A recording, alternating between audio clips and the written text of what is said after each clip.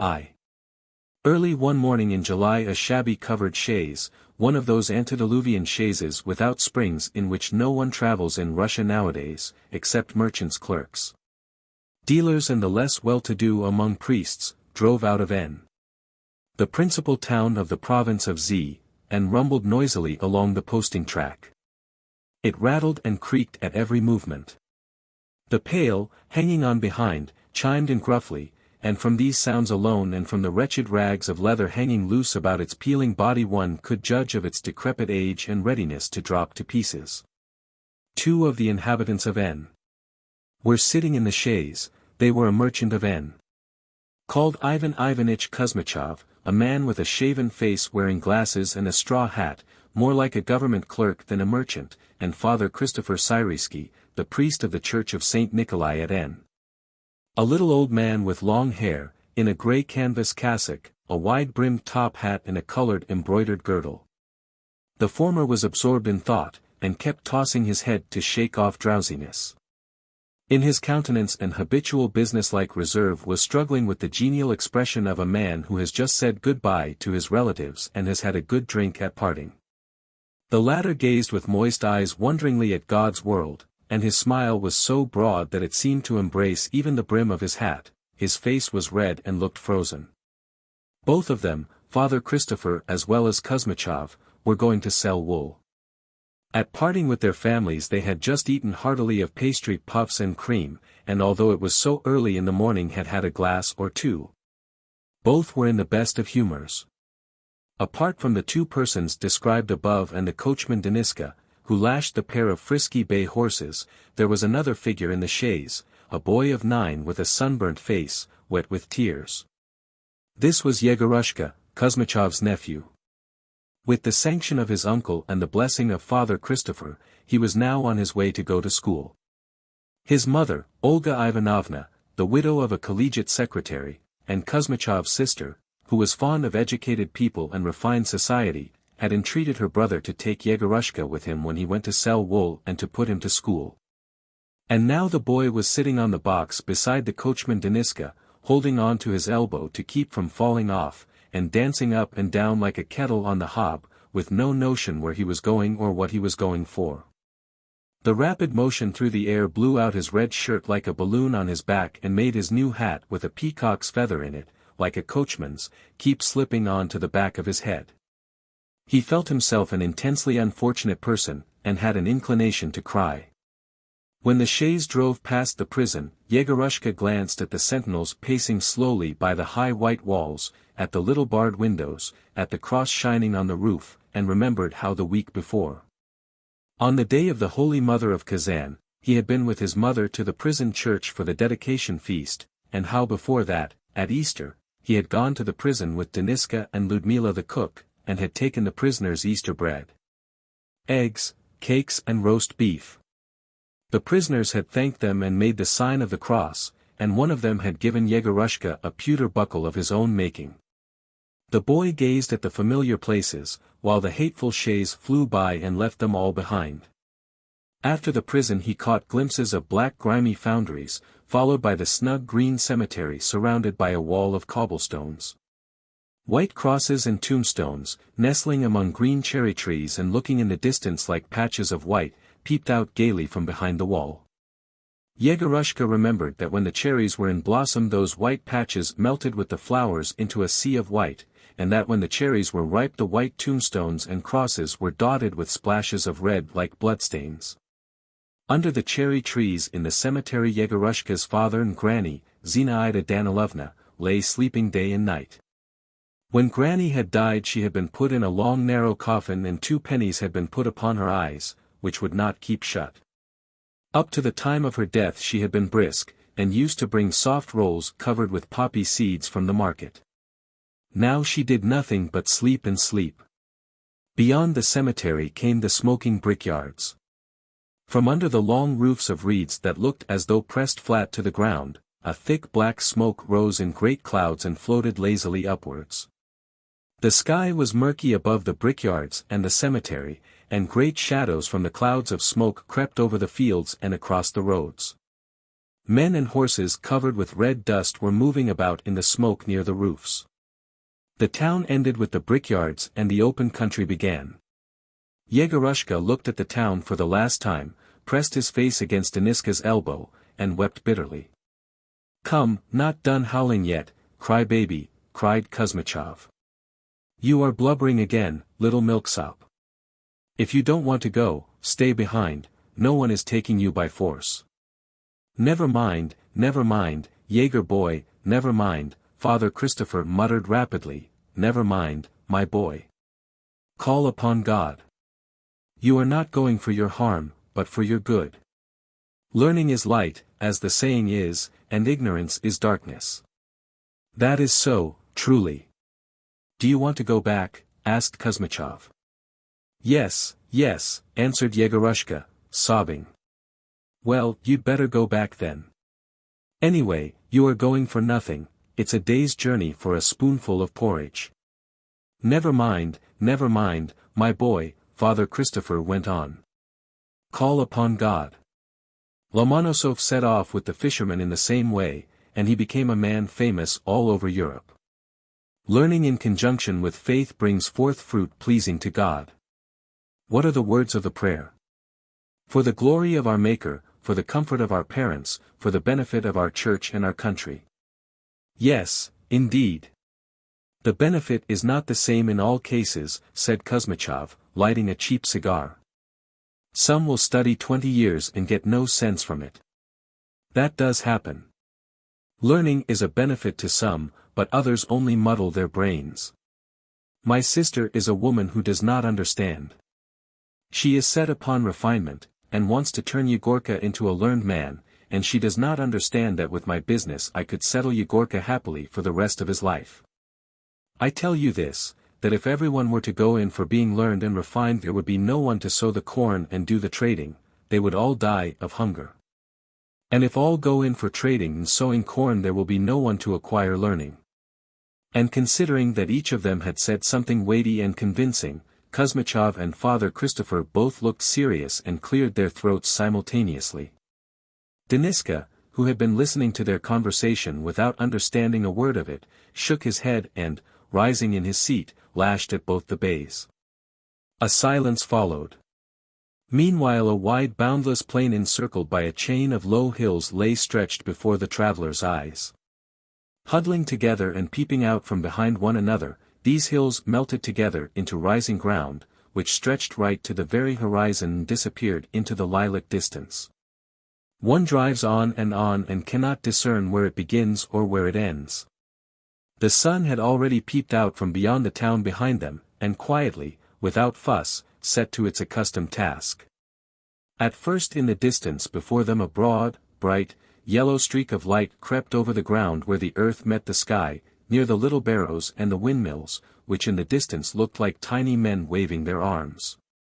A minute later a similar streak gleamed a little nearer, crept to the right and embraced the hills. Something warm touched Yegorushka's spine. The streak of light, stealing up from behind, darted between the chaise and the horses, moved to meet the other streak, and soon the whole wide steppe flung off the twilight of early morning, and was smiling and sparkling with dew. The cut rye, the coarse steppe grass, the milkwort, the wild hemp, all withered from the sultry heat, turned brown and half dead, now washed by the dew and caressed by the sun, revived, to fade again. Arctic petrels flew across the road with joyful cries, marmots called to one another in the grass. Somewhere, far away to the left, lapwings uttered their plaintive notes. A covey of partridges, scared by the chaise, fluttered up and with their soft tirarrar, flew off to the hills. In the grass crickets, locusts and grasshoppers kept up their churring, monotonous music. But a little time passed, the dew evaporated, the air grew stagnant, and the disillusioned steppe began to wear its jaded July aspect. The grass drooped, everything living was hushed. The sun-baked hills, brownish-green and lilac in the distance, with their quiet shadowy tones, the plain with the misty distance and, arched above them, the sky, which seems terribly deep and transparent in the steppes. Where there are no woods or high hills, seemed now endless, petrified with dreariness. How stifling and oppressive it was. The chaise raced along, while Yegorushka saw always the same, the sky, the plain, the low hills. The music in the grass was hushed, the petrels had flown away, the partridges were out of sight, rooks hovered idly over the withered grass, they were all alike and made the steppe even more monotonous. A hawk flew just above the ground, with an even sweep of its wings, suddenly halted in the air as though pondering on the dreariness of life, then fluttered its wings and flew like an arrow over the steppe. And there was no telling why it flew off and what it wanted. In the distance a windmill waved its sails. Now and then a glimpse of a white potsherd or a heap of stones broke the monotony, a grey stone stood out for an instant or a parched willow with a blue crow on its top branch. A marmot would run across the road and, again there flitted before the eyes only the high grass, the low hills, the rooks. But at last, thank God, a wagon loaded with sheaves came to meet them, a peasant wench was lying on the very top. Sleepy, exhausted by the heat, she lifted her head and looked at the travelers. Deniska gaped, looking at her, the horses stretched out their noses towards the sheaves. The chaise, squeaking, kissed the wagon, and the pointed ears passed over Father Christopher's hat like a brush. "You are driving over folks, fatty," cried Deniska. What a swollen lump of a face, as though a bumblebee had stung it. The girl smiled drowsily, and moving her lips lay down again, then a solitary poplar came into sight on the low hill. Someone had planted it, and God only knows why it was there. It was hard to tear the eyes away from its graceful figure and green drapery. Was that lovely creature happy? Sultry heat in summer, in winter frost and snowstorms, terrible nights in autumn when nothing is to be seen but darkness and nothing is to be heard but the senseless angry howling wind, and, worst of all, alone for the whole of life. Beyond the poplar stretches of wheat extended like a bright yellow carpet from the road to the top of the hills. On the hills the corn was already cut and laid up in sheaves, while at the bottom they were still cutting. 6 mowers were standing in a row swinging their scythes, and the scythes gleamed gaily and uttered in unison together, z, z. From the movements of the peasant women binding the sheaves, from the faces of the mowers, from the glitter of the scythes, it could be seen that the sultry heat was baking and stifling. A black dog with its tongue hanging out ran from the mowers to meet the chaise, probably with the intention of barking, but stopped halfway and stared indifferently at Deniska, who shook his whip at him. It was too hot to bark. One peasant woman got up and, putting both hands to her aching back, followed Yegorushka's red shirt with her eyes. Whether it was that the color pleased her or that he reminded her of her children, she stood a long time motionless staring after him. But now the wheat, too, had flashed by. Again the parched plain, the sunburnt hills, the sultry sky stretched before them, again a hawk hovered over the earth. In the distance, as before, a windmill whirled its sails, and still it looked like a little man waving his arms. It was wearisome to watch, and it seemed as though one would never reach it, as though it were running away from the chaise. Father Christopher and Kuzmichov were silent. Deniska lashed the horses and kept shouting to them, while Yegorushka had left off crying, and gazed about him listlessly. The heat and the tedium of the steppes overpowered him. He felt as though he had been traveling and jolting up and down for a very long time, that the sun had been baking his back a long time. Before they had gone 8 miles he began to feel it must be time to rest. The geniality gradually faded out of his uncle's face and nothing else was left but the air of business reserve. And to a gaunt shaven face, especially when it is adorned with spectacles and the nose and temples are covered with dust, this reserve gives a relentless, inquisitorial appearance. Father Christopher never left off gazing with wonder at God's world, and smiling. Without speaking, he brooded over something pleasant and nice, and a kindly, genial smile remained imprinted on his face. It seemed as though some nice and pleasant thought were imprinted on his brain by the heat. "Well, Deniska, shall we overtake the wagons today?" asked Kuzmichov. Deniska looked at the sky, rose in his seat, lashed at his horses and then answered. "By nightfall, please God, we shall overtake them." There was a sound of dogs barking. Half a dozen steppe sheepdogs, suddenly leaping out as though from ambush, with ferocious howling barks, flew to meet the chaise. All of them, extraordinarily furious, surrounded the chaise, with their shaggy spider-like muzzles and their eyes red with anger, and jostling against one another in their anger, raised a hoarse howl. They were filled with passionate hatred of the horses, of the chaise, and of the human beings, and seemed ready to tear them into pieces. Deniska, who was fond of teasing and beating, was delighted at the chance of it, and with a malignant expression bent over and lashed at the sheepdogs with his whip. The brutes growled more than ever, the horses flew on. And Yegorushka, who had difficulty in keeping his seat on the box, realized, looking at the dogs' eyes and teeth, that if he fell down they would instantly tear him to bits. But he felt no fear and looked at them as malignantly as Deniska, and regretted that he had no whip in his hand. The chaise came upon a flock of sheep. "Stop!" cried Kuzmichov. "Pull up! W.A." Deniska threw his whole body backwards and pulled up the horses. "Come here!" Kuzmichov shouted to the shepherd. "Call off the dogs, curse them!" The old shepherd, tattered and barefoot, wearing a fur cap, with a dirty sack round his loins and a long crook in his hand, a regular figure from the Old Testament, called off the dogs, and taking off his cap, went up to the chaise. Another similar Old Testament figure was standing motionless at the other end of the flock, staring without interest at the travelers. "Whose sheep are these?" asked Kuzmichov. "Varlamov's," the old man answered in a loud voice. "Varlamov's," repeated the shepherd standing at the other end of the flock. "Did Varlamov come this way yesterday or not?" "He did not, his clerk came." "Drive on." The chaise rolled on and the shepherds, with their angry dogs, were left behind. Yegorushka gazed listlessly at the lilac distance in front, and it began to seem as though the windmill, waving its sails, were getting nearer. It became bigger and bigger, grew quite large, and now he could distinguish clearly its two sails. One sail was old and patched, the other had only lately been made of new wood and glistened in the sun.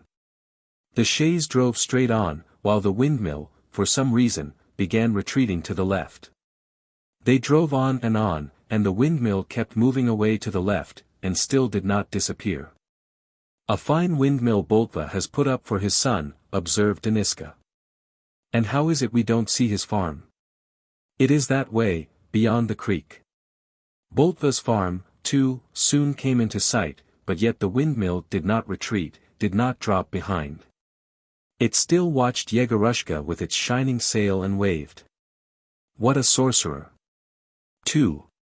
Towards midday the chaise turned off the road to the right, it went on a little way at walking pace and then stopped.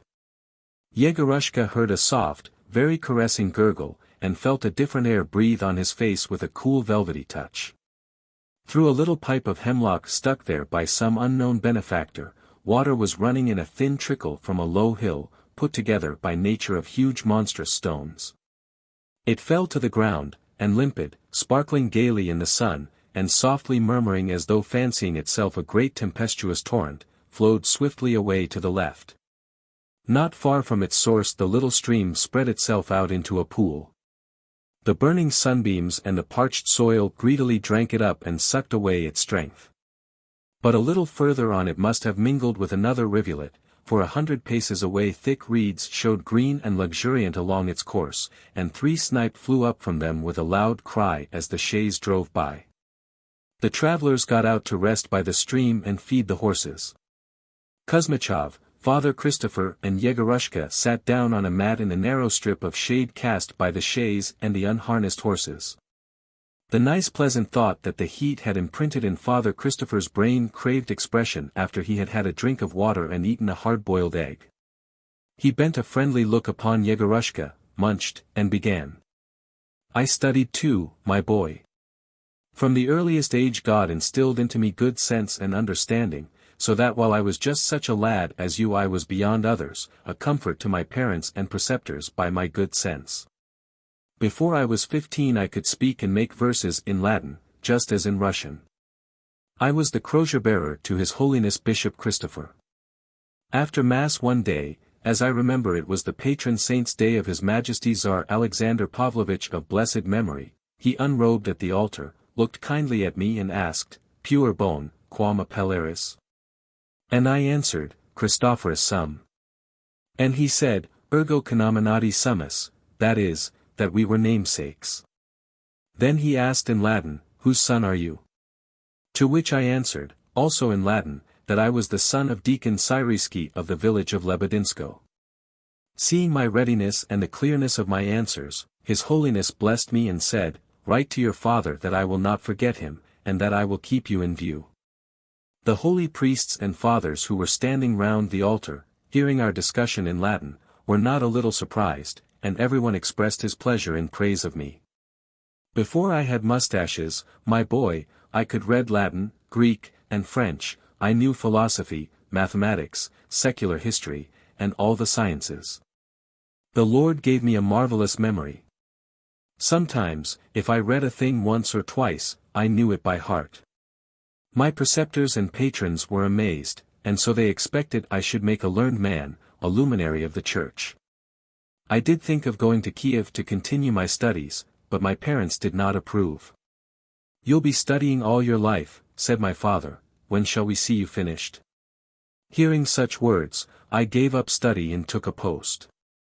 Of course, I did not become a learned man, but then I did not disobey my parents. I was a comfort to them in their old age and gave them a creditable funeral. Obedience is more than fasting and prayer.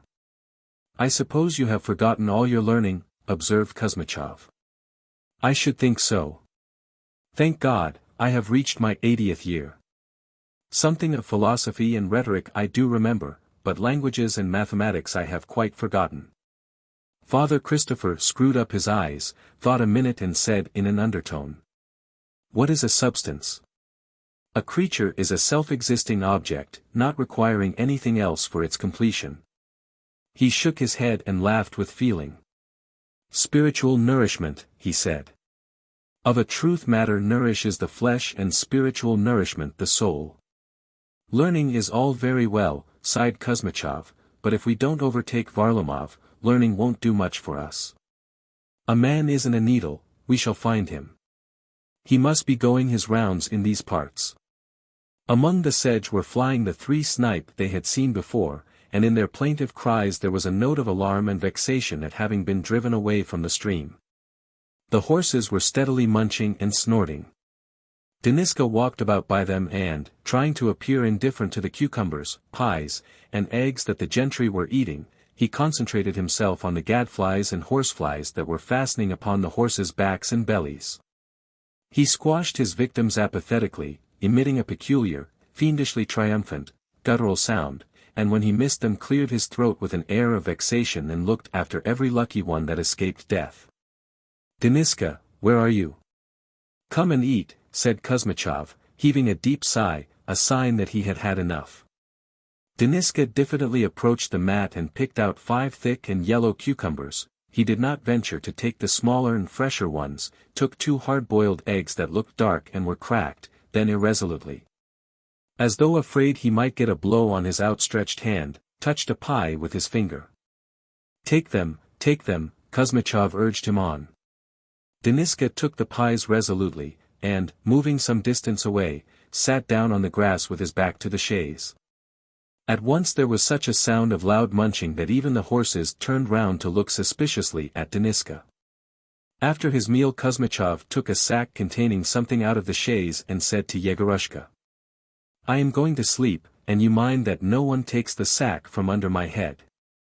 Father Christopher took off his cassock, his girdle, and his full coat, and Yegorushka, looking at him, was dumb with astonishment. He had never imagined that priests wore trousers, and Father Christopher had on real canvas trousers thrust into high boots, and a short striped jacket. Looking at him, Yegorushka thought that in this costume, so unsuitable to his dignified position, he looked with his long hair and beard very much like Robinson Crusoe. After taking off their outer garments Kuzmichov and Father Christopher lay down in the shade under the chaise, facing one another, and closed their eyes. Deniska, who had finished munching, stretched himself out on his back and also closed his eyes. You look out that no one takes away the horses, he said to Yegorushka, and at once fell asleep. Stillness reigned. There was no sound except the munching and snorting of the horses and the snoring of the sleepers. Somewhere far away a lapwing wailed, and from time to time there sounded the shrill cries of the 3 snipe who had flown up to see whether their uninvited visitors had gone away. The rivulet babbled, lisping softly, but all these sounds did not break the stillness, did not stir the stagnation, but, on the contrary, lulled all nature to slumber. Yegorushka, gasping with the heat, which was particularly oppressive after a meal, ran to the sedge and from there surveyed the country. He saw exactly the same as he had in the morning, the plain, the low hills, the sky, the lilac distance. Only the hills stood nearer, and he could not see the windmill, which had been left far behind. From behind the rocky hill from which the stream flowed rose another, smoother and broader, a little hamlet of 5 or 6 homesteads clung to it. No people, no trees, no shade were to be seen about the huts. It looked as though the hamlet had expired in the burning air and was dried up. To while away the time Yegorushka caught a grasshopper in the grass, held it in his closed hand to his ear, and spent a long time listening to the creature playing on its instrument. When he was weary of its music he ran after a flock of yellow butterflies who were flying towards the sedge on the watercourse, and found himself again beside the chaise, without noticing how he came there. His uncle and Father Christopher were sound asleep. Their sleep would be sure to last 2 or 3 hours till the horses had rested.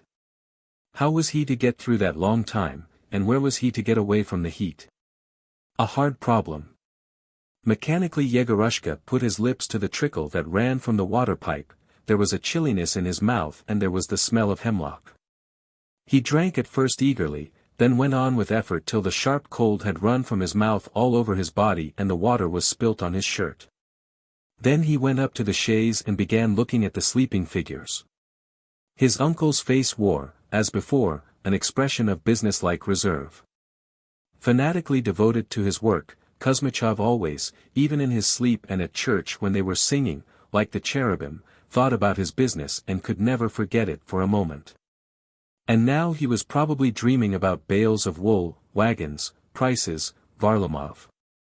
Father Christopher, now, a soft, frivolous and absurd person, had never all his life been conscious of anything which could, like a boa constrictor, coil about his soul and hold it tight. In all the numerous enterprises he had undertaken in his day what attracted him was not so much the business itself, but the bustle and the contact with other people involved in every undertaking. Thus, in the present expedition, he was not so much interested in wool, in Varlamov, and in prices, as in the long journey, the conversations on the way, the sleeping under a chaise, and the meals at odd times. And now, judging from his face, he must have been dreaming of Bishop Christopher, of the Latin discussion, of his wife, of puffs and cream and all sorts of things that Kuzmichov could not possibly dream of. While Yegorushka was watching their sleeping faces he suddenly heard a soft singing. Somewhere at a distance a woman was singing, and it was difficult to tell where and in what direction. The song was subdued, dreary and melancholy, like a dirge, and hardly audible, and seemed to come first from the right, then from the left, then from above, and then from underground. As though an unseen spirit were hovering over the steppe and singing. Yegorushka looked about him, and could not make out where the strange song came from. Then as he listened he began to fancy that the grass was singing. In its song, withered and half dead, it was without words, but plaintively and passionately, urging that it was not to blame, that the sun was burning it for no fault of its own. It urged that it ardently longed to live, that it was young and might have been beautiful but for the heat and the drought, it was guiltless, but yet it prayed forgiveness and protested that it was in anguish, sad and sorry for itself. Yegorushka listened for a little, and it began to seem as though this dreary, mournful song made the air hotter, more suffocating and more stagnant. To drown the singing he ran to the sedge, humming to himself and trying to make a noise with his feet. From there he looked about in all directions and found out who was singing. Near the furthest hut in the hamlet stood a peasant woman in a short petticoat, with long thin legs like a heron. She was sewing something. A white dust floated languidly from her sieve down the hillock. Now it was evident that she was singing. A couple of yards from her a little bare-headed boy in nothing but a smock was standing motionless. As though fascinated by the song, he stood stock-still, staring away into the distance, probably at Yegorushka's crimson shirt. The song ceased. Yegorushka sauntered back to the chaise, and to while away the time went again to the trickle of water. And again there was the sound of the dreary song. It was the same long-legged peasant woman in the hamlet over the hill. Yegorushka's boredom came back again. He left the pipe and looked upwards. What he saw was so unexpected that he was a little frightened. Just above his head on one of the big clumsy stones stood a chubby little boy, wearing nothing but a shirt, with a prominent stomach and thin legs, the same boy who had been standing before by the peasant woman. He was gazing with open mouth and unblinking eyes at Yegorushka's crimson shirt and at the chaise, with a look of blank astonishment and even fear, as though he saw before him creatures of another world. The red color of the shirt charmed and allured him. But the chaise and the men sleeping under it excited his curiosity. Perhaps he had not noticed how the agreeable red color and curiosity had attracted him down from the hamlet, and now probably he was surprised at his own boldness. For a long while Yegorushka stared at him, and he at Yegorushka. Both were silent and conscious of some awkwardness. After a long silence Yegorushka asked, "What's your name?" The stranger's cheeks puffed out more than ever. He pressed his back against the rock, opened his eyes wide, moved his lips, and answered in a husky bass, "Tit." The boys said not another word to each other. After a brief silence, still keeping his eyes fixed on Yegorushka, the mysterious Tit kicked up one leg, felt with his heel for a niche and clambered up the rock. From that point he ascended to the next rock, staggering backwards and looking intently at Yegorushka, as though afraid he might hit him from behind, and so made his way upwards till he disappeared altogether behind the crest of the hill. After watching him out of sight, Yegorushka put his arms round his knees and leaned his head on them. The burning sun scorched the back of his head, his neck, and his spine. The melancholy song died away, then floated again on the stagnant stifling air. The rivulet gurgled monotonously, the horses munched, and time dragged on endlessly, as though it, too, were stagnant and had come to a standstill. It seemed as though 100 years had passed since the morning. Could it be that God's world, the chaise, and the horses would come to a standstill in that air, and, like the hills, turn to stone and remain forever in one spot? Yegorushka raised his head, and with smarting eyes looked before him. The lilac distance, which till then had been motionless, began heaving, and with the sky floated away into the distance. It drew after it the brown grass, the sedge, and with extraordinary swiftness Yegorushka floated after the flying distance. Some force noiselessly drew him onwards, and the heat and the wearisome song flew after in pursuit. Yegorushka bent his head and shut his eyes. Deniska was the first to wake up. Something must have bitten him, for he jumped up, quickly scratched his shoulder and said, "Plague take you, cursed idolater." Then he went to the brook, had a drink and slowly washed. His splashing and puffing roused Yegorushka from his lethargy. The boy looked at his wet face with drops of water and big freckles which made it look like marble, and asked, "Shall we soon be going?" Deniska looked at the height of the sun and answered, "I expect so." He dried himself with the tail of his shirt and, making a very serious face, hopped on one leg. "I say, which of us will get to the sedge first?" he said. Yegorushka was exhausted by the heat and drowsiness, but he raced off after him all the same. Deniska was in his 20th year, was a coachman and going to be married, but he had not left off being a boy. He was very fond of flying kites, chasing pigeons, playing knucklebones, running races, and always took part in children's games and disputes. No sooner had his master turned his back or gone to sleep than Deniska would begin doing something such as hopping on one leg or throwing stones. It was hard for any grown-up person, seeing the genuine enthusiasm with which he frolicked about in the society of children, to resist saying, "What a baby." Children, on the other hand, saw nothing strange in the invasion of their domain by the big coachman. Let him play, they thought, as long as he doesn't fight. In the same way little dogs see nothing strange in it when a simple-hearted big dog joins their company uninvited and begins playing with them. Deniska outstripped Yegorushka, and was evidently very much pleased at having done so. He winked at him, and to show that he could hop on one leg any distance, suggested to Yegorushka that he should hop with him along the road and from there, without resting, back to the chaise. Yegorushka declined this suggestion, for he was very much out of breath and exhausted. All at once Deniska looked very grave, as he did not look even when Kuzmichov gave him a scolding or threatened him with a stick.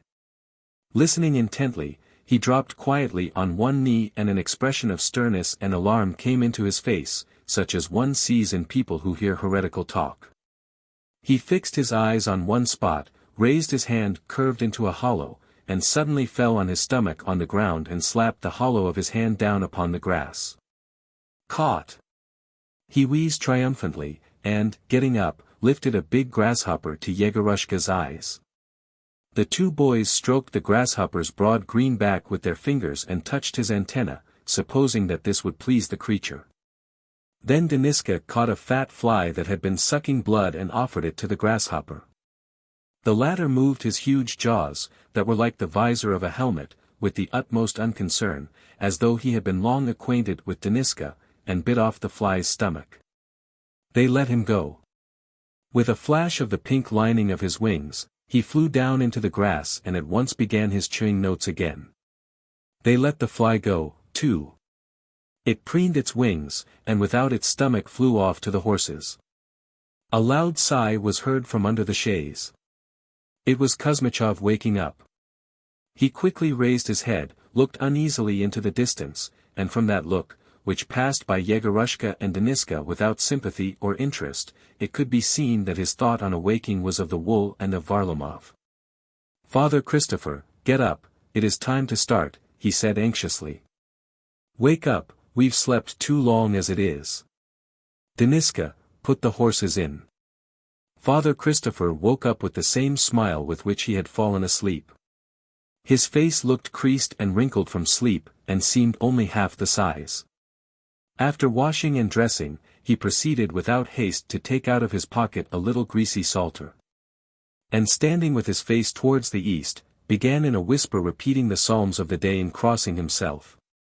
"Father Christopher," said Kuzmichov reproachfully, "it's time to start, the horses are ready, and here are you." "Upon my word." In a minute," muttered Father Christopher. "I must read the Psalms. I haven't read them today. The Psalms can wait. Ivan Ivanitch, that is my rule every day. I can't. God will overlook it." For a full quarter of an hour Father Christopher stood facing the east and moving his lips, while Kuzmichov looked at him almost with hatred and impatiently shrugged his shoulders. He was particularly irritated when, after every "Hallelujah," Father Christopher drew a long breath, rapidly crossed himself and repeated 3 times, intentionally raising his voice so that the others might cross themselves, "Hallelujah! Hallelujah! Hallelujah! Glory be to thee, O Lord!" At last he smiled, looked upwards at the sky, and, putting the psalter in his pocket, said, "Finis." A minute later the chaise had started on the road.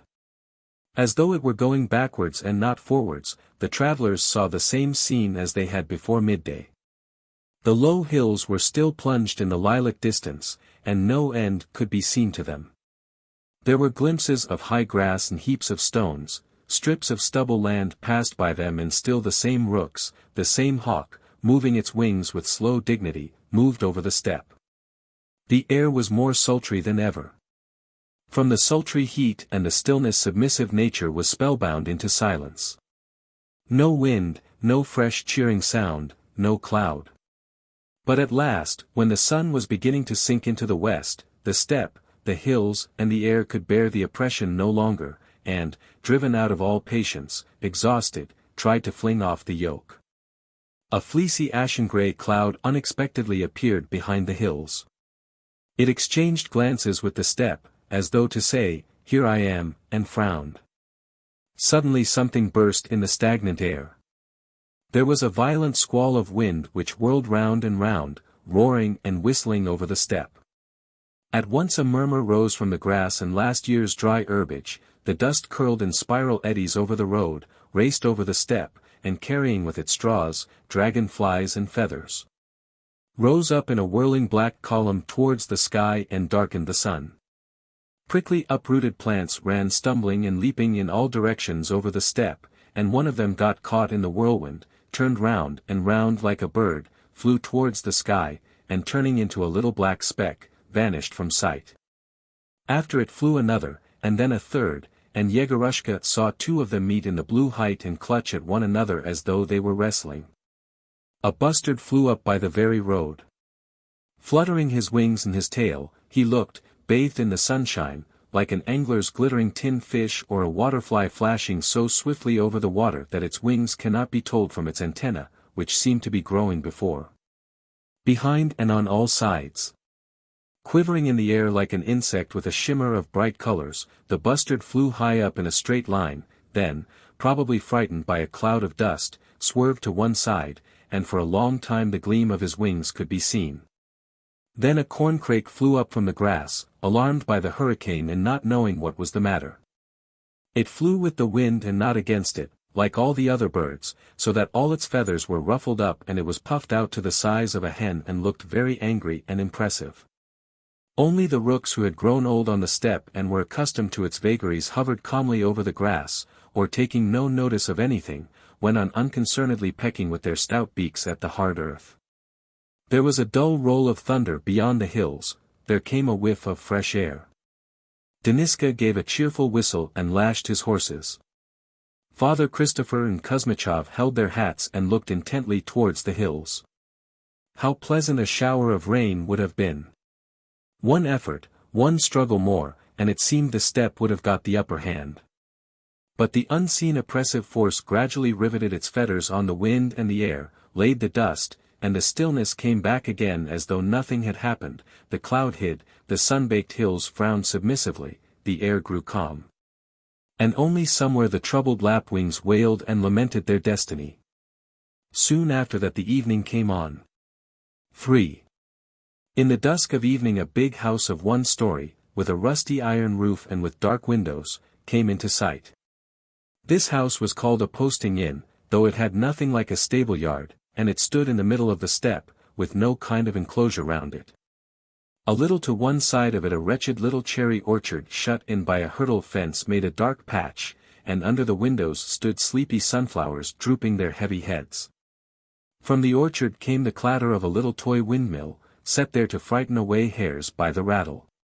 Nothing more could be seen near the house, and nothing could be heard but the steppe. The chaise had scarcely stopped at the porch with an awning over it, when from the house there came the sound of cheerful voices, one a man's, another a woman's. There was the creak of a swing door, and in a flash a tall gaunt figure, swinging its arms and fluttering its coat, was standing by the chaise. This was the innkeeper, Moisey Moisevich, a man no longer young, with a very pale face and a handsome beard as black as charcoal. He was wearing a threadbare black coat, which hung flapping on his narrow shoulders as though on a hat stand, and fluttered its skirts like wings every time Moisey Moisevich flung up his hands in delight or horror. Besides his coat the innkeeper was wearing full white trousers, not stuck into his boots, and a velvet waistcoat with brown flowers on it that looked like gigantic bugs. Moisey Moisevich was at first dumb with excess of feeling on recognizing the travelers, then he clasped his hands and uttered a moan. His coat swung its skirts, his back bent into a bow, and his pale face twisted into a smile that suggested that to see the chaise was not merely a pleasure to him, but actually a joy so sweet as to be painful. Oh dear! Oh dear! He began in a thin sing-song voice, breathless, fussing about and preventing the travelers from getting out of the chaise by his antics. What a happy day for me! Oh, what am I to do now? Ivan Ivanitch! Father Christopher! What a pretty little gentleman sitting on the box, God strike me dead! Oh, my goodness! Why am I standing here instead of asking the visitors indoors? Please walk in, I humbly beg you. You are kindly welcome. Give me all your things. Oh, my goodness me. Moisey Moisevich, who was rummaging in the chaise and assisting the travelers to alight, suddenly turned back and shouted in a voice as frantic and choking as though he were drowning and calling for help. Solomon! Solomon! Solomon! Solomon, a woman's voice repeated indoors. The swing door creaked, and in the doorway appeared a rather short young Jew with a big beak-like nose, with a bald patch surrounded by rough red curly hair. He was dressed in a short and very shabby reefer jacket, with rounded lappets and short sleeves, and in short serge trousers, so that he looked skimpy and short-tailed like an unfledged bird. This was Solomon, the brother of Moisey Moisevich. He went up to the chaise, smiling rather queerly, and did not speak or greet the travelers. Ivan Ivanitch and Father Christopher have come, said Moisey Moisevich in a tone as though he were afraid his brother would not believe him. Dear, dear! What a surprise! Such honored guests to have come us so suddenly. Come, take their things, Solomon. Walk in, honored guests. A little later Kuzmichov, Father Christopher, and Yegorushka were sitting in a big gloomy empty room at an old oak table. The table was almost in solitude, for, except a wide sofa covered with torn American leather and 3 chairs, there was no other furniture in the room. And, indeed, not everybody would have given the chairs that name. They were a pitiful semblance of furniture, covered with American leather that had seen its best days, and with backs bent backwards at an unnaturally acute angle, so that they looked like children's sledges. It was hard to imagine what had been the unknown carpenter's object in bending the chair backs so mercilessly, and one was tempted to imagine that it was not the carpenter's fault. But that some athletic visitor had bent the chairs like this as a feat, then had tried to bend them back again and had made them worse. The room looked gloomy, the walls were grey, the ceilings and the cornices were grimy. On the floor were chinks and yawning holes that were hard to account for. One might have fancied they were made by the heel of the same athlete, and it seemed as though the room would still have been dark if a dozen lamps had hung in it. There was nothing approaching an ornament on the walls or the windows. On one wall, however, there hung a list of regulations of some sort under a 2-headed eagle in a grey wooden frame, and on another wall in the same sort of frame an engraving with the inscription, "The Indifference of Man." What it was to which men were indifferent it was impossible to make out, as the engraving was very dingy with age and was extensively flyblown. There was a smell of something decayed and sour in the room.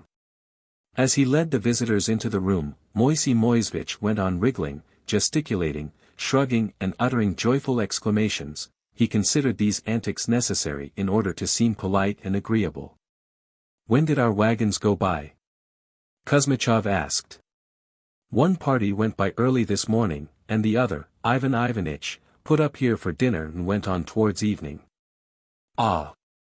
Has Varlamov been by or not?" "No, Ivan Ivanitch.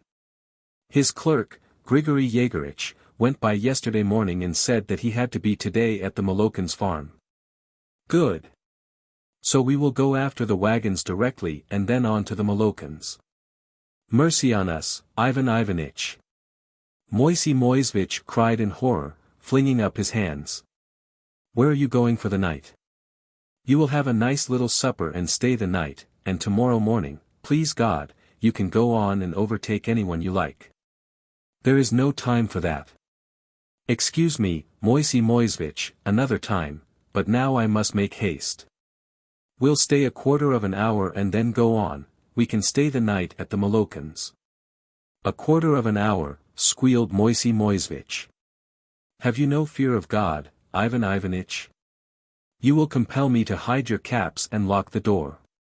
You must have a cup of tea and a snack of something, anyway." "We have no time for tea," said Kuzmichov. Moisey Moisevich bent his head on one side, crooked his knees, and put his open hands before him as though warding off a blow, while with a smile of agonized sweetness he began imploring. "Ivan Ivanitch! Father Christopher! Do be so good as to take a cup of tea with me. Surely I am not such a bad man that you can't even drink tea in my house." "Ivan Ivanitch! Well, we may just as well have a cup of tea," said Father Christopher, with a sympathetic smile. That won't keep us long. Very well, Kuzmichov assented. Moisey Moisevich, in a fluster, uttered an exclamation of joy, and shrugging as though he had just stepped out of cold weather into warm, ran to the door and cried in the same frantic voice in which he had called Solomon. Rosa!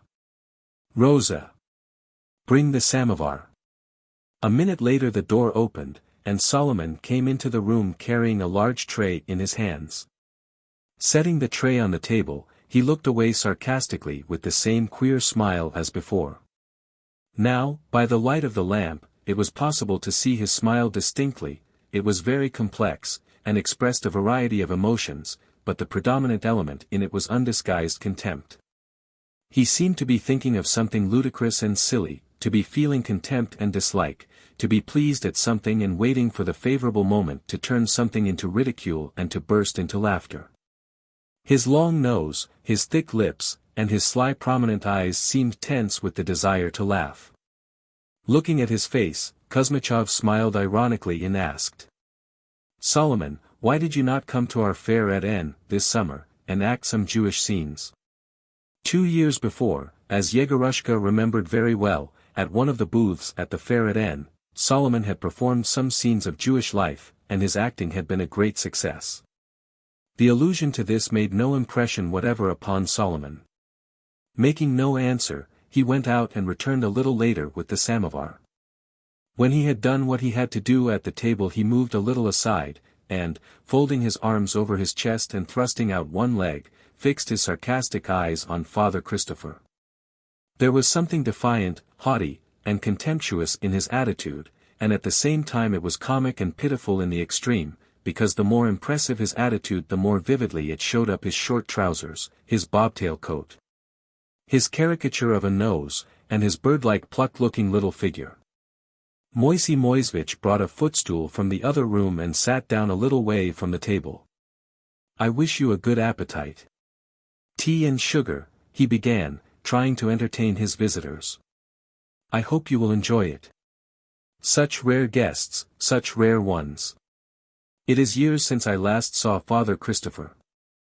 And will no one tell me who is this nice little gentleman? He asked, looking tenderly at Yegorushka. He is the son of my sister, Olga Ivanovna, answered Kuzmichov. And where is he going? To school. We are taking him to a high school. In his politeness, Moisey Moisevich put on a look of wonder and wagged his head expressively. Ah, that is a fine thing, he said, shaking his finger at the samovar. That's a fine thing. You will come back from the high school such a gentleman that we shall all take off our hats to you. You will be wealthy and wise and so grand that your mamma will be delighted. Oh, that's a fine thing. He paused a little, stroked his knees, and began again in a jocose and deferential tone. You must excuse me, Father Christopher, but I am thinking of writing to the bishop to tell him you are robbing the merchants of their living. I shall take a sheet of stamped paper and write that I suppose Father Christopher is short of pence, as he has taken up with trade and begun selling wool. Yes, it's a queer notion in my old age, said Father Christopher, and he laughed. I have turned from priest to merchant, brother. I ought to be at home now saying my prayers, instead of galloping about the country like a pharaoh in his chariot. Vanity. But it will mean a lot of pence. Oh, I dare say. More kicks than halfpence, and serve me right. The wool's not mine, but my son-in-law Mikhail's. Why doesn't he go himself? Why, because his mother's milk is scarcely dry upon his lips. He can buy wool all right, but when it comes to selling, he has no sense, he is young yet. He has wasted all his money, he wanted to grow rich and cut a dash, but he tried here and there, and no one would give him his price. And so the lad went on like that for a year, and then he came to me and said, Daddy, you sell the wool for me, be kind and do it. I am no good at the business. And that is true enough. As soon as there is anything wrong then it's Daddy, but till then they could get on without their dad. When he was buying he did not consult me, but now when he is in difficulties it's Daddy's turn. And what does his dad know about it? If it were not for Ivan Ivanitch, his dad could do nothing. I have a lot of worry with them. Yes, one has a lot of worry with one's children, I can tell you that, sighed Moisey Moisevich. I have 6 of my own. One needs schooling, another needs doctoring, and a third needs nursing, and when they grow up they are more trouble still. It is not only nowadays, it was the same in Holy Scripture. When Jacob had little children he wept, and when they grew up he wept still more bitterly. Yes. Father Christopher assented pensively, looking at his glass. I have no cause myself to rail against the Lord. I have lived to the end of my days as any man might be thankful to live. I have married my daughters to good men, my sons I have set up in life, and now I am free, I have done my work and can go where I like. I live in peace with my wife. I eat and drink and sleep and rejoice in my grandchildren, and say my prayers and want nothing more. I live on the fat of the land, and don't need to curry favor with anyone. I have never had any trouble from childhood, and now suppose the Tsar were to ask me, what do you need? What would you like? Why, I don't need anything. I have everything I want and everything to be thankful for. In the whole town there is no happier man than I am. My only trouble is I have so many sins, but there, only God is without sin. That's right, isn't it? No doubt it is. I have no teeth, of course, my poor old back aches. There is one thing and another, asthma and that sort of thing. I ache. The flesh is weak, but then think of my age. I am in the 80s. One can't go on forever, one mustn't outstay one's welcome. Father Christopher suddenly thought of something, spluttered into his glass and choked with laughter. Moisey Moisevich laughed, too, from politeness, and he, too, cleared his throat. So funny, said Father Christopher, and he waved his hand. My eldest son Gavrila came to pay me a visit. He is in the medical line, and is a district doctor in the province of Chernigov. Very well. I said to him, here I have asthma and one thing and another. You are a doctor. Cure your father. He undressed me on the spot, tapped me, listened, and all sorts of tricks, kneaded my stomach, and then he said, Dad, you ought to be treated with compressed air. Father Christopher laughed convulsively, till the tears came into his eyes, and got up. And I said to him, God bless your compressed air, he brought out through his laughter, waving both hands. God bless your compressed air. Moisey Moisevich got up, too, and with his hands on his stomach, went off into shrill laughter like the yap of a lapdog. God bless the compressed air, repeated Father Christopher, laughing. Moisey Moisevich laughed 2 notes higher and so violently that he could hardly stand on his feet. Oh dear, he moaned through his laughter. Let me get my breath. You'll be the death of me. He laughed and talked, though at the same time he was casting timorous and suspicious looks at Solomon. The latter was standing in the same attitude and still smiling. To judge from his eyes and his smile, his contempt and hatred were genuine. But that was so out of keeping with his plucked-looking figure that it seemed to Yegorushka as though he were putting on his defiant attitude and biting sarcastic smile to play the fool for the entertainment of their honored guests. After drinking 6 glasses of tea in silence, Kuzmichov cleared a space before him on the table, took his bag, the one which he kept under his head when he slept under the chaise, untied the string and shook it. Rolls of paper notes were scattered out of the bag on the table. While we have the time, Father Christopher, let us reckon up, said Kuzmichov. Moisey Moisevich was embarrassed at the sight of the money. He got up, and, as a man of delicate feeling unwilling to pry into other people's secrets, he went out of the room on tiptoe, swaying his arms. Solomon remained where he was. How many are there in the rolls of rubles? Father Christopher began. The ruble notes are done up in 50s, the 3-ruble notes in 90s, the 25 and 100 rubles in thousands. You count out 7,800 for Varlamov, and I will count out for Guzevich. And mind you don't make a mistake. Yegorushka had never in his life seen so much money as was lying on the table before him. There must have been a great deal of money, for the roll of 7,800, which Father Christopher put aside for Varlamov, seemed very small compared with the whole heap. At any other time such a mass of money would have impressed Yegorushka, and would have moved him to reflect how many cracknels, buns and poppy cakes could be bought for that money. Now he looked at it listlessly, only conscious of the disgusting smell of kerosene and rotten apples that came from the heap of notes. He was exhausted by the jolting ride in the chaise, tired out and sleepy. His head was heavy, his eyes would hardly keep open and his thoughts were tangled like threads. If it had been possible he would have been relieved to lay his head on the table, so as not to see the lamp and the fingers moving over the heaps of notes, and to have let his tired sleepy thoughts go still more at random. When he tried to keep awake, the light of the lamp, the cups and the fingers grew double, the samovar heaved and the smell of rotten apples seemed even more acrid and disgusting. "Ah, money, money," sighed Father Christopher, smiling. "You bring trouble. Now I expect my Mihailo is asleep and dreaming that I am going to bring him a heap of money like this." "Your Mihailo Timofeyevich is a man who doesn't understand business," said Kuzmichov in an undertone. "He undertakes what isn't his work, but you understand and can judge. You had better hand over your wool to me, as I have said already, and I would give you half a ruble above my own price. Yes, I would, simply out of regard for you." "No, Ivan Ivanitch." Father Christopher sighed. "I thank you for your kindness. Of course, if it were for me to decide, I shouldn't think twice about it, but as it is, the wool is not mine, as you know." Moisey Moisevich came in on tiptoe. Trying from delicacy not to look at the heaps of money, he stole up to Yegorushka and pulled at his shirt from behind.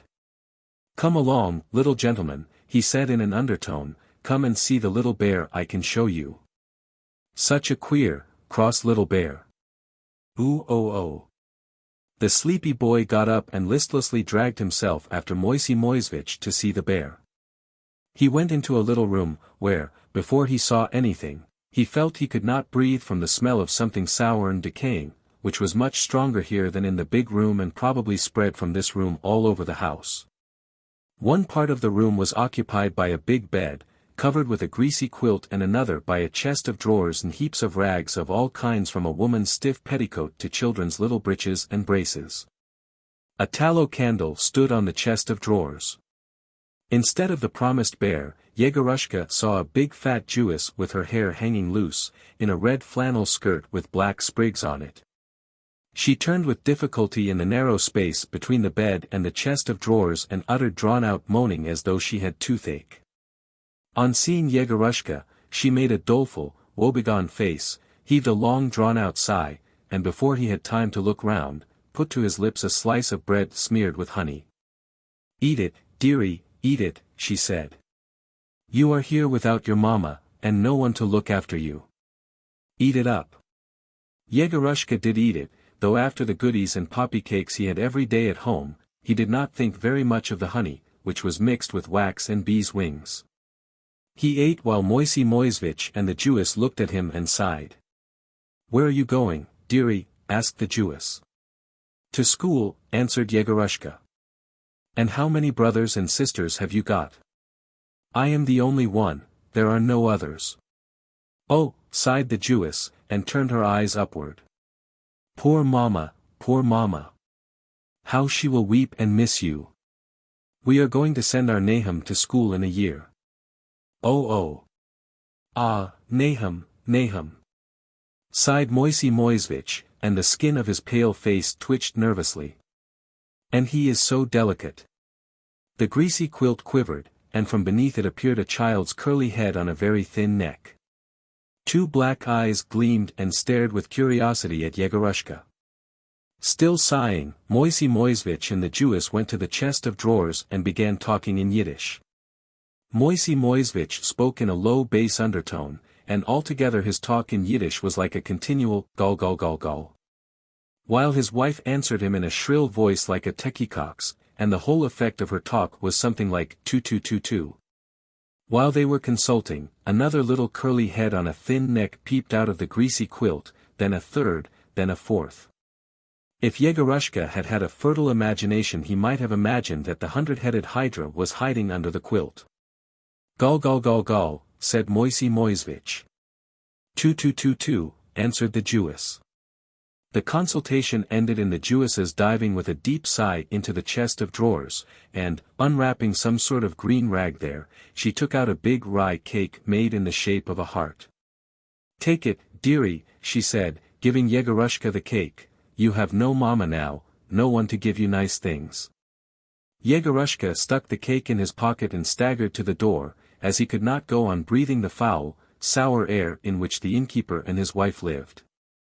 Going back to the big room, he settled himself more comfortably on the sofa and gave up trying to check his straying thoughts.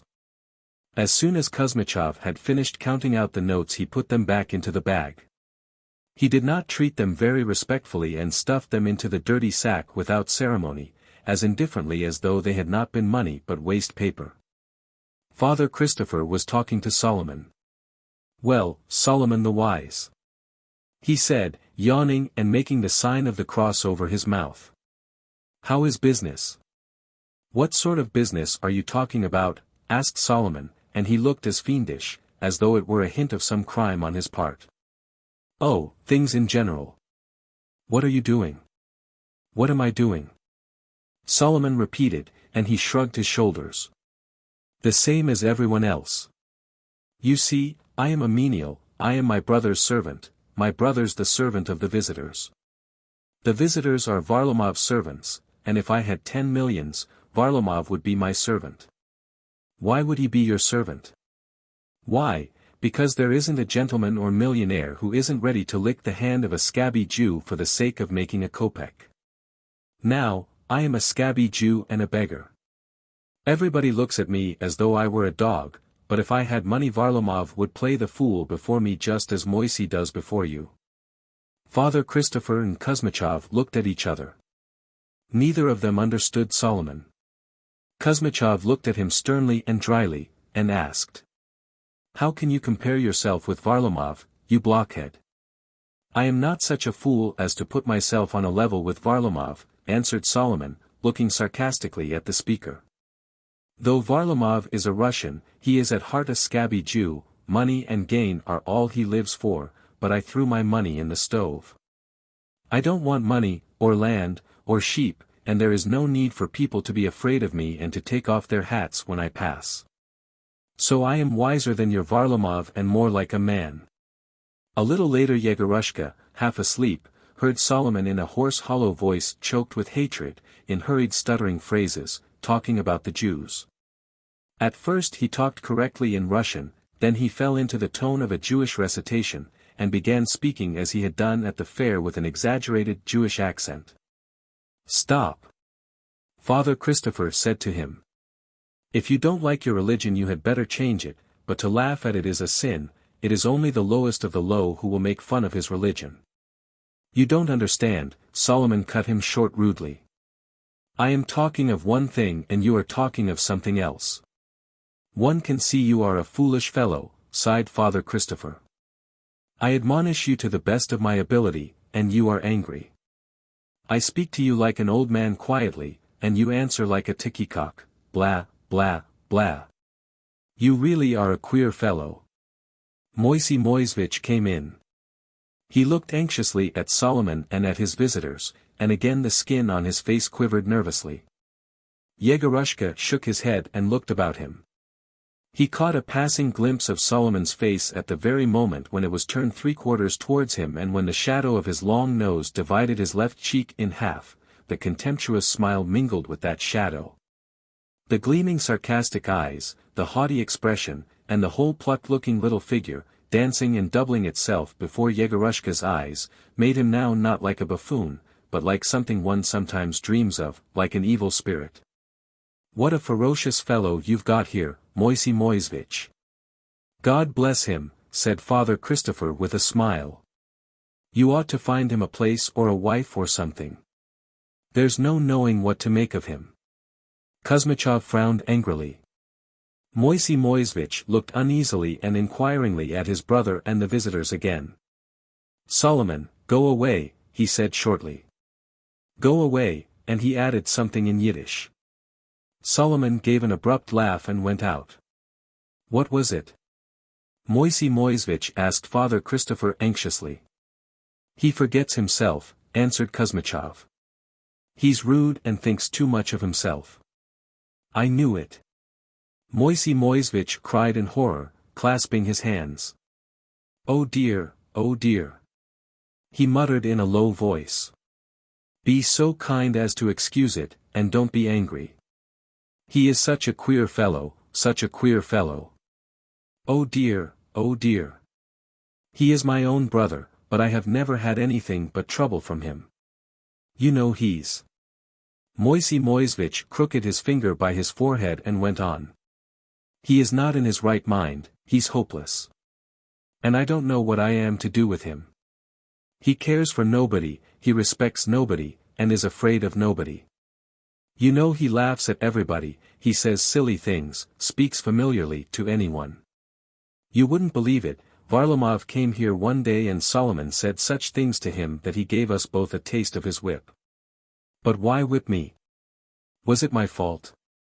God has robbed him of his wits, so it is God's will, and how am I to blame? 10 minutes passed and Moisey Moisevich was still muttering in an undertone and sighing. He does not sleep at night, and is always thinking and thinking and thinking, and what he is thinking about God only knows.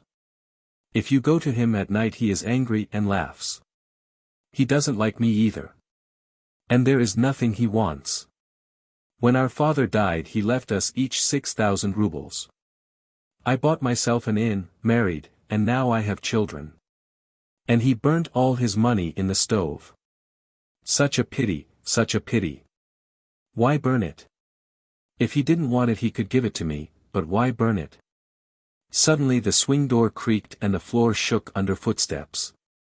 Yegorushka felt a draught of cold air, and it seemed to him as though some big black bird had passed by him and had fluttered its wings close in his face. He opened his eyes. His uncle was standing by the sofa with his sack in his hands ready for departure.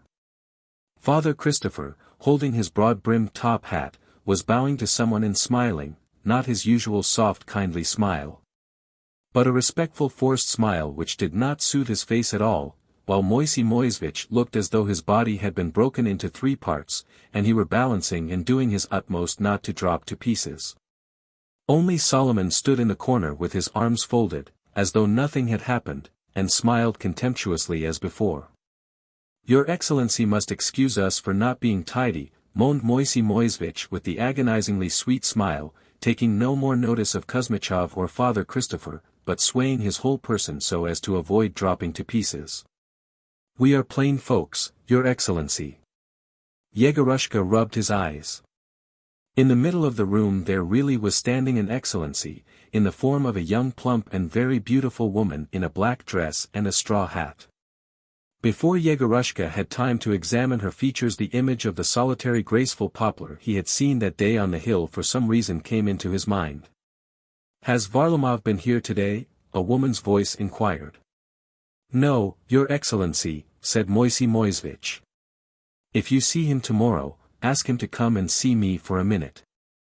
All at once, quite unexpectedly, Yegorushka saw half an inch from his eyes velvety black eyebrows, big brown eyes, delicate feminine cheeks with dimples, from which smiles seemed radiating all over the face like sunbeams.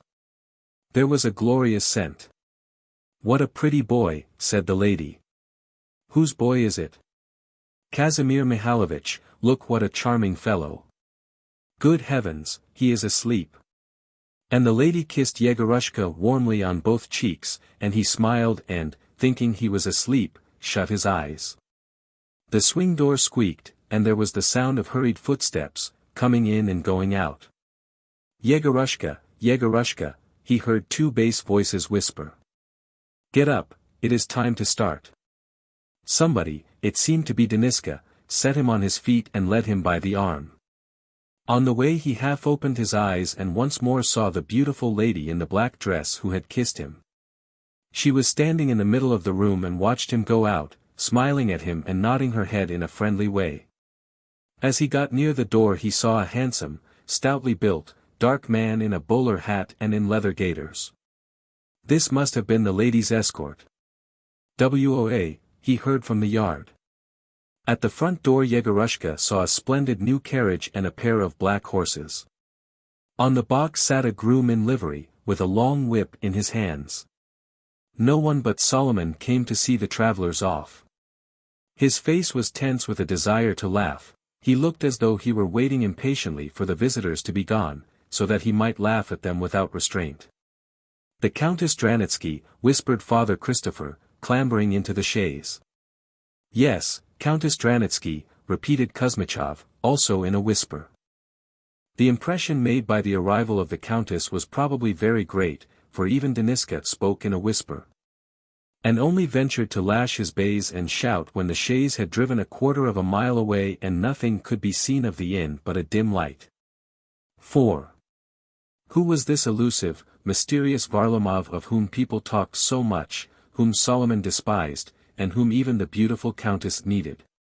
Sitting on the box beside Deniska, Yegorushka, half asleep, thought about this person. He had never seen him. But he had often heard of him and pictured him in his imagination. He knew that Varlamov possessed several tens of thousands of acres of land, about 100,000 sheep, and a great deal of money. Of his manner of life and occupation Yegorushka knew nothing, except that he was always going his rounds in these parts, and he was always being looked for. At home Yegorushka had heard a great deal of the Countess Dranitsky, too. She, too, had some tens of thousands of acres, a great many sheep, a stud farm and a great deal of money, but she did not go rounds, but lived at home in a splendid house and grounds, about which Ivan Ivanitch, who had been more than once at the Countess's on business, and other acquaintances told many marvelous tales. Thus, for instance, they said that in the Countess's drawing-room, where the portraits of all the kings of Poland hung on the walls, there was a big table clock in the form of a rock, on the rock a gold horse with diamond eyes, rearing. And on the horse the figure of a rider also of gold, who brandished his sword to right and to left whenever the clock struck. They said, too, that twice a year the Countess used to give a ball, to which the gentry and officials of the whole province were invited, and to which even Varlamov used to come. All the visitors drank tea from silver samovars, ate all sorts of extraordinary things. They had strawberries and raspberries, for instance, in winter at Christmas, and danced to a band which played day and night. "And how beautiful she is," thought Yegorushka, remembering her face and smile. Kuzmichov, too, was probably thinking about the Countess. For when the chaise had driven a mile and a half he said, "But doesn't that Kazimir Mihailovich plunder her right and left? The year before last when, do you remember, I bought some wool from her, he made over 3,000 from my purchase alone." "That is just what you would expect from a Pole," said Father Christopher. "And little does it trouble her. Young and foolish, as they say, her head is full of nonsense." Yegorushka, for some reason, longed to think of nothing but Varlamov and the Countess, particularly the latter. His drowsy brain utterly refused ordinary thoughts, was in a cloud and retained only fantastic fairy tale images, which have the advantage of springing into the brain of themselves without any effort on the part of the thinker, and completely vanishing of themselves at a mere shake of the head. And, indeed, nothing that was around him disposed to ordinary thoughts. On the right there were the dark hills which seemed to be screening something unseen and terrible. On the left the whole sky about the horizon was covered with a crimson glow, and it was hard to tell whether there was a fire somewhere, or whether it was the moon about to rise. As by day the distance could be seen, but its tender lilac tint had gone, quenched by the evening darkness, in which the whole steppe was hidden like Moisey Moisevitch's children under the quilt. Corncrakes and quails do not call in the July nights, the nightingale does not sing in the woodland marsh, and there is no scent of flowers, but still the steppe is lovely and full of life. As soon as the sun goes down and the darkness enfolds the earth, the day's weariness is forgotten, everything is forgiven, and the steppe breathes a light sigh from its broad bosom. As though because the grass cannot see in the dark that it has grown old, a gay youthful twitter rises up from it, such as is not heard by day. Chirping, twittering, whistling, scratching, the basses, tenors and sopranos of the steppe all mingle in an incessant, monotonous roar of sound in which it is sweet to brood on memories and sorrows. The monotonous twitter soothes to sleep like a lullaby. You drive and feel you are falling asleep, but suddenly there comes the abrupt agitated cry of a wakeful bird, or a vague sound like a voice crying out in wonder, "Ah, ah, ah." And slumber closes one's eyelids again. Or you drive by a little creek where there are bushes and hear the bird, called by the steppe dwellers, the sleeper, call, "Asleep, asleep, asleep." While another laughs or breaks into trills of hysterical weeping, that is the owl. For whom do they call and who hears them on that plain, God only knows, but there is deep sadness and lamentation in their cry. There is a scent of hay and dry grass and belated flowers, but the scent is heavy, sweetly mawkish and soft. Everything can be seen through the mist, but it is hard to make out the colors and the outlines of objects. Everything looks different from what it is. You drive on and suddenly see standing before you right in the roadway a dark figure like a monk. It stands motionless, waiting, holding something in its hands. Can it be a robber? The figure comes closer, grows bigger, now it is on a level with the chaise, and you see it is not a man, but a solitary bush or a great stone. Such motionless expectant figures stand on the low hills, hide behind the old barrows, peep out from the high grass, and they all look like human beings and arouse suspicion. And when the moon rises the night becomes pale and dim. The mist seems to have passed away. The air is transparent, fresh and warm, one can see well in all directions and even distinguish the separate stalks of grass by the wayside. Stones and bits of pots can be seen at a long distance. The suspicious figures like monks look blacker against the light background of the night, and seem more sinister. More and more often in the midst of the monotonous chirping there comes the sound of the ah, ah. Of astonishment troubling the motionless air, and the cry of a sleepless or delirious bird. Broad shadows move across the plain like clouds across the sky, and in the inconceivable distance, if you look long and intently at it, misty monstrous shapes rise up and huddle one against another. It is rather uncanny. One glances at the pale green, star-spangled sky on which there is no cloudlet, no spot, and understands why the warm air is motionless, why nature is on her guard, afraid to stir. She is afraid and reluctant to lose one instant of life. Of the unfathomable depth and infinity of the sky one can only form a conception at sea and on the steppe by night when the moon is shining. It is terribly lonely and caressing. It looks down languid and alluring, and its caressing sweetness makes one giddy. You drive on for 1 hour, for a second. You meet upon the way a silent old barrow or a stone figure put up God knows when and by whom. A nightbird floats noiselessly over the earth, and little by little those legends of the steppes, the tales of men you have met, the stories of some old nurse from the steppe, and all the things you have managed to see and treasure in your soul, come back to your mind. And then in the chewing of insects, in the sinister figures, in the ancient barrows, in the blue sky, in the moonlight, in the flight of the nightbird, in everything you see and hear, triumphant beauty, youth, the fullness of power, and the passionate thirst for life begin to be apparent. The soul responds to the call of her lovely austere fatherland, and longs to fly over the steppes with the nightbird. And in the triumph of beauty, in the exuberance of happiness you are conscious of yearning and grief, as though the steppe knew she was solitary, knew that her wealth and her inspiration were wasted for the world, not glorified in song, not wanted by anyone. And through the joyful clamor one hears her mournful, hopeless call for singers, singers. W.A. Good evening, Pantely. Is everything all right? First rate, Ivan Ivanitch. Haven't you seen Varlamov, lads? No, we haven't. Yegorushka woke up and opened his eyes. The chaise had stopped. On the right the train of wagons stretched for a long way ahead on the road, and men were moving to and fro near them. All the wagons being loaded up with great bales of wool looked very high and fat, while the horses looked short-legged and little.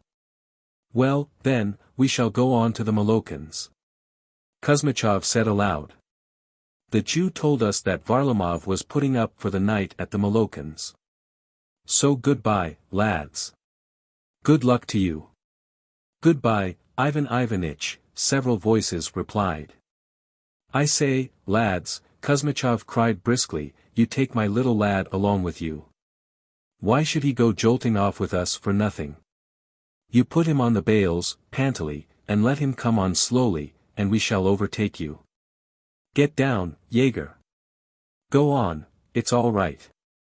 Yegorushka got down from the box seat. Several hands caught him, lifted him high into the air, and he found himself on something big, soft, and rather wet with dew. It seemed to him now as though the sky were quite close and the earth far away. Hey, take his little coat. Deniska shouted from somewhere far below. His coat and bundle flung up from far below fell close to Yegorushka. Anxious not to think of anything, he quickly put his bundle under his head and covered himself with his coat, and stretching his legs out and shrinking a little from the dew, he laughed with content. Sleep, sleep, sleep, he thought. Don't be unkind to him, you devils, he heard Deniska's voice below. Goodbye, lads, good luck to you, shouted Kuzmichov. I rely upon you. Don't you be uneasy, Ivan Ivanitch. Deniska shouted to the horses, the chaise creaked and started, not along the road, but somewhere off to the side. For 2 minutes there was silence, as though the wagons were asleep, and there was no sound except the clanking of the pails tied on at the back of the chaise as it slowly died away in the distance. Then someone at the head of the wagon shouted. Kiroha. Estiart. The foremost of the wagons creaked, then the second, then the third. Yegorushka felt the wagon he was on sway and creak also. The wagons were moving. Yegorushka took a tighter hold of the cord with which the bales were tied on, laughed again with content, shifted the cake in his pocket, and fell asleep just as he did in his bed at home. When he woke up the sun had risen, it was screened by an ancient barrow, and, trying to shed its light upon the earth, it scattered its beams in all directions and flooded the horizon with gold.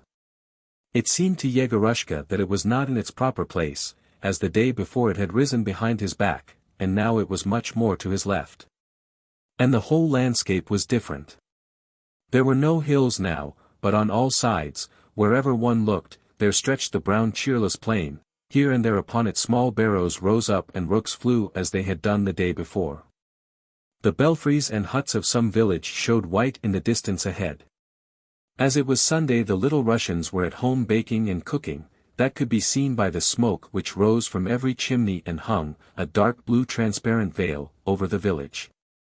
In between the huts and beyond the church there were blue glimpses of a river, and beyond the river a misty distance. But nothing was so different from yesterday as the road.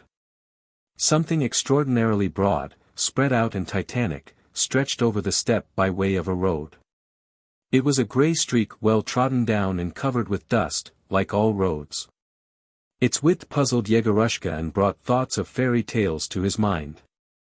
Who travelled along that road? Who needed so much space? It was strange and unintelligible.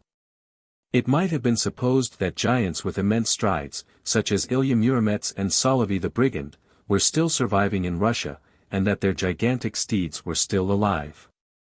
Yegorushka, looking at the road, imagined some half a dozen high chariots racing along side by side, like some he used to see in pictures in his scripture history.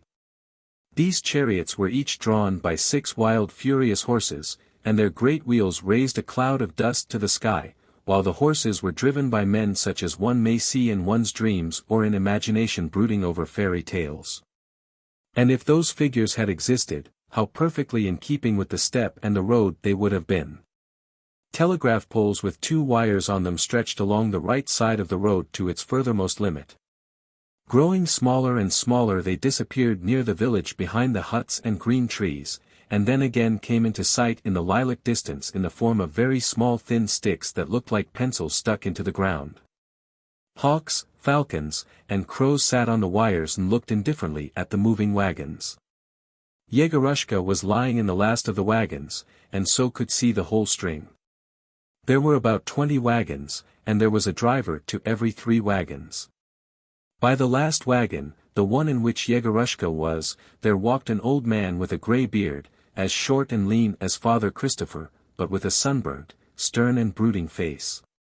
It is very possible that the old man was not stern and not brooding.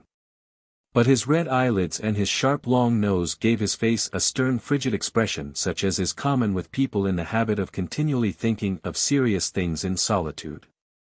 Like Father Christopher, he was wearing a wide-brimmed top hat, not like a gentleman's, but made of brown felt, and in shape more like a cone with the top cut off than a real top hat.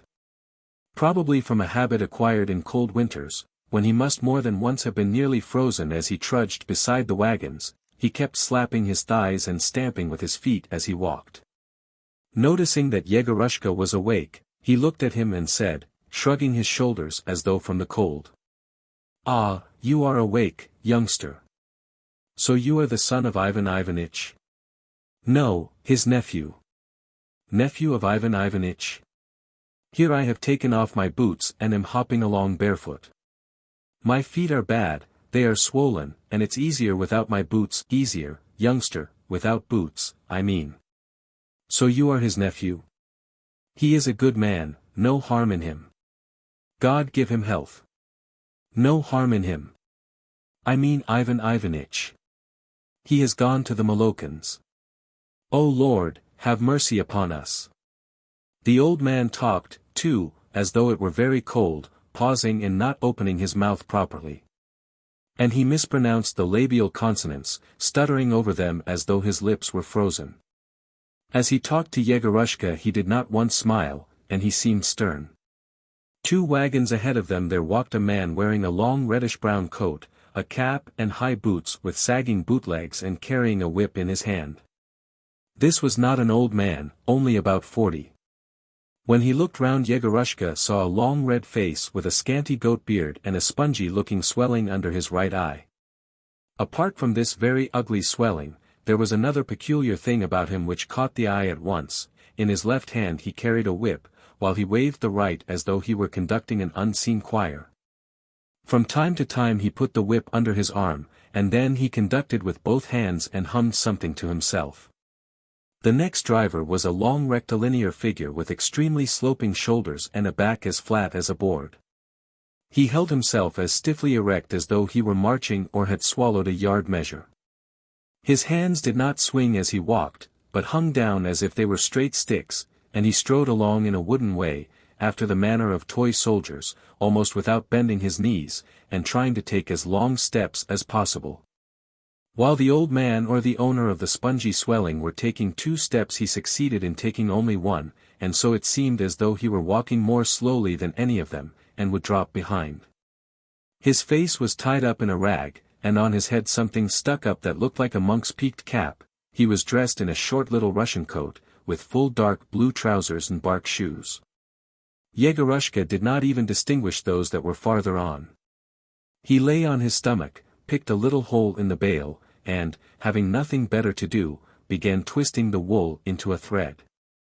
The old man trudging along below him turned out not to be so stern as one might have supposed from his face.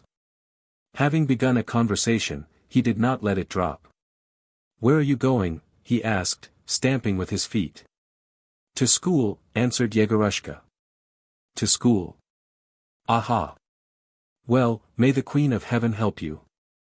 "Yes. 1 brain is good, but 2 are better. To one man God gives 1 brain, to another 2 brains, and to another 3. To another 3, that is true. 1 brain you are born with, 1 you get from learning, and a 3rd with a good life. So you see, my lad, it is a good thing if a man has 3 brains. Living is easier for him, and, what's more, dying is, too. Dying is, too. And we shall all die for sure." The old man scratched his forehead, glanced upwards at Yegorushka with his red eyes, and went on. "Maxim Nikolaich, the gentleman from Slavianosrbsk, brought a little lad to school, too, last year. I don't know how he is getting on there in studying the sciences, but he was a nice good little lad. God give them help, they are nice gentlemen.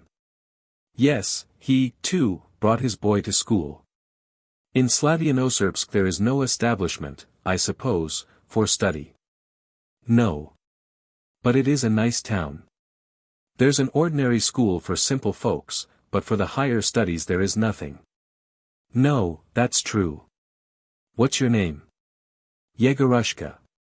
Yegory, then. The holy martyr Yegory, the bearer of victory, whose day is the 23rd of April. And my Christian name is Pantely. Pantely Zaharov Holodov. We are Holodovs. I am a native of, maybe you've heard of it, Tim in the province of Kursk. My brothers are artisans and work at trades in the town, but I am a peasant. I have remained a peasant. 7 years ago I went there, home, I mean. I went to the village and to the town. To Tim, I mean. Then, thank God, they were all alive and well, but now I don't know. Maybe some of them are dead. And it's time they did die, for some of them are older than I am. Death is all right, it is good so long, of course, as one does not die without repentance. There is no worse evil than an impenitent death is a joy to the devil. And if you want to die penitent, so that you may not be forbidden to enter the mansions of the Lord, pray to the holy martyr Varvara. She is the intercessor. She is, that's the truth. For God has given her such a place in the heavens that everyone has the right to pray to her for penitence. Pantely went on muttering, and apparently did not trouble whether Yegorushka heard him or not. He talked listlessly, mumbling to himself, without raising or dropping his voice, but succeeded in telling him a great deal in a short time. All he said was made up of fragments that had very little connection with one another, and quite uninteresting for Yegorushka. Possibly he talked only in order to reckon over his thoughts aloud after the night spent in silence, in order to see if they were all there. After talking of repentance, he spoke about a certain Maxim Nikolaich from Slavyanosrbsk. Yes, he took his little lad, he took him, that's true.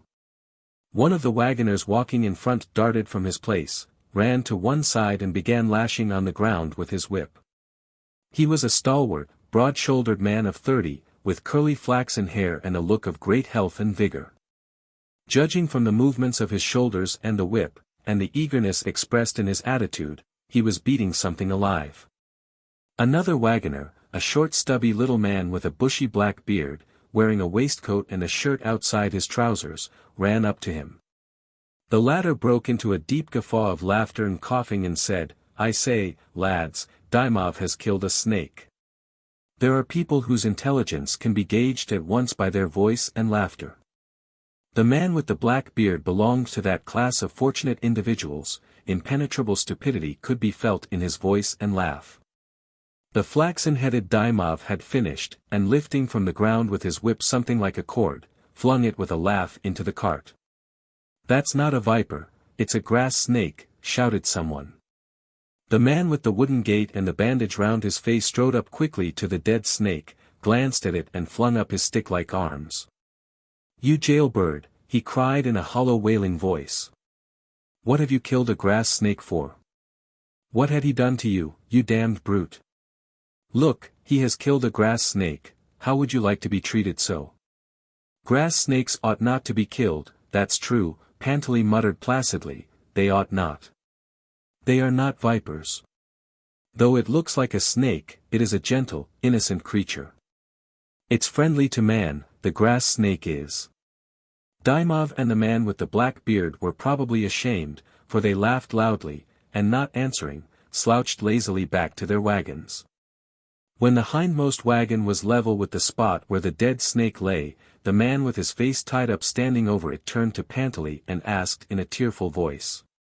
Grandfather, what did he want to kill the grass snake for? His eyes, as Yegorushka saw now, were small and dingy looking, his face was grey, sickly and looked somehow dingy too, while his chin was red and seemed very much swollen. Grandfather, what did he kill it for? He repeated, striding along beside Pantely. A stupid fellow. His hands itched to kill, and that is why he does it, answered the old man, but he oughtn't to kill a grass snake, that's true. Dymov is a ruffian, we all know, he kills everything he comes across, and Kiroha did not interfere. He ought to have taken its part, but instead of that, he goes off into ha ha ha, and ho ho ho. But don't be angry, Vasya. Why be angry? They've killed it, well, never mind them. Dymov is a ruffian and Kiroha acted from foolishness, never mind. They are foolish people without understanding, but there, don't mind them. Emelian here never touches what he shouldn't. He never does, that is true, because he is a man of education, while they are stupid. Emelian, he doesn't touch things. The wagoner in the reddish-brown coat and the spongy swelling on his face, who was conducting an unseen choir, stopped. Hearing his name, and waiting till Pantely and Vasya came up to him, he walked beside them. "What are you talking about?" he asked in a husky muffled voice. "Why, Vasya here is angry," said Pantely. "So I have been saying things to him to stop his being angry. Oh, how my swollen feet hurt. Oh, oh. They are more inflamed than ever for Sunday, God's holy day." "It's from walking," observed Vasya. "No, lad, no. It's not from walking. When I walk it seems easier, when I lie down and get warm, it's deadly. Walking is easier for me." Emelian, in his reddish-brown coat, walked between Pantely and Vasya and waved his arms, as though they were going to sing. After waving them a little while he dropped them, and croaked out hopelessly. "I have no voice. It's a real misfortune.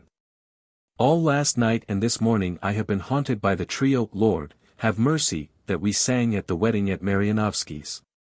It's in my head and in my throat. It seems as though I could sing it, but I can't, I have no voice." He paused for a minute, thinking, then went on. "For 15 years I was in the choir. In all the Lugansky works there was, maybe, no one with a voice like mine. But, confound it, I bathed 2 years ago in the Donets, and I can't get a single note true ever since. I took cold in my throat. And without a voice I am like a workman without hands." "That's true," Pantely agreed. "I think of myself as a ruined man and nothing more." At that moment Vasya chanced to catch sight of Yegorushka. His eyes grew moist and smaller than ever. "There's a little gentleman driving with us," and he covered his nose with his sleeve as though he were bashful. "What a grand driver! Stay with us and you shall drive the wagons and sell wool."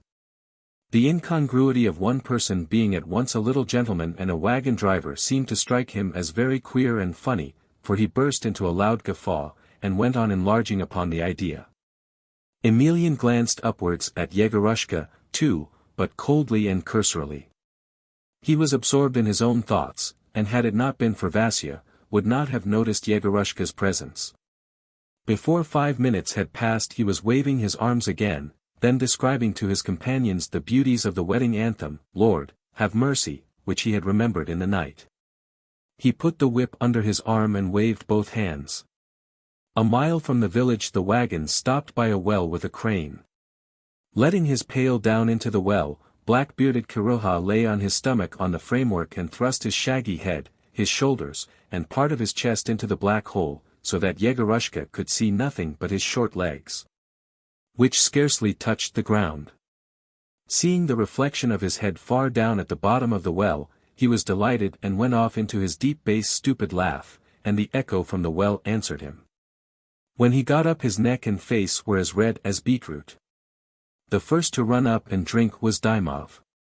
He drank laughing, often turning from the pail to tell Kiroha something funny, then he turned round, and uttered aloud, to be heard all over the steppe, 5 very bad words. Yegorushka did not understand the meaning of such words, but he knew very well they were bad words. He knew the repulsion his friends and relations silently felt for such words. He himself, without knowing why, shared that feeling and was accustomed to think that only drunk and disorderly people enjoy the privilege of uttering such words aloud. He remembered the murder of the grass snake, listened to Dymov's laughter, and felt something like hatred for the man.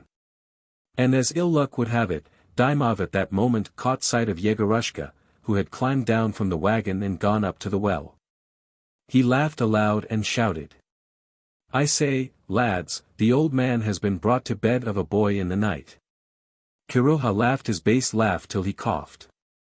Someone else laughed too, while Yegorushka crimsoned and made up his mind finally that Dymov was a very wicked man. With his curly flaxen head, with his shirt opened on his chest and no hat on, Dymov looked handsome and exceptionally strong. In every movement he made one could see the reckless daredevil and athlete, knowing his value. He shrugged his shoulders, put his arms akimbo, talked and laughed louder than any of the rest, and looked as though he were going to lift up something very heavy with one hand and astonish the whole world by doing so. His mischievous mocking eyes glided over the road, the wagons, and the sky without resting on anything, and seemed looking for someone to kill, just as a pastime, and something to laugh at. Evidently he was afraid of no one, would stick at nothing, and most likely was not in the least interested in Yegorushka's opinion of him. Yegorushka meanwhile hated his flaxen head, his clear face, and his strength with his whole heart, listened with fear and loathing to his laughter, and kept thinking what word of abuse he could pay him out with. Pantely, too, went up to the pail. He took out of his pocket a little green glass of an icon lamp, wiped it with a rag, filled it from the pail and drank from it, then filled it again, wrapped the little glass in the rag, and then put it back into his pocket. "Grandfather, why do you drink out of a lamp?" Yegorushka asked him, surprised. "One man drinks out of a pail and another out of a lamp," the old man answered evasively. "Every man to his own taste. You drink out of the pail, well, drink, and may it do you good. You darling, you beauty," Vasya said suddenly, in a caressing, plaintive voice. "You darling." His eyes were fixed on the distance. They were moist and smiling, and his face wore the same expression as when he had looked at Yegorushka. "Who is it you are talking to?" asked Kiroha. "A darling fox, lying on her back, playing like a dog." Everyone began staring into the distance, looking for the fox, but no one could see it, only Vasya with his grey muddy-looking eyes, and he was enchanted by it. His sight was extraordinarily keen, as Yegorushka learnt afterwards. He was so long-sighted that the brown steppe was for him always full of life and interest. He had only to look into the distance to see a fox, a hare, a bustard, or some other animal keeping at a distance from men. There was nothing strange in seeing a hare running away or a flying bustard, everyone crossing the steppes could see them. But it was not vouchsafed to everyone to see wild animals in their own haunts when they were not running nor hiding, nor looking about them in alarm. Yet Vasya saw foxes playing, hares washing themselves with their paws, bustards preening their wings and hammering out their hollow nests. Thanks to this keenness of sight, Vasya had, besides the world seen by everyone, another world of his own, accessible to no one else, and probably a very beautiful one. For when he saw something and was in raptures over it, it was impossible not to envy him. When the wagon set off again, the church bells were ringing for service. The train of wagons drew up on the bank of a river on one side of a village. The sun was blazing, as it had been the day before, the air was stagnant and depressing. There were a few willows on the bank, but the shade from them did not fall on the earth, but on the water, where it was wasted. Even in the shade under the wagon it was stifling and wearisome. The water, blue from the reflection of the sky in it, was alluring. Styopka, a wagoner whom Yegorushka noticed now for the first time, a little Russian lad of 18, in a long shirt without a belt, and full trousers that flapped like flags as he walked, undressed quickly, ran along the steep bank and plunged into the water. He dived 3 times, then swam on his back and shut his eyes in his delight. His face was smiling and wrinkled up as though he were being tickled, hurt and amused.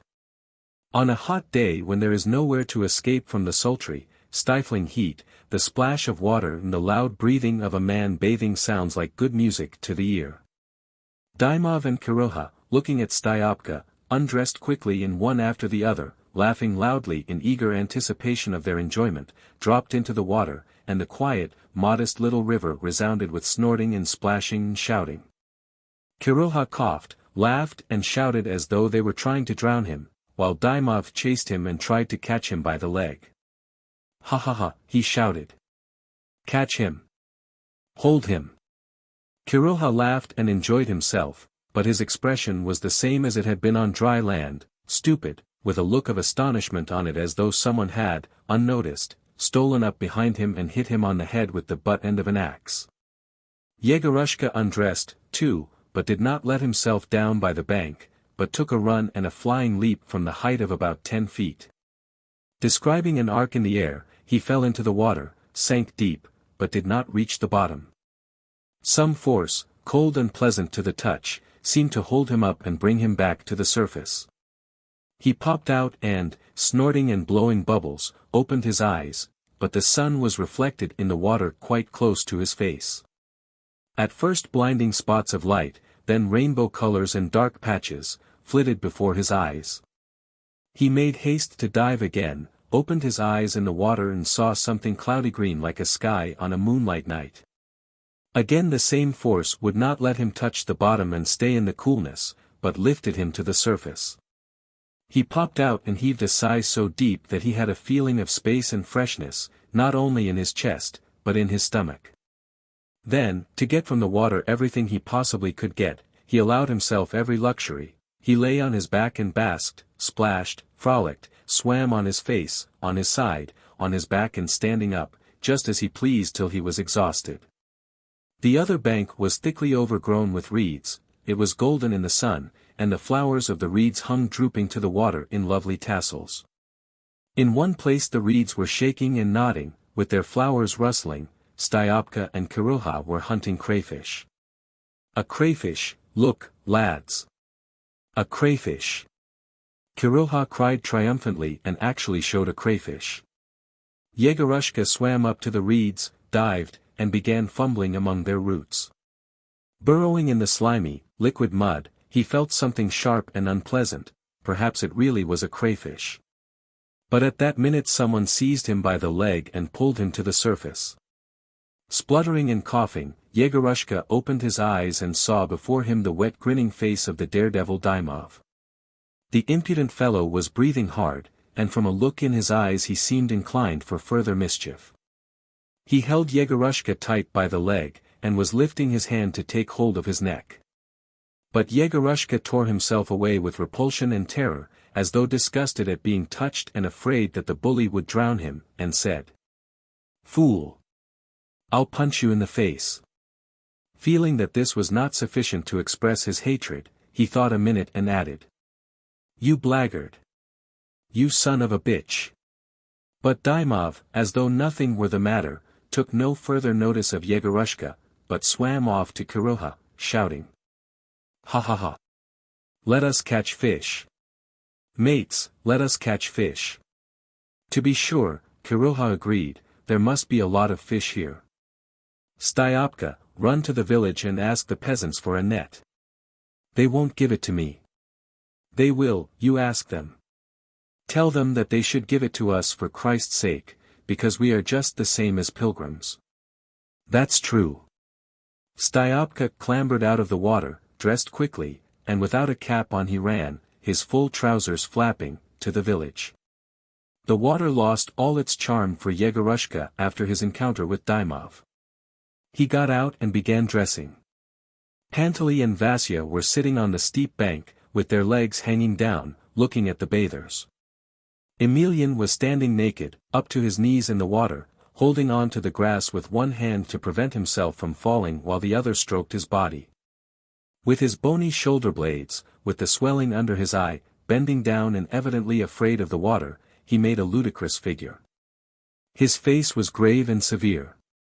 He looked angrily at the water, as though he were just going to upbraid it for having given him cold in the Donets and robbed him of his voice. "And why don't you bathe?" Yegorushka asked Vasya. "Oh, I don't care for it," answered Vasya. "How is it your chin is swollen?" "It's bad. I used to work at the match factory, little sir. The doctor used to say that it would make my jaw rot. The air is not healthy there. There were 3 chaps beside me who had their jaws swollen, and with one of them it rotted away altogether. Styopka soon came back with the net. Dymov and Kiroha were already turning blue and getting hoarse by being so long in the water, but they set about fishing eagerly. First they went to a deep place beside the reeds. There Dymov was up to his neck, while the water went over squat Kiroha's head. The latter spluttered and blew bubbles, while Dymov, stumbling on the prickly roots, fell over and got caught in the net. Both flopped about in the water, and made a noise, and nothing but mischief came of their fishing. "It's deep," croaked Kiroha. "You won't catch anything."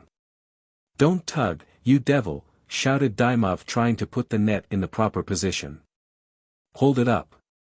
"You won't catch anything here," Pantely shouted from the bank. "You are only frightening the fish, you stupids. Go more to the left. It's shallower there." Once a big fish gleamed above the net. They all drew a breath, and Dymov struck the place where it had vanished with his fist, and his face expressed vexation. "Ugh!" cried Pantely, and he stamped his foot. "You've let the perch slip. It's gone." Moving more to the left, Dymov and Kiroha picked out a shallower place, and then fishing began in earnest. They had wandered off some 100 paces from the wagons.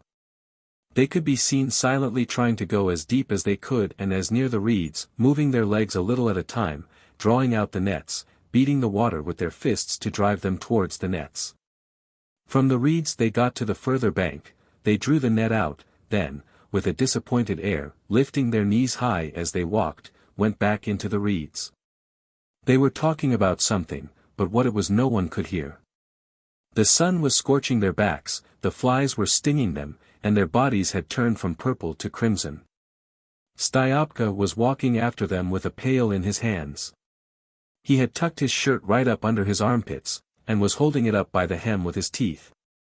After every successful catch he lifted up some fish, and letting it shine in the sun, shouted, "Look at this perch. We've 5 like that." Every time Dymov, Kiroha and Styopka pulled out the net they could be seen fumbling about in the mud in it, putting some things into the pail and throwing other things away. Sometimes they passed something that was in the net from hand to hand, examined it inquisitively, then threw that, too, away. "What is it?" they shouted to them from the bank. Styopka made some answer, but it was hard to make out his words. Then he climbed out of the water and, holding the pail in both hands, forgetting to let his shirt drop, ran to the wagons. "It's full," he shouted, breathing hard. "Give us another." Yegorushka looked into the pail, it was full. A young pike poked its ugly nose out of the water, and there were swarms of crayfish and little fish round about it. Yegorushka put his hand down to the bottom and stirred up the water. The pike vanished under the crayfish and a perch and a tench swam to the surface instead of it. Vasya, too, looked into the pail. His eyes grew moist and his face looked as caressing as before when he saw the fox. He took something out of the pail, put it to his mouth and began chewing it. "Mates," said Styopka in amazement, "Vasya is eating a live gudgeon." "Phoo! It's not a gudgeon, but a minnow," Vasya answered calmly, still munching. He took a fish's tail out of his mouth, looked at it caressingly, and put it back again. While he was chewing and crunching with his teeth it seemed to Yegorushka that he saw before him something not human. Vasya's swollen chin, his lustreless eyes, his extraordinary sharp sight, the fish's tail in his mouth, and the caressing friendliness with which he crunched the gudgeon made him like an animal. Yegorushka felt dreary beside him. And the fishing was over, too. He walked about beside the wagons, thought a little, and, feeling bored, strolled off to the village. Not long afterwards he was standing in the church, and with his forehead leaning on somebody's back, listened to the singing of the choir. The service was drawing to a close. Yegorushka did not understand church singing and did not care for it. He listened a little, yawned, and began looking at the backs and heads before him. In one head, red and wet from his recent bathe, he recognized Emelian. The back of his head had been cropped in a straight line higher than is usual. The hair in front had been cut unbecomingly high, and Emelian's ears stood out like two dock leaves, and seemed to feel themselves out of place. Looking at the back of his head and his ears, Yegorushka, for some reason, thought that Emelian was probably very unhappy. He remembered the way he conducted with his hands, his husky voice, his timid air when he was bathing, and felt intense pity for him. He longed to say something friendly to him. "I am here, too," he said, putting out his hand. People who sing tenor or bass in the choir, especially those who have at any time in their lives conducted, are accustomed to look with a stern and unfriendly air at boys. They do not give up this habit, even when they leave off being in a choir. Turning to Yegorushka, Emelian looked at him from under his brows and said, "Don't play in church." Then Yegorushka moved forwards nearer to the icon stand. Here he saw interesting people. On the right side, in front of everyone, a lady and a gentleman were standing on a carpet. There were chairs behind them. The gentleman was wearing newly ironed shantung trousers. He stood as motionless as a soldier saluting, and held high his bluish shaven chin. There was a very great air of dignity in his stand-up collar, in his blue chin, in his small bald patch and his cane. His neck was so strained from excess of dignity, and his chin was drawn up so tensely, that it looked as though his head were ready to fly off and soar upwards any minute. The lady, who was stout and elderly and wore a white silk shawl, held her head on one side and looked as though she had done someone a favor, and wanted to say, "Oh, don't trouble yourself to thank me, I don't like it." A thick wall of little Russian heads stood all round the carpet. Yegorushka went up to the icon stand and began kissing the local icons. Before each image he slowly bowed down to the ground, without getting up, looked round at the congregation, then got up and kissed the icon. The contact of his forehead with the cold floor afforded him great satisfaction. When the beadle came from the altar with a pair of long snuffers to put out the candles, Yegorushka jumped up quickly from the floor and ran up to him. "Have they given out the holy bread?" he asked. "There is none." "There is none," the beadle muttered gruffly. "It is no use your—" The service was over. Yegorushka walked out of the church in a leisurely way, and began strolling about the marketplace. He had seen a good many villages, marketplaces, and peasants in his time, and everything that met his eyes was entirely without interest for him. At a loss for something to do, he went into a shop over the door of which hung a wide strip of red cotton. The shop consisted of two roomy, badly lighted parts. In one half they sold drapery and groceries, in the other there were tubs of tar, and there were horse collars hanging from the ceiling. From both came the savory smell of leather and tar. The floor of the shop had been watered. The man who watered it must have been a very whimsical and original person, for it was sprinkled in patterns and mysterious symbols. The shopkeeper, an overfed-looking man with a broad face and round beard, apparently a great Russian, was standing, leaning his person over the counter. He was nibbling a piece of sugar as he drank his tea, and heaved a deep sigh at every sip. His face expressed complete indifference, but each sigh seemed to be saying, "Just wait a minute, I will give it you." "Give me a farthing's worth of sunflower seeds," Yegorushka said, addressing him. The shopkeeper raised his eyebrows, came out from behind the counter, and poured a farthing's worth of sunflower seeds into Yegorushka's pocket, using an empty pomatum pot as a measure. Yegorushka did not want to go away. He spent a long time in examining the box of cakes, thought a little and asked, pointing to some little cakes covered with the mildew of age, "How much are these cakes?" "2 for a farthing." Yegorushka took out of his pocket the cake given him the day before by the Jewess, and asked him, "And how much do you charge for cakes like this?" The shopman took the cake in his hands, looked at it from all sides, and raised one eyebrow. "Like that?" he asked. Then he raised the other eyebrow, thought a minute, and answered, "2 for 3 farthings." A silence followed. "Whose boy are you?" the shopman asked, pouring himself out some tea from a red copper teapot. "The nephew of Ivan Ivanitch." "There are all sorts of Ivan Ivanitches," the shopkeeper sighed. He looked over Yegorushka's head towards the door, paused a minute and asked, Would you like some tea? Please. Yegorushka assented not very readily, though he felt an intense longing for his usual morning tea. The shopkeeper poured him out a glass and gave him with it a bit of sugar that looked as though it had been nibbled. Yegorushka sat down on the folding chair and began drinking it. He wanted to ask the price of a pound of sugar almonds, and had just broached the subject when a customer walked in, and the shopkeeper, leaving his glass of tea, attended to his business. He led the customer into the other half, where there was a smell of tar, and was there a long time discussing something with him. The customer, a man apparently very obstinate and pig-headed, was continually shaking his head to signify his disapproval, and retreating towards the door. The shopkeeper tried to persuade him of something and began pouring some oats into a big sack for him. "Do you call those oats?" the customer said gloomily. "Those are not oats, but chaff. It's a mockery to give that to the hens. Enough to make the hens laugh. No, I will go to Bondarenko." When Yegorushka went back to the river, a small camp fire was smoking on the bank. The wagoners were cooking their dinner. Styopka was standing in the smoke, stirring the cauldron with a big notched spoon. A little on one side Kiroha and Vasya, with eyes reddened from the smoke, were sitting cleaning the fish. Before them lay the net covered with slime and water weeds, and on it lay gleaming fish and crawling crayfish. Emelian, who had not long been back from the church, was sitting beside Pantely, waving his arm and humming just audibly in a husky voice, "To thee we sing." Dymov was moving about by the horses.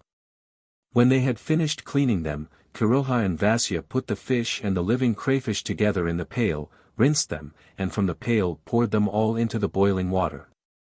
"Shall I put in some fat?" asked Styopka, skimming off the froth. "No need. The fish will make its own gravy," answered Kiroha. Before taking the cauldron off the fire, Styopka scattered into the water 3 big handfuls of millet and a spoonful of salt. Finally he tried it, smacked his lips, licked the spoon, and gave a self-satisfied grunt, which meant that the grain was done. All except Pantely sat down near the cauldron and set to work with their spoons. "You there!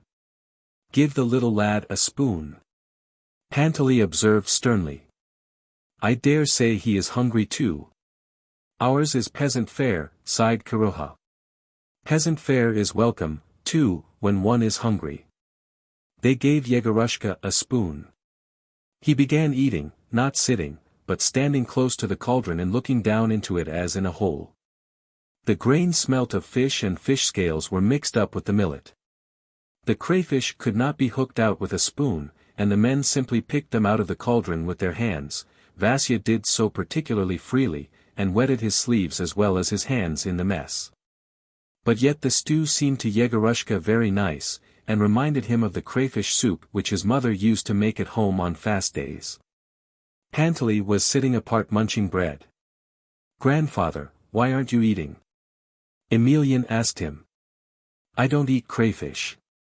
"Nasty things," the old man said, and turned away with disgust. While they were eating they all talked. From this conversation Yegorushka gathered that all his new acquaintances, in spite of the differences of their ages and their characters, had one point in common which made them all alike: they were all people with a splendid past and a very poor present. Of their past they all, every one of them, spoke with enthusiasm. Their attitude to the present was almost one of contempt. The Russian loves recalling life, but he does not love living. Yegorushka did not yet know that, and before the stew had been all eaten he firmly believed that the men sitting round the cauldron were the injured victims of fate. Pantely told them that in the past, before there were railways, he used to go with trains of wagons to Moscow and to Nizhny, and used to earn so much that he did not know what to do with his money. And what merchants there used to be in those days! What fish! How cheap everything was! Now the roads were shorter, the merchants were stingier, the peasants were poorer, the bread was dearer, everything had shrunk and was on a smaller scale. Emelian told them that in old days he had been in the choir in the Lugansky works, and that he had a remarkable voice and read music splendidly, while now he had become a peasant and lived on the charity of his brother. Who sent him out with his horses and took half his earnings. Vasya had once worked in a match factory, Kiroha had been a coachman in a good family, and had been reckoned the smartest driver of a three-in-hand in the whole district. Daimov, the son of a well-to-do peasant, lived at ease, enjoyed himself and had known no trouble till he was 20, when his stern harsh father, anxious to train him to work, and afraid he would be spoiled at home, had sent him to a carrier's to work as a hired laborer. Styopka was the only one who said nothing, but from his beardless face it was evident that his life had been a much better one in the past. Thinking of his father, Daimov frowned and left off eating. Sullenly from under his brows he looked round at his companions and his eye rested upon Yegorushka. "You heathen, take off your cap," he said rudely. "You can't eat with your cap on, and you a gentleman too."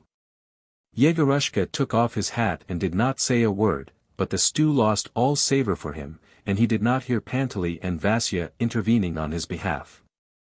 A feeling of anger with the insulting fellow was rankling oppressively in his breast, and he made up his mind that he would do him some injury, whatever it cost him. After dinner everyone sauntered to the wagons and lay down in the shade. "Are we going to start soon, grandfather?" Yegorushka asked Pantely. "In God's good time we shall set off. There's no starting yet, it is too hot. O Lord, thy will be done. Holy Mother. Lie down, little lad." Soon there was a sound of snoring from under the wagons. Yegorushka meant to go back to the village, but on consideration, yawned and lay down by the old man. 6. The wagons remained by the river the whole day, and set off again when the sun was setting. Yegorushka was lying on the bales again, the wagon creaked softly and swayed from side to side.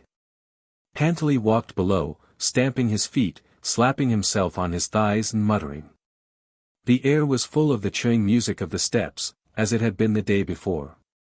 Yegorushka lay on his back, and, putting his hands under his head, gazed upwards at the sky. He watched the glow of sunset kindle, then fade away. Guardian angels covering the horizon with their gold wings disposed themselves to slumber.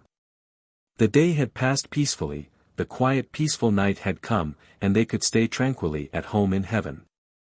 Yegorushka saw the sky by degrees grow dark and the mist fall over the earth, saw the stars light up, one after the other. When you gaze a long while fixedly at the deep sky, thoughts and feelings for some reason merge in a sense of loneliness. One begins to feel hopelessly solitary, and everything one used to look upon as near and akin becomes infinitely remote and valueless. The stars that have looked down from the sky thousands of years already, the mists and the incomprehensible sky itself, indifferent to the brief life of man, oppress the soul with their silence when one is left face to face with them and tries to grasp their significance. One is reminded of the solitude awaiting each one of us in the grave, and the reality of life seems awful, full of despair. Yegorushka thought of his grandmother, who was sleeping now under the cherry trees in the cemetery.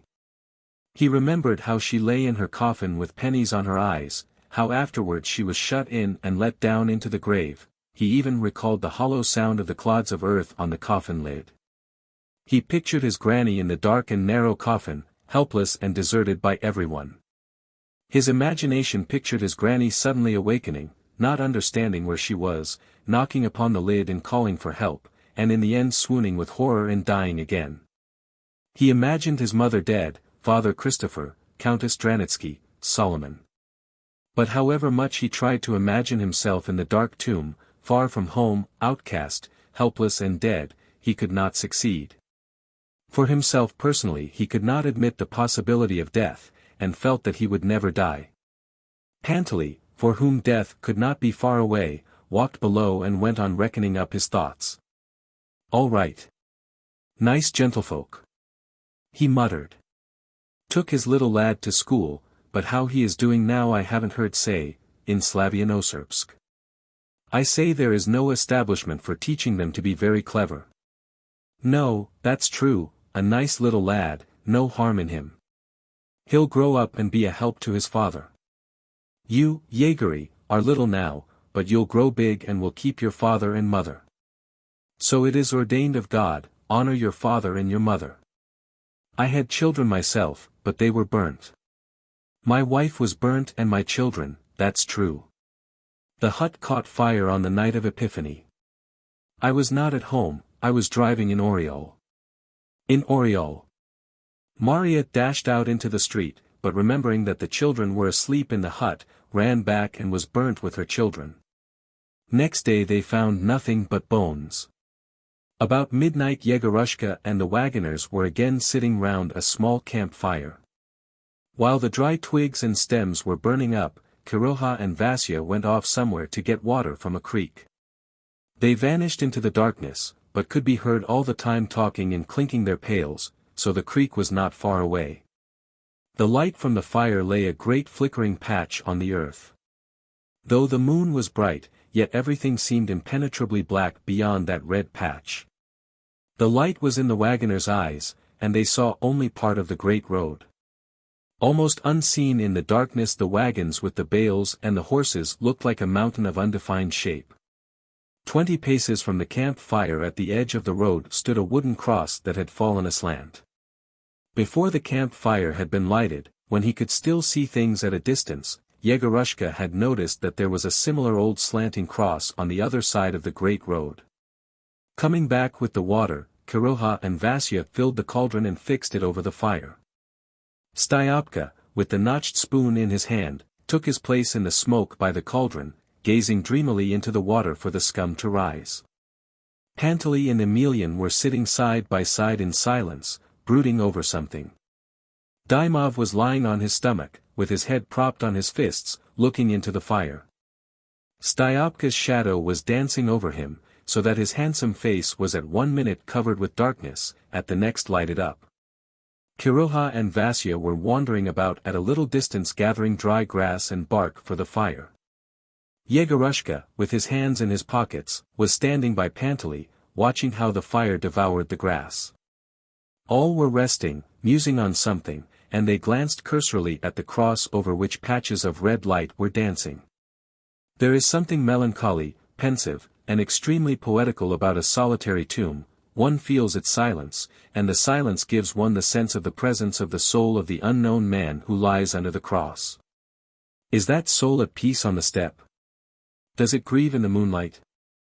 Near the tomb the steppe seems melancholy, dreary and mournful. The grass seems more sorrowful, and one fancies the grasshoppers chirp less freely, and there is no passer-by who would not remember that lonely soul and keep looking back at the tomb, till it was left far behind and hidden in the mists.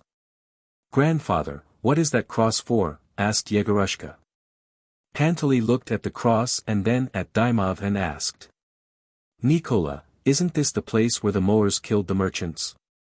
Dymov not very readily raised himself on his elbow, looked at the road and said. "Yes, it is." A silence followed. Kiroha broke up some dry stalks, crushed them up together and thrust them under the cauldron. The fire flared up brightly. Styopka was enveloped in black smoke, and the shadow cast by the cross danced along the road in the dusk beside the wagons. "Yes, they were killed," Dymov said reluctantly. 2 merchants, father and son, were traveling, selling holy images. They put up in the inn not far from here that is now kept by Ignat Fomin. The old man had a drop too much, and began boasting that he had a lot of money with him. We all know merchants are a boastful set, God preserve us.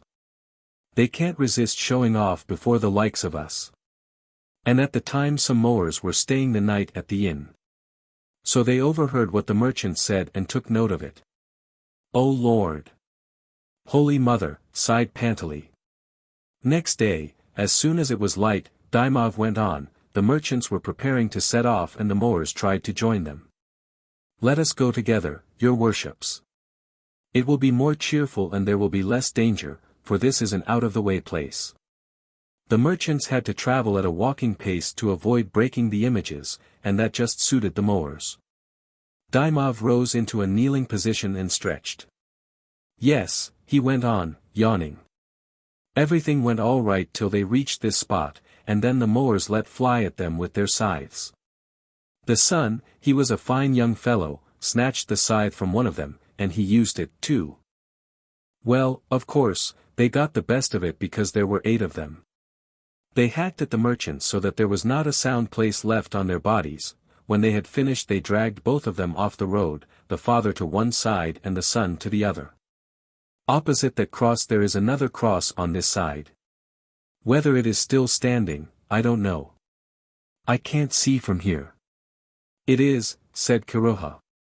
They say they did not find much money afterwards. No, Pantely confirmed. They only found 100 rubles. And 3 of them died afterwards, for the merchant had cut them badly with the scythe, too. They died from loss of blood. One had his hand cut off, so that they say he ran 3 miles without his hand, and they found him on a mound close to Kurikovo. He was squatting on his heels, with his head on his knees, as though he were lost in thought, but when they looked at him there was no life in him and he was dead. They found him by the track of blood, said Pantely. Everyone looked at the cross, and again there was a hush. From somewhere, most likely from the creek, floated the mournful cry of the bird, "Sleep! Sleep! Sleep!" There are a great many wicked people in the world, said Emelian. A great many, assented Pantely, and he moved up closer to the fire as though he were frightened. A great many, he went on in a low voice. I've seen lots and lots of them. Wicked people. I have seen a great many holy and just, too. Queen of Heaven, save us and have mercy on us. I remember once 30 years ago, or maybe more, I was driving a merchant from Morshansk. The merchant was a jolly handsome fellow, with money, too. The merchant was a nice man, no harm in him. So we put up for the night at an inn. And in Russia the inns are not what they are in these parts. There the yards are roofed in and look like the ground floor, or let us say like barns in good farms. Only a barn would be a bit higher. So we put up there and were all right. My merchant was in a room, while I was with the horses, and everything was as it should be. So, lads, I said my prayers before going to sleep and began walking about the yard. And it was a dark night, I couldn't see anything, it was no good trying. So I walked about a bit up to the wagons, or nearly, when I saw a light gleaming. What could it mean? I thought the people of the inn had gone to bed long ago, and besides the merchant and me there were no other guests in the inn.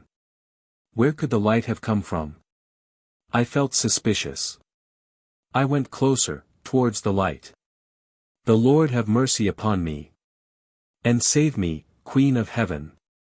I looked and there was a little window with a grating, close to the ground, in the house. I lay down on the ground and looked in. As soon as I looked in a cold chill ran all down me. Kiroha, trying not to make a noise, thrust a handful of twigs into the fire. After waiting for it to leave off crackling and hissing, the old man went on. I looked in and there was a big cellar, black and dark. There was a lighted lantern on a tub. In the middle of the cellar were about a dozen men in red shirts with their sleeves turned up, sharpening long knives. Ugh! So we had fallen into a nest of robbers. What's to be done? I ran to the merchant, waked him up quietly, and said, "Don't be frightened, merchant," said I, "but we are in a bad way." "We have fallen into a nest of robbers," I said. He turned pale and asked, "What are we to do now, Pantely?" "I have a lot of money that belongs to orphans." "As for my life," he said, "that's in God's hands. I am not afraid to die, but it's dreadful to lose the orphans' money," said he. What were we to do? The gates were locked. There was no getting out. If there had been a fence one could have climbed over it, but with the yard shut up. "Come, don't be frightened, merchant," said I, "but pray to God. Maybe the Lord will not let the orphans suffer." "Stay still," said I, "and make no sign, and meanwhile, maybe, I shall think of something." "Right." I prayed to God and the Lord put the thought into my mind. I clambered up on my chaise and softly, so that no one should hear, began pulling out the straw and the thatch, made a hole and crept out. Then I jumped off the roof and ran along the road as fast as I could. I ran and ran till I was nearly dead. I ran maybe 4 miles without taking breath, if not more. Thank God I saw a village. I ran up to a hut and began tapping at a window. Good Christian people, I said, and told them all about it, do not let a Christian soul perish. I waked them all up. The peasants gathered together and went with me. One with a cord, one with an oak stick, others with pitchforks. We broke in the gates of the inn-yard and went straight to the cellar. And the robbers had just finished sharpening their knives and were going to kill the merchant. The peasants took them, every one of them, bound them and carried them to the police. The merchant gave them 300 rubles in his joy, and gave me 5 gold pieces and put my name down. They said that they found human bones in the cellar afterwards, heaps and heaps of them. Bones! So they robbed people and then buried them, so that there should be no traces. Well, afterwards they were punished at Morshansk. Pantely had finished his story, and he looked round at his listeners. They were gazing at him in silence. The water was boiling by now and Styopka was skimming off the froth. Is the fat ready? Kiroha asked him in a whisper. Wait a little. Directly. Styopka, his eyes fixed on Pantely as though he were afraid that the latter might begin some story before he was back, ran to the wagons. Soon he came back with a little wooden bowl and began pounding some lard in it. I went another journey with a merchant, too. Pantely went on again, speaking as before in a low voice and with fixed unblinking eyes. His name, as I remember now, was Pyotr Grigorovich. He was a nice man, the merchant was. We stopped in the same way at an inn. He indoors and me with the horses. The people of the house, the innkeeper and his wife, seemed friendly good sort of people, the laborers, too, seemed all right, but yet, lads, I couldn't sleep. I had a queer feeling in my heart, a queer feeling, that was just it. The gates were open and there were plenty of people about, and yet I felt afraid and not myself. Everyone had been asleep long ago. It was the middle of the night. It would soon be time to get up, and I was lying alone in my chaise and could not close my eyes, as though I were some owl. And then, lads, I heard this sound, tup. Tup. Tup. Someone was creeping up to the chaise. I poked my head out, and there was a peasant woman in nothing but her shift and with her feet bare. What do you want, good woman? I asked. And she was all of a tremble, her face was terror-stricken. Get up, good man, said she. The people are plotting evil. They mean to kill your merchant. With my own ears I heard the master whispering with his wife. So it was not for nothing, the foreboding of my heart. And who are you? I asked. I am their cook, she said. Right. So I got out of the chaise and went to the merchant. I waked him up and said, things aren't quite right, Pyotr Grigorovich. Make haste and rouse yourself from sleep, your worship, and dress now while there is still time, I said, and to save our skins, let us get away from trouble. He had no sooner begun dressing when the door opened and, mercy on us. I saw, Holy Mother. The innkeeper and his wife come into the room with 3 laborers. So they had persuaded the laborers to join them. The merchant has a lot of money, and will go shares, they told them. Every one of the 5 had a long knife in their hand, each a knife. The innkeeper locked the door and said, say your prayers, travelers, and if you begin screaming, they said, we won't let you say your prayers before you die. As though we could scream. I had such a lump in my throat I could not cry out. The merchant wept and said, good Christian people. You have resolved to kill me because my money tempts you. Well, so be it. I shall not be the first nor shall I be the last. Many of us merchants have been murdered at inns. But why, good Christian brothers, says he, murder my driver? Why should he have to suffer for my money? And he said that so pitifully.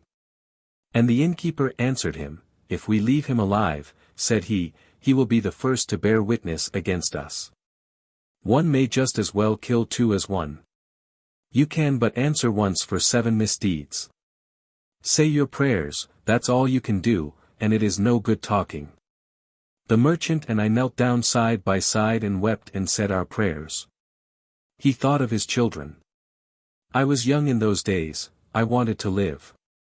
We looked at the images and prayed, and so pitifully that it brings a tear even now.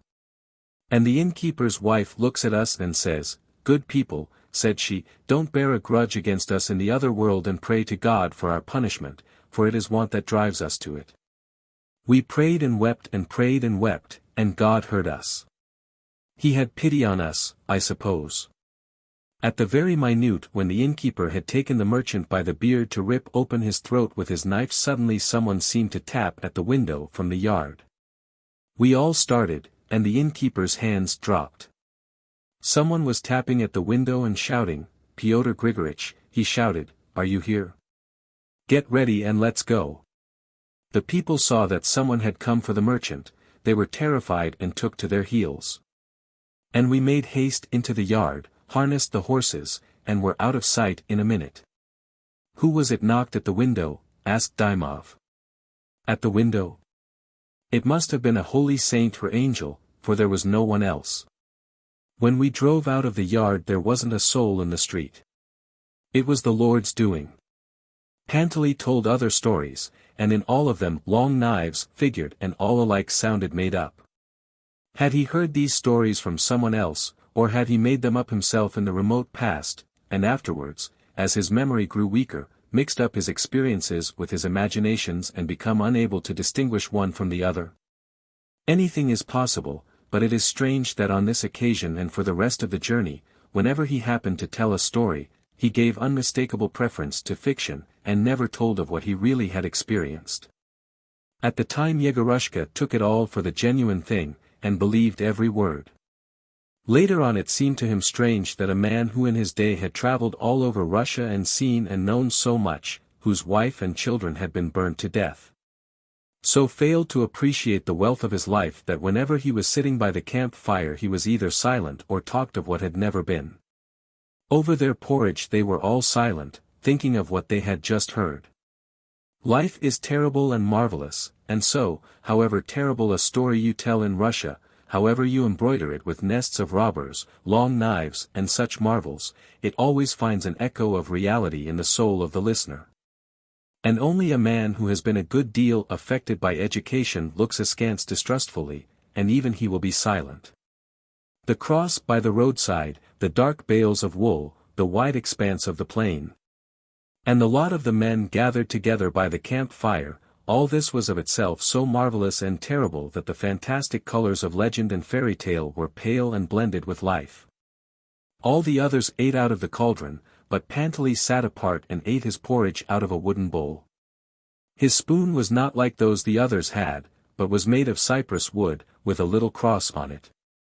Yegorushka, looking at him, thought of the little icon glass and asked Styopka softly, "Why does grandfather sit apart?" "He is an old believer," Styopka and Vasya answered in a whisper. And as they said it they looked as though they were speaking of some secret vice or weakness. All sat silent, thinking. After the terrible stories there was no inclination to speak of ordinary things. All at once in the midst of the silence Vasya drew himself up and, fixing his lustreless eyes on one point, pricked up his ears. "What is it?" Dymov asked him. "Someone is coming," answered Vasya. "Where do you see him?" "Yonder. There's something white." There was nothing to be seen but darkness in the direction in which Vasya was looking. Everyone listened, but they could hear no sound of steps. "Is he coming by the high road?" asked Dymov. "No, over the open country. He is coming this way." A minute passed in silence. "And maybe it's the merchant who was buried here walking over the steppe," said Dymov. All looked askance at the cross, exchanged glances and suddenly broke into a laugh. They felt ashamed of their terror. "Why should he walk?" asked Pantely. "It's only those walk at night whom the earth will not take to herself." And the merchants were all right. The merchants have received the crown of martyrs. But all at once they heard the sound of steps. Someone was coming in haste. "He's carrying something," said Vasya. They could hear the grass rustling and the dry twigs crackling under the feet of the approaching wayfarer. But from the glare of the camp fire nothing could be seen. At last the steps sounded close by, and someone coughed.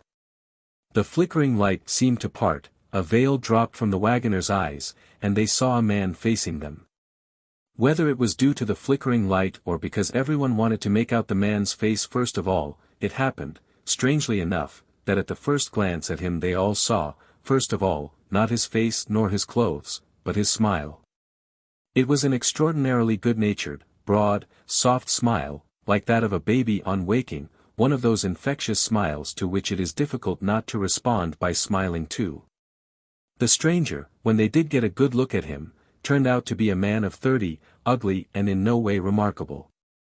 He was a tall little Russian, with a long nose, long arms and long legs. Everything about him seemed long except his neck, which was so short that it made him seem stooping. He was wearing a clean white shirt with an embroidered collar, white trousers, and new high boots, and in comparison with the wagoners he looked quite a dandy. In his arms he was carrying something big, white, and at the first glance strange-looking, and the stock of a gun also peeped out from behind his shoulder. Coming from the darkness into the circle of light, he stopped short as though petrified, and for half a minute looked at the wagoners as though he would have said, "Just look what a smile I have." Then he took a step towards the fire, smiled still more radiantly and said, "Bread and salt, friends. You are very welcome." Pantely answered for them all. The stranger put down by the fire what he was carrying in his arms, it was a dead bustard, and greeted them once more.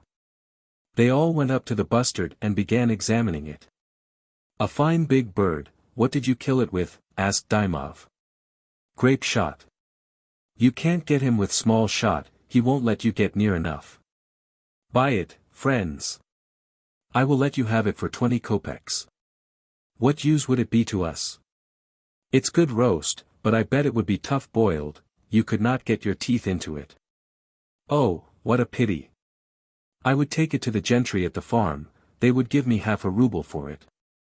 But it's a long way to go, 12 miles. The stranger sat down, took off his gun and laid it beside him. He seemed sleepy and languid.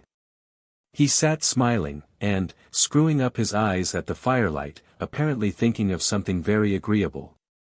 They gave him a spoon, he began eating. "Who are you?" Dymov asked him. The stranger did not hear the question. He made no answer, and did not even glance at Dymov. Most likely this smiling man did not taste the flavor of the porridge either, for he seemed to eat it mechanically, lifting the spoon to his lips sometimes very full and sometimes quite empty. He was not drunk, but he seemed to have something nonsensical in his head. "I ask you who you are," repeated Dymov. "I," said the unknown, starting. "Konstantin Zvonik from Rovna. It's 3 miles from here." And anxious to show straight off that he was not quite an ordinary peasant, but something better, Konstantin hastened to add. "We keep bees and fatten pigs." "Do you live with your father or in a house of your own?" "No. Now I am living in a house of my own. I have parted.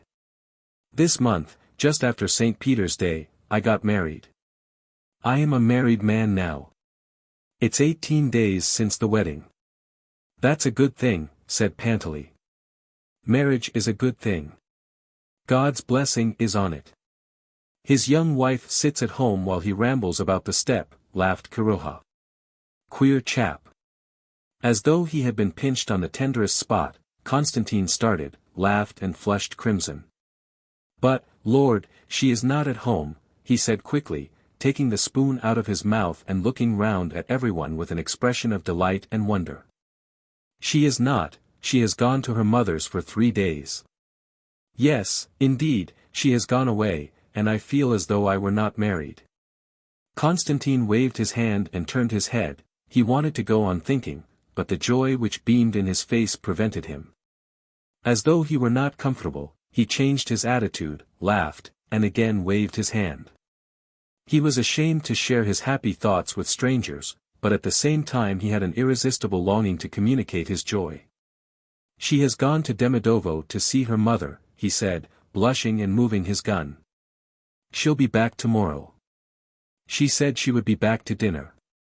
"And do you miss her?" said Dymov. "Oh, Lord, yes, I should think so. We have only been married such a little while, and she has gone away." "Oh, but she is a tricky one, God strike me dead. She is such a fine, splendid girl, such a one for laughing and singing, full of life and fire. When she is there your brain is in a whirl, and now she is away I wander about the steppe like a fool, as though I had lost something. I have been walking since dinner." Constantine rubbed his eyes, looked at the fire and laughed. "You love her, then," said Panteley. "She is so fine and splendid," Constantine repeated, not hearing him, "such a housewife, clever and sensible. You wouldn't find another like her among simple folk in the whole province. She has gone away. But she is missing me, I know how. I know the little magpie. She said she would be back tomorrow by dinner time. And just think how queer." Constantine almost shouted, speaking a note higher and shifting his position. "Now she loves me and is sad without me, and yet she would not marry me."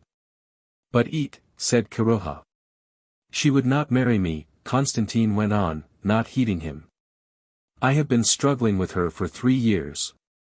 I saw her at the Kalachik fair. I fell madly in love with her, was ready to hang myself. I live at Rovna, she at Demidovo, more than 20 miles apart, and there was nothing I could do. I sent matchmakers to her, and all she said was, 'I won't.' Ah, the magpie. I sent her one thing and another, earrings and cakes, and 20 pounds of honey, but still she said, 'I won't.' And there it was. If you come to think of it, I was not a match for her. She was young and lovely, full of fire, while I am old, I shall soon be 30, and a regular beauty, too, a fine beard like a goat's, a clear complexion all covered with pimples. How could I be compared with her?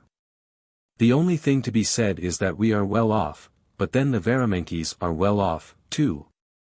They've 6 oxen, and they keep a couple of laborers. I was in love, friends, as though I were plague-stricken. I couldn't sleep or eat. My brain was full of thoughts, and in such a maze, Lord preserve us. I longed to see her, and she was in Demidovo. What do you think? God be my witness, I am not lying, 3 times a week I walked over there on foot just to have a look at her. I gave up my work. I was so frantic that I even wanted to get taken on as a laborer in Demidovo, so as to be near her. I was in misery. My mother called in a witch a dozen times, my father tried thrashing me. For 3 years I was in this torment, and then I made up my mind. Damn my soul. I said, I will go to the town and be a cabman. It seems it is fated not to be. At Easter I went to Demidovo to have a last look at her. Constantine threw back his head and went off into a mirthful tinkling laugh, as though he had just taken someone in very cleverly. I saw her by the river with the lads, he went on. I was overcome with anger. I called her aside and maybe for a full hour I said all manner of things to her. She fell in love with me. For 3 years she did not like me. She fell in love with me for what I said to her. What did you say to her? Asked Dymov. What did I say? I don't remember. How could one remember? My words flowed at the time like water from a tap, without stopping to take breath. Ta ta ta. And now I can't utter a word. Well, so she married me. She's gone now to her mother's, the magpie, and while she is away here I wander over the steppe. I can't stay at home. It's more than I can do. Constantine awkwardly released his feet, on which he was sitting, stretched himself on the earth, and propped his head in his fists, then got up and sat down again. Everyone by now thoroughly understood that he was in love and happy, poignantly happy, his smile, his eyes, and every movement, expressed fervent happiness. He could not find a place for himself, and did not know what attitude to take to keep himself from being overwhelmed by the multitude of his delightful thoughts. Having poured out his soul before these strangers, he settled down quietly at last, and, looking at the fire, sank into thought. At the sight of this happy man everyone felt depressed and longed to be happy, too. Everyone was dreamy. Dymov got up, walked about softly by the fire, and from his walk, from the movement of his shoulder blades, it could be seen that he was weighed down by depression and yearning. He stood still for a moment, looked at Constantine and sat down. The campfire had died down by now, there was no flicker, and the patch of red had grown small and dim. And as the fire went out the moonlight grew clearer and clearer. Now they could see the full width of the road, the bales of wool, the shafts of the wagons, the munching horses. On the further side of the road there was the dim outline of the second cross. Dymov leaned his cheek on his hand and softly hummed some plaintive song. Constantine smiled drowsily and chimed in with a thin voice. They sang for half a minute, then sank into silence. Emelian started, jerked his elbows and wriggled his fingers. "Lads," he said in an imploring voice, "let's sing something sacred." Tears came into his eyes. "Lads," he repeated, pressing his hands on his heart, "let's sing something sacred." "I don't know anything," said Constantine. Everyone refused, then Emelian sang alone. He waved both arms, nodded his head, opened his mouth, but nothing came from his throat but a discordant gasp. He sang with his arms, with his head, with his eyes, even with the swelling on his face. He sang passionately with anguish, and the more he strained his chest to extract at least one note from it, the more discordant were his gasps. Yegorushka, like the rest, was overcome with depression. He went to his wagon, clambered up on the bales and lay down. He looked at the sky, and thought of happy Constantine and his wife.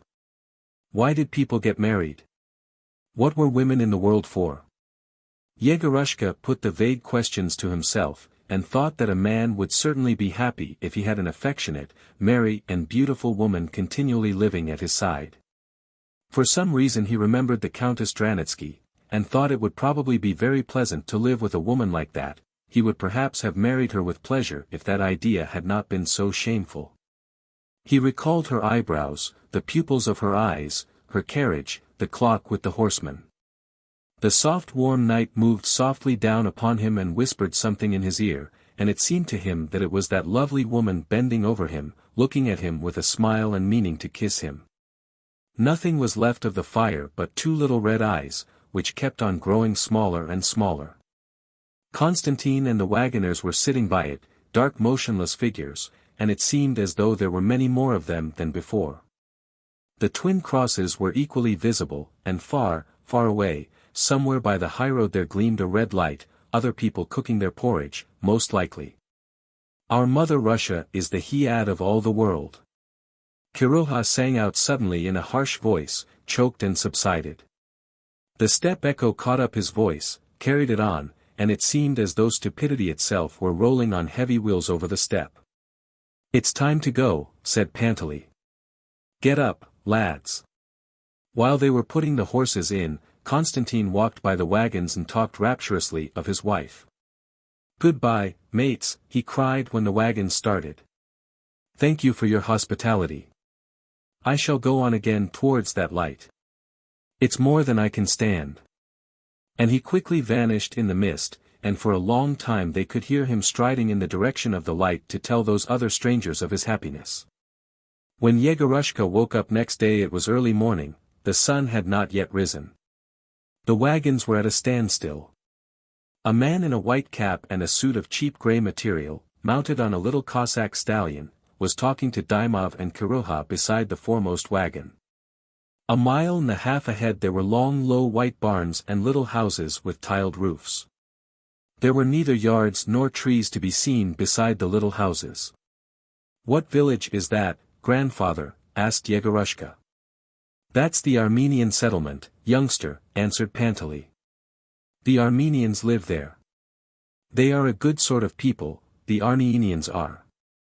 The man in grey had finished talking to Dymov and Kiroha, he pulled up his little stallion and looked across towards the settlement. What a business, only think! Sighed Panteley, looking towards the settlement, too, and shuddering at the morning freshness. He has sent a man to the settlement for some papers, and he doesn't come. He should have sent Styopka. Who is that, grandfather? Asked Yegorushka. Varlamov. My goodness! Yegorushka jumped up quickly, getting upon his knees, and looked at the white cap. It was hard to recognize the mysterious elusive Varlamov, who was sought by everyone, who was always on his rounds, and who had far more money than Countess Dranitsky, in the short, grey little man in big boots. Who was sitting on an ugly little nag and talking to peasants at an hour when all decent people were asleep. He is all right, a good man, said Panteley, looking towards the settlement. God give him health, a splendid gentleman, Semyon Alexandrovich. It's people like that the earth rests upon. That's true. The cocks are not crowing yet, and he is already up and about. Another man would be asleep, or gallivanting with visitors at home, but he is on the steppe all day, on his rounds. He does not let things slip. No, oh. He's a fine fellow. Varlamov was talking about something, while he kept his eyes fixed. The little stallion shifted from one leg to another impatiently. Semyon Alexandrovich, cried Panteley, taking off his hat. Allow us to send Styopka. Emelian, call out that Styopka should be sent. But now at last a man on horseback could be seen coming from the settlement. Bending very much to one side and brandishing his whip above his head like a gallant young Caucasian, and wanting to astonish everyone by his horsemanship, he flew towards the wagons with the swiftness of a bird. That must be one of his circuit men, said Panteley. He must have 100 such horsemen or maybe more. Reaching the first wagon, he pulled up his horse, and taking off his hat, handed Varlamov a little book. Varlamov took several papers out of the book, read them and cried. And where is Ivanchuk's letter? The horseman took the book back, looked at the papers and shrugged his shoulders.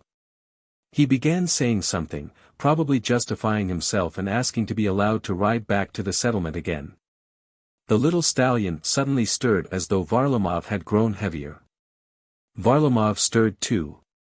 Go along. He cried angrily, and he waved his whip at the man. Then he turned his horse round and, looking through the papers in the book, moved at a walking pace alongside the wagons. When he reached the hindmost, Yegorushka strained his eyes to get a better look at him. Varlamov was an elderly man. His face, a simple Russian sunburnt face with a small grey beard, was red, wet with dew and covered with little blue veins. It had the same expression of business-like coldness as Ivan Ivanitch's face, the same look of fanatical zeal for business. But yet what a difference could be felt between him and Kuzmichov. Uncle Ivan Ivanitch always had on his face, together with his business-like reserve, a look of anxiety and apprehension that he would not find Varlamov, that he would be late, that he would miss a good price. Nothing of that sort, so characteristic of small and dependent persons, could be seen in the face or figure of Varlamov. This man made the price himself, was not looking for anyone, and did not depend on anyone. However ordinary his exterior, yet in everything, even in the manner of holding his whip, there was a sense of power and habitual authority over the steppe. As he rode by Yegorushka he did not glance at him. Only the little stallion deigned to notice Yegorushka. He looked at him with his large foolish eyes, and even he showed no interest. Panteley bowed to Varlamov. The latter noticed it, and without taking his eyes off the sheets of paper, said lisping. How are you, old man? Varlamov's conversation with the horseman and the way he had brandished his whip had evidently made an overwhelming impression on the whole party. Everyone looked grave. The man on horseback, cast down at the anger of the great man, remained stationary, with his hat off, and the rein loose by the foremost wagon. He was silent, and seemed unable to grasp that the day had begun so badly for him. He is a harsh old man, muttered Panteley. It's a pity he is so harsh. But he is all right, a good man. He doesn't abuse men for nothing. It's no matter. After examining the papers, Varlamov thrust the book into his pocket. The little stallion, as though he knew what was in his mind, without waiting for orders, started and dashed along the highroad. 7. On the following night the wagoners had halted and were cooking their porridge. On this occasion there was a sense of overwhelming oppression over everyone. It was sultry, they all drank a great deal, but could not quench their thirst. The moon was intensely crimson and sullen, as though it were sick. The stars, too, were sullen, the mist was thicker, the distance more clouded. Nature seemed as though languid and weighed down by some foreboding. There was not the same liveliness and talk round the camp fire as there had been the day before. All were dreary and spoke listlessly and without interest. Panteley did nothing but sigh and complain of his feet, and continually alluded to impenitent deathbeds. Dymov was lying on his stomach, chewing a straw in silence. There was an expression of disgust on his face as though the straw smelt unpleasant, a spiteful and exhausted look. Vasya complained that his jaw ached, and prophesied bad weather. Emelian was not waving his arms, but sitting still and looking gloomily at the fire. Yegorushka, too, was weary. This slow travelling exhausted him, and the sultriness of the day had given him a headache. While they were cooking the porridge, Dymov, to relieve his boredom, began quarrelling with his companions. Here he lolls, the lumpy face, and is the first to put his spoon in, he said, looking spitefully at Emelian. Greedy. Always contrives to sit next the cauldron. He's been a church singer, so he thinks he is a gentleman. There are a lot of singers like you begging along the high road. What are you pestering me for? Asked Emelian, looking at him angrily. To teach you not to be the first to dip into the cauldron. Don't think too much of yourself. You are a fool, and that is all about it, wheezed out Emelian. Knowing by experience how such conversations usually ended, Panteley and Vasya intervened and tried to persuade Dymov not to quarrel about nothing. A church singer. The bully would not desist, but laughed contemptuously. Anyone can sing like that, sit in the church porch and sing "Give me alms, for Christ's sake." Ugh! You are a nice fellow. Emelian did not speak. His silence had an irritating effect on Dymov. He looked with still greater hatred at the ex-singer and said, I don't care to have anything to do with you, or I would show you what to think of yourself. But why are you pushing me, you Mazepa? Emelian cried, flaring up. Am I interfering with you? What did you call me? Asked Dymov, drawing himself up, and his eyes were suffused with blood. I am a Mazepa. Yes. Take that, then, go and look for it. Dymov snatched the spoon out of Emelian's hand and flung it far away.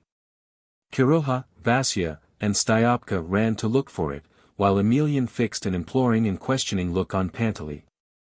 His face suddenly became small and wrinkled. It began twitching, and the ex-singer began to cry like a child. Yegorushka, who had long hated Dymov, felt as though the air all at once were unbearably stifling, as though the fire were scorching his face. He longed to run quickly to the wagons in the darkness, but the bully's angry bored eyes drew the boy to him. With a passionate desire to say something extremely offensive, he took a step towards Dymov and brought out, gasping for breath. You are the worst of the lot, I can't bear you. After this he ought to have run to the wagons, but he could not stir from the spot and went on. In the next world you will burn in hell. I'll complain to Ivan Ivanitch. Don't you dare insult Emelian. Say this too, please, laughed Dernov, every little sucking pig wants to lay down the law. Shall I pull your ear? Yegorushka felt that he could not breathe. And something which had never happened to him before, he suddenly began shaking all over, stamping his feet and crying shrilly. Beat him, beat him. Tears gushed from his eyes, he felt ashamed, and ran staggering back to the wagon. The effect produced by his outburst he did not see. Lying on the bales and twitching his arms and legs, he whispered. Mother, mother. And these men and the shadows round the camp-fire, and the dark bales and the faraway lightning, which was flashing every minute in the distance, all struck him now as terrible and unfriendly. He was overcome with terror and asked himself in despair why and how he had come into this unknown land in the company of terrible peasants. Where was his uncle now, where was Father Christopher, where was Deniska? Why were they so long in coming? Hadn't they forgotten him? At the thought that he was forgotten and cast out to the mercy of fate, he felt such a cold chill of dread that he had several times an impulse to jump off the bales of wool, and run back full speed along the road. But the thought of the huge dark crosses, which would certainly meet him on the way, and the lightning flashing in the distance, stopped him. And only when he whispered, "Mother, mother," he felt as it were a little better. The wagoners must have been full of dread, too. After Yegorushka had run away from the camp-fire they sat at first for a long time in silence, then they began speaking in hollow undertones about something, saying that it was coming and that they must make haste and get away from it. They quickly finished supper, put out the fire and began harnessing the horses in silence. From their fluster and the broken phrases they uttered it was apparent they foresaw some trouble. Before they set off on their way, Dymov went up to Panteley and asked softly, "What's his name?" "Yegory," answered Panteley. Dymov put one foot on the wheel, caught hold of the cord which was tied round the bales and pulled himself up. Yegorushka saw his face and curly head. The face was pale and looked grave and exhausted, but there was no expression of spite in it. "Yera," he said softly, "here, hit me." Yegorushka looked at him in surprise. At that instant there was a flash of lightning. "It's all right, hit me," repeated Dymov. And without waiting for Yegorushka to hit him or to speak to him, he jumped down and said, "How dreary I am." Then, swaying from one leg to the other and moving his shoulder blades, he sauntered lazily alongside the string of wagons and repeated in a voice half weeping, half angry, "How dreary I am. Oh Lord! Don't you take offense, Emelian," he said as he passed Emelian. "Ours is a wretched cruel life." There was a flash of lightning on the right, and, like a reflection in the looking-glass, at once a second flash in the distance. "Yegory, take this," cried Panteley, throwing up something big and dark. "What is it?" asked Yegorushka. "A mat. There will be rain, so cover yourself up." Yegorushka sat up and looked about him. The distance had grown perceptibly blacker, and now oftener than every minute winked with a pale light. The blackness was being bent towards the right as though by its own weight. "Will there be a storm, grandfather?" asked Yegorushka. "Ah, my poor feet, how they ache," Panteley said in a high-pitched voice, stamping his feet and not hearing the boy. On the left someone seemed to strike a match in the sky, a pale phosphorescent streak gleamed and went out. There was a sound as though someone very far away were walking over an iron roof, probably barefoot, for the iron gave a hollow rumble. "It's set in," cried Kiroha. Between the distance and the horizon on the right there was a flash of lightning so vivid that it lighted up part of the steppe and the spot where the clear sky met the blackness. A terrible cloud was swooping down, without haste, a compact mass. Big black shreds hung from its edge, similar shreds pressing one upon another were piling up on the right and left horizon. The tattered, ragged look of the storm cloud gave it a drunken disorderly air. There was a distinct, not smothered, growl of thunder. Yegorushka crossed himself and began quickly putting on his greatcoat. "I am dreary." Dymov's shout floated from the foremost wagon, and it could be told from his voice that he was beginning to be ill-humored again. "I am so dreary." All at once there was a squall of wind, so violent that it almost snatched away Yegorushka's bundle and mat. The mat fluttered in all directions and flapped on the bale and on Yegorushka's face. The wind dashed whistling over the steppe, whirled round in disorder and raised such an uproar from the grass that neither the thunder or the creaking of the wheels could be heard. It blew from the black storm cloud, carrying with it clouds of dust and the scent of rain and wet earth. The moonlight grew mistier, as it were dirtier, the stars were even more overcast. And clouds of dust could be seen hurrying along the edge of the road, followed by their shadows. By now, most likely, the whirlwind eddying round and lifting from the earth dust, dry grass and feathers, was mounting to the very sky. Uprooted plants must have been flying by that very black storm cloud, and how frightened they must have been. But through the dust that clogged the eyes nothing could be seen but the flash of lightning. Yegorushka, thinking it would pour with rain in a minute, knelt up and covered himself with the mat. "Pantely, someone shouted in the front. VIII. "I can't." Pantely answered in a loud high voice. VIII. "Are ya?" There was an angry clap of thunder, which rolled across the sky from right to left, then back again, and died away near the foremost wagon. "Holy, holy, holy, Lord of Sabaoth," whispered Yegorushka, crossing himself. "Fill heaven and earth with thy glory."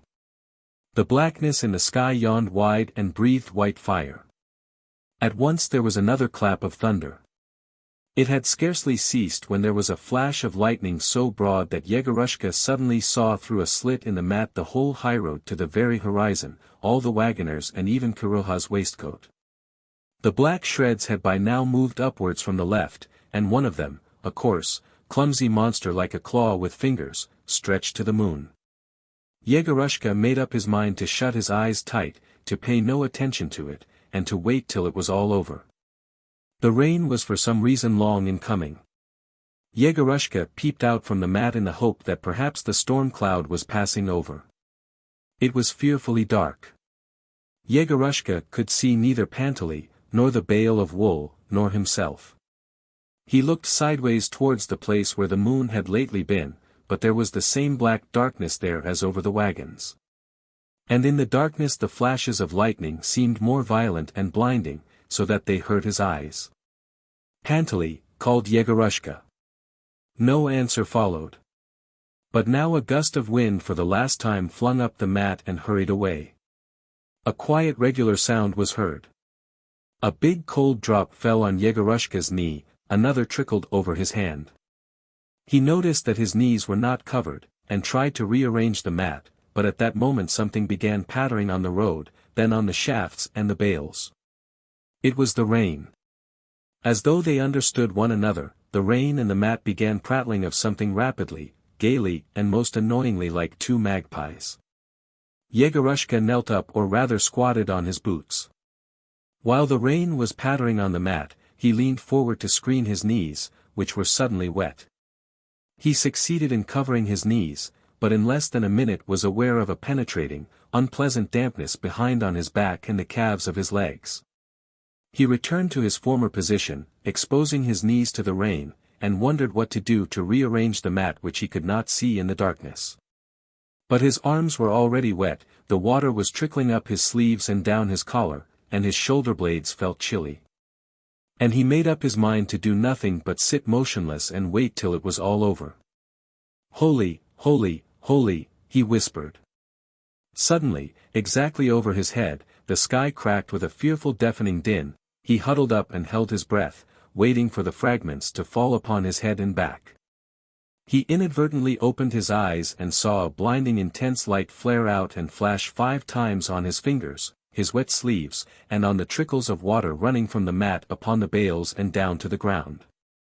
There was a fresh peal of thunder as violent and awful. The sky was not growling and rumbling now, but uttering short crashing sounds like the crackling of dry wood. Tra! Ta! Ta! Ta! The thunder rang out distinctly, rolled over the sky, seemed to stumble, and somewhere by the foremost wagons or far behind to fall with an abrupt angry tra.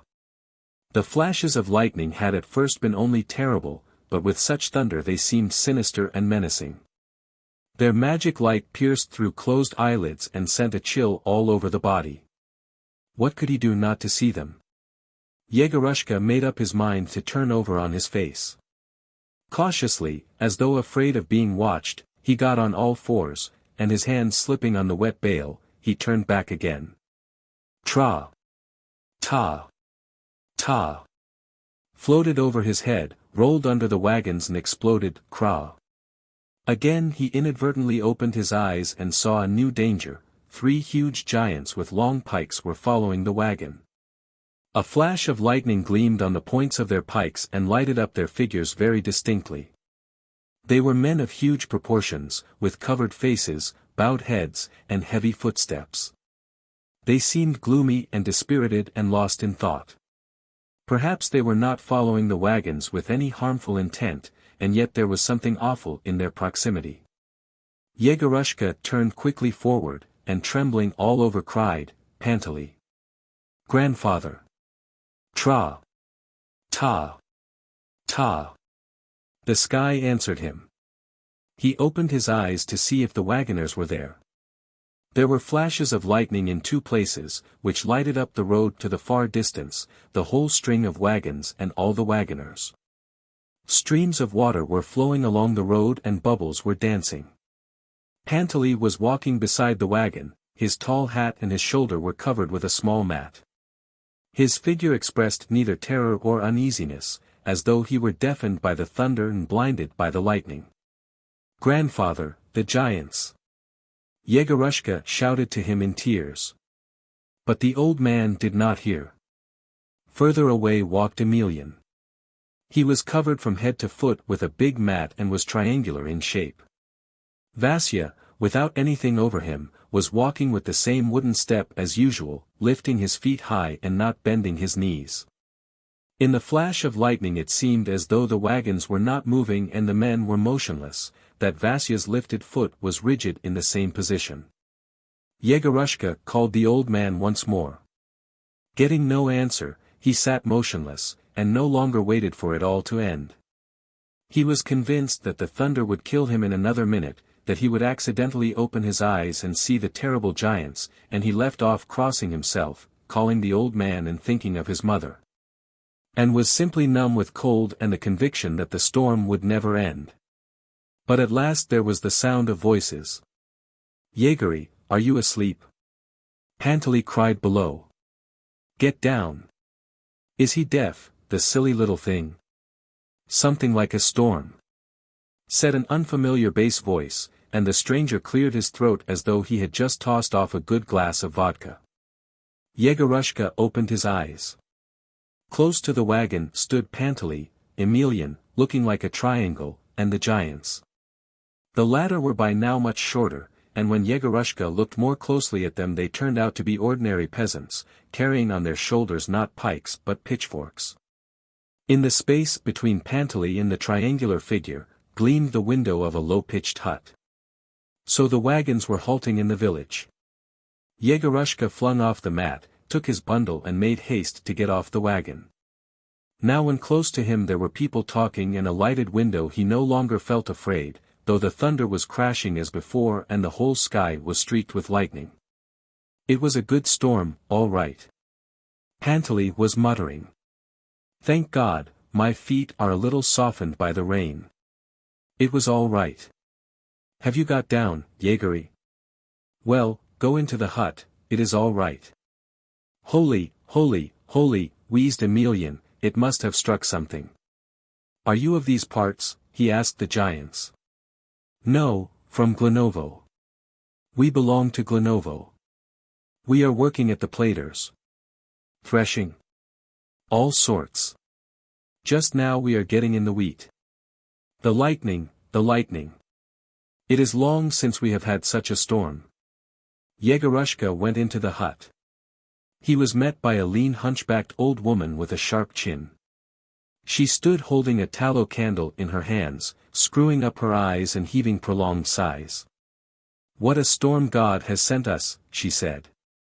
"And our lads are out for the night on the steppe, they'll have a bad time, poor dears. Take off your things, little sir, take off your things." Shivering with cold and shrugging squeamishly, Yegorushka pulled off his drenched overcoat, then stretched out his arms and straddled his legs, and stood a long time without moving. The slightest movement caused an unpleasant sensation of cold and wetness. His sleeves and the back of his shirt were sopped, his trousers stuck to his legs, his head was dripping. "What's the use of standing there, with your legs apart, little lad," said the old woman. "Come, sit down." Holding his legs wide apart, Yegorushka went up to the table and sat down on a bench near somebody's head. The head moved, puffed a stream of air through its nose, made a chewing sound and subsided. A mound covered with a sheepskin stretched from the head along the bench. It was a peasant woman asleep. The old woman went out sighing, and came back with a big watermelon and a little sweet melon. "Have something to eat, my dear." "I have nothing else to offer you," she said, yawning. She rummaged in the table and took out a long sharp knife, very much like the one with which the brigands killed the merchants in the inn. "Have some, my dear." Yegorushka, shivering as though he were in a fever, ate a slice of sweet melon with black bread and then a slice of watermelon, and that made him feel colder still. "Our lads are out on the steppe for the night," sighed the old woman while he was eating. "The terror of the Lord. I'd light the candle under the icon, but I don't know where Stepanida has put it. Have some more, little sir, have some more." The old woman gave a yawn and, putting her right hand behind her, scratched her left shoulder. "It must be 2 o'clock now," she said, "it will soon be time to get up. Our lads are out on the steppe for the night, they are all wet through for sure." "Granny," said Yegorushka. "I am sleepy." "Lie down, my dear, lie down," the old woman sighed, yawning. "Lord Jesus Christ! I was asleep, when I heard a noise as though someone were knocking. I woke up and looked, and it was the storm God had sent us. I'd have lighted the candle, but I couldn't find it."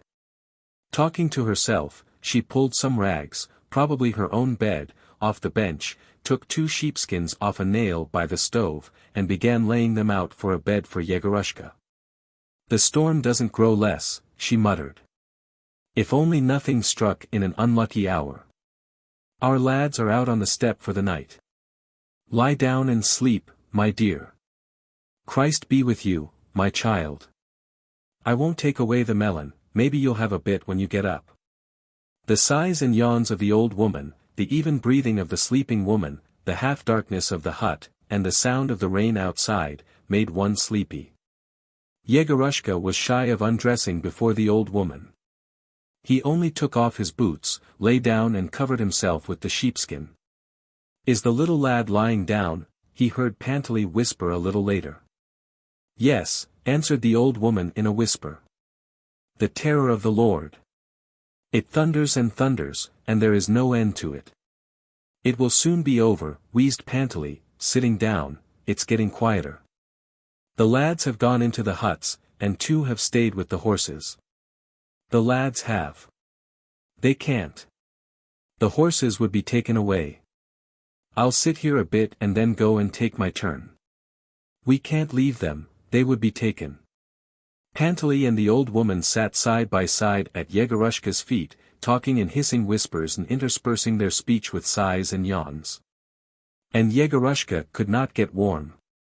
The warm heavy sheepskin lay on him, but he was trembling all over. His arms and legs were twitching, and his whole inside was shivering. He undressed under the sheepskin, but that was no good. His shivering grew more and more acute. Pantely went out to take his turn with the horses, and afterwards came back again, and still Yegorushka was shivering all over and could not get to sleep. Something weighed upon his head and chest and oppressed him, and he did not know what it was, whether it was the old people whispering, or the heavy smell of the sheepskin. The melon he had eaten had left an unpleasant metallic taste in his mouth. Moreover, he was being bitten by fleas. "Grandfather, I am cold," he said, and did not know his own voice. "Go to sleep, my child, go to sleep," sighed the old woman. Tit came up to the bedside on his thin little legs and waved his arms, then grew up to the ceiling and turned into a windmill. Father Christopher, not as he was in the chaise, but in his full vestments with the sprinkler in his hand, walked round the mill, sprinkling it with holy water, and it left off waving. Yegorushka, knowing this was delirium, opened his eyes. "Grandfather," he called, "give me some water." No one answered. Yegorushka felt it insufferably stifling and uncomfortable lying down. He got up, dressed, and went out of the hut. Morning was beginning. The sky was overcast, but it was no longer raining. Shivering and wrapping himself in his wet overcoat, Yegorushka walked about the muddy yard and listened to the silence. He caught sight of a little shed with a half-open door made of reeds. He looked into this shed, went into it, and sat down in a dark corner on a heap of dry dung. There was a tangle of thoughts in his heavy head, his mouth was dry and unpleasant from the metallic taste. He looked at his hat, straightened the peacock's feather on it, and thought how he had gone with his mother to buy the hat. He put his hand into his pocket and took out a lump of brownish sticky paste. How had that paste come into his pocket? He thought a minute, smelt it, it smelt of honey. Aha! It was the Jewish cake. How sopped it was, poor thing. Yegorushka examined his coat. It was a little grey overcoat with big bone buttons, cut in the shape of a frock coat. At home, being a new and expensive article, it had not been hung in the hall, but with his mother's dresses in her bedroom, he was only allowed to wear it on holidays. Looking at it, Yegorushka felt sorry for it. He thought that he and the greatcoat were both abandoned to the mercy of destiny. He thought that he would never get back home, and began sobbing so violently that he almost fell off the heap of dung. A big white dog with woolly tufts like curl papers about its face, sopping from the rain, came into the shed and stared with curiosity at Yegorushka. It seemed to be hesitating whether to bark or not. Deciding that there was no need to bark, it went cautiously up to Yegorushka, ate the sticky plaster and went out again. "There are Varlamov's men," someone shouted in the street. After having his cry out, Yegorushka went out of the shed and, walking round a big puddle, made his way towards the street. The wagons were standing exactly opposite the gateway. The drenched wagoners, with their muddy feet, were sauntering beside them or sitting on the shafts, as listless and drowsy as flies in autumn. Yegorushka looked at them and thought, how dreary and comfortless to be a peasant. He went up to Pantely and sat down beside him on the shaft. "Grandfather, I'm cold," he said, shivering and thrusting his hands up his sleeves. "Never mind, we shall soon be there," yawned Pantely. "Never mind, you will get warm." It must have been early when the wagon set off, for it was not hot. Yegorushka lay on the bales of wool and shivered with cold, though the sun soon came out and dried his clothes, the bales, and the earth. As soon as he closed his eyes he saw Tit and the windmill again. Feeling a sickness and heaviness all over, he did his utmost to drive away these images, but as soon as they vanished the daredevil Dymov, with red eyes and lifted fists, rushed at Yegorushka with a roar. Or there was the sound of his complaint, "I am so dreary." Varlamov rode by on his little Cossack stallion, happy Constantine passed, with a smile and the bustard in his arms. And how tedious these people were, how sickening and unbearable. Once, it was towards evening, he raised his head to ask for water. The wagons were standing on a big bridge across a broad river. There was black smoke below over the river, and through it could be seen a steamer with a barge in tow. Ahead of them, beyond the river, was a huge mountain dotted with houses and churches. At the foot of the mountain an engine was being shunted along beside some goods trucks. Yegorushka had never before seen steamers, nor engines, nor broad rivers. Glancing at them now, he was not alarmed or surprised, there was not even a look of anything like curiosity in his face. He merely felt sick, and made haste to turn over to the edge of the bale. He was sick. Pantely, seeing this, cleared his throat and shook his head. "Our little lad's taken ill," he said. "He must have got a chill to the stomach. The little lad must, away from home, it's a bad lookout." 8. The wagon stopped at a big inn for merchants, not far from the quay. As Yegorushka climbed down from the wagon he heard a very familiar voice. Someone was helping him to get down, and saying, "We arrived yesterday evening. We have been expecting you all day. We meant to overtake you yesterday, but it was out of our way, we came by the other road. I say, how you have crumpled your coat. You'll catch it from your uncle." Yegorushka looked into the speaker's mottled face and remembered that this was Deniska. Your uncle and Father Christopher are in the inn now, drinking tea, come along. And he led Yegorushka to a big two-storied building, dark and gloomy like the almshouse at N. After going across the entry, up a dark staircase and through a narrow corridor, Yegorushka and Deniska reached a little room in which Ivan Ivanitch and Father Christopher were sitting at the tea table. Seeing the boy, both the old men showed surprise and pleasure. "Aha! Yegor Nikolaich," chanted Father Christopher. "Mr. Lomonosov." "Ah, our gentleman that is to be," said Kuzmichov, "pleased to see you." Yegorushka took off his greatcoat, kissed his uncle's hand and Father Christopher's, and sat down to the table. "Well, how did you like the journey, pure bone?" Father Christopher pelted him with questions as he poured him out some tea, with his radiant smile. "Sick of it, I've no doubt. God save us all from having to travel by wagon or with oxen. You go on and on, God forgive us. You look ahead and the steppe is always lying stretched out the same as it was, you can't see the end of it. It's not traveling but regular torture. Why don't you drink your tea? Drink it up. And in your absence, while you have been trailing along with the wagons, we have settled all our business capitally. Thank God we have sold our wool to Cherepahin, and no one could wish to have done better. We have made a good bargain." At the first sight of his own people Yegorushka felt an overwhelming desire to complain. He did not listen to Father Christopher, but thought how to begin and what exactly to complain of. But Father Christopher's voice, which seemed to him harsh and unpleasant, prevented him from concentrating his attention and confused his thoughts. He had not sat at the table 5 minutes before he got up, went to the sofa and lay down. "Well, well," said Father Christopher in surprise. "What about your tea?"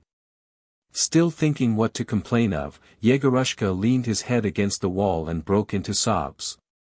"Well, well," repeated Father Christopher, getting up and going to the sofa. "Yegory, what is the matter with you? Why are you crying?" I'm ill," Yegorushka brought out. "Ill?" said Father Christopher in amazement. "That's not the right thing, my boy. One mustn't be ill on a journey. Aie, what are you thinking about, boy, eh?" He put his hand to Yegorushka's head, touched his cheek and said. "Yes, your head's feverish. You must have caught cold or else have eaten something. Pray to God. Should we give him quinine?" said Ivan Ivanitch, troubled. "No, he ought to have something hot. Yegory, have a little drop of soup." I don't want any," said Yegorushka. "Are you feeling chilly?" "I was chilly before, but now I am hot. And I ache all over." Ivan Ivanitch went up to the sofa, touched Yegorushka on the head, cleared his throat with a perplexed air, and went back to the table. "I tell you what, you undress and go to bed," said Father Christopher. "What you want is sleep now." He helped Yegorushka to undress, gave him a pillow and covered him with a quilt, and over that Ivan Ivanitch's greatcoat. Then he walked away on tiptoe and sat down to the table. Yegorushka shut his eyes, and at once it seemed to him that he was not in the hotel room, but on the highroad beside the campfire. Emelian waved his hands, and Dymov with red eyes lay on his stomach and looked mockingly at Yegorushka. Beat him," shouted Yegorushka. "He is delirious," said Father Christopher in an undertone. "It's a nuisance," sighed Ivan Ivanitch. "He must be rubbed with oil and vinegar. Please God, he will be better tomorrow." To be rid of bad dreams, Yegorushka opened his eyes and began looking towards the fire. Father Christopher and Ivan Ivanitch had now finished their tea and were talking in a whisper. The first was smiling with delight, and evidently could not forget that he had made a good bargain over his wool. What delighted him was not so much the actual profit he had made as the thought that on getting home he would gather round him his big family, wink slyly and go off into a chuckle. At first he would deceive them all, and say that he had sold the wool at a price below its value, then he would give his son-in-law, Mikhail, a fat pocketbook and say, "Well, take it. That's the way to do business. Kuzmichov did not seem pleased. His face expressed, as before, a businesslike reserve and anxiety. If I could have known that Cherepahin would give such a price, he said in a low voice, I wouldn't have sold Makarov those 5 tons at home. It is vexatious. But who could have told that the price had gone up here? A man in a white shirt cleared away the samovar and lighted the little lamp before the icon in the corner. Father Christopher whispered something in his ear. The man looked, made a serious face like a conspirator, as though to say, I understand, went out, and returned a little while afterwards and put something under the sofa. Ivan Ivanitch made himself a bed on the floor, yawned several times, said his prayers lazily, and lay down. I think of going to the cathedral tomorrow, said Father Christopher. I know the sacristan there. I ought to go and see the bishop after Mass, but they say he is ill. He yawned and put out the lamp. Now there was no light in the room but the little lamp before the icon. They say he can't receive visitors, Father Christopher went on, undressing. So I shall go away without seeing him. He took off his full coat, and Yegorushka saw Robinson Crusoe reappear. Robinson stirred something in a saucer, went up to Yegorushka and whispered. Lomonosov, are you asleep? Sit up, I'm going to rub you with oil and vinegar. It's a good thing, only you must say a prayer. Yegorushka roused himself quickly and sat up. Father Christopher pulled down the boy's shirt, and shrinking and breathing jerkily, as though he were being tickled himself, began rubbing Yegorushka's chest. In the name of the Father, the Son, and the Holy Ghost, he whispered, lie with your back upwards, that's it. You'll be all right tomorrow, but don't do it again. You are as hot as fire. I suppose you were on the road in the storm. Yes. You might well fall ill. In the name of the Father, the Son, and the Holy Ghost, you might well fall ill. After rubbing Yegorushka, Father Christopher put on his shirt again, covered him, made the sign of the cross over him, and walked away. Then Yegorushka saw him saying his prayers. Probably the old man knew a great many prayers by heart, for he stood a long time before the icon murmuring. After saying his prayers he made the sign of the cross over the window, the door. Yegorushka, and Ivan Ivanitch, lay down on the little sofa without a pillow, and covered himself with his full coat. A clock in the corridor struck 10. Yegorushka thought how long a time it would be before morning. Feeling miserable, he pressed his forehead against the back of the sofa and left off trying to get rid of the oppressive misty dreams. But morning came much sooner than he expected. It seemed to him that he had not been lying long with his head pressed to the back of the sofa, but when he opened his eyes slanting rays of sunlight were already shining on the floor through the 2 windows of the little hotel room. Father Christopher and Ivan Ivanitch were not in the room. The room had been tidied. It was bright, snug, and smelt of Father Christopher, who always smelt of cypress and dried cornflowers. At home he used to make the holy water sprinklers and decorations for the icon stands out of cornflowers. And so he was saturated with the smell of them. Yegorushka looked at the pillow, at the slanting sunbeams, at his boots, which had been cleaned and were standing side by side near the sofa, and laughed. It seemed strange to him that he was not on the bales of wool, that everything was dry around him, and that there was no thunder and lightning on the ceiling. He jumped off the sofa and began dressing. He felt splendid. Nothing was left of his yesterday's illness but a slight weakness in his legs and neck. So the vinegar and oil had done good. He remembered the steamer, the railway engine, and the broad river, which he had dimly seen the day before, and now he made haste to dress, to run to the quay and have a look at them. When he had washed and was putting on his red shirt, the latch of the door clicked, and Father Christopher appeared in the doorway, wearing his top hat and a brown silk cassock over his canvas coat and carrying his staff in his hand. Smiling and radiant, old men are always radiant when they come back from church. He put a roll of holy bread and a parcel of some sort on the table, prayed before the icon, and said, God has sent us blessings. Well, how are you? Quite well now, answered Yegorushka, kissing his hand. Thank God. I have come from Mass. I've been to see a sacristan I know. He invited me to breakfast with him, but I didn't go. I don't like visiting people too early, God bless them. He took off his cassock, stroked himself on the chest, and without haste undid the parcel. Yegorushka saw a little tin of caviar, a piece of dry sturgeon, and a French loaf. "See, I passed a fish shop and brought this," said Father Christopher. "There is no need to indulge in luxuries on an ordinary weekday, but I thought, I've an invalid at home, so it is excusable. And the caviar is good, real sturgeon." The man in the white shirt brought in a samovar and a tray with tea things. "Eat some," said Father Christopher, spreading the caviar on a slice of bread and handing it to Yegorushka. "Eat now and enjoy yourself, but the time will soon come for you to be studying. Mind you study with attention and application, so that good may come of it.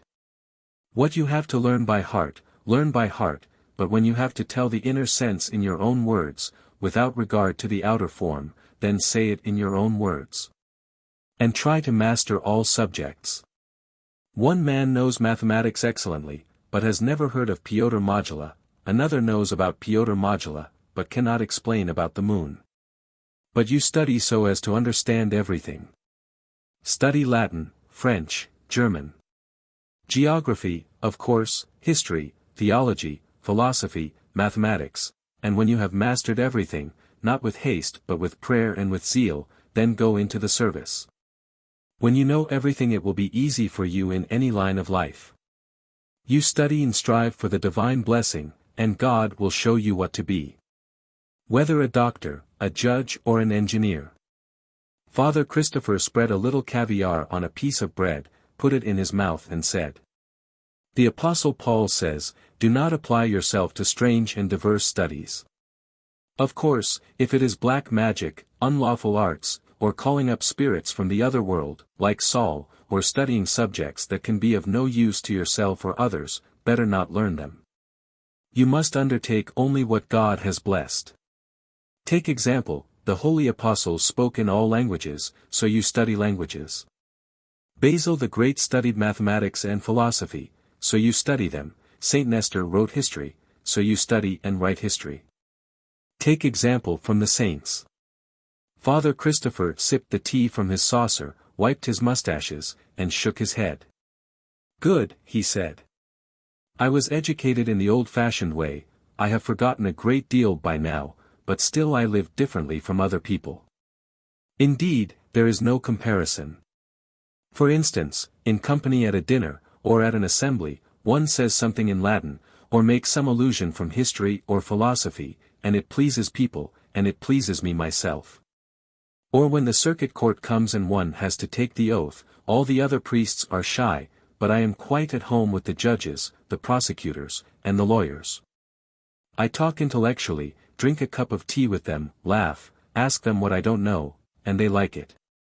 So that's how it is, my boy. Learning is light and ignorance is darkness. Study. It's hard, of course, nowadays study is expensive. Your mother is a widow, she lives on her pension, but there, of course." Father Christopher glanced apprehensively towards the door, and went on in a whisper. "Ivan Ivanitch will assist. He won't desert you. He has no children of his own, and he will help you. Don't be uneasy." He looked grave, and whispered still more softly. "Only mind, Yegory, don't forget your mother and Ivan Ivanitch, God preserve you from it. The commandment bids you honor your mother, and Ivan Ivanitch is your benefactor and takes the place of a father to you. If you become learned, God forbid you should be impatient and scornful with people because they are not so clever as you, then woe, woe to you." Father Christopher raised his hand and repeated in a thin voice. "Woe to you! Woe to you!" Father Christopher's tongue was loosened, and he was, as they say, warming to his subject. He would not have finished till dinner time, but the door opened and Ivan Ivanitch walked in. He said good morning hurriedly, sat down to the table, and began rapidly swallowing his tea. "Well, I have settled all our business," he said. "We might have gone home today, but we have still to think about Yegor. We must arrange for him. My sister told me that Nastasia Petrovna, a friend of hers, lives somewhere here, so perhaps she will take him in as a boarder. He rummaged in his pocketbook, found a crumpled note and read. Little Lower Street, Nastasia Petrovna Toscanov, living in a house of her own. We must go at once and try to find her. It's a nuisance. Soon after breakfast Ivan Ivanitch and Yegorushka left the inn. It's a nuisance, muttered his uncle. You are sticking to me like a burr. You and your mother want education and gentlemanly breeding, and I have nothing but worry with you both. When they crossed the yard, the wagons and the drivers were not there. They had all gone off to the quay early in the morning. In a far-off dark corner of the yard stood the chaise. Goodbye, chaise, thought Yegorushka. At first they had to go a long way uphill by a broad street, then they had to cross a big marketplace. Here Ivan Ivanitch asked a policeman for Little Lower Street. I say, said the policeman, with a grin, it's a long way off, out that way towards the town grazing ground. They met several cabs, but Ivan Ivanitch only permitted himself such a weakness as taking a cab in exceptional cases and on great holidays. Yegorushka and he walked for a long while through paved streets, then along streets where there were only wooden planks at the sides and no pavements, and in the end got to streets where there were neither planks nor pavements. When their legs and their tongues had brought them to Little Lower Street they were both red in the face, and taking off their hats, wiped away the perspiration. Tell me, please, said Ivan Ivanitch, addressing an old man sitting on a little bench by a gate, where is Nastasia Petrovna Toskanov's house? There is no one called Toscanov here, said the old man, after pondering a moment. Perhaps it's Timoshenko you want. No, Toscanov. Excuse me, there's no one called Toscanov. Ivan Ivanitch shrugged his shoulders and trudged on farther. You needn't look, the old man called after them. I tell you there isn't, and there isn't. Listen, auntie, said Ivan Ivanitch, addressing an old woman who was sitting at a corner with a tray of pears and sunflower seeds, where is Nastasia Petrovna Toskanov's house? The old woman looked at him with surprise and laughed. Why, Nastasia Petrovna live in her own house now, she cried. Lord!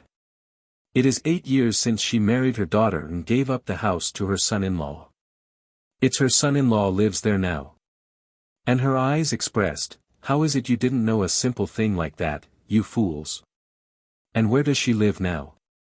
Ivan Ivanitch asked. Oh, Lord, cried the old woman, flinging up her hands in surprise. She moved ever so long ago. It's 8 years since she gave up her house to her son-in-law. Upon my word. She probably expected Ivan Ivanitch to be surprised, too, and to exclaim, you don't say so, but Ivan Ivanitch asked very calmly. Where does she live now? The old woman tucked up her sleeves and, stretching out her bare arm to point, shouted in a shrill piercing voice. Go straight on, straight on, straight on. You will pass a little red house, then you will see a little alley on your left. Turn down that little alley, and it will be the third gate on the right. Ivan Ivanitch and Yegorushka reached the little red house, turned to the left down the little alley, and made for the third gate on the right. On both sides of this very old grey gate there was a grey fence with big gaps in it. The first part of the fence was tilting forwards and threatened to fall, while on the left of the gate it sloped backwards towards the yard. The gate itself stood upright and seemed to be still undecided which would suit it best, to fall forwards or backwards. Ivan Ivanitch opened the little gate at the side, and he and Yegorushka saw a big yard overgrown with weeds and burdocks. 100 paces from the gate stood a little house with a red roof and green shutters.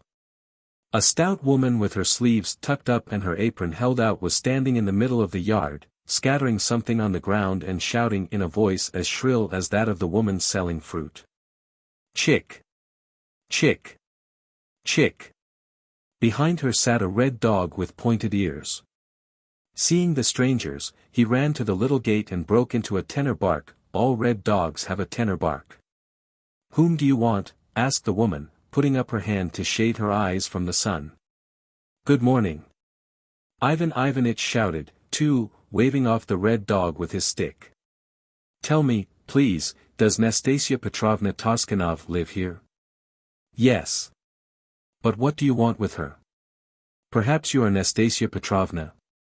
"Well, yes, I am. Very pleased to see you. You see, your old friend Olga Ivanovna Nyasev sends her love to you. This is her little son. And I, perhaps you remember, am her brother Ivan Ivanitch. You are one of us from N. You were born among us and married there." A silence followed. The stout woman stared blankly at Ivan Ivanitch, as though not believing or not understanding him, then she flushed all over, and flung up her hands. The oats were scattered out of her apron and tears spurted from her eyes. "Olga Ivanovna," she screamed, breathless with excitement. "My own darling! Ah, holy saints, why am I standing here like a fool? My pretty little angel!" She embraced Yegorushka, wetted his face with her tears, and broke down completely. "Heavens," she said, wringing her hands, "Olga's little boy! How delightful! He is his mother all over. The image of his mother. But why are you standing in the yard? Come indoors." Crying, gasping for breath and talking as she went, she hurried towards the house. Her visitors trudged after her. "The room has not been done yet," she said, ushering the visitors into a stuffy little drawing room adorned with many icons and pots of flowers. "Oh, Mother of God! Vasilisa, go and open the shutters anyway. My little angel! My little beauty! I did not know that Olichka had a boy like that." When she had calmed down and got over her first surprise, Ivan Ivanitch asked to speak to her alone. Yegorushka went into another room. There was a sewing machine. In the window was a cage with a starling in it, and there were as many icons and flowers as in the drawing room. Near the machine stood a little girl with a sunburnt face and chubby cheeks like tits, and a clean cotton dress. She stared at Yegorushka without blinking, and apparently felt very awkward.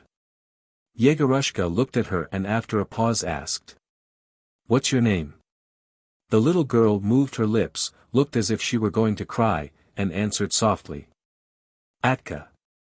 This meant Katka. "He will live with you," Ivan Ivanitch was whispering in the drawing room, "if you will be so kind, and we will pay 10 rubles a month for his keep. He is not a spoilt boy, he is quiet. I really don't know what to say, Ivan Ivanitch." Nastasia Petrovna sighed tearfully. 10 rubles a month is very good, but it is a dreadful thing to take another person's child. He may fall ill or something. When Yegorushka was summoned back to the drawing room, Ivan Ivanitch was standing with his hat in his hands, saying goodbye. "Well, let him stay with you now, then," he said. "Goodbye. You stay, Yegor," he said, addressing his nephew. "Don't be troublesome, mind you obey Nastasia Petrovna. Goodbye, I am coming again tomorrow." And he went away. Nastasia once more embraced Yegorushka, called him a little angel, and with a tear-stained face began preparing for dinner. 3 minutes later Yegorushka was sitting beside her, answering her endless questions and eating hot savory cabbage soup. In the evening he sat again at the same table and, resting his head on his hand, listened to Nastasia Petrovna. Alternately laughing and crying, she talked of his mother's young days, her own marriage, her children. A cricket chirped in the stove, and there was a faint humming from the burner of the lamp. Nastasia Petrovna talked in a low voice, and was continually dropping her thimble in her excitement, and Katka, her granddaughter, crawled under the table after it and each time sat a long while under the table, probably examining Yegorushka's feet. And Yegorushka listened, half dozing and looking at the old woman's face, her wart with hairs on it, and the stains of tears, and he felt sad, very sad. He was put to sleep on a chest and told that if he were hungry in the night he must go out into the little passage and take some chicken, put there under a plate in the window. Next morning Ivan Ivanitch and Father Christopher came to say goodbye. Nastasia Petrovna was delighted to see them, and was about to set the samovar, but Ivan Ivanitch, who was in a great hurry, waved his hands and said, We have no time for tea. We are just setting off. Before parting they all sat down and were silent for a minute. Nastasia Petrovna heaved a deep sigh and looked towards the icon with tear-stained eyes. "Well," began Ivan Ivanitch, getting up, "so you will stay." All at once the look of businesslike reserve vanished from his face. He flushed a little and said with a mournful smile, "Mind you work hard. Don't forget your mother, and obey Nastasia Petrovna. If you are diligent at school, Yegor, I'll stand by you." He took his purse out of his pocket, turned his back to Yegorushka, fumbled for a long time among the smaller coins, and, finding a 10-kopeck piece, gave it to Yegorushka. Father Christopher, without haste, blessed Yegorushka. "In the name of the Father, the Son, and the Holy Ghost. Study," he said. "Work hard, my lad. If I die, remember me in your prayers. Here is a 10-kopeck piece from me, too." Yegorushka kissed his hand, and shed tears. Something whispered in his heart that he would never see the old man again. "I have applied at the high school already," said Ivan Ivanitch in a voice as though there were a corpse in the room. "You will take him for the entrance examination on the 7th of August. Well, goodbye, God bless you, goodbye, Yegor." "You might at least have had a cup of tea," wailed Nastasia Petrovna. Through the tears that filled his eyes Yegorushka could not see his uncle and Father Christopher go out. He rushed to the window, but they were not in the yard, and the red dog, who had just been barking, was running back from the gate with the air of having done his duty. When Yegorushka ran out of the gate Ivan Ivanitch and Father Christopher, the former waving his stick with the crook, the latter his staff, were just turning the corner. Yegorushka felt that with these people all that he had known till then had vanished from him forever. He sank helplessly on to the little bench, and with bitter tears greeted the new unknown life that was beginning for him now. What would that life be like? Best Russian Short Stories. Introduction. Conceive the joy of a lover of nature who, leaving the art galleries, wanders out among the trees and wild flowers and birds that the pictures of the galleries have sentimentalized. It is some such joy that the man who truly loves the noblest in letters feels when tasting for the first time the simple delights of Russian literature. French and English and German authors, too, occasionally, offer works of lofty, simple naturalness, but the very keynote to the whole of Russian literature is simplicity, naturalness, veraciousness. Another essentially Russian trait is the quite unaffected conception that the lowly are on a plane of equality with the so-called upper classes. When the Englishman Dickens wrote with his profound pity and understanding of the poor, there was yet a bit of remoteness, perhaps, even, a bit of caricature, in his treatment of them. He showed their sufferings to the rest of the world with a, "Behold how the other half lives." The Russian writes of the poor, as it were, from within, as one of them, with no eye to theatrical effect upon the well-to-do. There is no insistence upon peculiar virtues or vices. The poor are portrayed just as they are, as human beings like the rest of us. A democratic spirit is reflected, breathing a broad humanity, a true universality, an unstudied generosity that proceed not from the intellectual conviction that to understand all is to forgive all, but from an instinctive feeling that no man has the right to set himself up as a judge over another, that one can only observe and record. In 1834 two short stories appeared, The Queen of Spades, by Pushkin, and The Cloak, by Gogol. The first was a finishing off of the old, outgoing style of Romanticism, the other was the beginning of the new, the characteristically Russian style. We read Pushkin's Queen of Spades, the first story in the volume, and the likelihood is we shall enjoy it greatly. But why is it Russian, we ask? The answer is, it is not Russian. It might have been printed in an American magazine over the name of John Brown. But, now, take the very next story in the volume, The Cloak. Ah, you exclaim, a genuine Russian story, surely. You cannot palm it off on me over the name of Jones or Smith. Why? Because The Cloak for the first time strikes that truly Russian note of deep sympathy with the disinherited. It is not yet wholly free from artificiality, and so is not yet typical of the purely realistic fiction that reached its perfected development in Turgenev and Tolstoy. Though Pushkin heads the list of those writers who made the literature of their country world famous, he was still a romanticist, in the universal literary fashion of his day. However, he already gave strong indication of the peculiarly Russian genius for naturalness or realism, and was a true Russian in his simplicity of style. In no sense an innovator, but taking the cue for his poetry from Byron and for his prose from the Romanticism current at that period, he was not in advance of his age. He had a revolutionary streak in his nature, as his Ode to Liberty and other bits of verse and his intimacy with the Decembrist rebels show. But his youthful fire soon died down, and he found it possible to accommodate himself to the life of a Russian high functionary and courtier under the severe despot Nicholas I, though, to be sure, he always hated that life. For all his flirting with revolutionarism, he never displayed great originality or depth of thought. He was simply an extraordinarily gifted author, a perfect versifier, a wondrous lyrist, and a delicious raconteur, endowed with a grace, ease, and power of expression that delighted even the exacting artistic sense of Turgenev.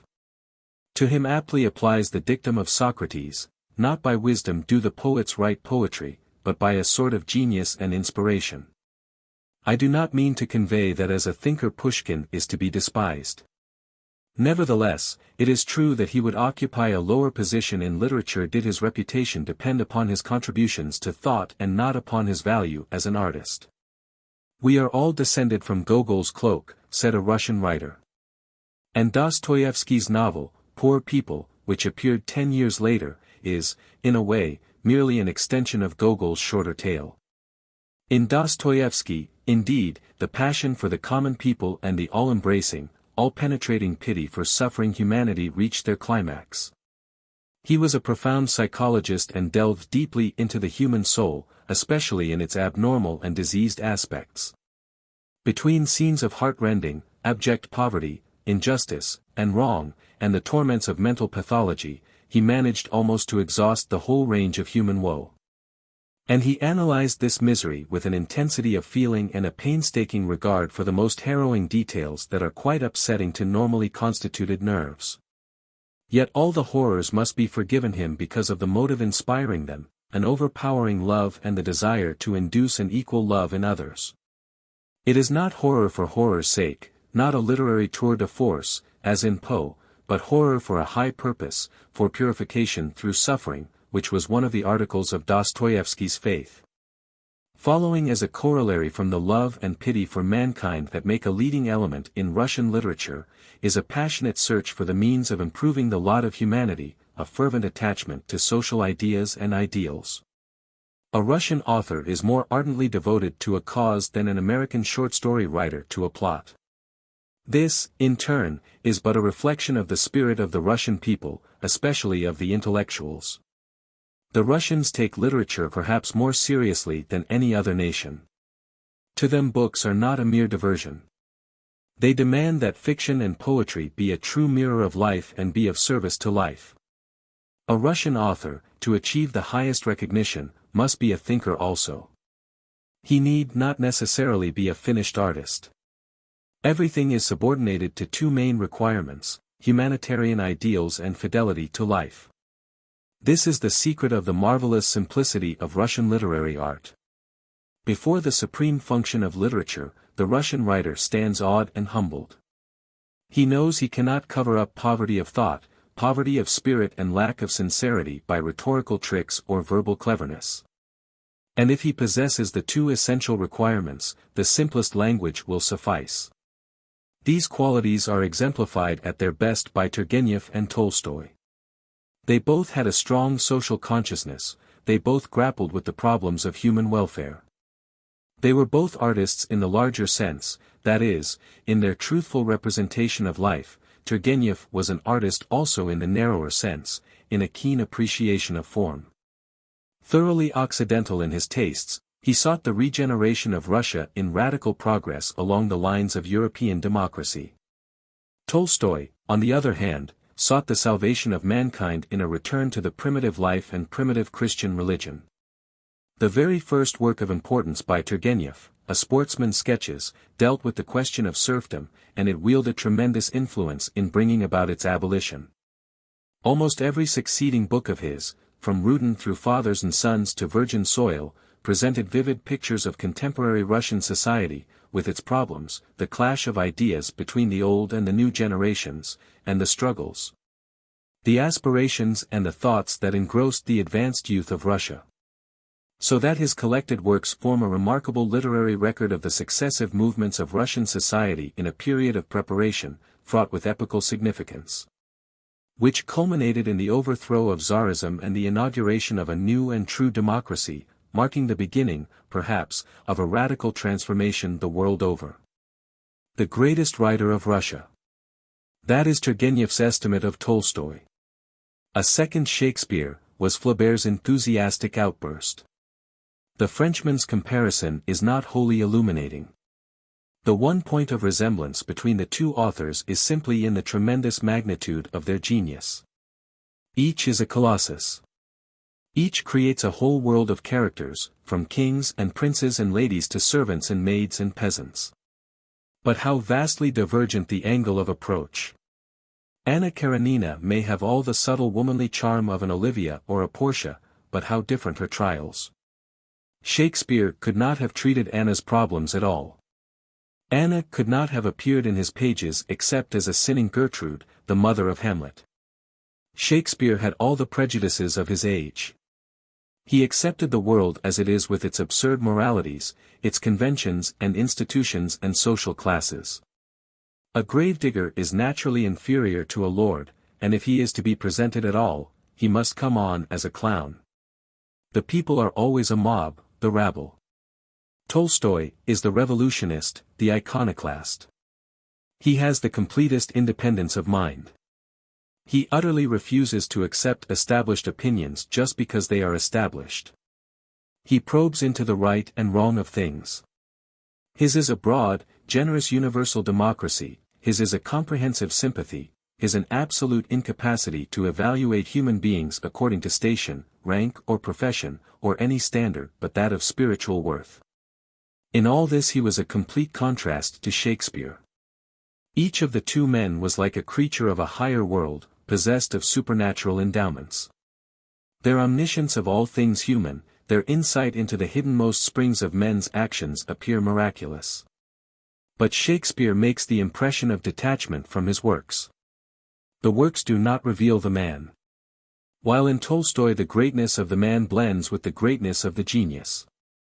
Tolstoy was no mere oracle uttering profundities he wot not of. As the social, religious and moral tracts that he wrote in the latter period of his life are instinct with a literary beauty of which he never could divest himself, and which gave an artistic value even to his sermons. So his earlier novels show a profound concern for the welfare of society, a broad, humanitarian spirit, a bigness of soul that included prince and pauper alike. Is this extravagant praise? Then let me echo William Dean Howells. I know very well that I do not speak of Tolstoy's books in measured terms, I cannot. The Russian writers so far considered have made valuable contributions to the short story. But, with the exception of Pushkin, whose reputation rests chiefly upon his poetry, their best work, generally, was in the field of the long novel. It was the novel that gave Russian literature its preeminence. It could not have been otherwise, since Russia is young as a literary nation, and did not come of age until the period at which the novel was almost the only form of literature that counted. If, therefore, Russia was to gain distinction in the world of letters, it could be only through the novel. Of the measure of her success there is perhaps no better testimony than the words of Matthew Arnold, a critic certainly not given to overstatement. The Russian novel, he wrote in 1887, has now the vogue, and deserves to have it.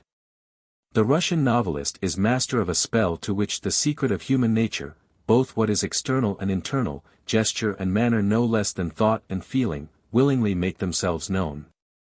In that form of imaginative literature, which in our day is the most popular and the most possible, the Russians at the present moment seem to me to hold the field. With the strict censorship imposed on Russian writers, many of them who might perhaps have contented themselves with expressing their opinions in essays, were driven to conceal their meaning under the guise of satire or allegory. Which gave rise to a peculiar genre of literature, a sort of editorial or essay done into fiction, in which the satirist Saltykov, a contemporary of Turgenev and Dostoevsky, who wrote under the pseudonym of Shchedrin, achieved the greatest success and popularity. It was not, however, until the concluding quarter of the last century that writers like Korolenko and Garshin arose, who devoted themselves chiefly to the cultivation of the short story. With Anton Chekhov, the short story assumed a position of importance alongside the larger works of the great Russian masters.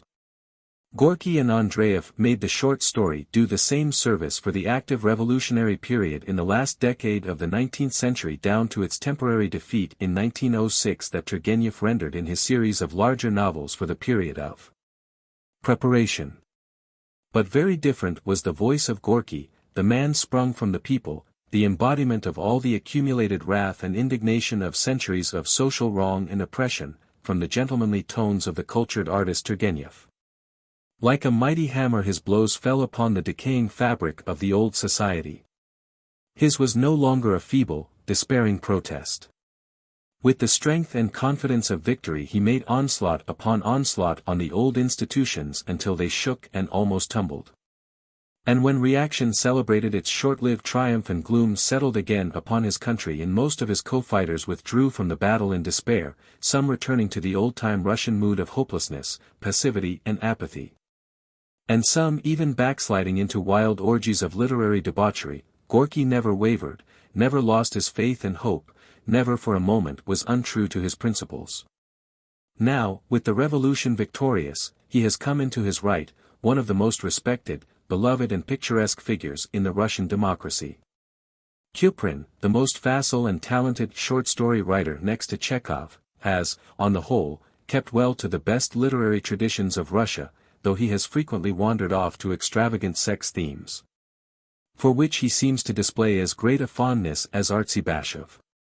Semyonov is a unique character in Russian literature, a peasant who had scarcely mastered the most elementary mechanics of writing when he penned his first story. But that story pleased Tolstoy, who befriended and encouraged him. His tales deal altogether with peasant life in country and city, and have a lifelikeness, an artlessness, a simplicity striking even in a Russian author. There is a small group of writers detached from the main current of Russian literature who worship at the shrine of beauty and mysticism. Of these Sologub has attained the highest reputation. Rich as Russia has become in the short story, Anton Chekhov still stands out as the supreme master, one of the greatest short story writers of the world. He was born in Taganrog, in the Ukraine, in 1860, the son of a peasant serf who succeeded in buying his freedom. Anton Chekhov studied medicine, but devoted himself largely to writing, in which, he acknowledged, his scientific training was of great service.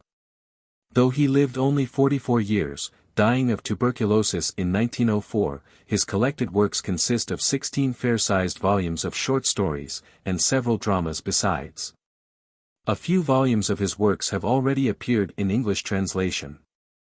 Critics, among them Tolstoy, have often compared Chekhov to Maupassant. I find it hard to discover the resemblance. Maupassant holds a supreme position as a short story writer, so does Chekhov.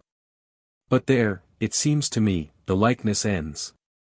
The chill wind that blows from the atmosphere created by the Frenchman's objective artistry is by the Russian commingled with the warm breath of a great human sympathy. Maupassant never tells where his sympathies lie, and you don't know. You only guess. Chekhov does not tell you where his sympathies lie either, but you know all the same. You don't have to guess. And yet Chekhov is as objective as Maupassant. In the chronicling of facts, conditions, and situations, in the reproduction of characters, he is scrupulously true, hard, and inexorable. But without obtruding his personality, he somehow manages to let you know that he is always present, always at hand. If you laugh, he is there to laugh with you; if you cry, he is there to shed a tear with you. If you are horrified, he is horrified, too. It is a subtle art by which he contrives to make one feel the nearness of himself for all his objectiveness, so subtle that it defies analysis. And yet it constitutes one of the great charms of his tales. Chekhov's works show an astounding resourcefulness and versatility. There is no monotony, no repetition. Neither in incident nor in character are any two stories alike. The range of Chekhov's knowledge of men and things seems to be unlimited, and he is extravagant in the use of it. Some great idea which many a writer would consider sufficient to expand into a whole novel he disposes of in a story of a few pages. Take, for example, Vanka, apparently but a mere episode in the childhood of a 9-year-old boy. While it is really the tragedy of a whole life in its tempting glimpses into a past environment and ominous forebodings of the future, all contracted into the space of 4 or 5 pages. Chekhov is lavish with his inventiveness. Apparently, it cost him no effort to invent. I have used the word inventiveness for lack of a better name. It expresses but lamely the peculiar faculty that distinguishes Chekhov. Chekhov does not really invent. He reveals. He reveals things that no author before him has revealed. It is as though he possessed a special organ which enabled him to see, hear and feel things of which we other mortals did not even dream the existence. Yet when he lays them bare we know that they are not fictitious, not invented, but as real as the ordinary familiar facts of life. This faculty of his playing on all conceivable objects, all conceivable emotions, no matter how microscopic, endows them with life and a soul. By virtue of this power the steppe, an uneventful record of peasants traveling day after day through flat, monotonous fields, becomes instinct with dramatic interest, and its 125 pages seem all too short. And by virtue of the same attribute we follow with breathless suspense the minute description of the declining days of a great scientist, who feels his physical and mental faculties gradually ebbing away. A tiresome story, Chekhov calls it. And so it would be without the vitality conjured into it by the magic touch of this strange genius. Divination is perhaps a better term than invention. Chekhov divines the most secret impulses of the soul, scents out what is buried in the subconscious, and brings it up to the surface. Most writers are specialists. They know certain strata of society, and when they venture beyond, their step becomes uncertain. Chekhov's material is only delimited by humanity. He is equally at home everywhere. The peasant, the laborer, the merchant, the priest, the professional man, the scholar, the military officer, and the government functionary, Gentile or Jew, man, woman, or child, Chekhov is intimate with all of them. His characters are sharply defined individuals, not types. In almost all his stories, however short, the men and women and children who play a part in them come out as clear, distinct personalities. Ariadne is as vivid a character as Lily, the heroine of Sudermann's Song of Songs, yet Ariadne is but a single story in a volume of stories.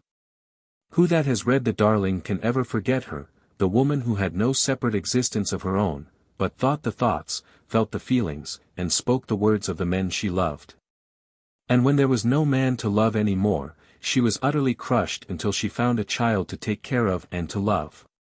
And then she sank her personality in the boy as she had sunk it before in her husband's and lover, became a mere reflection of him, and was happy again. In the compilation of this volume I have been guided by the desire to give the largest possible representation to the prominent authors of the Russian short story, and to present specimens characteristic of each. At the same time the element of interest has been kept in mind. And in a few instances, as in the case of Korolenko, the selection of the story was made with a view to its intrinsic merit and striking qualities rather than as typifying the writer's art.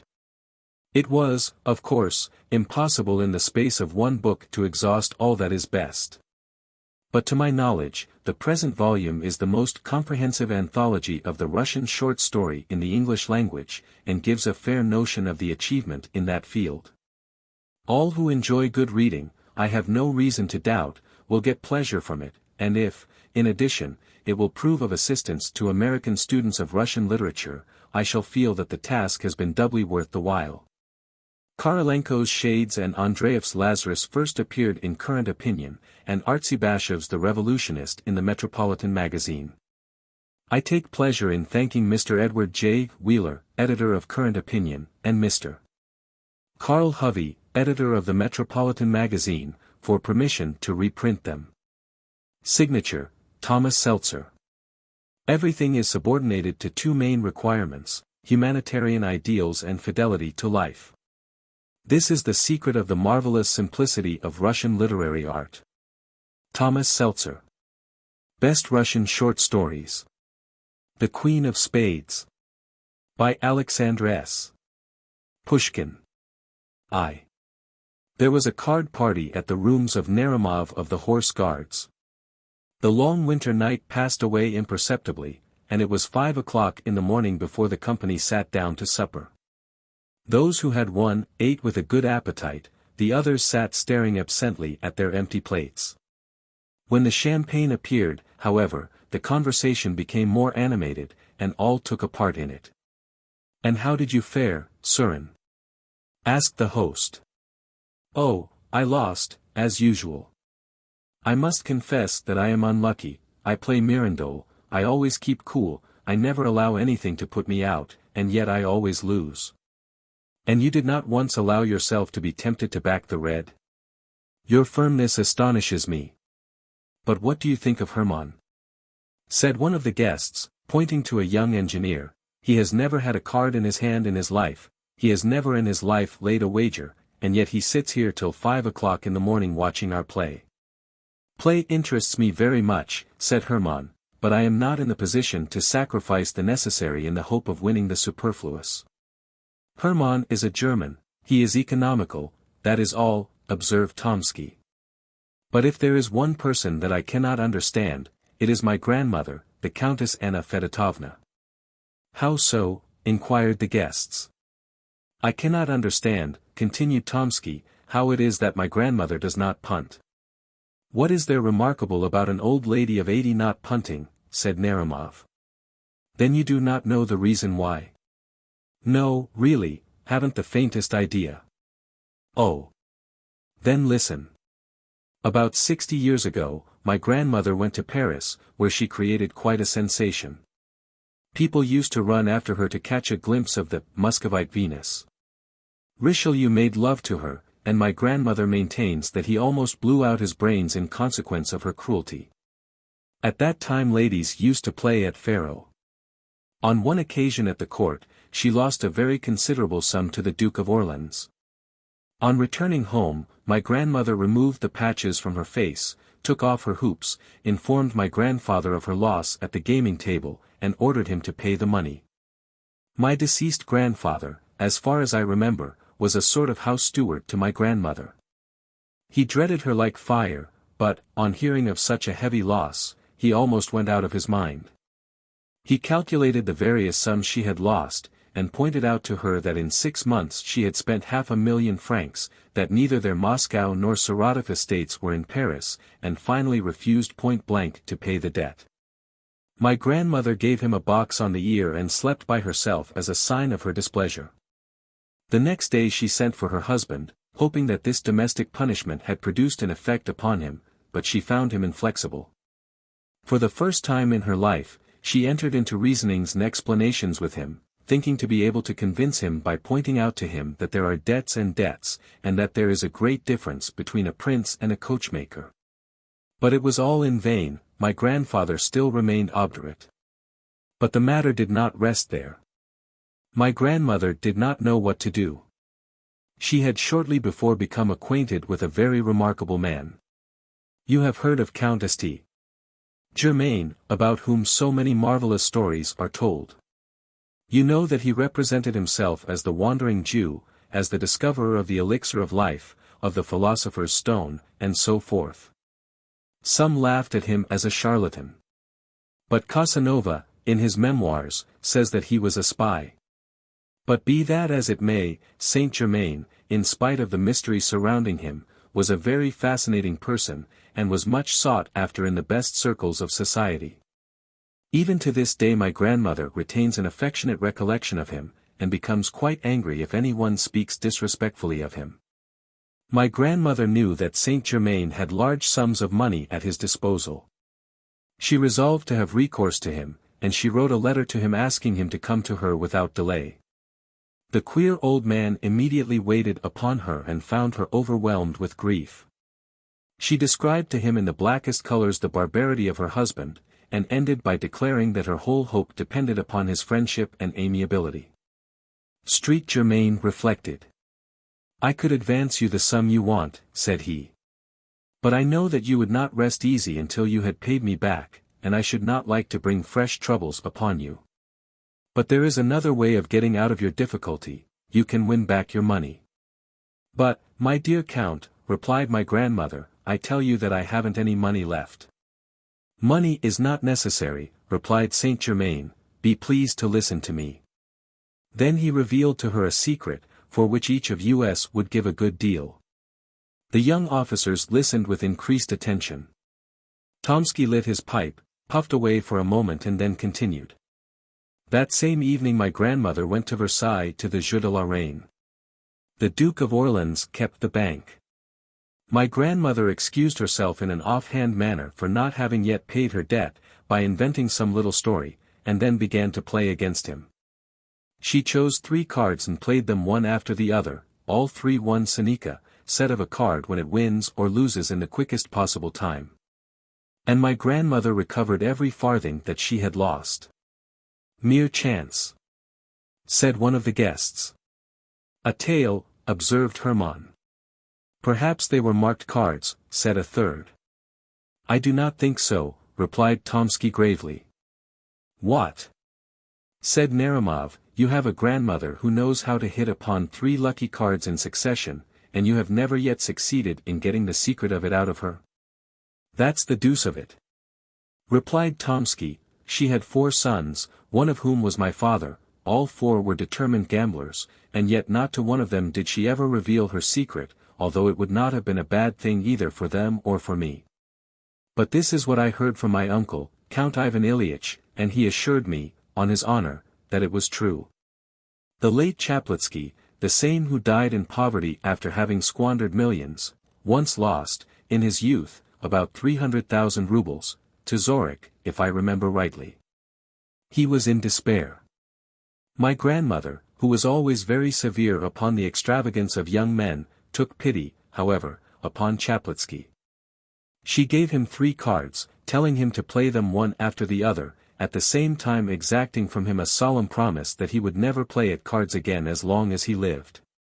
Chaplitsky then went to his victorious opponent, and they began a fresh game. On the first card he staked 50,000 rubles and 1 seneca. He doubled the stake and won again, till at last, by pursuing the same tactics, he won back more than he had lost. But it is time to go to bed, it is 5:45 already. And indeed it was already beginning to dawn. The young men emptied their glasses and then took leave of each other. 2. The old Countess A. was seated in her dressing room in front of her looking-glass. 3 waiting maids stood around her. One held a small pot of rouge, another a box of hairpins, and the third a tall can with bright red ribbons. The Countess had no longer the slightest pretensions to beauty, but she still preserved the habits of her youth, dressed in strict accordance with the fashion of 70 years before. And made as long and as careful a toilette as she would have done 60 years previously. Near the window, at an embroidery frame, sat a young lady, her ward. "Good morning, grandmamma," said a young officer, entering the room. "Bonjour, Mademoiselle Lise." "Grandmamma, I want to ask you something." "What is it, Paul?"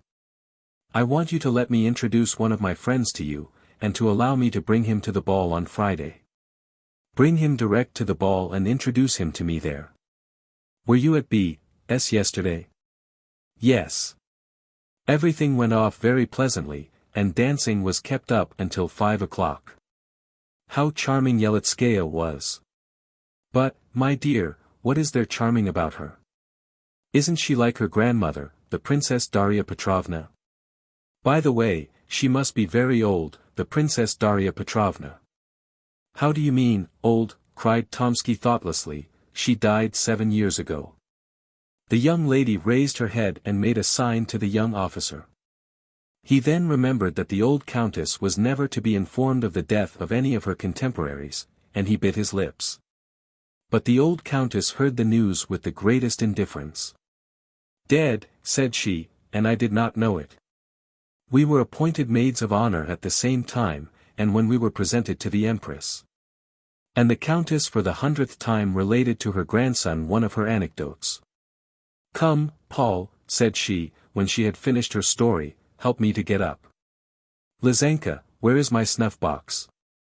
And the countess with her 3 maids went behind a screen to finish her toilette. Tomsky was left alone with the young lady. "Who is the gentleman you wish to introduce to the countess?" asked Lizaveta Ivanovna in a whisper. "Naramov. Do you know him?" "No." "Is he a soldier or a civilian?" "A soldier." "Is he in the engineers?" "No, in the cavalry."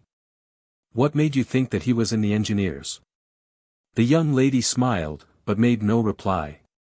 "Paul," cried the countess from behind the screen, "send me some new novel, only pray don't let it be one of the present-day style." "What do you mean, grandmother?" "That is, a novel, in which the hero strangles neither his father nor his mother, and in which there are no drowned bodies. I have a great horror of drowned persons.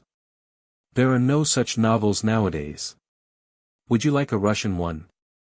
Are there any Russian novels? Send me one, my dear, pray send me one. Goodbye, grandmother, I am in a hurry. Goodbye, Lizaveta Ivanovna. What made you think that Naramov was in the engineers?" And Tomsky left the boudoir. Lizaveta Ivanovna was left alone. She laid aside her work and began to look out of the window. A few moments afterwards, at a corner house on the other side of the street, a young officer appeared. A deep blush covered her cheeks. She took up her work again and bent her head down over the frame. At the same moment the countess returned completely dressed. "Order the carriage, Lizaveta," said she, "we will go out for a drive." Lizaveta arose from the frame and began to arrange her work. "What is the matter with you, my child, are you deaf?" cried the countess. "Order the carriage to be got ready at once." "I will do so this moment," replied the young lady, hastening into the anteroom. A servant entered and gave the countess some books from Prince Paul Alexandrovitch. "Tell him that I am much obliged to him," said the countess. "Lizaveta. Lizaveta. Where are you running to?" "I am going to dress." "There is plenty of time, my dear. Sit down here. Open the first volume and read to me aloud." Her companion took the book and read a few lines. "Louder," said the countess. "What is the matter with you, my child? Have you lost your voice? Wait, give me that footstool, a little nearer, that will do." Lizaveta read 2 more pages. The countess yawned. "Put the book down," said she, "what a lot of nonsense. Send it back to Prince Paul with my thanks." "But where is the carriage?" "The carriage is ready," said Lizaveta, looking out into the street. "How is it that you are not dressed?" said the countess, "I must always wait for you. It is intolerable, my dear." Liza hastened to her room. She had not been there 2 minutes, before the countess began to ring with all her might.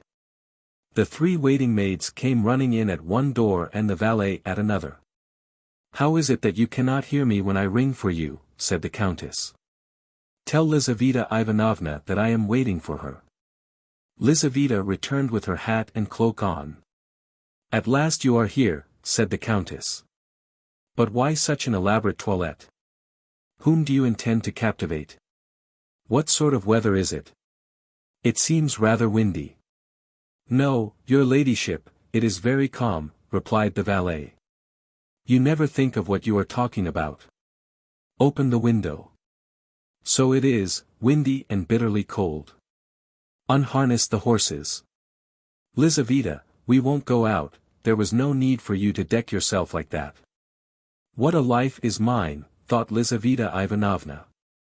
And, in truth, Lizaveta Ivanovna was a very unfortunate creature.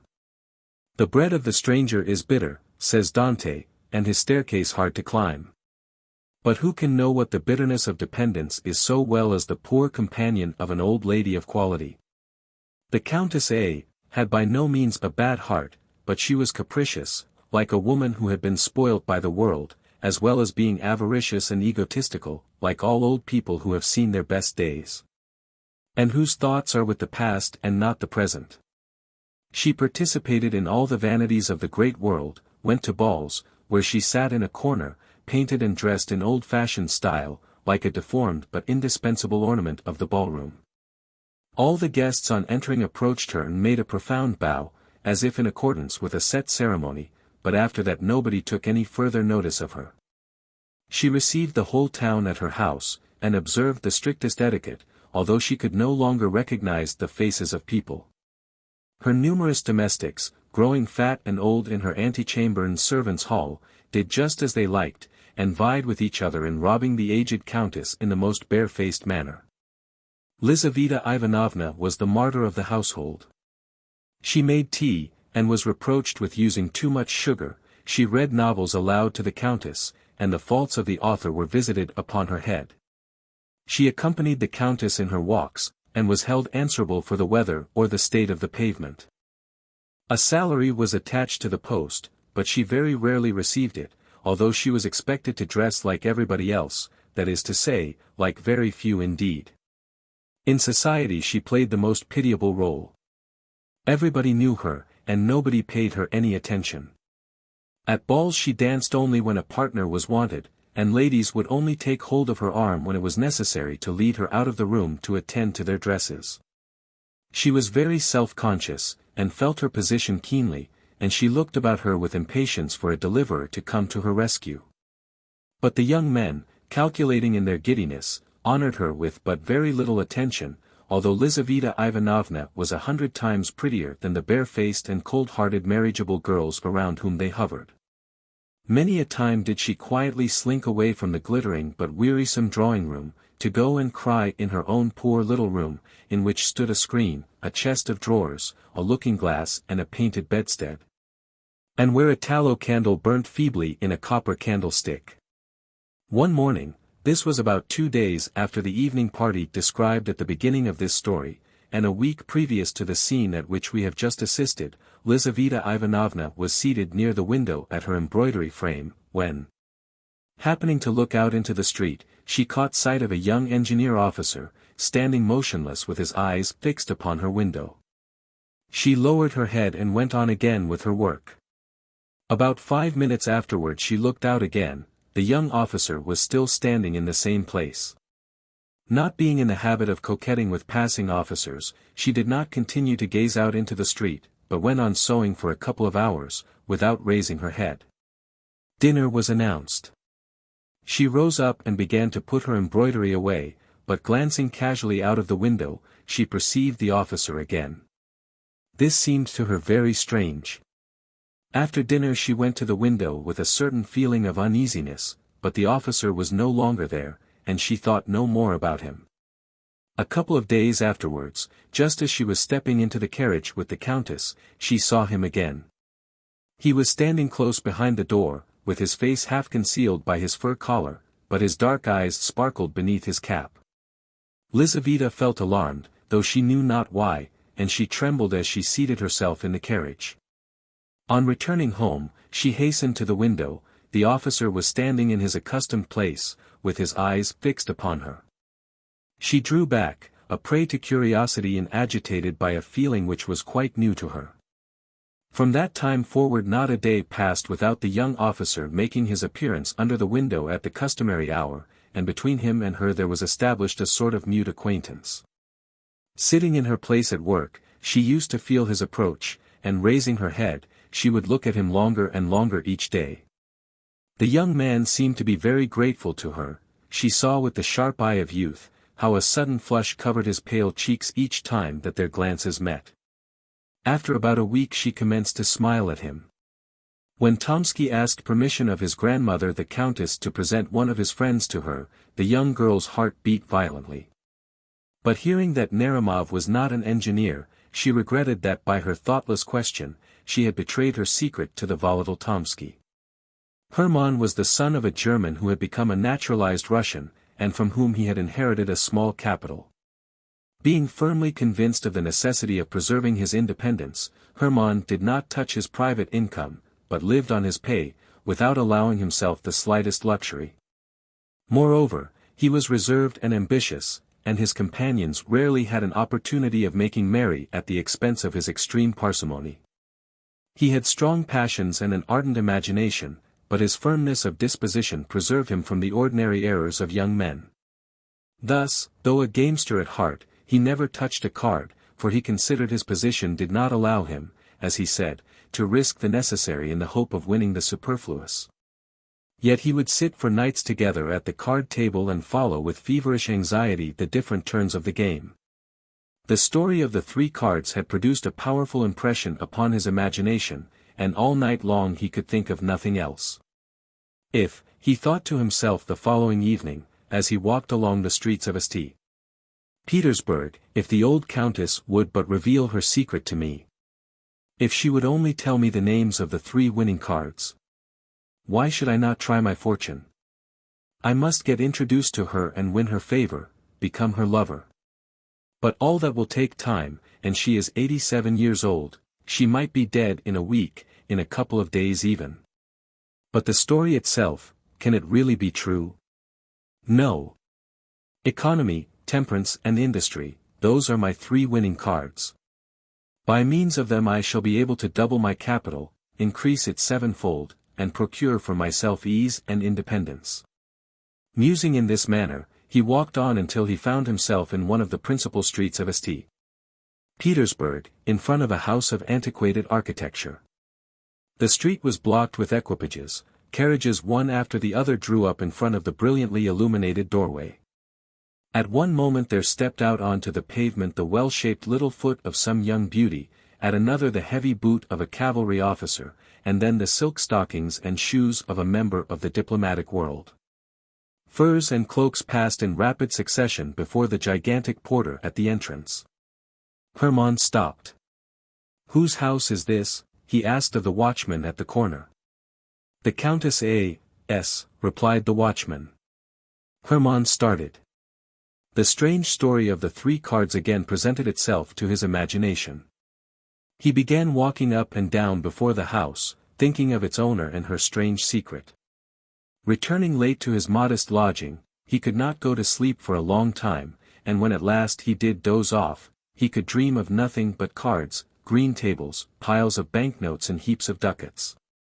He played one card after the other, winning uninterruptedly, and then he gathered up the gold and filled his pockets with the notes.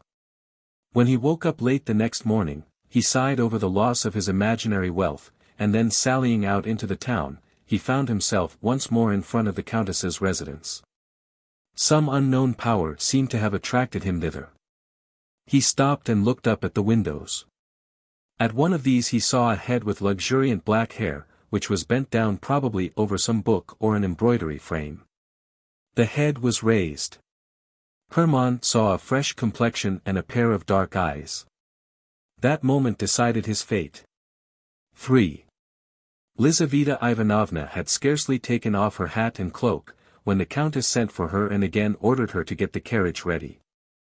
The vehicle drew up before the door, and they prepared to take their seats. Just at the moment when 2 footmen were assisting the old lady to enter the carriage, Lizaveta saw her engineer standing close beside the wheel. He grasped her hand. Alarm caused her to lose her presence of mind, and the young man disappeared, but not before he had left a letter between her fingers. She concealed it in her glove, and during the whole of the drive she neither saw nor heard anything. It was the custom of the countess, when out for an airing in her carriage, to be constantly asking such questions as, "Who was that person that met us just now? What is the name of this bridge? What is written on that signboard?" On this occasion, however, Lizaveta returned such vague and absurd answers, that the countess became angry with her. "What is the matter with you, my dear?" she exclaimed. "Have you taken leave of your senses, or what is it? Do you not hear me or understand what I say? Heaven be thanked, I am still in my right mind and speak plainly enough. Lizaveta Ivanovna did not hear her. On returning home she ran to her room, and drew the letter out of her glove. It was not sealed. Lizaveta read it. The letter contained a declaration of love. It was tender, respectful, and copied word for word from a German novel. But Lizaveta did not know anything of the German language, and she was quite delighted. For all that, the letter caused her to feel exceedingly uneasy. For the first time in her life she was entering into secret and confidential relations with a young man. His boldness alarmed her. She reproached herself for her imprudent behavior, and knew not what to do. Should she cease to sit at the window and, by assuming an appearance of indifference towards him, put a check upon the young officer's desire for further acquaintance with her? Should she send his letter back to him, or should she answer him in a cold and decided manner? There was nobody to whom she could turn in her perplexity, for she had neither female friend or adviser. At length she resolved to reply to him. She sat down at her little writing table, took pen and paper, and began to think. Several times she began her letter, and then tore it up. The way she had expressed herself seemed to her either too inviting or too cold and decisive. At last she succeeded in writing a few lines with which she felt satisfied. I am convinced, she wrote, that your intentions are honorable, and that you do not wish to offend me by any imprudent behavior, but our acquaintance must not begin in such a manner. I return you your letter, and I hope that I shall never have any cause to complain of this undeserved slight. The next day, as soon as Hermann made his appearance, Lizaveta rose from her embroidery, went into the drawing-room, opened the ventilator and threw the letter into the street, trusting that the young officer would have the perception to pick it up. Hermann hastened forward, picked it up and then repaired to a confectioner's shop. Breaking the seal of the envelope, he found inside it his own letter and Lizaveta's reply. He had expected this, and he returned home, his mind deeply occupied with his intrigue. 3 days afterwards, a bright-eyed young girl from a milliner's establishment brought Lizaveta a letter. Lizaveta opened it with great uneasiness, fearing that it was a demand for money, when suddenly she recognized Hermann's handwriting. You have made a mistake, my dear, said she, this letter is not for me. Oh, yes, it is for you, replied the girl, smiling very knowingly. Have the goodness to read it. Lizaveta glanced at the letter. Hermann requested an interview. It cannot be, she cried, alarmed at the audacious request, and the manner in which it was made. This letter is certainly not for me. And she tore it into fragments. If the letter was not for you, why have you torn it up, said the girl. I should have given it back to the person who sent it. Be good enough, my dear, said Lizaveta, disconcerted by this remark, not to bring me any more letters for the future, and tell the person who sent you that he ought to be ashamed. But Hermann was not the man to be thus put off. Every day Lizaveta received from him a letter, sent now in this way, now in that. They were no longer translated from the German. Hermann wrote them under the inspiration of passion, and spoke in his own language, and they bore full testimony to the inflexibility of his desire and the disordered condition of his uncontrollable imagination. Lizaveta no longer thought of sending them back to him, she became intoxicated with them and began to reply to them, and little by little her answers became longer and more affectionate. At last she threw out of the window to him the following letter. This evening there is going to be a ball at the embassy. The Countess will be there. We shall remain until 2 o'clock. You have now an opportunity of seeing me alone. As soon as the Countess is gone, the servants will very probably go out, and there will be nobody left but the Swiss, but he usually goes to sleep in his lodge. Come about 11:30. Walk straight upstairs. If you meet anybody in the anteroom, ask if the Countess is at home. You will be told no, in which case there will be nothing left for you to do but to go away again. But it is most probable that you will meet nobody. The maidservants will all be together in one room. On leaving the anteroom, turn to the left, and walk straight on until you reach the Countess's bedroom. In the bedroom, behind a screen, you will find 2 doors, the one on the right leads to a cabinet, which the Countess never enters, the one on the left leads to a corridor, at the end of which is a little winding staircase. This leads to my room. Hermann trembled like a tiger, as he waited for the appointed time to arrive. At 10 o'clock in the evening he was already in front of the Countess's house. The weather was terrible, the wind blew with great violence. The sleety snow fell in large flakes, the lamps emitted a feeble light, the streets were deserted. From time to time a sledge, drawn by a sorry-looking hack, passed by, on the lookout for a belated passenger. Hermann was enveloped in a thick overcoat, and felt neither wind nor snow. At last the Countess's carriage drew up. Hermann saw 2 footmen carry out in their arms the bent form of the old lady, wrapped in sable fur, and immediately behind her, clad in a warm mantle, and with her head ornamented with a wreath of fresh flowers, followed Lizaveta. The door was closed. The carriage rolled away heavily through the yielding snow. The porter shut the street door, the windows became dark. Hermann began walking up and down near the deserted house. At length he stopped under a lamp, and glanced at his watch. It was 20 minutes past 11. He remained standing under the lamp, his eyes fixed upon the watch, impatiently waiting for the remaining minutes to pass. At 11:30 precisely, Hermann ascended the steps of the house, and made his way into the brightly illuminated vestibule. The porter was not there. Hermann hastily ascended the staircase, opened the door of the anteroom and saw a footman sitting asleep in an antique chair by the side of a lamp. With a light firm step Hermann passed by him. The drawing-room and dining-room were in darkness, but a feeble reflection penetrated thither from the lamp in the anteroom. Hermann reached the Countess's bedroom. Before a shrine, which was full of old images, a golden lamp was burning. Faded stuffed chairs and divans with soft cushions stood in melancholy symmetry around the room, the walls of which were hung with China silk. On one side of the room hung 2 portraits painted in Paris by Madame Lebrun. One of these represented a stout, red-faced man of about 40 years of age in a bright green uniform and with a star upon his breast, the other, a beautiful young woman, with an aquiline nose, forehead curls and a rose in her powdered hair. In the corners stood porcelain shepherds and shepherdesses, dining-room clocks from the workshop of the celebrated Lefroy, bandboxes, roulettes, fans and the various playthings for the amusement of ladies that were in vogue at the end of the last century, when Montgolfier's balloons and Mesmer's magnetism were the rage. Hermann stepped behind the screen.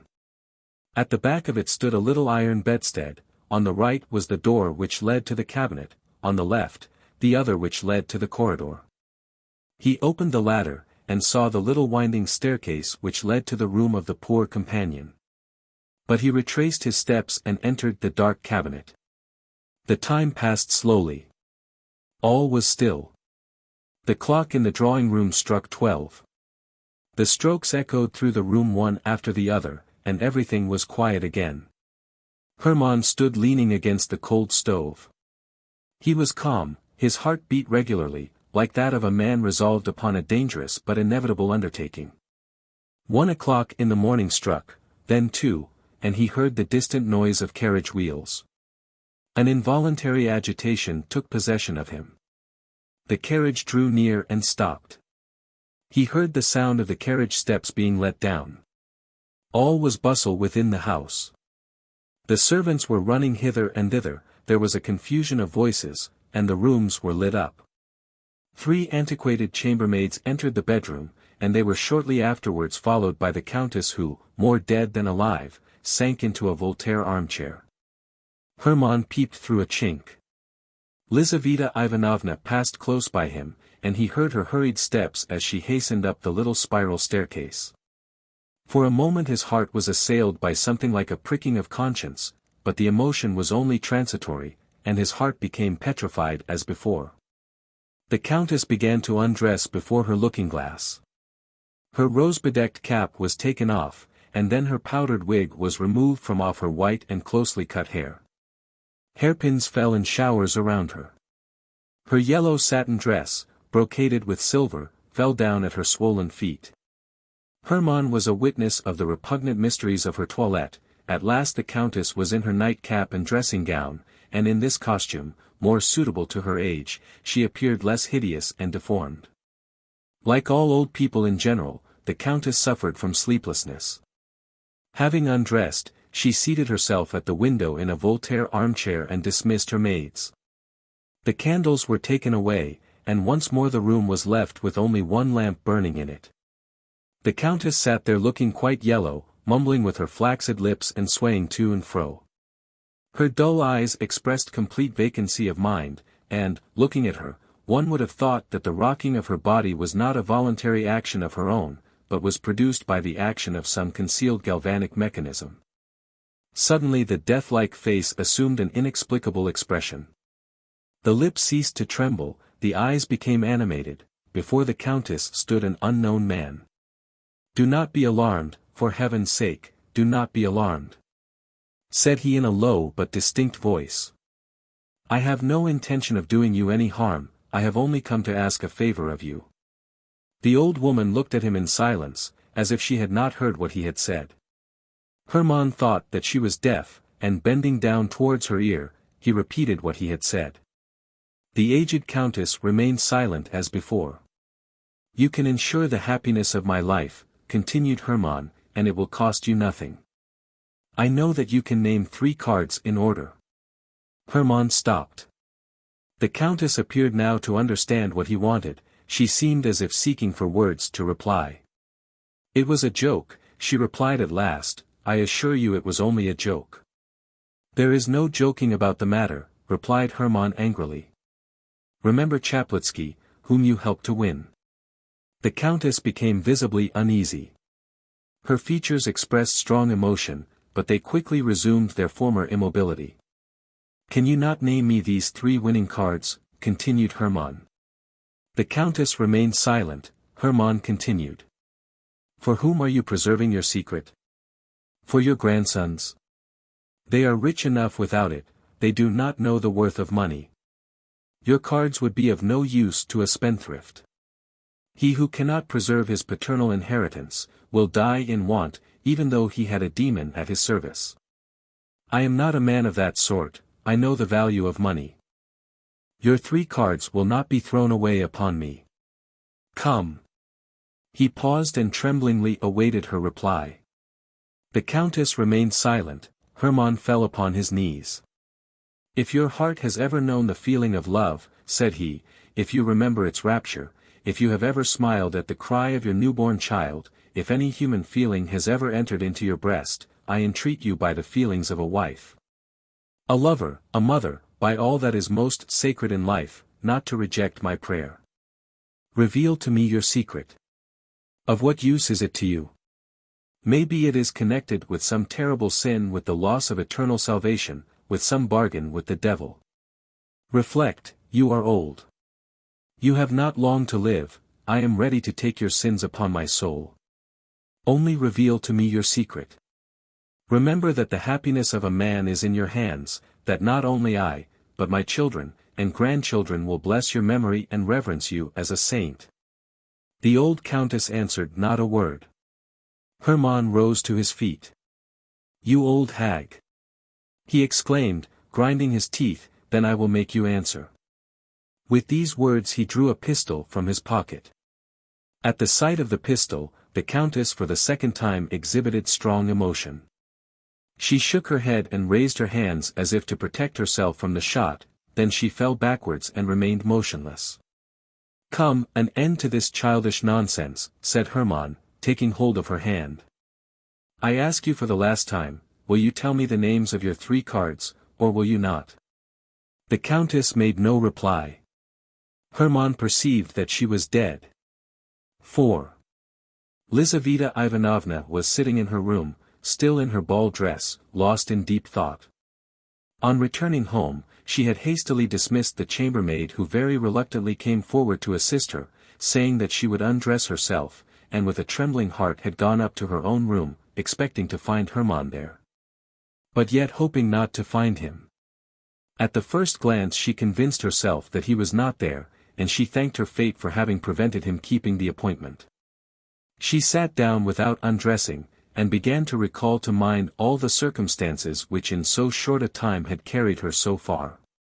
It was not 3 weeks since the time when she first saw the young officer from the window, and yet she was already in correspondence with him, and he had succeeded in inducing her to grant him a nocturnal interview. She knew his name only through his having written it at the bottom of some of his letters. She had never spoken to him, had never heard his voice, and had never heard him spoken of until that evening. But, strange to say, that very evening at the ball, Tomsky, being piqued with the young Princess Pauline Anne, who, contrary to her usual custom, did not flirt with him, wished to revenge himself by assuming an air of indifference. He therefore engaged Lizaveta Ivanovna and danced an endless mazurka with her. During the whole of the time he kept teasing her about her partiality for engineer officers. He assured her that he knew far more than she imagined, and some of his jests were so happily aimed, that Lizaveta thought several times that her secret was known to him. "From whom have you learnt all this?" she asked, smiling. "From a friend of a person very well known to you," replied Tomsky, "from a very distinguished man." "And who is this distinguished man?" "His name is Hermann." Lizaveta made no reply, but her hands and feet lost all sense of feeling. "This Hermann," continued Tomsky, "is a man of romantic personality. He has the profile of a Napoleon, and the soul of a Mephistopheles. I believe that he has at least 3 crimes upon his conscience." "How pale you have become." "I have a headache." "But what did this Hermann, or whatever his name is, tell you?" "Hermann is very much dissatisfied with his friend. He says that in his place he would act very differently. I even think that Hermann himself has designs upon you. At least, he listens very attentively to all that his friend has to say about you." "And where has he seen me?" "In church, perhaps, or on the parade, God alone knows where. It may have been in your room, while you were asleep, for there is nothing that he—" 3 ladies approaching him with the question, "Ubly ou regret," interrupted the conversation, which had become so tantalizingly interesting to Lizaveta. The lady chosen by Tomsky was the Princess Pauline herself. She succeeded in effecting a reconciliation with him during the numerous turns of the dance, after which he conducted her to her chair. On returning to his place, Tomsky thought no more either of Hermann or Lizaveta. She longed to renew the interrupted conversation, but the mazurka came to an end, and shortly afterwards the old countess took her departure. Tomsky's words were nothing more than the customary small talk of the dance, but they sank deep into the soul of the young dreamer. The portrait, sketched by Tomsky, coincided with the picture she had formed within her own mind, and thanks to the latest romances, the ordinary countenance of her admirer became invested with attributes capable of alarming her and fascinating her imagination at the same time. She was now sitting with her bare arms crossed and with her head, still adorned with flowers, sunk upon her uncovered bosom. Suddenly the door opened and Hermann entered. She shuddered. "Where were you?" she asked in a terrified whisper. "In the old countess's bedroom," replied Hermann. "I have just left her. The countess is dead." "My God! What do you say?" "And I am afraid," added Hermann, "that I am the cause of her death." Lizaveta looked at him, and Tomsky's words found an echo in her soul. This man has at least 3 crimes upon his conscience. Hermann sat down by the window near her, and related all that had happened. Lizaveta listened to him in terror. So all those passionate letters, those ardent desires, this bold obstinate pursuit, all this was not love. Money, that was what his soul yearned for. She could not satisfy his desire and make him happy. The poor girl had been nothing but the blind tool of a robber, of the murderer of her aged benefactress. She wept bitter tears of agonized repentance. Hermann gazed at her in silence. His heart, too, was a prey to violent emotion, but neither the tears of the poor girl, nor the wonderful charm of her beauty, enhanced by her grief, could produce any impression upon his hardened soul. He felt no pricking of conscience at the thought of the dead old woman. One thing only grieved him, the irreparable loss of the secret from which he had expected to obtain great wealth. "You are a monster," said Lizaveta at last. "I did not wish for her death," replied Hermann. "My pistol was not loaded." Both remained silent. The day began to dawn. Lizaveta extinguished her candle, a pale light illumined her room. She wiped her tear-stained eyes and raised them towards Hermann. He was sitting near the window, with his arms crossed and with a fierce frown upon his forehead. In this attitude he bore a striking resemblance to the portrait of Napoleon. This resemblance struck Lizaveta even. "How shall I get you out of the house?" said she at last. "I thought of conducting you down the secret staircase, but in that case it would be necessary to go through the Countess's bedroom, and I am afraid. Tell me how to find this secret staircase, I will go alone." Lizaveta arose, took from her drawer a key, handed it to Hermann and gave him the necessary instructions. Hermann pressed her cold, limp hand, kissed her bowed head, and left the room. He descended the winding staircase, and once more entered the Countess's bedroom. The dead old lady sat as if petrified, her face expressed profound tranquility. Hermann stopped before her, and gazed long and earnestly at her, as if he wished to convince himself of the terrible reality. At last he entered the cabinet, felt behind the tapestry for the door, and then began to descend the dark staircase, filled with strange emotions. Down this very staircase, thought he, perhaps coming from the very same room, and at this very same hour 60 years ago, there may have glided, in an embroidered coat, with his hair dressed à l'oiseau royal and pressing to his heart his three-cornered hat, some young gallant, who has long been mouldering in the grave, but the heart of his aged mistress has only today ceased to beat. At the bottom of the staircase Hermann found a door, which he opened with a key, and then traversed a corridor which conducted him into the street. 3 days after the fatal night, at 9 o'clock in the morning, Hermann repaired to the convent of, where the last honors were to be paid to the mortal remains of the old countess. Although feeling no remorse, he could not altogether stifle the voice of conscience, which said to him, "You are the murderer of the old woman." In spite of his entertaining very little religious belief, he was exceedingly superstitious.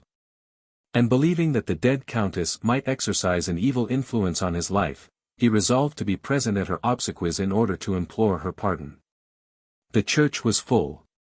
It was with difficulty that Hermann made his way through the crowd of people. The coffin was placed upon a rich catafalque beneath a velvet baldachin. The deceased countess lay within it, with her hands crossed upon her breast, with a lace cap upon her head and dressed in a white satin robe. Around the catafalque stood the members of her household, the servants in black caftans, with armorial ribbons upon their shoulders, and candles in their hands, the relatives, children, grandchildren, and great-grandchildren, in deep mourning. Nobody wept, tears would have been an affectation. The countess was so old, that her death could have surprised nobody, and her relatives had long looked upon her as being out of the world. A famous preacher pronounced the funeral sermon. In simple and touching words he described the peaceful passing away of the righteous, who had passed long years in calm preparation for a Christian end. "The angel of death found her," said the orator, "engaged in pious meditation and waiting for the midnight bridegroom." The service concluded amidst profound silence. The relatives went forward first to take farewell of the corpse. Then followed the numerous guests, who had come to render the last homage to her who for so many years had been a participator in their frivolous amusements. After these followed the members of the countess's household. The last of these was an old woman of the same age as the deceased. 2 young women led her forward by the hand. She had not strength enough to bow down to the ground, she merely shed a few tears and kissed the cold hand of her mistress. Hermann now resolved to approach the coffin.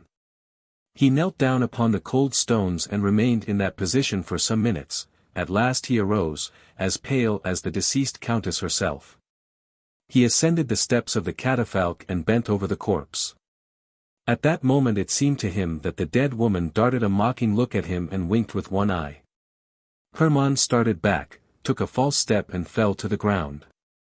Several persons hurried forward and raised him up. At the same moment Lizaveta Ivanovna was borne fainting into the porch of the church. This episode disturbed for some minutes the solemnity of the gloomy ceremony.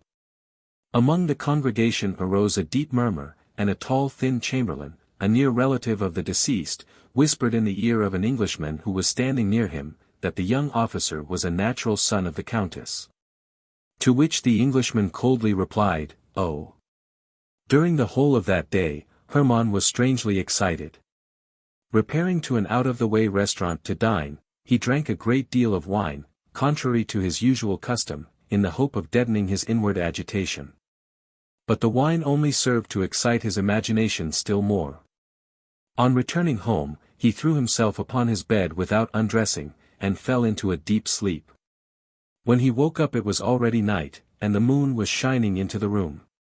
He looked at his watch, it was 2:45. Sleep had left him, he sat down upon his bed and thought of the funeral of the old Countess. At that moment somebody in the street looked in at his window, and immediately passed on again. Hermann paid no attention to this incident. A few moments afterwards he heard the door of his anteroom open. Hermann thought that it was his orderly, drunk as usual, returning from some nocturnal expedition, but presently he heard footsteps that were unknown to him. Somebody was walking softly over the floor in slippers. The door opened, and a woman dressed in white entered the room. Hermann mistook her for his old nurse, and wondered what could bring her there at that hour of the night. But the white woman glided rapidly across the room and stood before him, and Hermann recognized the Countess. "I have come to you against my wish," she said in a firm voice, "but I have been ordered to grant your request.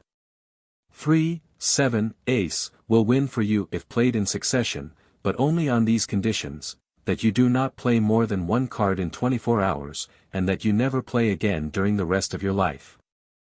I forgive you my death, on condition that you marry my companion, Lizaveta Ivanovna." With these words she turned round very quietly, walked with a shuffling gait towards the door and disappeared. Hermann heard the street door open and shut, and again he saw someone look in at him through the window. For a long time Hermann could not recover himself. He then rose up and entered the next room. His orderly was lying asleep upon the floor, and he had much difficulty in waking him. The orderly was drunk as usual, and no information could be obtained from him. The street door was locked.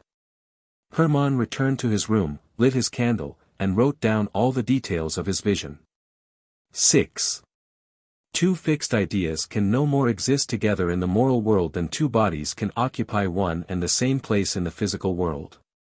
3-7 ace soon drove out of Hermann's mind the thought of the dead Countess. 3-7 ace were perpetually running through his head and continually being repeated by his lips. If he saw a young girl, he would say, "How slender she is. Quite like the 3 of hearts." If anybody asked, "What is the time?" he would reply, 5 minutes to 7. Every stout man that he saw reminded him of the ace. 3-7 ace haunted him in his sleep, and assumed all possible shapes. The 3s bloomed before him in the forms of magnificent flowers, the 7s were represented by Gothic portals, and the aces became transformed into gigantic spiders. One thought alone occupied his whole mind: to make a profitable use of the secret which he had purchased so dearly. He thought of applying for a furlough so as to travel abroad. He wanted to go to Paris and tempt fortune in some of the public gambling houses that abounded there. Chance spared him all this trouble. There was in Moscow a society of rich gamesters, presided over by the celebrated Chekalinsky, who had passed all his life at the card table and had amassed millions, accepting bills of exchange for his winnings and paying his losses in ready money. His long experience secured for him the confidence of his companions, and his open house, his famous cook, and his agreeable and fascinating manners gained for him the respect of the public. He came to St. Petersburg.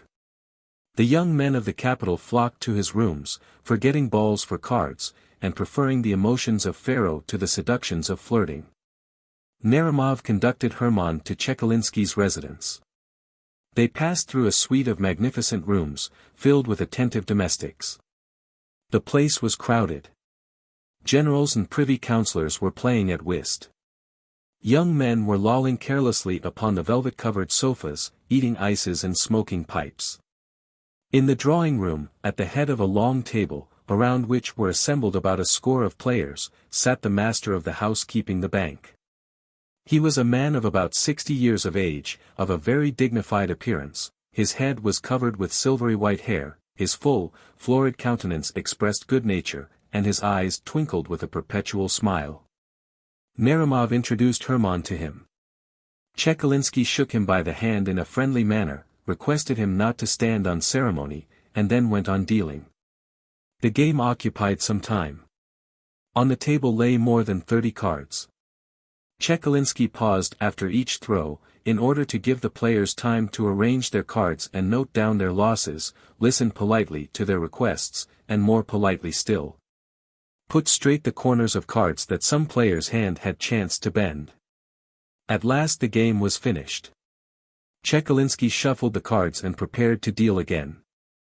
"Will you allow me to take a card?" said Hermann, stretching out his hand from behind a stout gentleman who was punting. Chekalinsky smiled and bowed silently, as a sign of acquiescence. Naramov laughingly congratulated Hermann on his abjuration of that abstention from cards which he had practiced for so long a period, and wished him a lucky beginning. "Stake," said Hermann, writing some figures with chalk on the back of his card. "How much?" asked the banker, contracting the muscles of his eyes. "Excuse me, I cannot see quite clearly." 47,000 rubles, replied Hermann. At these words every head in the room turned suddenly round, and all eyes were fixed upon Hermann. "He has taken leave of his senses," thought Naramov. "Allow me to inform you," said Chekalinsky, with his eternal smile, "that you are playing very high. Nobody here has ever staked more than 275 rubles at once." "Very well," replied Hermann. "But do you accept my card or not?" Chekalinsky bowed in token of consent. "I only wish to observe," said he, "that although I have the greatest confidence in my friends, I can only play against ready money. For my own part, I am quite convinced that your word is sufficient, but for the sake of the order of the game, and to facilitate the reckoning up, I must ask you to put the money on your card." Hermann drew from his pocket a banknote and handed it to Chekalinsky, who, after examining it in a cursory manner, placed it on Hermann's card. He began to deal. On the right a 9 turned up, and on the left a 3. "I have won," said Hermann, showing his card. A murmur of astonishment arose among the players. Chekalinsky frowned, but the smile quickly returned to his face. "Do you wish me to settle with you?" he said to Hermann. "If you please," replied the latter. Chekalinsky drew from his pocket a number of banknotes and paid at once. Hermann took up his money and left the table. Naramov could not recover from his astonishment. Hermann drank a glass of lemonade and returned home. The next evening he again repaired to Chekalinsky's. The host was dealing. Hermann walked up to the table, the punters immediately made room for him. Chekalinsky greeted him with a gracious bow. Hermann waited for the next deal, took a card and placed upon it his 47,000 rubles, together with his winnings of the previous evening. Chekalinsky began to deal. A knave turned up on the right, a 7 on the left. Hermann showed his 7. There was a general exclamation. Chekalinsky was evidently ill at ease, but he counted out the 94,000 rubles and handed them over to Hermann, who pocketed them in the coolest manner possible and immediately left the house. The next evening Hermann appeared again at the table. Everyone was expecting him. The generals and privy councillors left their whist in order to watch such extraordinary play. The young officers quitted their sofas, and even the servants crowded into the room. All pressed round Hermann. The other players left off punting, impatient to see how it would end. Hermann stood at the table and prepared to play alone against the pale, but still smiling Chekalinsky. Each opened a pack of cards. Chekalinsky shuffled. Hermann took a card and covered it with a pile of banknotes. It was like a duel. Deep silence reigned around. Chekalinsky began to deal, his hands trembled. On the right a queen turned up, and on the left an ace. "Ace has won," cried Hermann, showing his card. Your queen has lost, said Chekalinsky, politely. Hermann started. Instead of an ace, there lay before him the queen of spades. He could not believe his eyes, nor could he understand how he had made such a mistake. At that moment it seemed to him that the queen of spades smiled ironically and winked her eye at him. He was struck by her remarkable resemblance.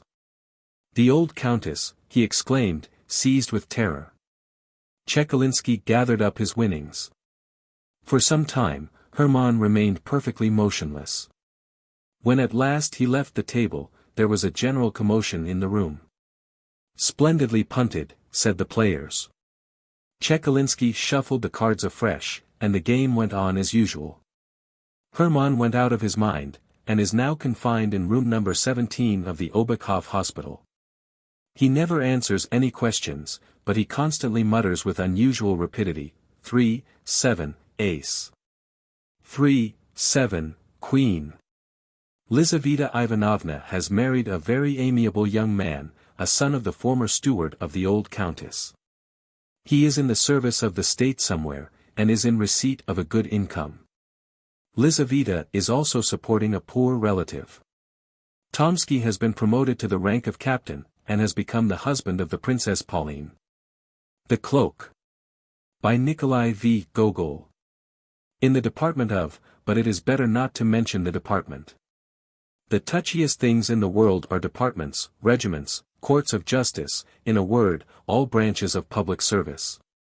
Each individual nowadays thinks all society insulted in his person. Quite recently, a complaint was received from a district chief of police in which he plainly demonstrated that all the imperial institutions were going to the dogs, and that the Tsar's sacred name was being taken in vain. And in proof he appended to the complaint a romance, in which the district chief of police is made to appear about once in every 10 pages, and sometimes in a downright drunken condition. Therefore, in order to avoid all unpleasantness, it will be better to designate the department in question, as a certain department. So, in a certain department there was a certain official, not a very notable one, it must be allowed, short of stature, somewhat pock-marked, red-haired, and mole-eyed, with a bald forehead, wrinkled cheeks, and a complexion of the kind known as sanguine. The St. Petersburg climate was responsible for this. As for his official rank, with us Russians the rank comes first, he was what is called a perpetual titular counselor, over which, as is well known, some writers make merry and crack their jokes, obeying the praiseworthy custom of attacking those who cannot bite back. His family name was Bashmakin. This name is evidently derived from Bashmak, shoe, but, when, at what time, and in what manner, is not known. His father and grandfather, and all the Bashmakins, always wore boots, which were resold 2 or 3 times a year. His name was Akakei Akakevich. It may strike the reader as rather singular and far-fetched. But he may rest assured that it was by no means far-fetched, and that the circumstances were such that it would have been impossible to give him any other. This was how it came about. Akakei Akakevich was born, if my memory fails me not, in the evening on the 23rd of March. His mother, the wife of a government official, and a very fine woman, made all due arrangements for having the child baptized. She was lying on the bed opposite the door, on her right stood the godfather, Ivan Ivanovich Eroshkin, a most estimable man, who served as the head clerk of the Senate. And the godmother, Irina Semyonovna Bielobrinchkova, the wife of an officer of the quarter, and a woman of rare virtues. They offered the mother her choice of 3 names, Mokia, Sasiya, or that the child should be called after the martyr Kozdazat. No, said the good woman, all those names are poor. In order to please her, they opened the calendar at another place, 3 more names appeared, Trifoli, Dula, and Varakasi. This is awful, said the old woman. What names? I truly never heard the like. I might have put up with Veridat or Varak, but not Trifoli and Varakasi. They turned to another page and found Pavsikaki and Voktasi. Now I see, said the old woman, that it is plainly fate. And since such is the case, it will be better to name him after his father. His father's name was Akakei, so let his son's name be Akakei too. In this manner he became Akakei Akakevich. They christened the child, whereat he wept, and made a grimace, as though he foresaw that he was to be a titular counselor. In this manner did it all come about. We have mentioned it in order that the reader might see for himself that it was a case of necessity, and that it was utterly impossible to give him any other name. When and how he entered the department, and who appointed him, no one could remember. However much the directors and chiefs of all kinds were changed, he was always to be seen in the same place, the same attitude. The same occupation, always the letter-copying clerk, so that it was afterwards affirmed that he had been born in uniform with a bald head. No respect was shown him in the department. The porter not only did not rise from his seat when he passed, but never even glanced at him, any more than if a fly had flown through the reception room. His superiors treated him in coolly despotic fashion. Some insignificant assistant to the head clerk would thrust a paper under his nose without so much as saying, "Copy," or, "Here's an interesting little case," or anything else agreeable, as is customary amongst well-bred officials. And he took it, looking only at the paper, and not observing who handed it to him, or whether he had the right to do so, simply took it, and set about copying it. The young officials laughed at and made fun of him, so far as their official wit permitted, told in his presence various stories concocted about him, and about his landlady, an old woman of 70, declared that she beat him. Asked when the wedding was to be, and strewed bits of paper over his head, calling them snow. But Akakei Akakevich answered not a word, any more than if there had been no one there besides himself. It even had no effect upon his work. Amid all these annoyances he never made a single mistake in a letter. But if the joking became wholly unbearable, as when they jogged his head, and prevented his attending to his work, he would exclaim, "Leave me alone. Why do you insult me?" And there was something strange in the words and the voice in which they were uttered. There was in it something which moved to pity. So much so that one young man, a newcomer, who, taking pattern by the others, had permitted himself to make sport of Akakei, suddenly stopped short, as though all about him had undergone a transformation, and presented itself in a different aspect. Some unseen force repelled him from the comrades whose acquaintance he had made, on the supposition that they were decent, well-bred men. Long afterwards, in his gayest moments, there recurred to his mind the little official with the bald forehead, with his heart-rending words, "Leave me alone. Why do you insult me?"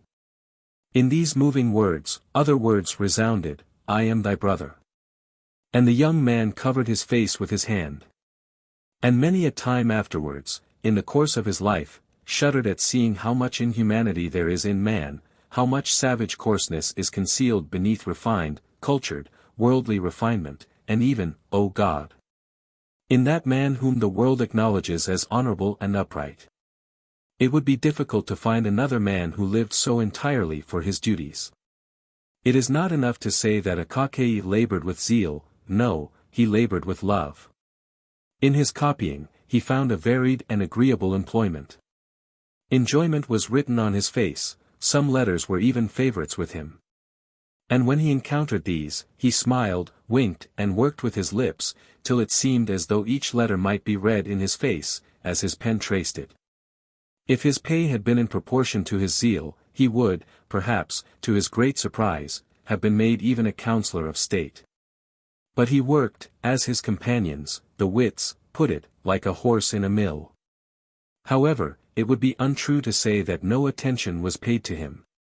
One director being a kindly man, and desirous of rewarding him for his long service, ordered him to be given something more important than mere copying.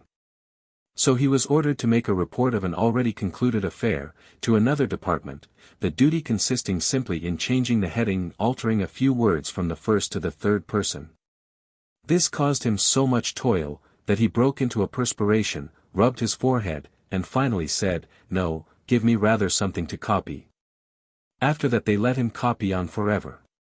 Outside this copying, it appeared that nothing existed for him.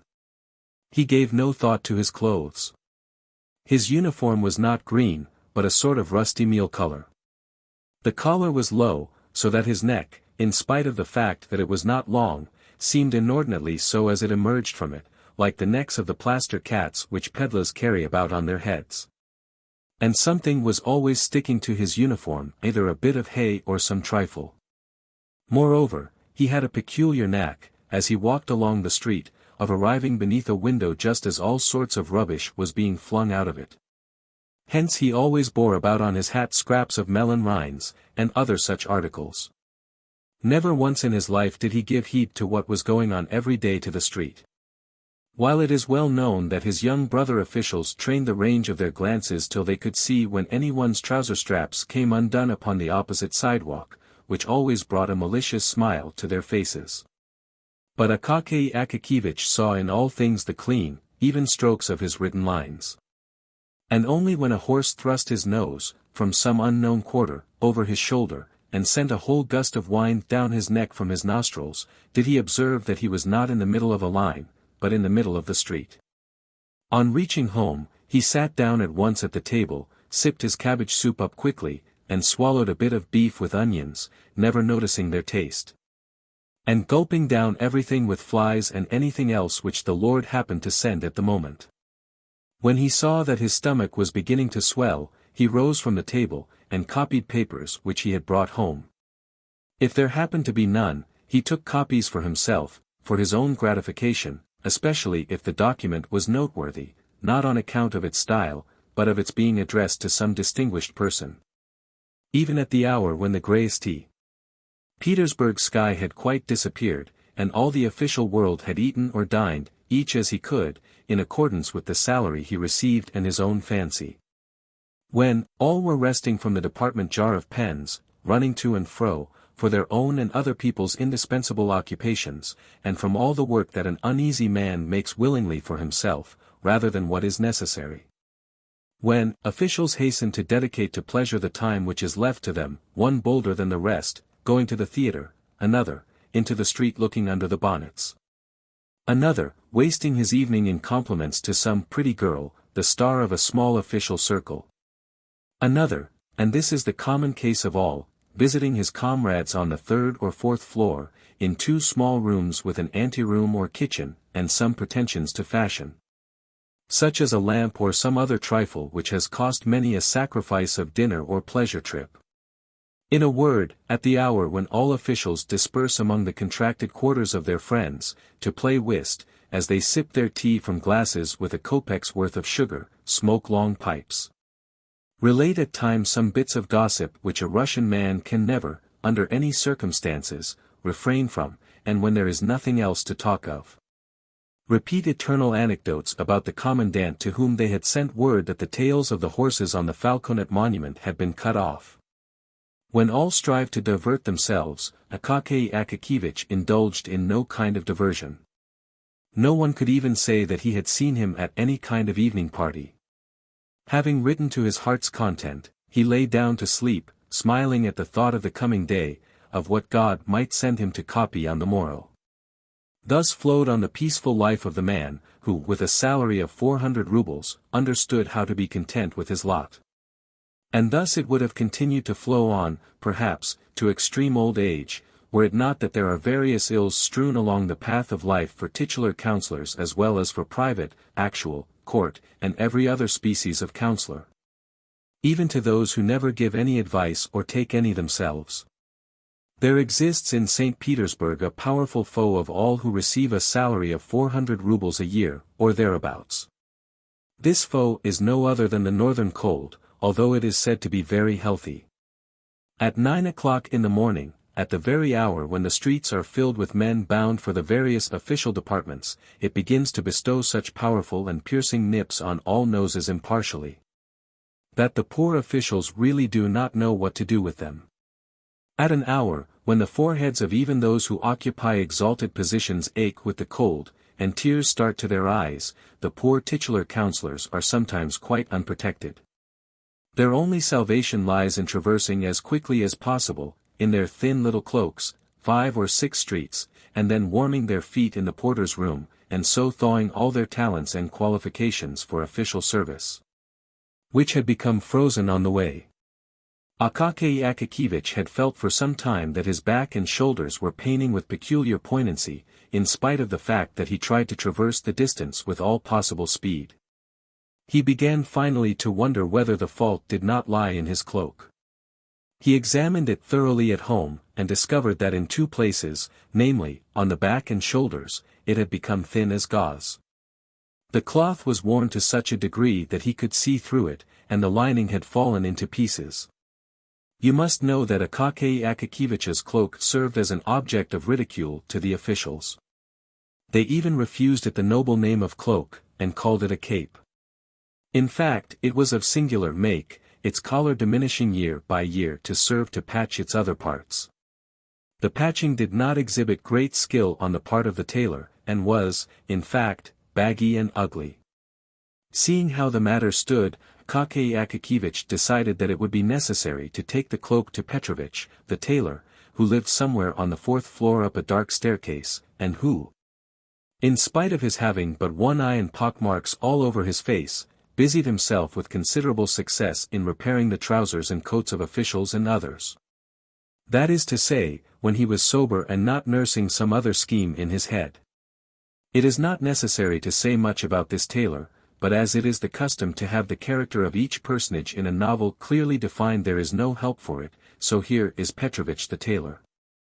At first he was called only Grigory, and was some gentleman's serf. He commenced calling himself Petrovich from the time when he received his free papers, and further began to drink heavily on all holidays, at first on the great ones, and then on all church festivals without discrimination. Wherever a cross stood in the calendar. On this point he was faithful to ancestral custom, and when quarreling with his wife, he called her a low female and a German. As we have mentioned his wife, it will be necessary to say a word or two about her.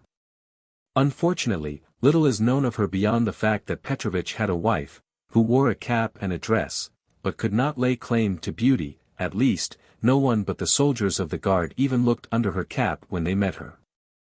Ascending the staircase which led to Petrovich's room, which staircase was all soaked with dishwater and reeked with the smell of spirits which affects the eyes, and is an inevitable adjunct to all dark stairways in St. Petersburg houses. Ascending the stairs, Akaky Akakiyevich pondered how much Petrovich would ask, and mentally resolved not to give more than 2 rubles. The door was open, for the mistress, in cooking some fish, had raised such a smoke in the kitchen that not even the beetles were visible. Akaky Akakiyevich passed through the kitchen unperceived, even by the housewife, and at length reached a room where he beheld Petrovich seated on a large unpainted table, with his legs tucked under him like a Turkish pasha.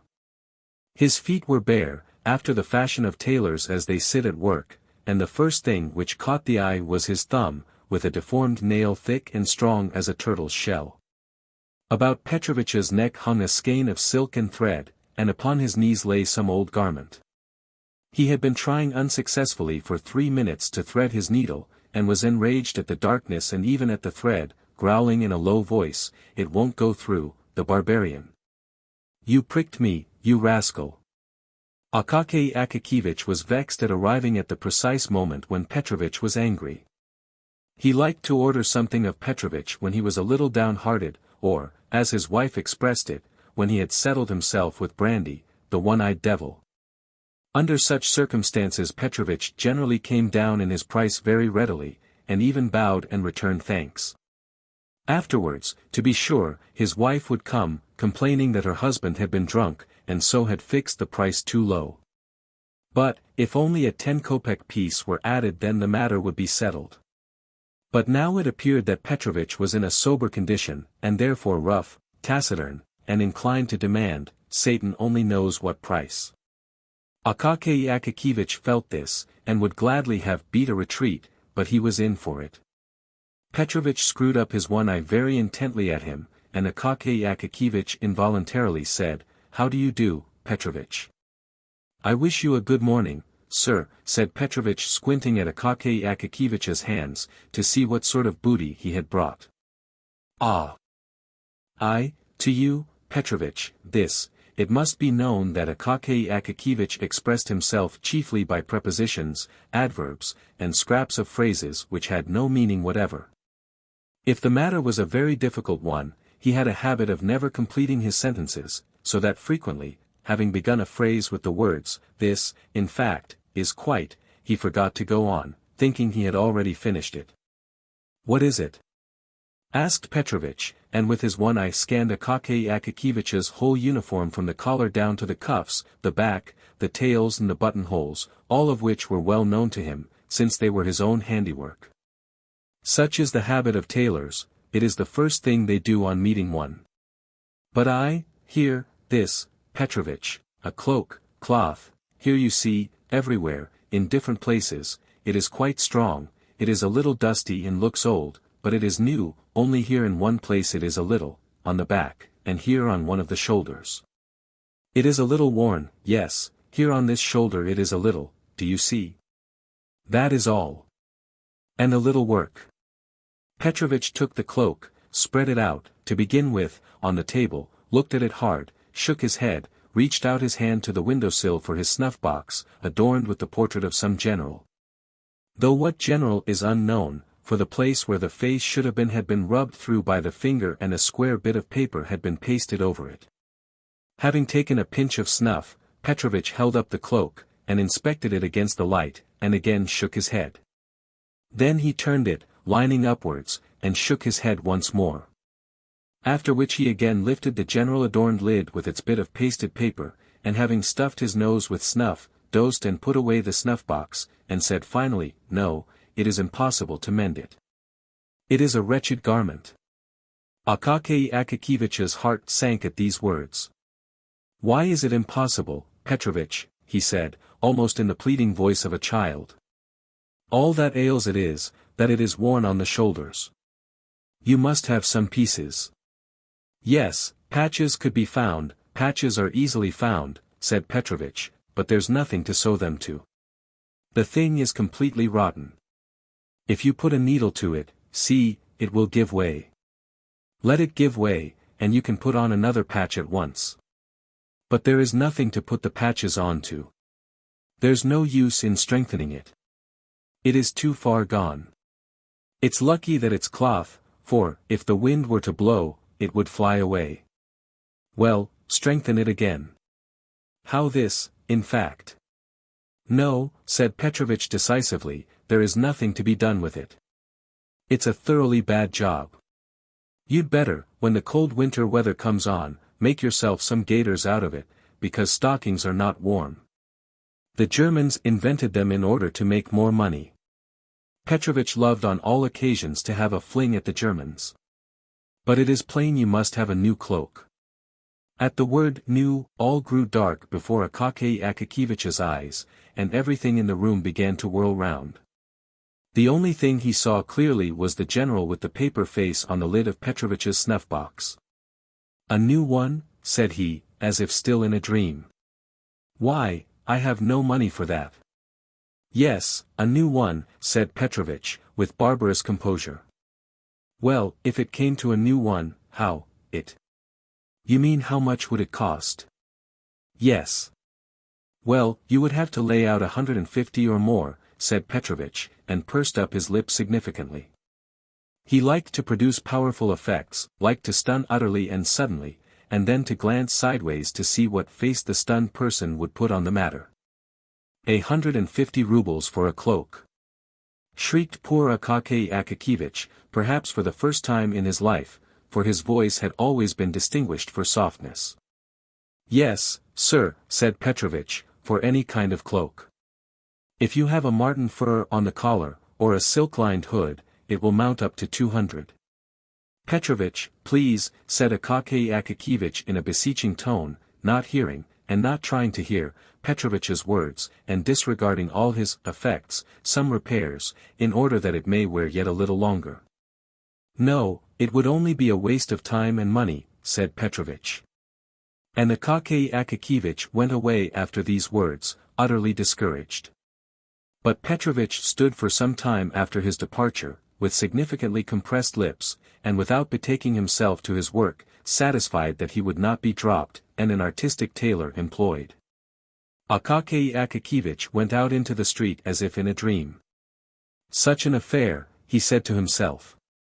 "I did not think it had come to," and then after a pause, he added, "Well, so it is. See what it has come to at last. And I never imagined that it was so. Then followed a long silence, after which he exclaimed, well, so it is. See what already, nothing unexpected that, it would be nothing, what a strange circumstance. So saying, instead of going home, he went in exactly the opposite direction without suspecting it. On the way, a chimney sweep bumped up against him, and blackened his shoulder, and a whole hatful of rubbish landed on him from the top of a house which was building. He did not notice it, and only when he ran against a watchman, who, having planted his halberd beside him, was shaking some snuff from his box into his horny hand, did he recover himself a little, and that because the watchman said, "Why are you poking yourself into a man's very face? Haven't you the pavement?" This caused him to look about him, and turn towards home. There only, he finally began to collect his thoughts, and to survey his position in its clear and actual light, and to argue with himself, sensibly and frankly, as with a reasonable friend, with whom one can discuss private and personal matters. "No," said Akaky Akakevich, "it is impossible to reason with Petrovich now. He is that, evidently, his wife has been beating him. I'd better go to him on Sunday morning. After Saturday night he will be a little cross-eyed and sleepy, for he will want to get drunk, and his wife won't give him any money, and at such a time, a 10-kopeck piece in his hand he will become more fit to reason with. And then the cloak and that," thus argued Akaky Akakevich with himself, regained his courage, and waited until the first Sunday, when, seeing from afar that Petrovich's wife had left the house, he went straight to him. Petrovich's eye was indeed very much askew after Saturday. His head drooped, and he was very sleepy, but for all that, as soon as he knew what it was a question of, it seemed as though Satan jogged his memory. "Impossible," said he. "Please to order a new one." Thereupon Akaky Akakevich handed over the 10-kopeck piece. "Thank you, sir.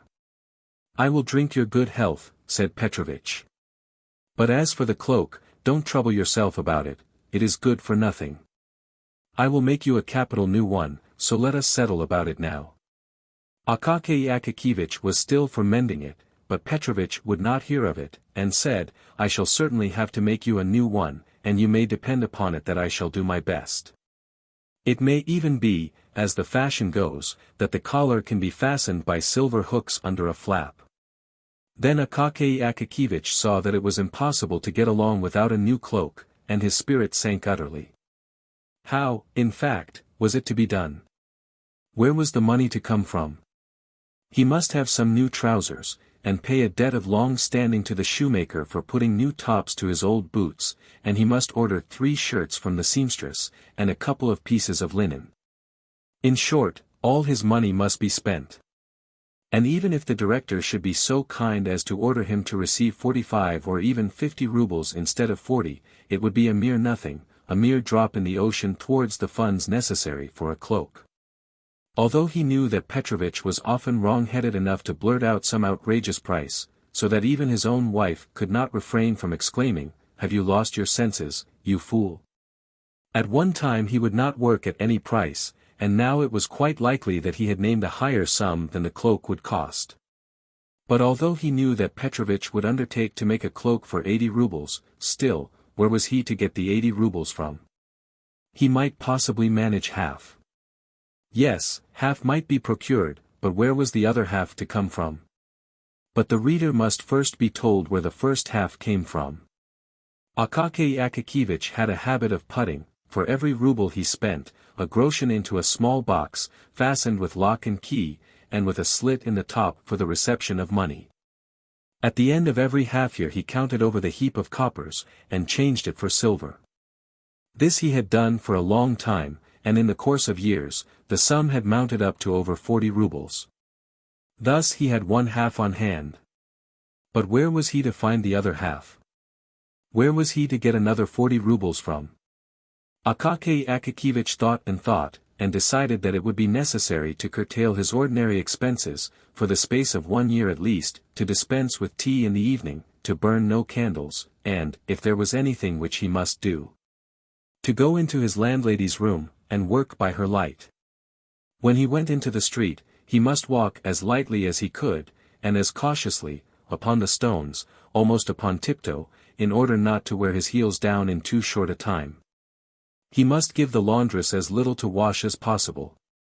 And, in order not to wear out his clothes, he must take them off as soon as he got home, and wear only his cotton dressing gown, which had been long and carefully saved. To tell the truth, it was a little hard for him at first to accustom himself to these deprivations. But he got used to them at length, after a fashion, and all went smoothly. He even got used to being hungry in the evening, but he made up for it by treating himself, so to say, in spirit, by bearing ever in mind the idea of his future cloak. From that time forth, his existence seemed to become, in some way, fuller, as if he were married, or as if some other man lived in him, as if, in fact, he were not alone, and some pleasant friend had consented to travel along life's path with him. The friend being no other than the cloak, with thick wadding and a strong lining incapable of wearing out. He became more lively, and even his character grew firmer, like that of a man who has made up his mind, and set himself a goal. From his face and gait, doubt and indecision, all hesitating and wavering disappeared of themselves. Fire gleamed in his eyes, and occasionally the boldest and most daring ideas flitted through his mind. Why not, for instance, have marten fur on the collar? The thought of this almost made him absent-minded. Once, in copying a letter, he nearly made a mistake, so that he exclaimed almost aloud, "Ugh," and crossed himself. Once, in the course of every month, he had a conference with Petrovich on the subject of the cloak, where it would be better to buy the cloth, and the color, and the price. He always returned home satisfied, though troubled, reflecting that the time would come at last when it could all be bought, and then the cloak made. The affair progressed more briskly than he had expected. For beyond all his hopes, the director awarded neither 40 nor 45 rubles for Akaky Akakiyevich's share, but 60. Whether he suspected that Akaky Akakiyevich needed a cloak, or whether it was merely chance, at all events, 20 extra rubles were by this means provided. This circumstance hastened matters. 2 or 3 months more of hunger and Akaky Akakiyevich had accumulated about 80 rubles. His heart, generally so quiet, began to throb. On the first possible day, he went shopping in company with Petrovich. They bought some very good cloth, and at a reasonable rate too, for they had been considering the matter for 6 months, and rarely let a month pass without their visiting the shops to inquire prices. Petrovich himself said that no better cloth could be had. For lining, they selected a cotton stuff, but so firm and thick, that Petrovich declared it to be better than silk, and even prettier and more glossy. They did not buy the marten fur, because it was, in fact, dear, but in its stead, they picked out the very best of cat skin which could be found in the shop, and which might, indeed, be taken for marten at a distance. Petrovich worked at the cloak 2 whole weeks, for there was a great deal of quilting, otherwise it would have been finished sooner. He charged 12 rubles for the job, it could not possibly have been done for less. It was all sewed with silk, in small, double seams, and Petrovich went over each seam afterwards with his own teeth, stamping in various patterns. It is difficult to say precisely on what day, but probably the most glorious one in Akaky Akakiyevich's life, when Petrovich at length brought home the cloak. He brought it in the morning, before the hour when it was necessary to start for the department. Never did a cloak arrive so exactly in the nick of time, for the severe cold had set in, and it seemed to threaten to increase. Petrovich brought the cloak himself as befits a good tailor. On his countenance was a significant expression, such as Akaky Akakiyevich had never beheld there. He seemed fully sensible that he had done no small deed, and crossed a gulf separating tailors who put in linings, and execute repairs, from those who make new things. He took the cloak out of the pocket handkerchief in which he had brought it. The handkerchief was fresh from the laundress, and he put it in his pocket for use. Taking out the cloak, he gazed proudly at it, held it up with both hands, and flung it skillfully over the shoulders of Akaky Akakiyevich. Then he pulled it and fitted it down behind with his hand, and he draped it around Akaky Akakiyevich without buttoning it. Akaky Akakiyevich, like an experienced man, wished to try the sleeves. Petrovich helped him on with them, and it turned out that the sleeves were satisfactory also. In short, the cloak appeared to be perfect, and most seasonable. Petrovich did not neglect to observe that it was only because he lived in a narrow street, and had no signboard, and had known Akaky Akakevich so long, that he had made it so cheaply.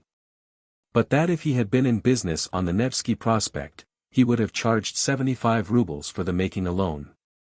Akaky Akakevich did not care to argue this point with Petrovich. He paid him, thanked him, and set out at once in his new cloak for the department.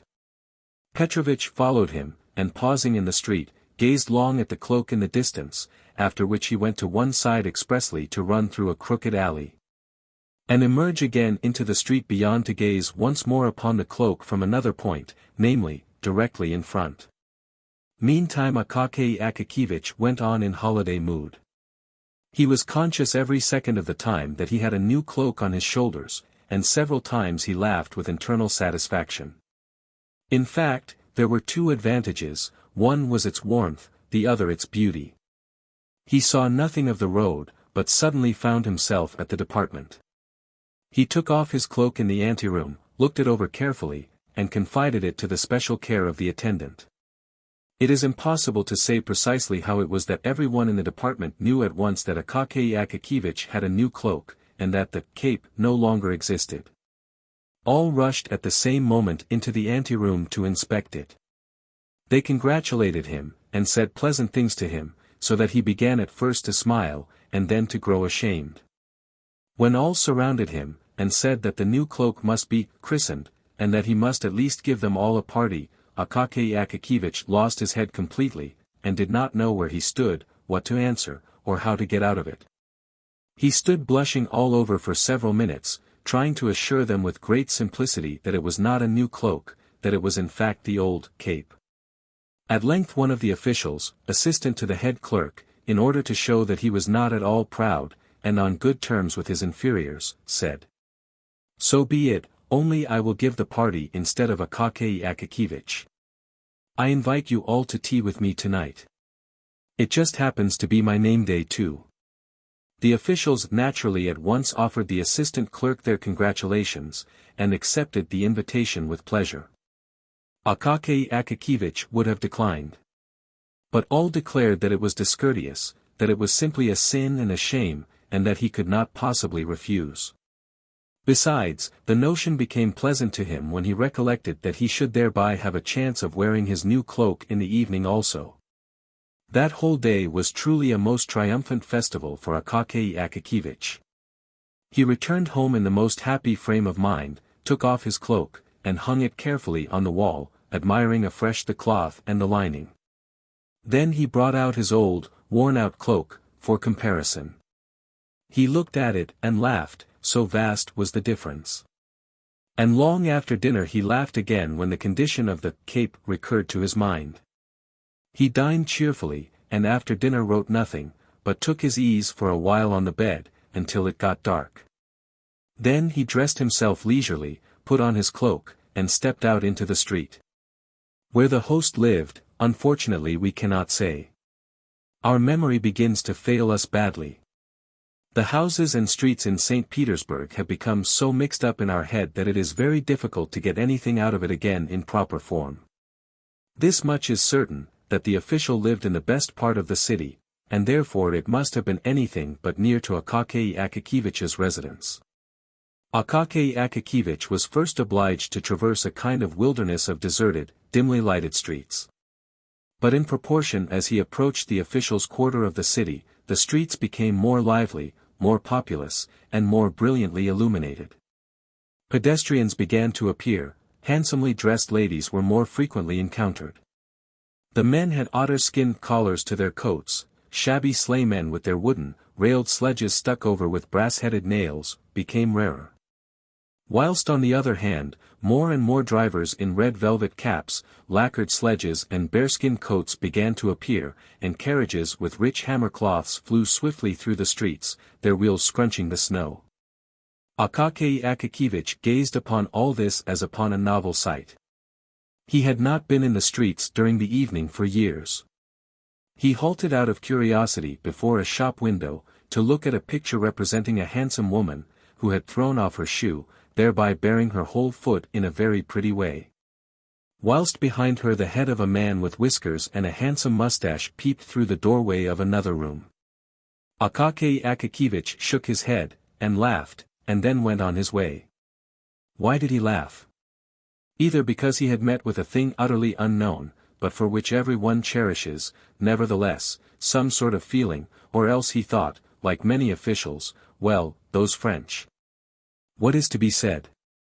If they do go in for anything of that sort, why, but possibly he did not think at all. Akaky Akakevich at length reached the house in which the head clerk's assistant lodged. He lived in fine style. The staircase was lit by a lamp, his apartment being on the second floor. On entering the vestibule, Akaky Akakevich beheld a whole row of galoshes on the floor. Among them, in the center of the room, stood a samovar, humming and emitting clouds of steam. On the walls hung all sorts of coats and cloaks, among which there were even some with beaver collars, or velvet facings. Beyond, the buzz of conversation was audible, and became clear and loud, when the servant came out with a trayful of empty glasses, cream jugs and sugar bowls. It was evident that the officials had arrived long before, and had already finished their first glass of tea. Akaky Akakevich, having hung up his own cloak, entered the inner room. Before him all at once appeared lights, officials, pipes, and card tables, and he was bewildered by a sound of rapid conversation rising from all the tables, and the noise of moving chairs. He halted very awkwardly in the middle of the room, wondering what he ought to do. But they had seen him. They received him with a shout, and all thronged at once into the ante-room, and there took another look at his cloak. Akaky Akakevich, although somewhat confused, was frank-hearted, and could not refrain from rejoicing when he saw how they praised his cloak. Then, of course, they all dropped him and his cloak, and returned, as was proper, to the tables set out for whist. All this, the noise, the talk, and the throng of people, was rather overwhelming to Akaky Akakevich. He simply did not know where he stood, or where to put his hands, his feet, and his whole body. Finally he sat down by the players, looked at the cards, gazed at the face of one and another, and after a while began to gape, and to feel that it was wearisome, the more so, as the hour was already long past when he usually went to bed. He wanted to take leave of the host, but they would not let him go, saying that he must not fail to drink a glass of champagne, in honor of his new garment. In the course of an hour, supper, consisting of vegetable salad, cold veal, pastry, confectioner's pies, and champagne, was served. They made Akaky Akakevich drink 2 glasses of champagne, after which he felt things grow livelier. Still, he could not forget that it was 12 o'clock, and that he should have been at home long ago. In order that the host might not think of some excuse for detaining him, he stole out of the room quickly, sought out, in the ante-room, his cloak, which, to his sorrow, he found lying on the floor, brushed it, picked off every speck upon it, put it on his shoulders, and descended the stairs to the street. In the street all was still bright.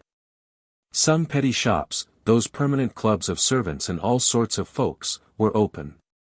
Others were shut, but, nevertheless, showed a streak of light the whole length of the door crack, indicating that they were not yet free of company, and that probably some domestics, male and female, were finishing their stories and conversations, whilst leaving their masters in complete ignorance as to their whereabouts. Akaky Akakevich went on in a happy frame of mind. He even started to run, without knowing why, after some lady, who flew past like a flash of lightning. But he stopped short, and went on very quietly as before, wondering why he had quickened his pace. Soon there spread before him these deserted streets which are not cheerful in the daytime, to say no thing of the evening. Now they were even more dim and lonely. The lanterns began to grow rarer, oil, evidently, had been less liberally supplied. Then came wooden houses and fences. Not a soul anywhere. Only the snow sparkled in the streets, and mournfully veiled the low-roofed cabins with their closed shutters. He approached the spot where the street crossed a vast square with houses barely visible on its farther side, a square which seemed a fearful desert. Afar, a tiny spark glimmered from some watchman's box, which seemed to stand on the edge of the world. Akaky Akakiyevich's cheerfulness diminished at this point in a marked degree. He entered the square, not without an involuntary sensation of fear, as though his heart warned him of some evil. He glanced back, and on both sides it was like a sea about him. No, it is better not to look, he thought, and went on, closing his eyes. When he opened them, to see whether he was near the end of the square, he suddenly beheld, standing just before his very nose, some bearded individuals of precisely what sort, he could not make out. All grew dark before his eyes, and his heart throbbed. "Of course, the cloak is mine," said one of them in a loud voice, seizing hold of his collar. Akaky Akakiyevich was about to shout, "Help!" when the second man thrust a fist, about the size of an official's head, at his very mouth, muttering, "Just you dare to scream." Akaky Akakiyevich felt them strip off his cloak, and give him a kick. He fell headlong upon the snow, and felt no more. In a few minutes he recovered consciousness, and rose to his feet, but no one was there. He felt that it was cold in the square, and that his cloak was gone.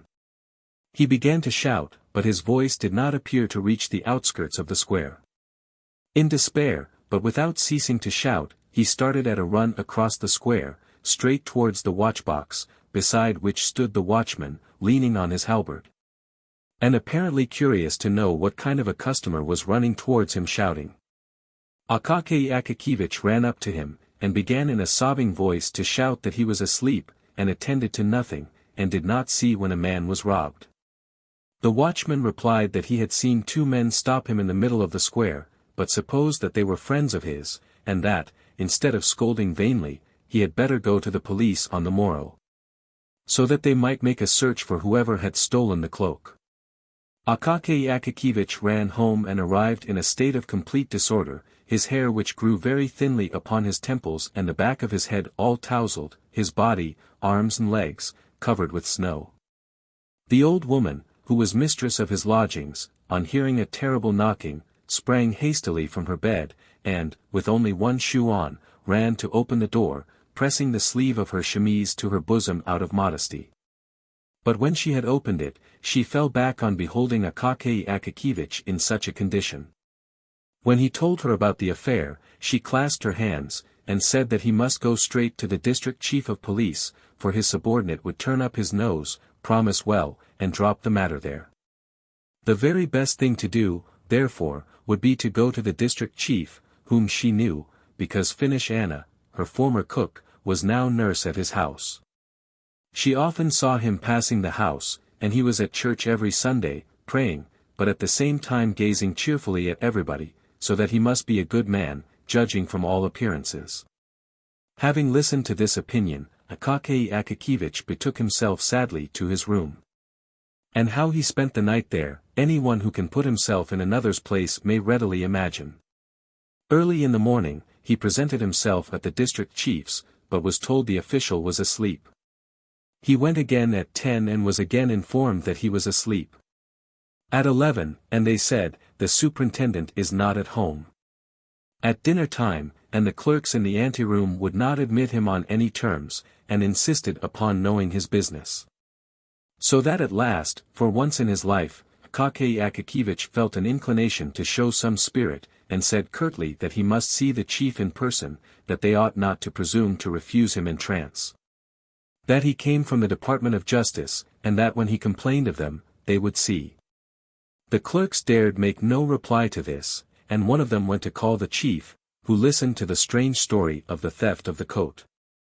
Instead of directing his attention to the principal points of the matter, he began to question Akaky Akakiyevich. Why was he going home so late? Was he in the habit of doing so, or had he been to some disorderly house? So that Akaky Akakiyevich got thoroughly confused, and left him, without knowing whether the affair of his cloak was in proper train or not. All that day, for the first time in his life, he never went near the department. The next day he made his appearance, very pale, and in his old cape, which had become even more shabby. The news of the robbery of the cloak touched many, although there were some officials present who never lost an opportunity, even such a one as the present, of ridiculing Akaky Akakevich. They decided to make a collection for him on the spot, but the officials had already spent a great deal in subscribing for the director's portrait, and for some book, at the suggestion of the head of that division, who was a friend of the author. And so the sum was trifling. One of them, moved by pity, resolved to help Akaky Akakevich with some good advice, at least, and told him that he ought not to go to the police, for although it might happen that a police officer, wishing to win the approval of his superiors, might hunt up the cloak by some means, still, his cloak would remain in the possession of the police if he did not offer legal proof that it belonged to him. The best thing for him, therefore, would be to apply to a certain prominent personage, since this prominent personage, by entering into relation with the proper persons, could greatly expedite the matter. As there was nothing else to be done, Akaky Akakevich decided to go to the prominent personage. What was the exact official position of the prominent personage, remains unknown to this day. The reader must know that the prominent personage had but recently become a prominent personage, having up to that time been only an insignificant person. Moreover, his present position was not considered prominent in comparison with others still more so. But there is always a circle of people to whom what is insignificant in the eyes of others, is important enough. Moreover, he strove to increase his importance by sundry devices. For instance, he managed to have the inferior officials meet him on the staircase when he entered upon his service. No one was to presume to come directly to him, but the strictest etiquette must be observed. The collegiate recorder must make a report to the government secretary to the titular counselor, or whatever other man was proper, and all business must come before him in this manner. In Holy Russia, all is thus contaminated with the love of imitation, every man imitates and copies his superior. They even say that a certain titular counselor, when promoted to the head of some small separate office, immediately partitioned off a private room for himself, called it the audience chamber, and posted at the door a lackey with red collar and braid, who grasped the handle of the door, and opened to all comers, though the audience chamber would hardly hold an ordinary writing table. The manners and customs of the prominent personage were grand and imposing, but rather exaggerated. The main foundation of his system was strictness. Strictness, strictness, and always strictness, he generally said. And at the last word he looked significantly into the face of the person to whom he spoke. But there was no necessity for this, for the half-score of subordinates, who formed the entire force of the office, were properly afraid. On catching sight of him afar off, they left their work, and waited, drawn up in line, until he had passed through the room. His ordinary converse with his inferiors smacked of sternness, and consisted chiefly of 3 phrases: "How dare you?" "Do you know whom you are speaking to?" "Do you realize who is standing before you?" Otherwise he was a very kind-hearted man, good to his comrades, and ready to oblige. But the rank of general threw him completely off his balance. On receiving any one of that rank, he became confused, lost his way, as it were, and never knew what to do. If he chanced to be amongst his equals, he was still a very nice kind of man, a very good fellow in many respects, and not stupid, but the very moment that he found himself in the society of people but one rank lower than himself, he became silent. And his situation aroused sympathy, the more so, as he felt himself that he might have been making an incomparably better use of his time. In his eyes, there was sometimes visible a desire to join some interesting conversation or group, but he was kept back by the thought, would it not be a very great condescension on his part? Would it not be familiar? And would he not thereby lose his importance? And in consequence of such reflections, he always remained in the same dumb state, uttering from time to time a few monosyllabic sounds, and thereby earning the name of the most wearisome of men. To this prominent personage Akaky Akakevich presented himself, and this at the most unfavorable time for himself, though opportune for the prominent personage. The prominent personage was in his cabinet, conversing very gaily with an old acquaintance and companion of his childhood, whom he had not seen for several years, and who had just arrived. When it was announced to him that a person named Bashmakin had come, he asked abruptly, "Who is he?" "Some official," he was informed. "Ah, he can wait. This is no time for him to call," said the important man. It must be remarked here that the important man lied outrageously. He had said all he had to say to his friend long before, and the conversation had been interspersed for some time with very long pauses, during which they merely slapped each other on the leg, and said, "You think so, Ivan Abramovich?" "Just so, Stepan Varlamovich." Nevertheless, he ordered that the official should be kept waiting, in order to show his friend, a man who had not been in the service for a long time, but had lived at home in the country, how long officials had to wait in his anteroom. At length, having talked himself completely out, and more than that, having had his fill of pauses, and smoked a cigar in a very comfortable armchair with reclining back, he suddenly seemed to recollect, and said to the secretary, who stood by the door with papers of reports, "So it seems that there is an official waiting to see me. Tell him that he may come in." On perceiving Akaky Akakiyevich's modest mien in his worn uniform, he turned abruptly to him, and said, "What do you want?" In a curt hard voice, which he had practiced in his room in private, and before the looking-glass, for a whole week before being raised to his present rank.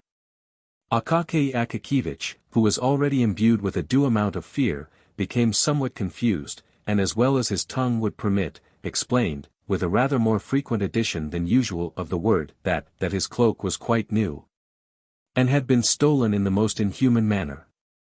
That he had applied to him, in order that he might, in some way, by his intermediation, that he might enter into correspondence with the chief of police, and find the cloak. For some inexplicable reason, this conduct seemed familiar to the prominent personage. "What, my dear sir," he said abruptly, "are you not acquainted with etiquette? To whom have you come? Don't you know how such matters are managed? You should first have presented a petition to the office. It would have gone to the head of the department, then to the chief of the division, then it would have been handed over to the secretary, and the secretary would have given it to me." "But, Your Excellency," said Akaky Akakiyevich, trying to collect his small handful of wits, and conscious at the same time that he was perspiring terribly, "I, Your Excellency, presume to trouble you because secretaries are an untrustworthy race." What, said the important personage. "Where did you get such courage? Where did you get such ideas? What impudence towards their chiefs and superiors has spread among the young generation?" The prominent personage apparently had not observed that Akaky Akakiyevich was already in the neighborhood of 50. If he could be called a young man, it must have been in comparison with someone who was 70. "Do you know to whom you are speaking? Do you realize who is standing before you? Do you realize it? Do you realize it, I ask you?" Then he stamped his foot, and raised his voice to such a pitch that it would have frightened even a different man from Akaky Akakiyevich. Akaky Akakiyevich's senses failed him. He staggered, trembled in every limb, and, if the porters had not run in to support him, would have fallen to the floor. They carried him out insensible. But the prominent personage, gratified that the effect should have surpassed his expectations, and quite intoxicated with the thought that his word could even deprive a man of his senses, glanced sideways at his friend in order to see how he looked upon this, and perceived, not without satisfaction, that his friend was in a most uneasy frame of mind, and even beginning on his part, to feel a trifle frightened. Akaky Akakiyevich could not remember how he descended the stairs, and got into the street. He felt neither his hands nor feet. Never in his life had he been so rated by any high official, let alone a strange one. He went staggering on through the snowstorm, which was blowing in the streets, with his mouth wide open. The wind, in St. Petersburg fashion, darted upon him from all quarters, and down every cross-street. In a twinkling it had blown a quinsy into his throat, and he reached home unable to utter a word. His throat was swollen, and he lay down on his bed. So powerful is sometimes a good scolding. The next day a violent fever developed. Thanks to the generous assistance of the St. Petersburg climate, the malady progressed more rapidly than could have been expected, and when the doctor arrived, he found, on feeling the sick man's pulse, that there was nothing to be done, except to prescribe a poultice. So that the patient might not be left entirely without the beneficent aid of medicine. But at the same time, he predicted his end in 36 hours. After this he turned to the landlady, and said, "And as for you, don't waste your time on him. Order his pine coffin now, for an oak one will be too expensive for him." Did Akaky Akakevich hear these fatal words? And if he heard them, did they produce any overwhelming effect upon him? Did he lament the bitterness of his life? We know not, for he continued in a delirious condition. Visions incessantly appeared to him, each stranger than the other. Now he saw Petrovich, and ordered him to make a cloak, with some traps for robbers, who seemed to him to be always under the bed. And he cried every moment to the landlady to pull one of them from under his coverlet. Then he inquired why his old mantle hung before him when he had a new cloak. Next he fancied that he was standing before the prominent person, listening to a thorough setting down and saying, "Forgive me, Your Excellency." But at last he began to curse, uttering the most horrible words, so that his aged landlady crossed herself, never in her life having heard anything of the kind from him, and more so as these words followed directly after the words, "Your Excellency." Later on he talked utter nonsense, of which nothing could be made, all that was evident being that these incoherent words and thoughts hovered ever about one thing, his cloak. At length poor Akaky Akakevich breathed his last. They sealed up neither his room nor his effects, because, in the first place, there were no heirs, and, in the second, there was very little to inherit beyond a bundle of goose quills, a quire of white official paper, 3 pairs of socks, 2 or 3 buttons which had burst off his trousers, and the mantle already known to the reader. To whom all this fell, God knows. I confess that the person who told me this tale took no interest in the matter. They carried Akaky Akakevich out, and buried him. St. Petersburg was left without Akaky Akakevich, as though he had never lived there. A being disappeared, who was protected by none, dear to none, interesting to none. And who never even attracted to himself the attention of those students of human nature who omit no opportunity of thrusting a pin through a common fly and examining it under the microscope. A being who bore meekly the gibes of the department, and went to his grave without having done one unusual deed, but to whom, nevertheless, at the close of his life, appeared a bright visitant in the form of a cloak, which momentarily cheered his poor life, and upon him, thereafter, an intolerable misfortune descended, just as it descends upon the heads of the mighty of this world. Several days after his death, the porter was sent from the department to his lodgings, with an order for him to present himself there immediately, the chief commanding it. But the porter had to return unsuccessful, with the answer that he could not come, and to the question, why, replied, "Well, because he is dead. He was buried 4 days ago." In this manner did they hear of Akaky Akakevich's death at the department. And the next day a new official sat in his place, with a handwriting by no means so upright, but more inclined and slanting. But who could have imagined that this was not really the end of Akaky Akakevich, that he was destined to raise a commotion after death, as if in compensation for his utterly insignificant life? But so it happened, and our poor story unexpectedly gains a fantastic ending. A rumor suddenly spread through St.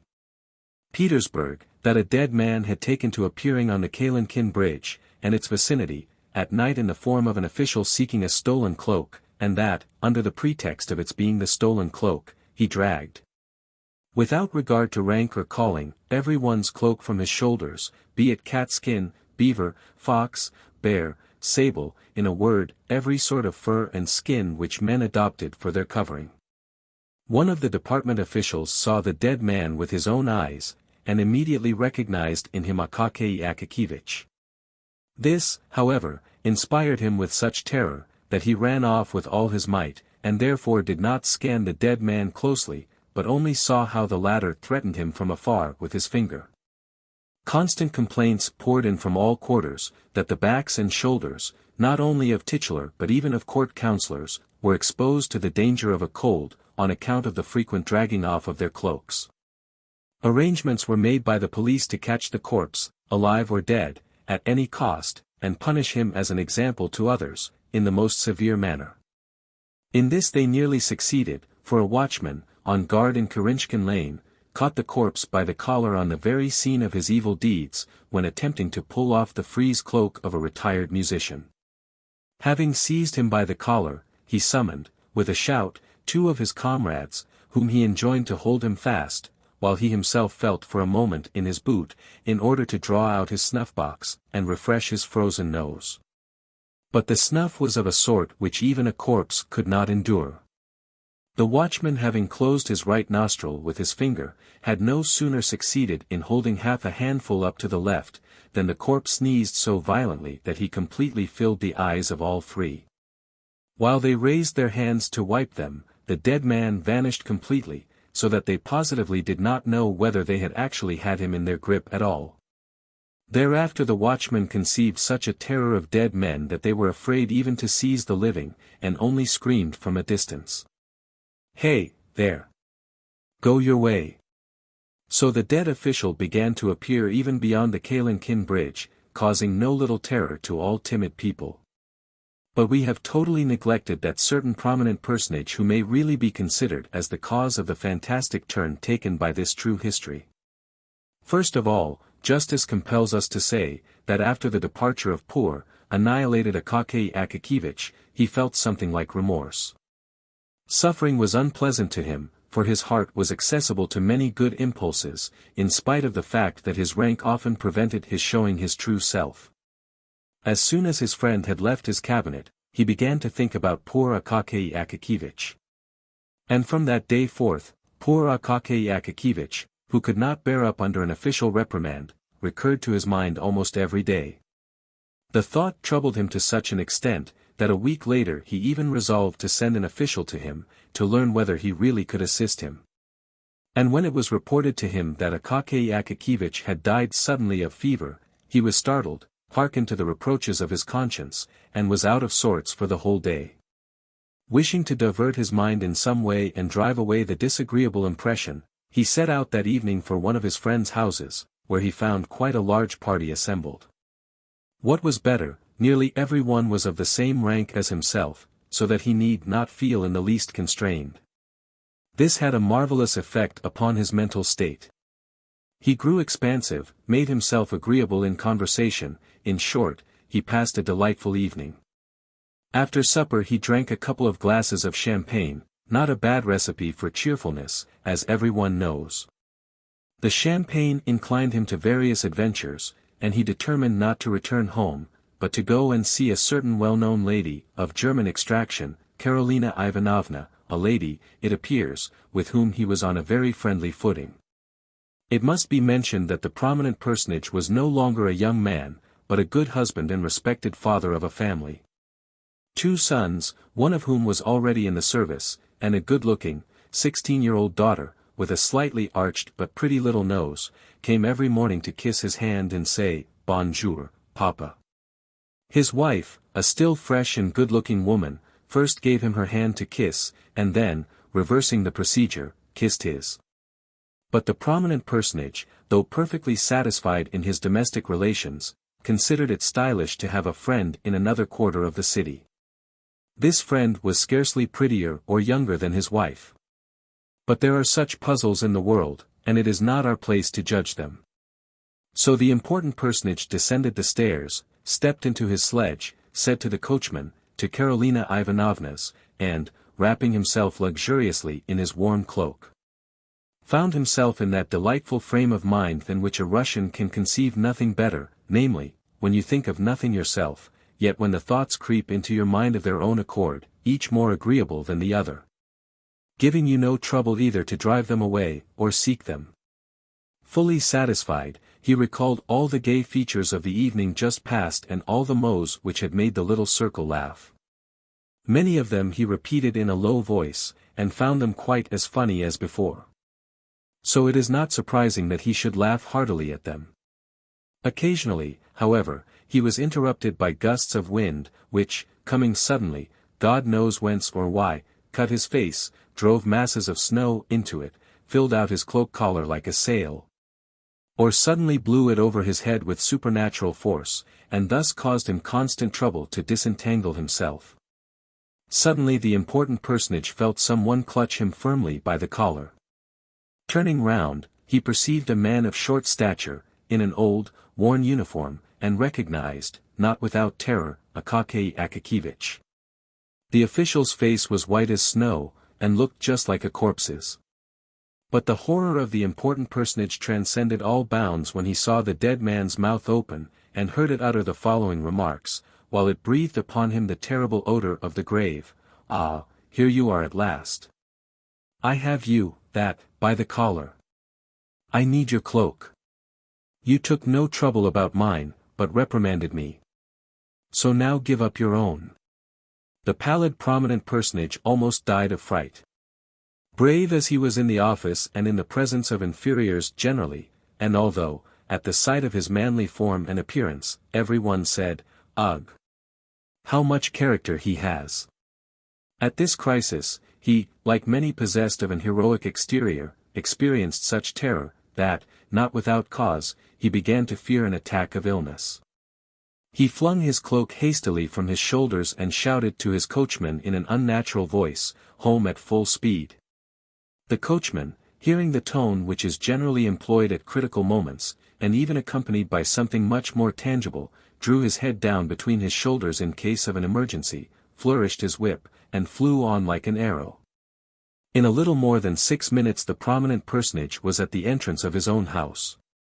Pale, thoroughly scared, and cloakless, he went home instead of to Karolina Ivanovna's, reached his room somehow or other, and passed the night in the direst distress. So that the next morning over their tea, his daughter said, "You are very pale today, Papa." But Papa remained silent, and said not a word to anyone of what had happened to him, where he had been, or where he had intended to go. This occurrence made a deep impression upon him. He even began to say, "How dare you? Do you realize who is standing before you?" Less frequently to the under-officials, and, if he did utter the words, it was only after first having learned the bearings of the matter. But the most noteworthy point was, that from that day forward the apparition of the dead official ceased to be seen. Evidently the prominent personage's cloak just fitted his shoulders. At all events, no more instances of his dragging cloaks from people's shoulders were heard of. But many active and solicitous persons could by no means reassure themselves, and asserted that the dead official still showed himself in distant parts of the city. In fact, one watchman in Kolomen saw with his own eyes the apparition come from behind a house. But the watchman was not a strong man, so he was afraid to arrest him, and followed him in the dark, until, at length, the apparition looked round, paused, and inquired, "What do you want?" At the same time showing such a fist as is never seen on living men. The watchman said, "Nothing," and turned back instantly. But the apparition was much too tall, wore huge mustaches, and, directing its steps apparently towards the Obukhof bridge, disappeared in the darkness of the night. The District Doctor. By Ivan S. Turgenev. One day in autumn on my way back from a remote part of the country I caught cold and fell ill. Fortunately the fever attacked me in the district town at the inn. I sent for the doctor. In half an hour the district doctor appeared, a thin, dark-haired man of middle height. He prescribed me the usual sudorific, ordered a mustard plaster to be put on, very deftly slid a 5-ruble note up his sleeve, coughing drily and looking away as he did so, and then was getting up to go home. But somehow fell into talk and remained. I was exhausted with feverishness, I foresaw a sleepless night, and was glad of a little chat with a pleasant companion. Tea was served. My doctor began to converse freely. He was a sensible fellow, and expressed himself with vigor and some humor. Queer things happen in the world. You may live a long while with some people, and be on friendly terms with them, and never once speak openly with them from your soul.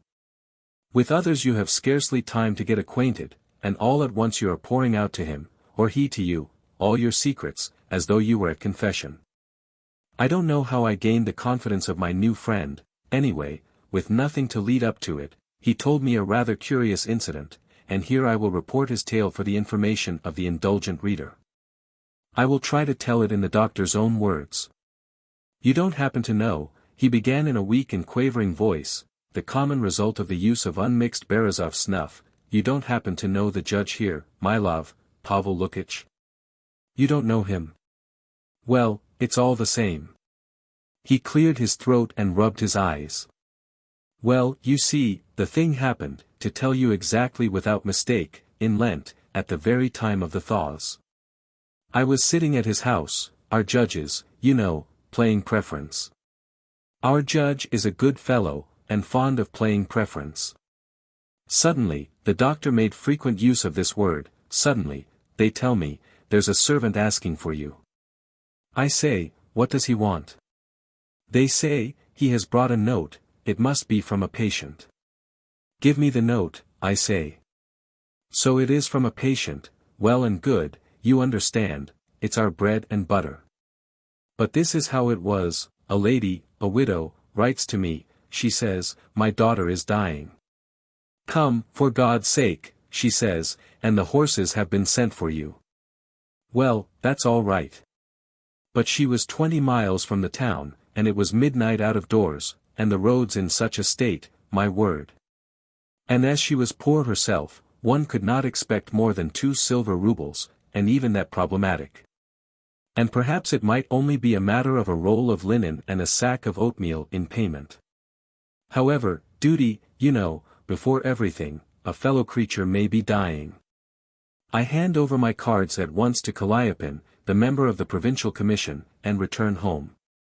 I look, a wretched little trap was standing at the steps, with peasants' horses, fat, too fat, and their coat as shaggy as felt. And the coachman sitting with his cap off out of respect. Well, I think to myself, it's clear, my friend, these patients aren't rolling in riches. You smile, but I tell you, a poor man like me has to take everything into consideration. If the coachman sits like a prince, and doesn't touch his cap, and even sneers at you behind his beard, and flicks his whip, then you may bet on 6 rubles. But this case, I saw, had a very different air. However, I think there's no help for it. Duty before everything. I snatch up the most necessary drugs, and set off. Will you believe it? I only just managed to get there at all.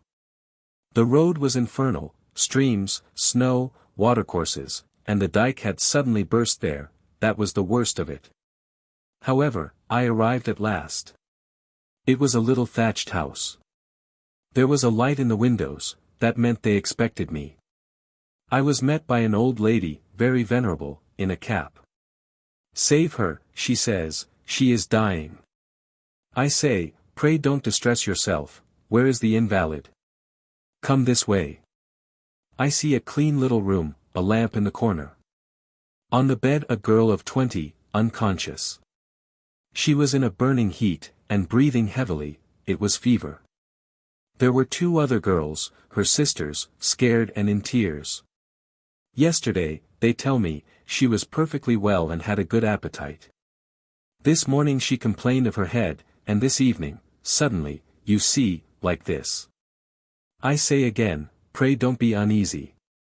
It's a doctor's duty, you know, and I went up to her and bled her, told them to put on a mustard plaster, and prescribed a mixture. Meantime I looked at her, you know, there, by God.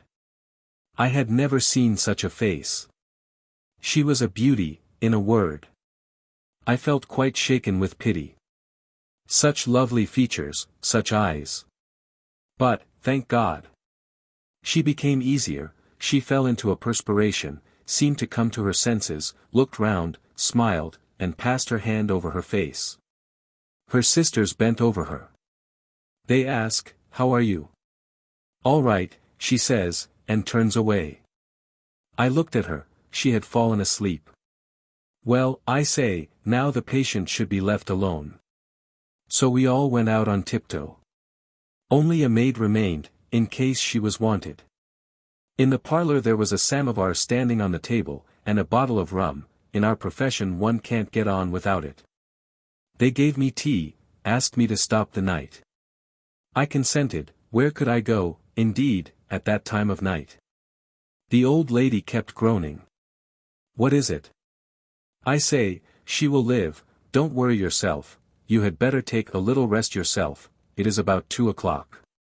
But will you send to wake me if anything happens? Yes, yes. The old lady went away, and the girls too went to their own room. They made up a bed for me in the parlor. Well, I went to bed, but I could not get to sleep, for a wonder. For in reality I was very tired. I could not get my patient out of my head. At last I could not put up with it any longer. I got up suddenly. I think to myself, I will go and see how the patient is getting on. Her bedroom was next to the parlor. Well, I got up, and gently opened the door. How my heart beat. I looked in, the servant was asleep, her mouth wide open, and even snoring, the wretch. But the patient lay with her face towards me and her arms flung wide apart, poor girl. I went up to her, when suddenly she opened her eyes and stared at me. Who is it? Who is it? I was in confusion. Don't be alarmed, madam, I say, I am the doctor, I have come to see how you feel. You the doctor? Yes, the doctor. Your mother sent for me from the town, we have bled you, madam, now pray go to sleep, and in a day or two, please God, we will set you on your feet again. Ah, yes, yes, doctor, don't let me die, please, please. Why do you talk like that? God bless you. She is in a fever again, I think to myself. I felt her pulse, yes, she was feverish. She looked at me, and then took me by the hand. I will tell you why I don't want to die, I will tell you.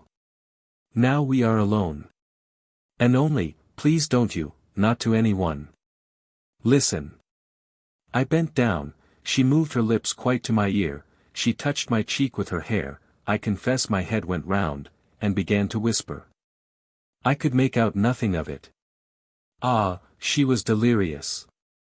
She whispered and whispered, but so quickly, and as if it were not in Russian. At last she finished, and shivering dropped her head on the pillow, and threatened me with her finger, remember, doctor, to no one. I calmed her somehow, gave her something to drink, waked the servant, and went away. At this point the doctor again took snuff with exasperated energy, and for a moment seemed stupefied by its effects. However, he continued, the next day, contrary to my expectations, the patient was no better. I thought, and suddenly decided to remain there, even though my other patients were expecting me. And you know one can't afford to disregard that, one's practice suffers if one does. But, in the first place, the patient was really in danger, and secondly, to tell the truth, I felt strongly drawn to her. Besides, I liked the whole family. Though they were really badly off, they were singularly, I may say, cultivated people. Their father had been a learned man, an author. He died, of course, in poverty, but he had managed before he died to give his children an excellent education. He left a lot of books too. Either because I looked after the invalid very carefully, or for some other reason, anyway, I can venture to say all the household loved me as if I were one of the family. Meantime the roads were in a worse state than ever, all communications, so to say, were cut off completely, even medicine could with difficulty be got from the town. The sick girl was not getting better. Day after day, and day after day. But, here. The doctor made a brief pause. I declare I don't know how to tell you. He again took snuff, coughed, and swallowed a little tea. I will tell you without beating about the bush. My patient, how should I say? Well, she had fallen in love with me, or, no, it was not that she was in love, however, really, how should one say? The doctor looked down and grew red.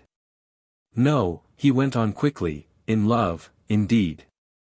A man should not overestimate himself. She was an educated girl, clever and well-read, and I had even forgotten my Latin, one may say, completely. As to appearance, the doctor looked himself over with a smile, I am nothing to boast of there either. But God Almighty did not make me a fool, I don't take black for white, I know a thing or two. I could see very clearly, for instance, that Alexandra Andreevna, that was her name, did not feel love for me, but had a friendly, so to say, inclination, a respect or something for me. Though she herself perhaps mistook this sentiment, anyway this was her attitude. You may form your own judgment of it. But, added the doctor, who had brought out all these disconnected sentences without taking breath, and with obvious embarrassment, I seem to be wandering rather, you won't understand anything like this. There, with your leave, I will relate it all in order. He drank off a glass of tea, and began in a calmer voice. Well, then. My patient kept getting worse and worse. You are not a doctor, my good sir. You cannot understand what passes in a poor fellow's heart, especially at first, when he begins to suspect that the disease is getting the upper hand of him. What becomes of his belief in himself? You suddenly grow so timid, it's indescribable. You fancy then that you have forgotten everything you knew, and that the patient has no faith in you, and that other people begin to notice how distracted you are, and tell you the symptoms with reluctance. That they are looking at you suspiciously, whispering. Ah! It's horrid.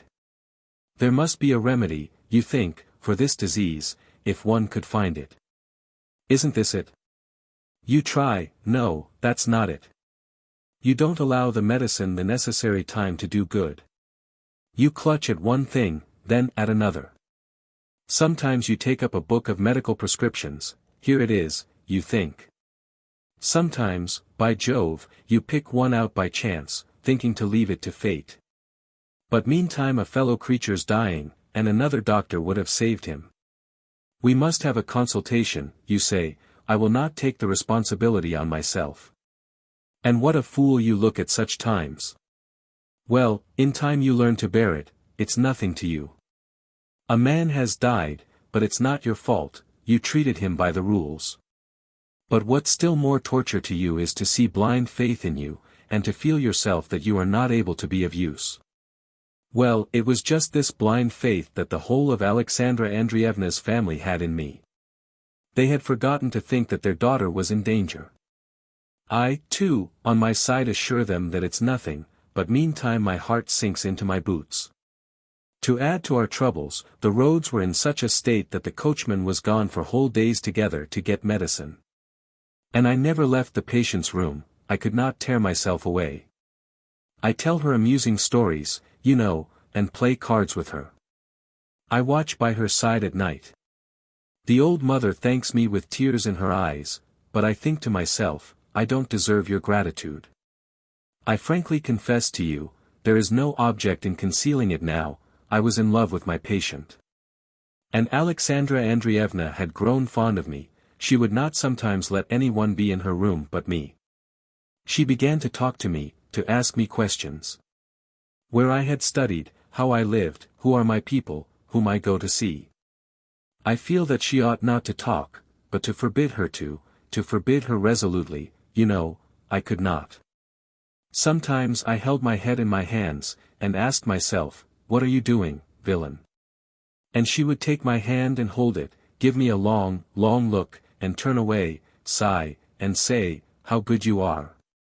Her hands were so feverish, her eyes so large and languid. Yes, she says, you are a good, kind man, you are not like our neighbors. No, you are not like that. Why did I not know you till now? Alexandra Andreevna, calm yourself, I say. I feel, believe me, I don't know how I have gained, but there, calm yourself. All will be right, you will be well again.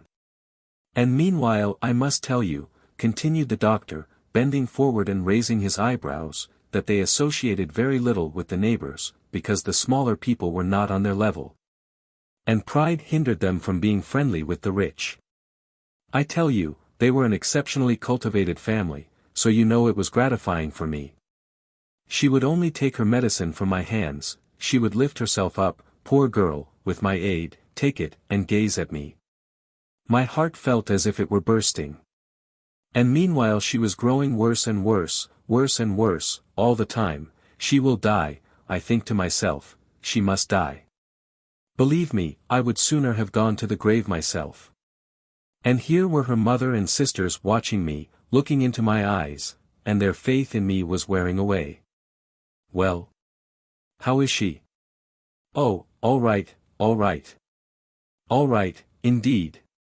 My mind was failing me. Well, I was sitting one night alone again by my patient. The maid was sitting there too, and snoring away in full swing. I can't find fault with the poor girl, though, she was worn out too. Alexandra Andreevna had felt very unwell all the evening. She was very feverish. Until midnight she kept tossing about, at last she seemed to fall asleep, at least, she lay still without stirring. The lamp was burning in the corner before the holy image. I sat there, you know, with my head bent. I even dozed a little. Suddenly it seemed as though someone touched me in the side. I turned round. Good God! Alexandra Andreevna was gazing with intent eyes at me, her lips parted, her cheek seemed burning. What is it? Doctor, shall I die? Merciful heavens! No, doctor, no, please don't tell me I shall live, don't say so. If you knew. Listen. For God's sake don't conceal my real position, and her breath came so fast. If I can know for certain that I must die, then I will tell you all. Alexandra Andreevna, I beg. Listen, I have not been asleep at all. I have been looking at you a long while. For God's sake. I believe in you. You are a good man, an honest man, I entreat you by all that is sacred in the world, tell me the truth. If you knew how important it is for me. Doctor, for God's sake tell me. Am I in danger? What can I tell you, Alexandra Andreevna, pray? For God's sake, I beseech you. I can't disguise from you, I say, Alexandra Andreevna, you are certainly in danger, but God is merciful. I shall die, I shall die. And it seemed as though she were pleased, her face grew so bright. I was alarmed. Don't be afraid, don't be afraid. I am not frightened of death at all. She suddenly sat up and leaned on her elbow. Now, yes, now I can tell you that I thank you with my whole heart. That you are kind and good, that I love you. I stare at her, like one possessed, it was terrible for me, you know. Do you hear, I love you. Alexandra Andreevna, how have I deserved, no, you don't understand me. And suddenly she stretched out her arms, and taking my head in her hands, she kissed it. Believe me, I almost screamed aloud. I threw myself on my knees, and buried my head in the pillow. She did not speak, her fingers trembled in my hair. I listen, she is weeping. I began to soothe her, to assure her. I really don't know what I did say to her. You will wake up the girl, I say to her, Alexandra Andreevna, I thank you, believe me, calm yourself. Enough. She persisted, never mind all of them, let them wake, then, let them come in, it does not matter, I am dying, you see. And what do you fear? Why are you afraid? Lift up your head. Or, perhaps, you don't love me, perhaps I am wrong. In that case, forgive me. Alexandra Andreevna, what are you saying? I love you, Alexandra Andreevna. She looked straight into my eyes, and opened her arms wide. Then take me in your arms. I tell you frankly, I don't know how it was I did not go mad that night. I feel that my patient is killing herself, I see that she is not fully herself. I understand, too, that if she did not consider herself on the point of death, she would never have thought of me, and, indeed, say what you will, it's hard to die at 20 without having known love, this was what was torturing her. This was why, in despair, she caught at me, do you understand now? But she held me in her arms, and would not let me go. Have pity on me, Alexandra Andreevna, and have pity on yourself, I say. Why, she says, what is there to think of? You know I must die. This she repeated incessantly. If I knew that I should return to life, and be a proper young lady again, I should be ashamed, of course, ashamed, but why now? But who has said you will die? Oh, no, leave off. You will not deceive me, you don't know how to lie, look at your face. You shall live, Alexandra Andreevna, I will cure you, we will ask your mother's blessing, we will be united, we will be happy. No, no, I have your word, I must die. You have promised me, you have told me.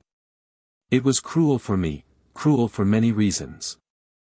And see what trifling things can do sometimes, it seems nothing at all, but it's painful.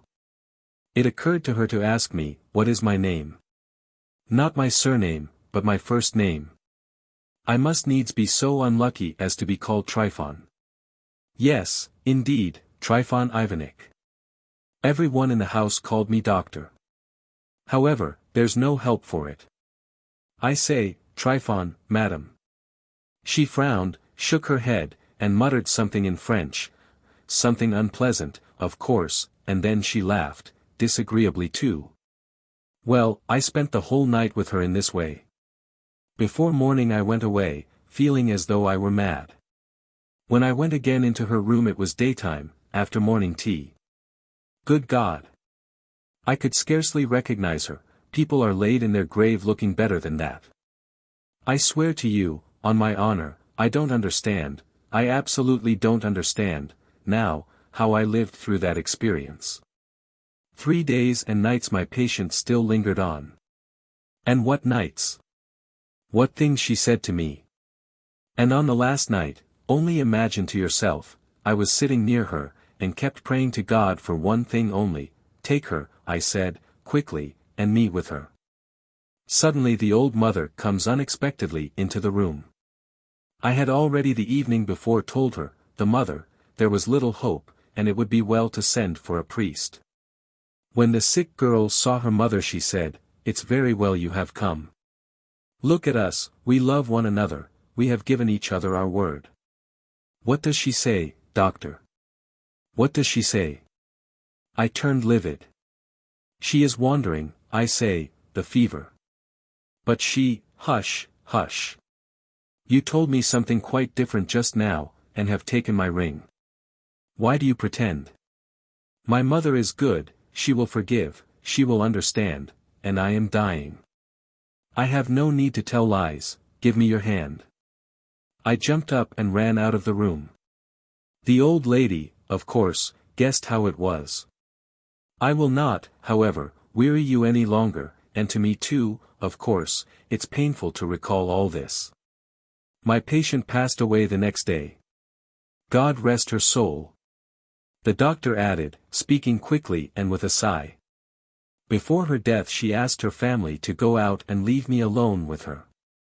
Forgive me, she said, I am perhaps to blame towards you, my illness. But believe me, I have loved no one more than you, do not forget me, keep my ring. The doctor turned away, I took his hand. Ah, he said, let us talk of something else, or would you care to play preference for a small stake? It is not for people like me to give way to exalted emotions. There's only one thing for me to think of, how to keep the children from crying and the wife from scolding. Since then, you know, I have had time to enter into lawful wedlock, as they say. Oh! I took a merchant's daughter, 7,000 for her dowry. Her name's Akulina, it goes well with Trifon. She is an ill-tempered woman, I must tell you, but luckily she's asleep all day. Well, shall it be preference? We sat down to preference for halfpenny points. Trifon Ivanich won 2 rubles and a half from me, and went home late, well pleased with his success. The Christmas Tree and the Wedding. By Fyodor M. Dostoevsky. The other day I saw a wedding. But no. I would rather tell you about a Christmas tree. The wedding was superb. I liked it immensely. But the other incident was still finer. I don't know why it is that the sight of the wedding reminded me of the Christmas tree. This is the way it happened. Exactly 5 years ago, on New Year's Eve, I was invited to a children's ball by a man high up in the business world, who had his connections, his circle of acquaintances, and his intrigues. So it seemed as though the children's ball was merely a pretext for the parents to come together and discuss matters of interest to themselves, quite innocently and casually. I was an outsider, and, as I had no special matters to air, I was able to spend the evening independently of the others. There was another gentleman present who like myself had just stumbled upon this affair of domestic bliss. He was the first to attract my attention. His appearance was not that of a man of birth or high family. He was tall, rather thin, very serious, and well dressed. Apparently he had no heart for the family festivities. The instant he went off into a corner by himself the smile disappeared from his face, and his thick dark brows knitted into a frown. He knew no one except the host and showed every sign of being bored to death, though bravely sustaining the role of thorough enjoyment to the end. Later I learned that he was a provincial, had come to the capital on some important, brain-racking business, had brought a letter of recommendation to our host, and our host had taken him under his protection, not at all con amore. It was merely out of politeness that he had invited him to the children's ball. They did not play cards with him, they did not offer him cigars. No one entered into conversation with him. Possibly they recognized the bird by its feathers from a distance.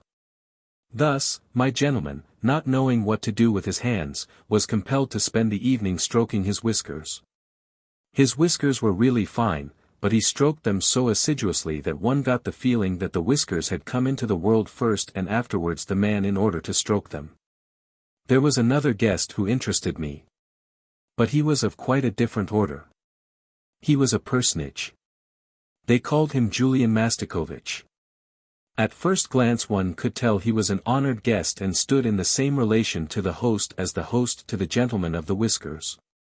The host and hostess said no end of amiable things to him, were most attentive, whining him, hovering over him, bringing guests up to be introduced, but never leading him to anyone else. I noticed tears glisten in our host's eyes when Julian Mastakovich remarked that he had rarely spent such a pleasant evening. Somehow I began to feel uncomfortable in this personage's presence. So, after amusing myself with the children, 5 of whom, remarkably well-fed young persons, were our hosts, I went into a little sitting room, entirely unoccupied. And seated myself at the end that was a conservatory and took up almost half the room. The children were charming. They absolutely refused to resemble their elders, notwithstanding the efforts of mothers and governesses. In a jiffy they had denuded the Christmas tree down to the very last sweet and had already succeeded in breaking half of their playthings before they even found out which belonged to whom. One of them was a particularly handsome little lad, dark-eyed, curly-haired, who stubbornly persisted in aiming at me with his wooden gun. But the child that attracted the greatest attention was his sister, a girl of about 11, lovely as a cupid. She was quiet and thoughtful, with large, full, dreamy eyes.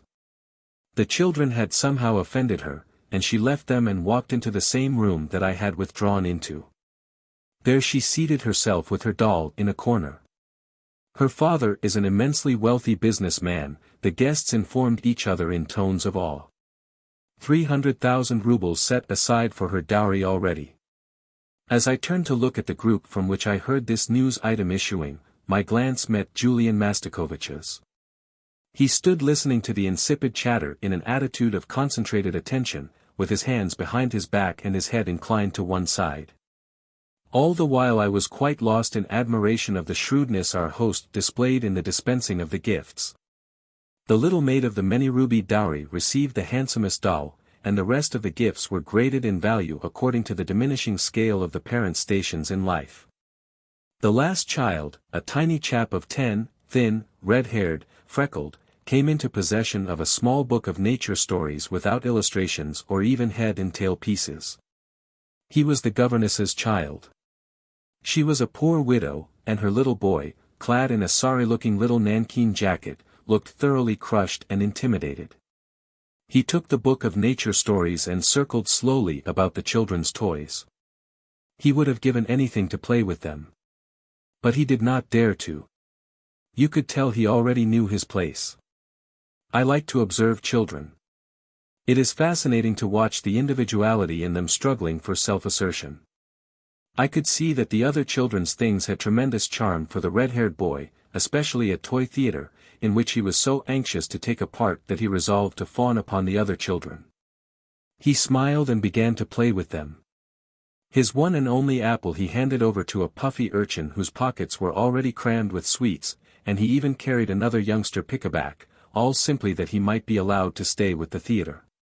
But in a few moments an impudent young person fell on him and gave him a pummeling. He did not dare even to cry. The governess came and told him to leave off interfering with the other children's games, and he crept away to the same room the little girl and I were in. She let him sit down beside her, and the two set themselves busily dressing the expensive doll. Almost half an hour passed, and I was nearly dozing off, as I sat there in the conservatory half listening to the chatter of the red-haired boy and the dowered beauty, when Julian Mastakovich entered suddenly. He had slipped out of the drawing-room under cover of a noisy scene among the children. From my secluded corner it had not escaped my notice that a few moments before he had been eagerly conversing with the rich girl's father, to whom he had only just been introduced. He stood still for a while reflecting and mumbling to himself, as if counting something on his fingers. 300, 11, 12, 13, 16, in 5 years. Let's say 4%, 5 times 12, 60, and on these 60. Let us assume that in 5 years it will amount to, well, 400. HM. But the shrewd old fox isn't likely to be satisfied with 4%. He gets 8 or even 10, perhaps. Let's suppose 500,000, at least, that's sure. Anything above that for pocket money, He blew his nose and was about to leave the room when he spied the girl and stood still. I, behind the plants, escaped his notice. He seemed to me to be quivering with excitement. It must have been his calculations that upset him so. He rubbed his hands and danced from place to place, and kept getting more and more excited. Finally, however, he conquered his emotions and came to a standstill. He cast a determined look at the future bride and wanted to move toward her, but glanced about first. Then, as if with a guilty conscience, he stepped over to the child on tiptoe, smiling, and bent down and kissed her head. His coming was so unexpected that she uttered a shriek of alarm. "What are you doing here, dear child?" he whispered, looking around and pinching her cheek. "We're playing." "What, with him?" said Julian Mastakovich with a look askance at the governess's child. "You should go into the drawing-room, my lad," he said to him. The boy remained silent and looked up at the man with wide-open eyes. Julian Mastakovich glanced round again cautiously and bent down over the girl. "What have you got, a doll, my dear?"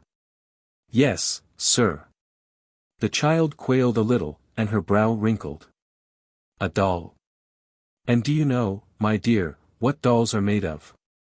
"No, sir," she said weakly, and lowered her head. "Out of rags, my dear." "You, boy, you go back to the drawing-room, to the children," said Julian Mastakovich looking at the boy sternly. The two children frowned. They caught hold of each other and would not part. "And do you know why they gave you the doll?" asked Julian Mastakovich, dropping his voice lower and lower. "No. Because you were a good, very good little girl the whole week." Saying which, Julian Mastakovich was seized with a paroxysm of agitation. He looked round and said in a tone faint, almost inaudible with excitement and impatience, "If I come to visit your parents, will you love me, my dear?" He tried to kiss the sweet little creature, but the red-haired boy saw that she was on the verge of tears, and he caught her hand and sobbed out loud in sympathy. That enraged the man. "Go away. Go away. Go back to the other room, to your playmates." "I don't want him to. I don't want him to." "You go away," cried the girl. "Let him alone. Let him alone." She was almost weeping. There was a sound of footsteps in the doorway. Julian Mastakovich started and straightened up his respectable body. The red-haired boy was even more alarmed. He let go the girl's hand, sidled along the wall, and escaped through the drawing room into the dining room. Not to attract attention, Julian Mastakovich also made for the dining room. He was red as a lobster. The sight of himself in a mirror seemed to embarrass him. Presumably he was annoyed at his own ardor and impatience. Without due respect to his importance and dignity, his calculations had lured and pricked him to the greedy eagerness of a boy, who makes straight for his object, though this was not as yet an object, it only would be so in 5 years' time. I followed the worthy man into the dining room, where I witnessed a remarkable play. Julian Mastakovich, all flushed with vexation, venom in his look, began to threaten the red-haired boy. The red-haired boy retreated farther and farther until there was no place left for him to retreat to, and he did not know where to turn in his fright. "Get out of here. What are you doing here? Get out, I say, you good-for-nothing. Stealing fruit, are you? Oh, so, stealing fruit. Get out, you freckle face, go to your likes." The frightened child, as a last desperate resort, crawled quickly under the table. His persecutor, completely infuriated, pulled out his large linen handkerchief and used it as a lash to drive the boy out of his position. Here I must remark that Julian Mastakovich was a somewhat corpulent man, heavy, well-fed, puffy-cheeked, with a paunch and ankles as round as nuts. He perspired and puffed and panted. So strong was his dislike, or was it jealousy, of the child that he actually began to carry on like a madman. I laughed heartily. Julian Mastakovich turned. He was utterly confused and for a moment, apparently, quite oblivious of his immense importance. At that moment our host appeared in the doorway opposite. The boy crawled out from under the table and wiped his knees and elbows. Julian Mastakovich hastened to carry his handkerchief, which he had been dangling by the corner, to his nose. Our host looked at the three of us rather suspiciously. But, like a man who knows the world and can readily adjust himself, he seized upon the opportunity to lay hold of his very valuable guest and get what he wanted out of him. "Here's the boy I was talking to you about," he said, indicating the red-haired child. "I took the liberty of presuming on your goodness in his behalf." "Oh," replied Julian Mastakovich, still not quite master of himself. "He's my governess's son," our host continued in a beseeching tone. "She's a poor creature, the widow of an honest official. That's why, if it were possible for you—" "Impossible, impossible!" Julian Mastakovich cried hastily. "You must excuse me, Philip Alexeyevich, I really cannot. I've made inquiries. There are no vacancies, and there is a waiting list of 10 who have a greater right, I'm sorry." "Too bad," said our host. "He's a quiet, unobtrusive child. A very naughty little rascal, I should say," said Julian Mastakovich, wryly. "Go away, boy. Why are you here still? Be off with you to the other children." Unable to control himself, he gave me a sidelong glance. Nor could I control myself. I laughed straight in his face. He turned away and asked our host, in tones quite audible to me, who that odd young fellow was. They whispered to each other and left the room, disregarding me. I shook with laughter. Then I, too, went to the drawing room. There the great man, already surrounded by the fathers and mothers and the host and the hostess, had begun to talk eagerly with a lady to whom he had just been introduced. The lady held the rich little girl's hand. Julian Mastakovich went into fulsome praise of her. He waxed ecstatic over the dear child's beauty, her talents, her grace, her excellent breeding, plainly laying himself out to flatter the mother, who listened scarcely able to restrain tears of joy, while the father showed his delight by a gratified smile. The joy was contagious. Everybody shared in it. Even the children were obliged to stop playing so as not to disturb the conversation. The atmosphere was surcharged with awe. I heard the mother of the important little girl, touched to her profoundest depths, ask Julian Mastakovich in the choicest language of courtesy, whether he would honor them by coming to see them. I heard Julian Mastakovich accept the invitation with unfeigned enthusiasm. Then the guests scattered decorously to different parts of the room, and I heard them, with veneration in their tones, extol the businessman's wife, the businessman's daughter, and, especially, Julian Mastakovich. "Is he married?" I asked out loud of an acquaintance of mine standing beside Julian Mastakovich. Julian Mastakovich gave me a venomous look. "No," answered my acquaintance, profoundly shocked by my intentional indiscretion. "Not long ago I passed the church of." I was struck by the concourse of people gathered there to witness a wedding. It was a dreary day. A drizzling rain was beginning to come down. I made my way through the throng into the church. The bridegroom was a round, well-fed, pot-bellied little man, very much dressed up. He ran and fussed about and gave orders and arranged things. Finally word was passed that the bride was coming.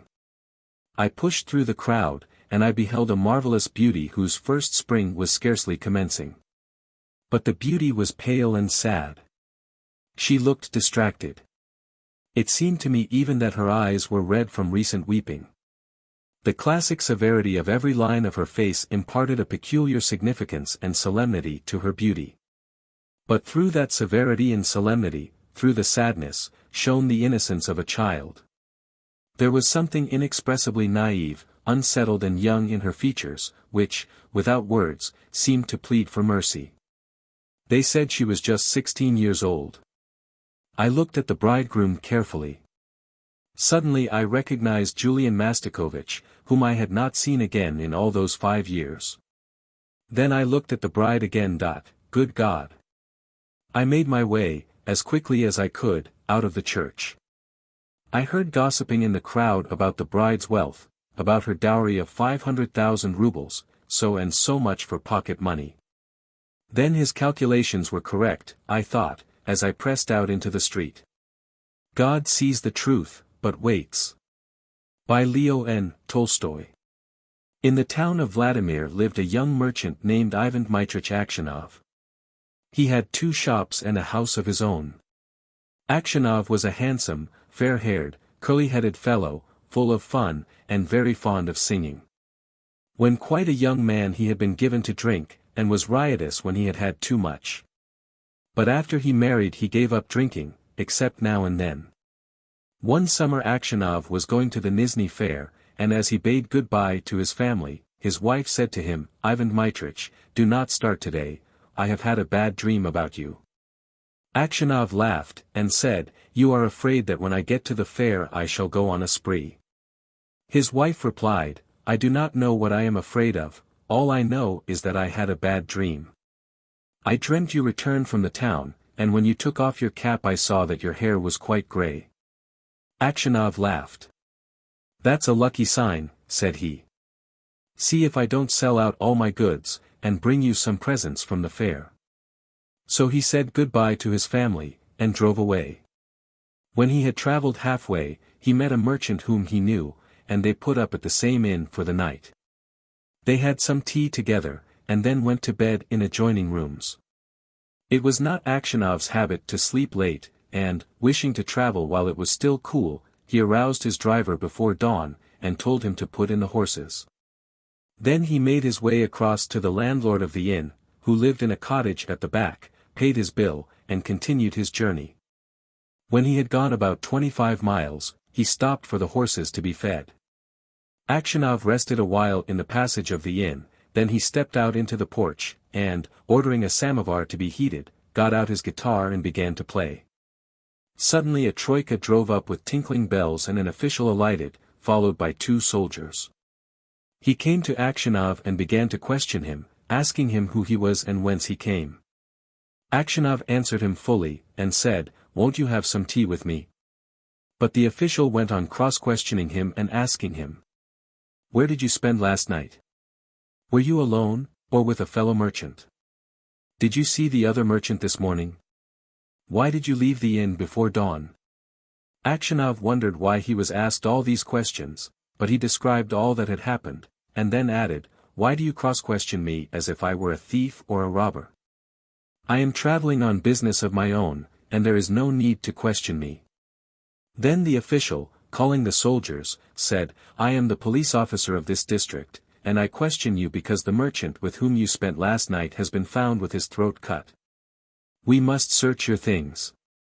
They entered the house. The soldiers and the police officer unstrapped Akshenov's luggage and searched it.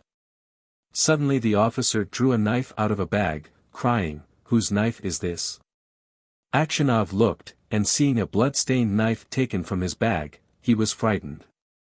"How is it there is blood on this knife?" Akshenov tried to answer, but could hardly utter a word, and only stammered, "I don't know, not mine." Then the police officer said, "This morning the merchant was found in bed with his throat cut. You are the only person who could have done it. The house was locked from inside, and no one else was there. Here is this blood-stained knife in your bag, and your face and manner betray you. Tell me how you killed him, and how much money you stole." Akshenov swore he had not done it, that he had not seen the merchant after they had had tea together. That he had no money except 8,000 rubles of his own, and that the knife was not his. But his voice was broken, his face pale, and he trembled with fear as though he went guilty. The police officer ordered the soldiers to bind Akshenov and to put him in the cart. As they tied his feet together and flung him into the cart, Akshenov crossed himself and wept. His money and goods were taken from him, and he was sent to the nearest town and imprisoned there. Inquiries as to his character were made in Vladimir. The merchants and other inhabitants of that town said that in former days he used to drink and waste his time, but that he was a good man. Then the trial came on. He was charged with murdering a merchant from Ryazan, and robbing him of 20,000 rubles. His wife was in despair, and did not know what to believe. Her children were all quite small, one was a baby at her breast. Taking them all with her, she went to the town where her husband was in jail. At first she was not allowed to see him, but after much begging, she obtained permission from the officials, and was taken to him. When she saw her husband in prison dress and in chains, shut up with thieves and criminals, she fell down, and did not come to her senses for a long time. Then she drew her children to her, and sat down near him. She told him of things at home, and asked about what had happened to him. He told her all, and she asked, "What can we do now? We must petition the Tsar not to let an innocent man perish." His wife told him that she had sent a petition to the Tsar, but it had not been accepted. Akshenov did not reply, but only looked downcast. Then his wife said, "It was not for nothing I dreamt your hair had turned grey. You remember? You should not have started that day." And passing her fingers through his hair, she said, "Vanya dearest, tell your wife the truth, was it not you who did it? So you, too, suspect me," said Akshenov, and, hiding his face in his hands, he began to weep. Then a soldier came to say that the wife and children must go away, and Akshenov said goodbye to his family for the last time. When they were gone, Akshenov recalled what had been said, and when he remembered that his wife also had suspected him, he said to himself, "It seems that only God can know the truth. It is to him alone we must appeal, and from him alone expect mercy." And Akshenov wrote no more petitions, gave up all hope, and only prayed to God. Akshenov was condemned to be flogged and sent to the mines. So he was flogged with a knot, and when the wounds made by the knot were healed, he was driven to Siberia with other convicts. For 26 years Akshenov lived as a convict in Siberia. His hair turned white as snow, and his beard grew long, thin, and grey. All his mirth went, he stooped, he walked slowly, spoke little, and never laughed, but he often prayed. In prison Akshenov learnt to make boots, and earned a little money, with which he bought the lives of the saints. He read this book when there was light enough in the prison. And on Sundays in the prison church he read the lessons and sang in the choir, for his voice was still good. The prison authorities liked Akshenov for his meekness, and his fellow prisoners respected him. They called him grandfather, and the saint. When they wanted to petition the prison authorities about anything, they always made Akshenov their spokesman, and when there were quarrels among the prisoners they came to him to put things right, and to judge the matter. No news reached Akshenov from his home, and he did not even know if his wife and children were still alive. One day a fresh gang of convicts came to the prison. In the evening the old prisoners collected round the new ones and asked them what towns or villages they came from, and what they were sentenced for. Among the rest Aksionov sat down near the newcomers, and listened with downcast air to what was said.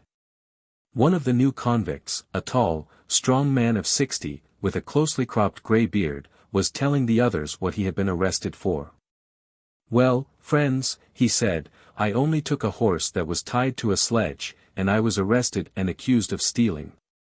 I said I had only taken it to get home quicker, and had then let it go. Besides, the driver was a personal friend of mine. So I said, 'It's all right.' 'No,' said they, 'you stole it.' But how or where I stole it they could not say. I once really did something wrong, and ought by rights to have come here long ago, but that time I was not found out. Now I have been sent here for nothing at all. But it's lies I'm telling you. I've been to Siberia before, but I did not stay long." "Where are you from?" asked someone. "From Vladimir. My family are of that town. My name is Makar, and they also call me Semyonik." Aksionov raised his head and said, "Tell me, Semyonik, do you know anything of the merchants Aksionov of Vladimir? Are they still alive?" "Know them? Of course I do. The Aksionovs are rich, though their father is in Siberia, a sinner like ourselves, it seems. As for you, Grandad, how did you come here?" Aksionov did not like to speak of his misfortune. He only sighed, and said, "For my sins I have been in prison these 26 years. "What sins?" asked Makar Semyonik. But Aksionov only said, Well, I must have deserved it." He would have said no more, but his companions told the newcomers how Aksionov came to be in Siberia, how someone had killed a merchant, and had put the knife among Aksionov's things, and Aksionov had been unjustly condemned. When Makar Semyonik heard this, he looked at Aksionov, slapped his own knee, and exclaimed, "Well, this is wonderful. Really wonderful. But how old you've grown, Grandad." The others asked him why he was so surprised, and where he had seen Aksionov before, but Makar Semyonik did not reply. He only said, "It's wonderful that we should meet here, lads." These words made Aksionov wonder whether this man knew who had killed the merchant, so he said, "Perhaps, Semyonik, you have heard of that affair, or maybe you've seen me before." "How could I help hearing? The world's full of rumors. But it's a long time ago, and I've forgotten what I heard." "Perhaps you heard who killed the merchant?" asked Aksionov. Makar Semyonik laughed, and replied, "It must have been him in whose bag the knife was found. If someone else hid the knife there, he's not a thief till he's caught, as the saying is. How could anyone put a knife into your bag while it was under your head? It would surely have woke you up." When Aksionov heard these words, he felt sure this was the man who had killed the merchant. He rose and went away. All that night Aksionov lay awake. He felt terribly unhappy, and all sorts of images rose in his mind. There was the image of his wife as she was when he parted from her to go to the fair. He saw her as if she were present, her face and her eyes rose before him, he heard her speak and laugh. Then he saw his children, quite little, as they were at that time, one with a little cloak on, another at his mother's breast. And then he remembered himself as he used to be young and merry. He remembered how he sat playing the guitar in the porch of the inn where he was arrested, and how free from care he had been. He saw, in his mind, the place where he was flogged, the executioner, and the people standing around. The chains, the convicts, all the 26 years of his prison life, and his premature old age. The thought of it all made him so wretched that he was ready to kill himself. "And it's all that villain's doing," thought Aksionov. And his anger was so great against Makar Semyonik that he longed for vengeance, even if he himself should perish for it. He kept repeating prayers all night, but could get no peace. During the day he did not go near Makar Semyonik, nor even look at him. A fortnight passed in this way. Aksionov could not sleep at night, and was so miserable that he did not know what to do. One night as he was walking about the prison he noticed some earth that came rolling out from under one of the shelves on which the prisoners slept. He stopped to see what it was. Suddenly Makar Semyonich crept out from under the shelf, and looked up at Aksionov with frightened face. Aksionov tried to pass without looking at him, but Makar seized his hand and told him that he had dug a hole under the wall, getting rid of the earth by putting it into his high boots, and emptying it out every day on the road when the prisoners were driven to their work. Just you keep quiet, old man, and you shall get out too. If you blab, they'll flog the life out of me, but I will kill you first. Aksionov trembled with anger as he looked at his enemy. He drew his hand away, saying, I have no wish to escape, and you have no need to kill me, you killed me long ago. As to telling of you, I may do so or not, as God shall direct. Next day, when the convicts were led out to work, the convoy soldiers noticed that one or other of the prisoners emptied some earth out of his boots. The prison was searched and the tunnel found. The governor came and questioned all the prisoners to find out who had dug the hole. They all denied any knowledge of it. Those who knew would not betray Makar Semyonich, knowing he would be flogged almost to death. At last the governor turned to Aksionov, whom he knew to be a just man, and said, You are a truthful old man, tell me, before God, who dug the hole. Makar Semyonich stood as if he were quite unconcerned, looking at the governor and not so much as glancing at Aksionov. Aksionov's lips and hands trembled, and for a long time he could not utter a word. He thought, why should I screen him who ruined my life? Let him pay for what I have suffered. But if I tell, they will probably flog the life out of him, and maybe I suspect him wrongly. And, after all, what good would it be to me? Well, old man, repeated the governor, tell me the truth, who has been digging under the wall? Aksionov glanced at Makar Semyonich, and said, I cannot say, Your Honor. It is not God's will that I should tell. Do what you like with me. I am in your hands. However much the governor tried, Aksionov would say no more, and so the matter had to be left. That night, when Aksionov was lying on his bed and just beginning to doze, someone came quietly and sat down on his bed. He peered through the darkness and recognized Makar.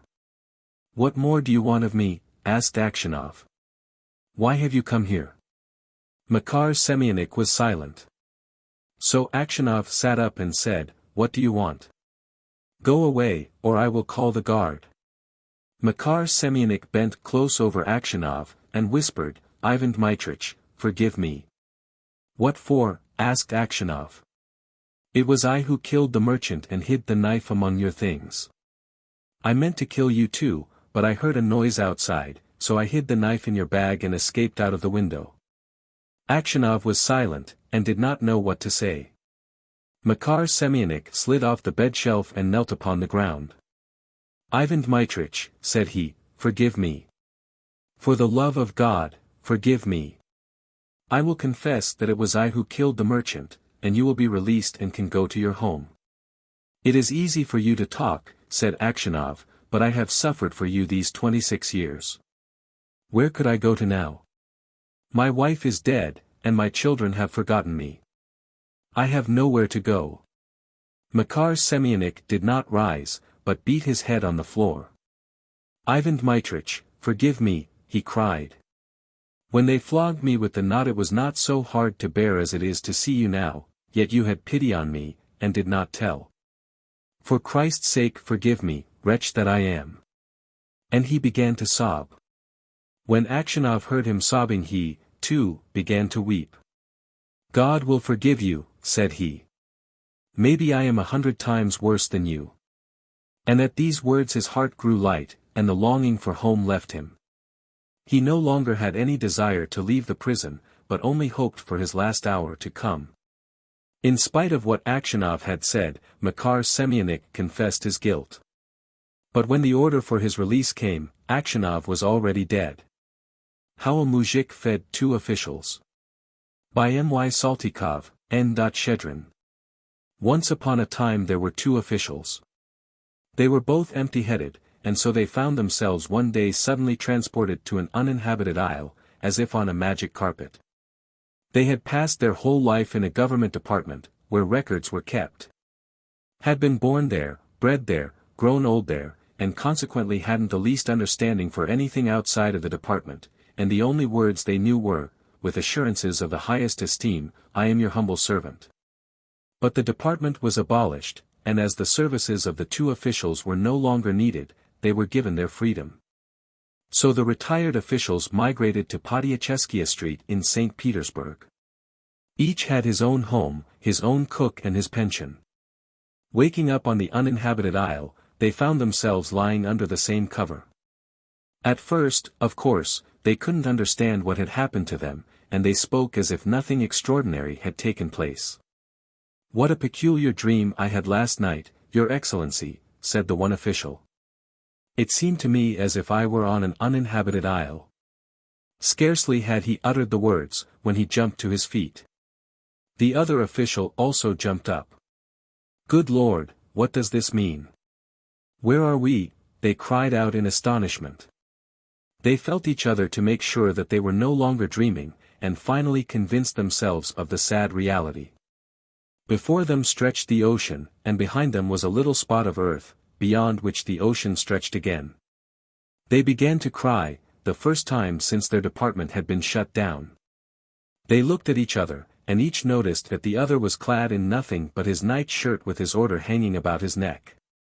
"We really should be having our coffee now," observed the one official. Then he bethought himself again of the strange situation he was in and a second time fell to weeping. "What are we going to do now?" he sobbed. "Even supposing we were to draw up a report, what good would that do?" "You know what, Your Excellency," replied the other official, "you go to the east and I will go to the west. Toward evening we will come back here again and, perhaps, we shall have found something." They started to ascertain which was the east and which was the west. They recalled that the head of their department had once said to them, "If you want to know where the east is, then turn your face to the north, and the east will be on your right." But when they tried to find out which was the north, they turned to the right and to the left and looked around on all sides. Having spent their whole life in the Department of Records, their efforts were all in vain. "To my mind, Your Excellency, the best thing to do would be for you to go to the right and me to go to the left," said one official, who had served not only in the Department of Records, but had also been teacher of handwriting in the school for reserves, and so was a little bit cleverer. So said, so done. The one official went to the right. He came upon trees, bearing all sorts of fruits. Gladly would he have plucked an apple, but they all hung so high that he would have been obliged to climb up. He tried to climb up in vain. All he succeeded in doing was tearing his night shirt. Then he struck upon a brook. It was swarming with fish. "Wouldn't it be wonderful if we had all this fish in Podyacheskiya Street," he thought, and his mouth watered. Then he entered woods and found partridges, grouse and hares. "Good Lord, what an abundance of food," he cried. His hunger was going up tremendously. But he had to return to the appointed spot with empty hands. He found the other official waiting for him. "Well, Your Excellency, how went it? Did you find anything?" "Nothing but an old number of the Moscow Gazette, not another thing." The officials lay down to sleep again, but their empty stomachs gave them no rest. They were partly robbed of their sleep by the thought of who was now enjoying their pension, and partly by the recollection of the fruit, fishes, partridges, grouse and hares that they had seen during the day. The human pabulum in its original form flies, swims and grows on trees. "Who would have thought it, Your Excellency?" said the one official. "To be sure," rejoined the other official.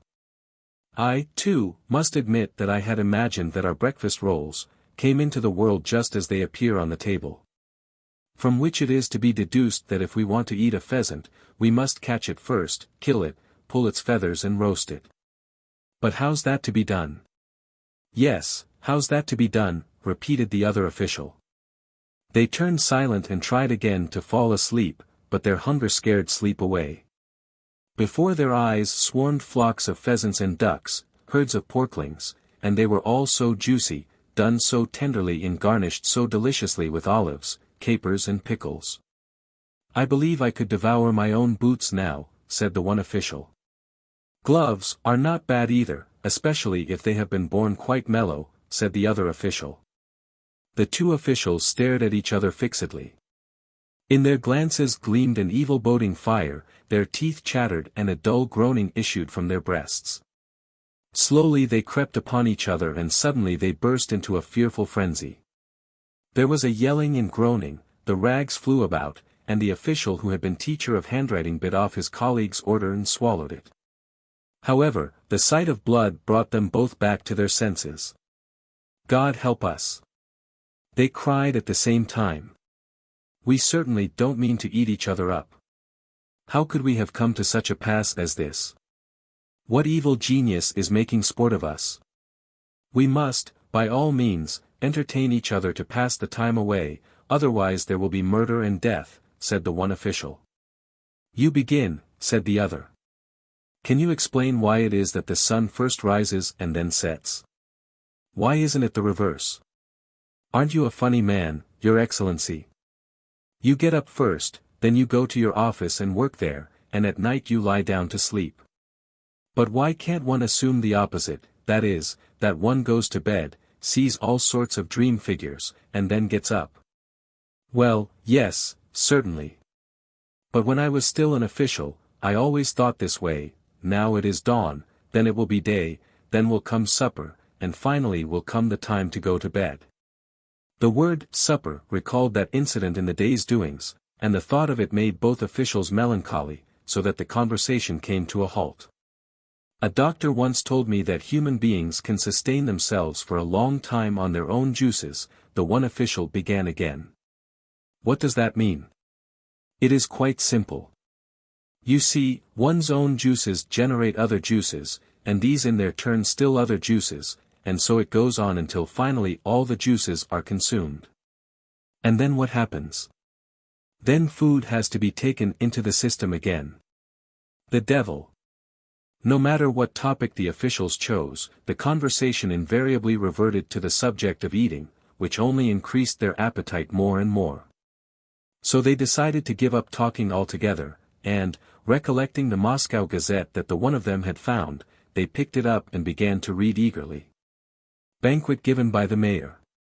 The table was set for 100 persons. The magnificence of it exceeded all expectations. The remotest provinces were represented at this feast of the gods by the costliest gifts. The golden sturgeon from Shexna and the silver pheasant from the Caucasian woods held a rendezvous with strawberries so seldom to be had in our latitude in winter. The devil. "For God's sake, stop reading, Your Excellency. Couldn't you find something else to read about?" cried the other official in sheer desperation. He snatched the paper from his colleague's hands, and started to read something else. "Our correspondent in Tula informs us that yesterday a sturgeon was found in the UPA, an event which even the oldest inhabitants cannot recall, and all the more remarkable since they recognized the former police captain in this sturgeon. This was made the occasion for giving a banquet in the club. The prime cause of the banquet was served in a large wooden platter garnished with vinegar pickles. A bunch of parsley stuck out of its mouth. Dr. P., who acted as toastmaster, saw to it that everybody present got a piece of the sturgeon. The sauces to go with it were unusually varied and delicate. Permit me, Your Excellency, it seems to me you are not so careful either in the selection of reading matter," interrupted the first official, who secured the Gazette again and started to read. "One of the oldest inhabitants of VIII has discovered a new and highly original recipe for fish soup. A live codfish, Loda vulgaris, is taken and beaten with a rod until its liver swells up with anger." The officials' heads drooped. Whatever their eyes fell upon had something to do with eating. Even their own thoughts were fatal. No matter how much they tried to keep their minds off beefsteak and the like, it was all in vain. Their fancy returned invariably, with irresistible force, back to that for which they were so painfully yearning. Suddenly an inspiration came to the official who had once taught handwriting. "I have it," he cried delightedly. What do you say to this, Your Excellency? What do you say to our finding a mujik? A mujik, Your Excellency. What sort of a mujik? Why a plain ordinary mujik? A mujik like all other mujiks. He would get the breakfast rolls for us right away, and he could also catch partridges and fish for us. A mujik. But where are we to fetch one from, if there is no mujik here? Why shouldn't there be a mujik here? There are mujiks everywhere. All one has to do is hunt for them. There certainly must be a mujik hiding here somewhere so as to get out of working. This thought so cheered the officials that they instantly jumped up to go in search of a mujik. For a long while they wandered about on the island without the desired result, until finally a concentrated smell of black bread and old sheepskin assailed their nostrils and guided them in the right direction. There under a tree was a colossal mujik lying fast asleep with his hands under his head. It was clear that to escape his duty to work he had impudently withdrawn to this island. The indignation of the officials knew no bounds. What, lying asleep here you lazy bones you, they raged at him, it is nothing to you that there are 2 officials here who are fairly perishing of hunger. Up, forward, march, work. The mujik rose and looked at the 2 severe gentlemen standing in front of him. His first thought was to make his escape, but the officials held him fast. He had to submit to his fate. He had to work. First he climbed up on a tree and plucked several dozen of the finest apples for the officials. He kept a rotten one for himself. Then he turned up the earth and dug out some potatoes. Next he started a fire with 2 bits of wood that he rubbed against each other. Out of his own hair he made a snare and caught partridges. Over the fire, by this time burning brightly, he cooked so many kinds of food that the question arose in the officials' minds whether they shouldn't give some to this idler. Beholding the efforts of the mujik, they rejoiced in their hearts. They had already forgotten how the day before they had nearly been perishing of hunger, and all they thought of now was, what a good thing it is to be an official. Nothing bad can ever happen to an official. Are you satisfied, gentlemen? The lazy mujik asked. Yes, we appreciate your industry, replied the officials. Then you will permit me to rest a little. Go take a little rest, but first make a good strong cord. The mujik gathered wild hemp stalks, laid them in water, beat them and broke them, and toward evening a good stout cord was ready. The officials took the cord and bound the mujik to a tree, so that he should not run away. Then they laid themselves to sleep. Thus day after day passed, and the mujik became so skillful that he could actually cook soup for the officials in his bare hands. The officials had become round and well-fed and happy. It rejoiced them that here they needn't spend any money and that in the meanwhile their pensions were accumulating in St. Petersburg. What is your opinion, Your Excellency? One said to the other after breakfast one day, is the story of the Tower of Babel true? Don't you think it is simply an allegory? By no means, Your Excellency, I think it was something that really happened. What other explanation is there for the existence of so many different languages on earth? Then the flood must really have taken place, too? Certainly, else. How would you explain the existence of antediluvian animals? Besides, the Moscow Gazette says. They made search for the old number of the Moscow Gazette, seated themselves in the shade, and read the whole sheet from beginning to end. They read of festivities in Moscow, Tula, Penza and Ryazan, and strangely enough felt no discomfort at the description of the delicacies served. There is no saying how long this life might have lasted. Finally, however, it began to bore the officials. They often thought of their cooks in St. Petersburg, and even shed a few tears in secret. I wonder how it looks in Podyacheskiya Street now, Your Excellency, one of them said to the other. Oh, don't remind me of it, Your Excellency. I am pining away with homesickness. It is very nice here. There is really no fault to be found with this place, but the lamb longs for its mother sheep. And it is a pity, too, for the beautiful uniforms. Yes, indeed, a uniform of the 4th class is no joke. The gold embroidery alone is enough to make one dizzy. Now they began to importune the mujik to find some way of getting them back to Podyacheskiya Street, and strange to say, the mujik even knew where Podyacheskiya Street was. He had once drunk beer and mead there, and as the saying goes, everything had run down his beard, alas, but nothing into his mouth. The officials rejoiced and said, "We are officials from Podyacheskiya Street. And I am one of those men, do you remember, who sit on a scaffolding hung by ropes from the roofs and paint the outside walls.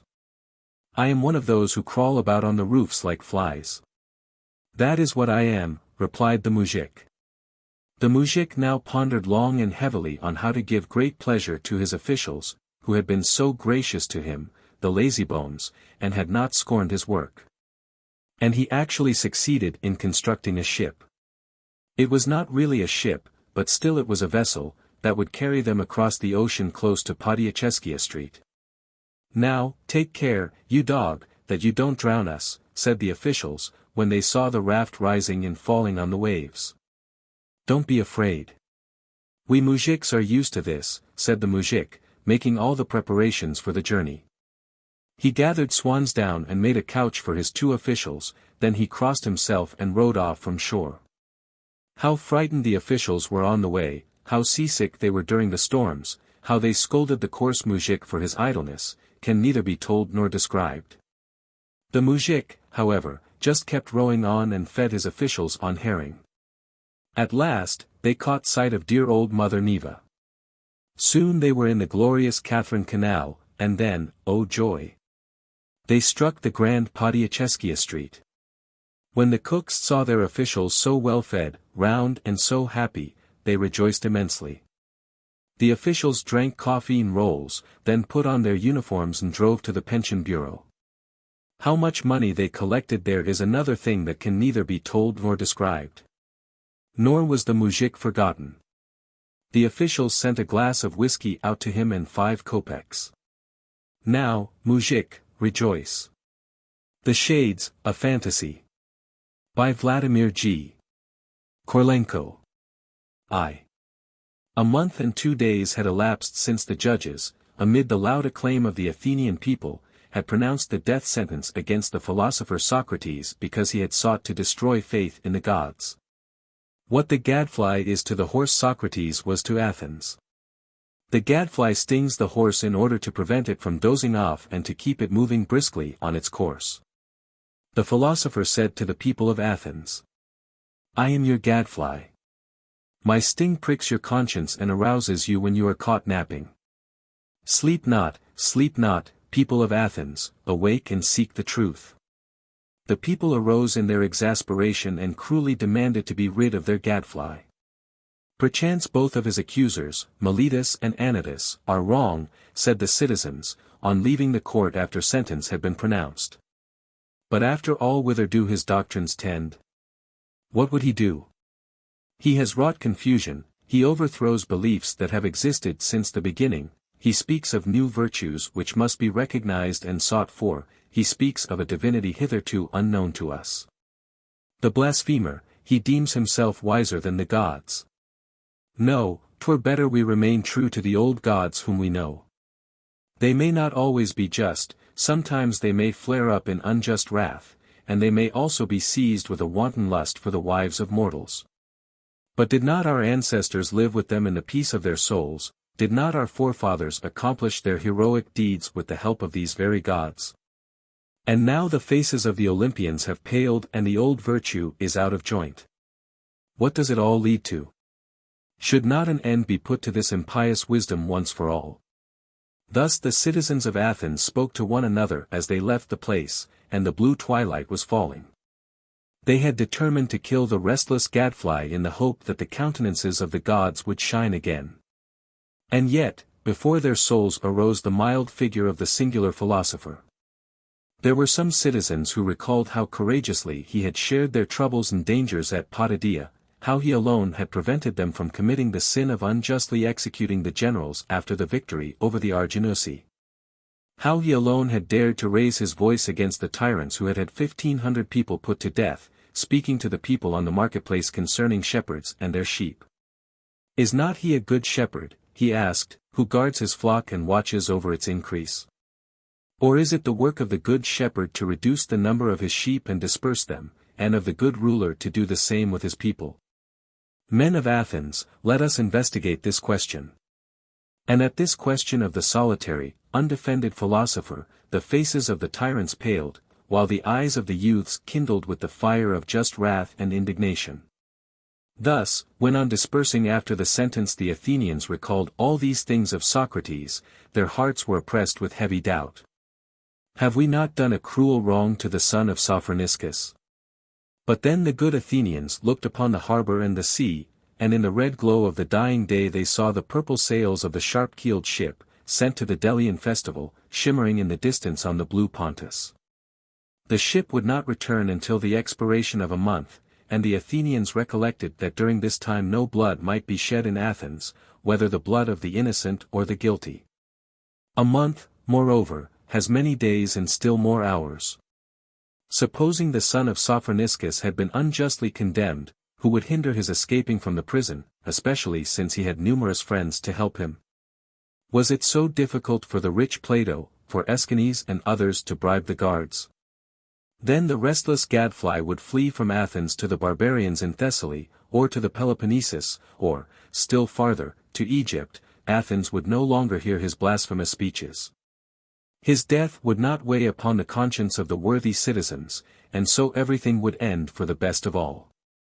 Thus said many to themselves that evening, while aloud they praised the wisdom of the Demos and the Heliasts. In secret, however, they cherished the hope that the restless philosopher would leave Athens, fly from the hemlock to the barbarians, and so free the Athenians of his troublesome presence and of the pangs of consciences that smote them for inflicting death upon an innocent man. 32 times since that evening had the sun risen from the ocean and dipped down into it again. The ship had returned from Delos and lay in the harbor with sadly drooping sails, as if ashamed of its native city. The moon did not shine in the heavens, the sea heaved under a heavy fog, and on the hills lights peered through the obscurity like the eyes of men gripped by a sense of guilt. The stubborn Socrates did not spare the conscience of the good Athenians. "We part. You go home and I go to death," he said to the judges after the sentence had been pronounced. "I know not, my friends, which of us chooses the better lot." As the time had approached for the return of the ship, many of the citizens had begun to feel uneasy. Must that obstinate fellow really die? And they began to appeal to the consciences of Aeschines, Phaedo, and other pupils of Socrates, trying to urge them on to further efforts for their master. "Will you permit your teacher to die?" they asked reproachfully in biting tones. "Or do you grudge the few coins it would take to bribe the guard?" In vain Crito besought Socrates to take to flight, and complained that the public was upbraiding his disciples with lack of friendship and with avarice. The self-willed philosopher refused to gratify his pupils or the good people of Athens. "Let us investigate," he said. "If it turns out that I must flee, I will flee, but if I must die, I will die. Let us remember what we once said, the wise man need not fear death, he need fear nothing but falsehood. Is it right to abide by the laws we ourselves have made so long as they are agreeable to us, and refuse to obey those which are disagreeable? If my memory does not deceive me, I believe we once spoke of these things, did we not?" "Yes, we did," answered his pupil. And I think all were agreed as to the answer. Yes. But perhaps what is true for others is not true for us. No, truth is alike for all, including ourselves. But perhaps when we must die and not someone else, truth becomes untruth. No, Socrates, truth remains the truth under all circumstances. After his pupil had thus agreed to each premise of Socrates in turn, he smiled and drew his conclusion. "If that is so, my friend, mustn't I die? Or has my head already become so weak that I am no longer in a condition to draw a logical conclusion? Then correct me, my friend, and show my erring brain the right way." His pupil covered his face with his mantle and turned aside. "Yes," he said, "now I see you must die." And on that evening when the sea tossed hither and thither and roared dully under the load of fog, and the whimsical wind in mournful astonishment gently stirred the sails of the ships. When the citizens meeting on the streets asked one another, "Is he dead?" and their voices timidly betrayed the hope that he was not dead. When the first breath of awakened conscience touched the hearts of the Athenians like the first messenger of the storm. And when, it seemed the very faces of the gods were darkened with shame, on that evening at the sinking of the sun the self-willed man drank the cup of death. The wind increased in violence and shrouded the city more closely in the veil of mist, angrily tugging at the sails of the vessels delayed in the harbor. And the Erinyes sang their gloomy songs to the hearts of the citizens and whipped up in their breasts that tempest which was later to overwhelm the denouncers of Socrates. But in that hour the first stirrings of regret were still uncertain and confused. The citizens found more fault with Socrates than ever because he had not given them the satisfaction of fleeing to Thessaly. They were annoyed with his pupils because in the last days they had walked about in somber mourning attire, a living reproach to the Athenians. They were vexed with the judges because they had not had the sense and the courage to resist the blind rage of the excited people. They bore even the gods' resentment. "To you, ye gods, have we brought this sacrifice," spoke many. "Rejoice, ye unsatiable. I know not which of us chooses the better lot." Those words of Socrates came back to their memory, those his last words to the judges and to the people gathered in the court. Now he lay in the prison quiet and motionless under his cloak, while over the city hovered mourning, horror, and shame. Again he became the tormentor of the city, he who was himself no longer accessible to torment. The gadfly had been killed, but it stung the people more sharply than ever. Sleep not this night, O men of Athens. Sleep not. You have committed an injustice, a cruel injustice, which can never be erased. 2. During those sad days Xenophon, the general, a pupil of Socrates, was marching with his 10,000 in a distant land, amid dangers, seeking a way of return to his beloved fatherland. Aeschines, Crito, Critobulus, Phaedo, and Apollodorus were now occupied with the preparations for the modest funeral. Plato was burning his lamp and bending over a parchment. The best disciple of the philosopher was busy inscribing the deeds, words, and teachings that marked the end of the sage's life. A thought is never lost, and the truth discovered by a great intellect illumines the way for future generations like a torch in the dark. There was one other disciple of Socrates. Not long before, the impetuous Ctesippus had been one of the most frivolous and pleasure-seeking of the Athenian youths. He had set up beauty as his sole god, and had bowed before Clinias as its highest exemplar.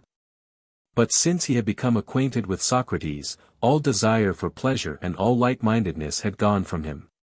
He looked on indifferently while others took his place with Clinias.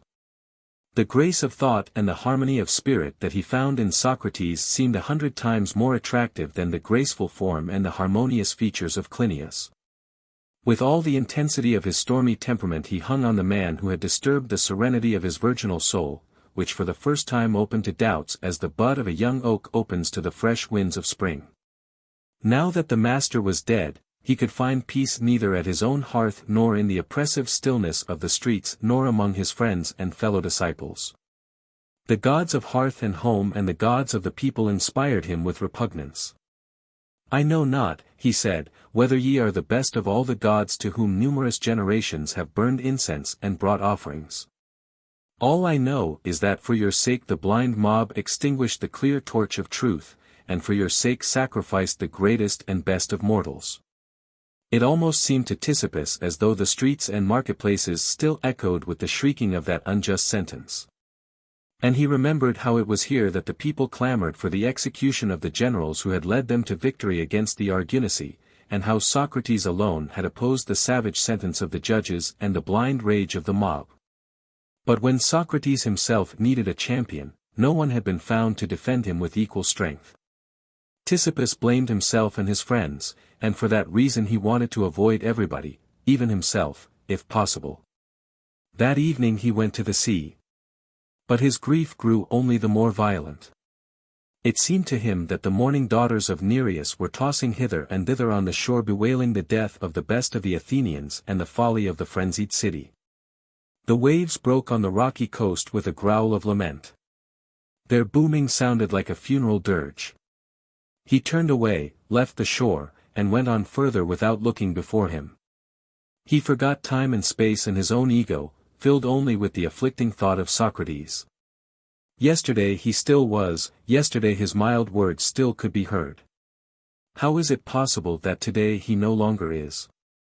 O night, O giant mountain shrouded in mist, O heaving sea moved by your own life, O restless winds that carry the breath of an immeasurable world on your wings, O starry vault flecked with flying clouds, take me to you.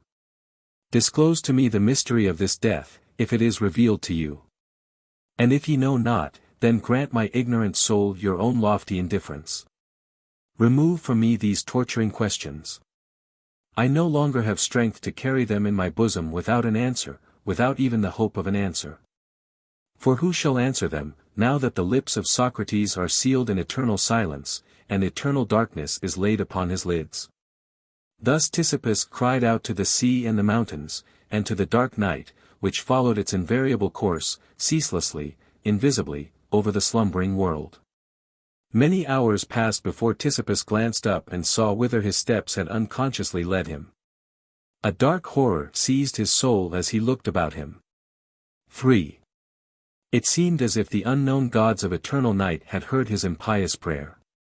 Chrysippus looked about, without being able to recognize the place where he was.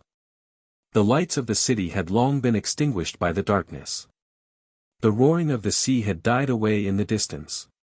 His anxious soul had even lost the recollection of having heard it. No single sound, no mournful cry of nocturnal bird, nor whir of wings, nor rustling of trees, nor murmur of a merry stream, broke the deep silence. Only the blind will-o'-the-wisps flickered here and there over rocks, and sheet lightning, unaccompanied by any sound, flared up and died down against crag peaks. This brief illumination merely emphasized the darkness. And the dead light disclosed the outlines of dead deserts crossed by gorges like crawling serpents, and rising into rocky heights in a wild chaos. All the joyous gods that haunt green groves, purling brooks, and mountain valleys seemed to have fled forever from these deserts. Pan alone, the great and mysterious Pan, was hiding somewhere nearby in the chaos of nature, and with mocking glance seemed to be pursuing the tiny ant that a short time before had blasphemously asked to know the secret of the world and of death. Dark, senseless horror overwhelmed the soul of Chrysippus. It is thus that the sea in stormy fleet overwhelms a rock on the shore. Was it a dream, was it reality, or was it the revelation of the unknown divinity? Chrysippus felt that in an instant he would step across the threshold of life, and that his soul would melt into an ocean of unending, inconceivable horror like a drop of rain in the waves of the grey sea on a dark and stormy night. But at this moment he suddenly heard voices that seemed familiar to him, and in the glare of the sheet lightning his eyes recognized human figures. 4. On a rocky slope sat a man in deep despair. He had thrown a cloak over his head and was bowed to the ground. Another figure approached him softly, cautiously climbing upward and carefully feeling every step. The first man uncovered his face and exclaimed, "Is that you I just now saw, my good Socrates? Is that you passing by me in this cheerless place? I have already spent many hours here without knowing when day will relieve the night. I have been waiting in vain for the dawn.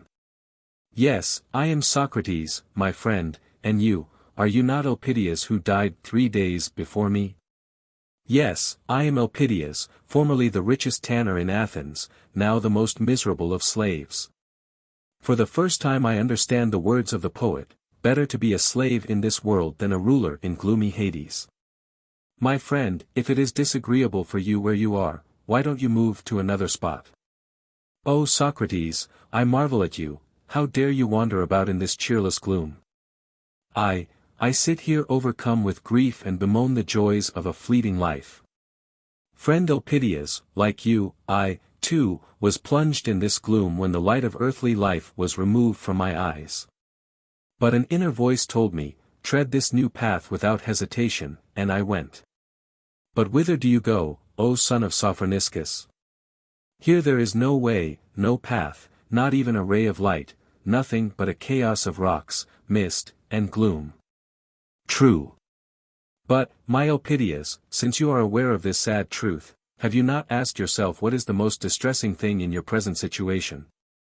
Undoubtedly the dismal darkness. Then one should seek for light. Perchance you will find here the great law, that mortals must in darkness seek the source of life. Do you not think it is better so to seek than to remain sitting in one spot? I think it is, therefore I keep walking. Farewell. Oh, good Socrates, abandon me not. You go with sure steps through the pathless chaos in Hades. Hold out to me but a fold of your mantle. If you think it is better for you, too, then follow me, friend Elpidias. And the two shades walked on, while the soul of Ctesippus, released by sleep from its mortal envelope, flew after them, greedily absorbing the tones of the clear Socratic speech. Are you here, good Socrates? The voice of the Athenian again was heard. Why are you silent?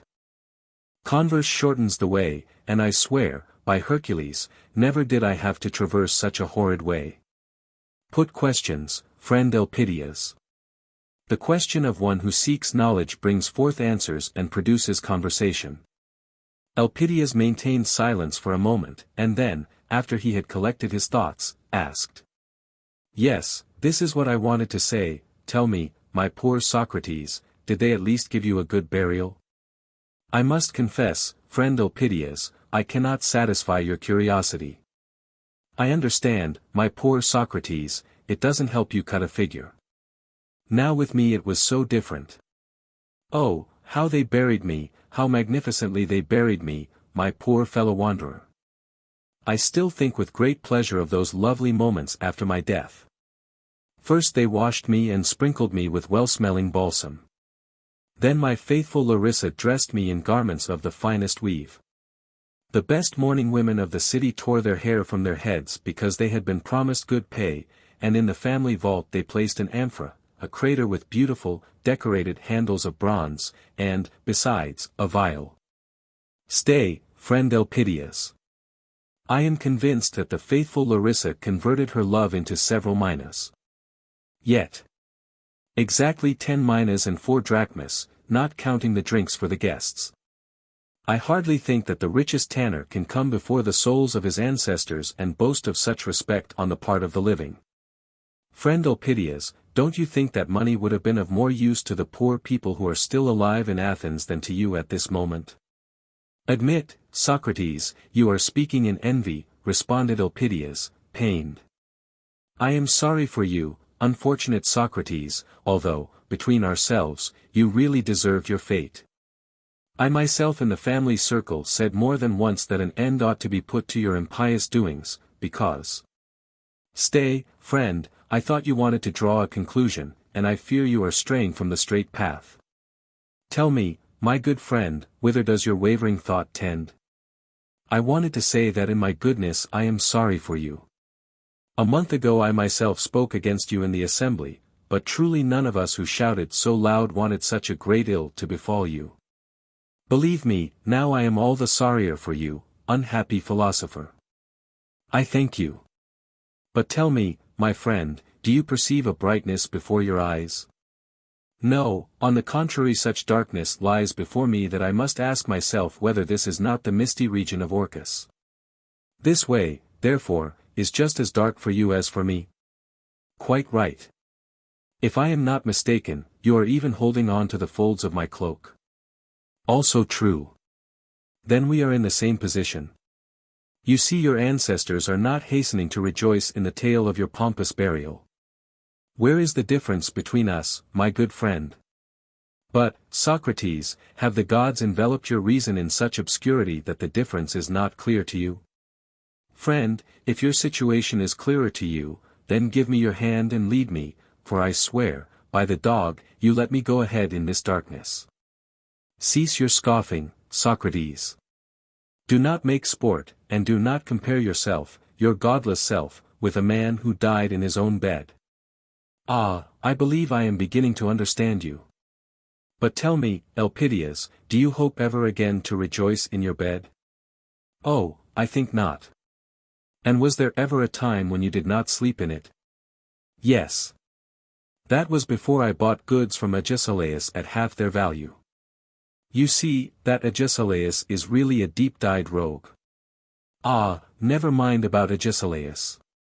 Perhaps he is getting them back, from your widow at a quarter their value. Then wasn't I right when I said that you were in possession of your bed only part of the time?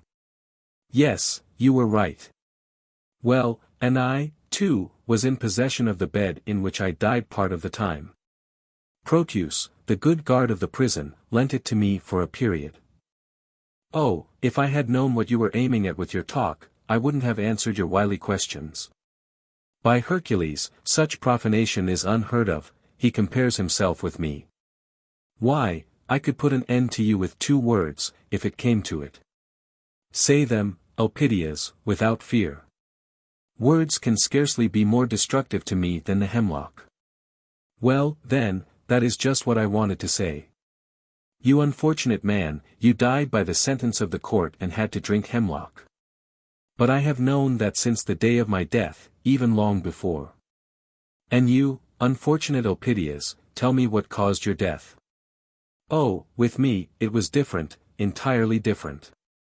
You see, I got the dropsy in my abdomen. An expensive physician from Corinth was called who promised to cure me for 2 minas, and he was given half that amount in advance. I am afraid that Larissa in her lack of experience in such things gave him the other half, too. Then the physician did not keep his promise. That's it. And you died from dropsy. Ah, Socrates, believe me, 3 times it wanted to vanquish me, and finally it quenched the flame of my life. Then tell me, did death by dropsy give you great pleasure? Oh, wicked Socrates, don't make sport of me.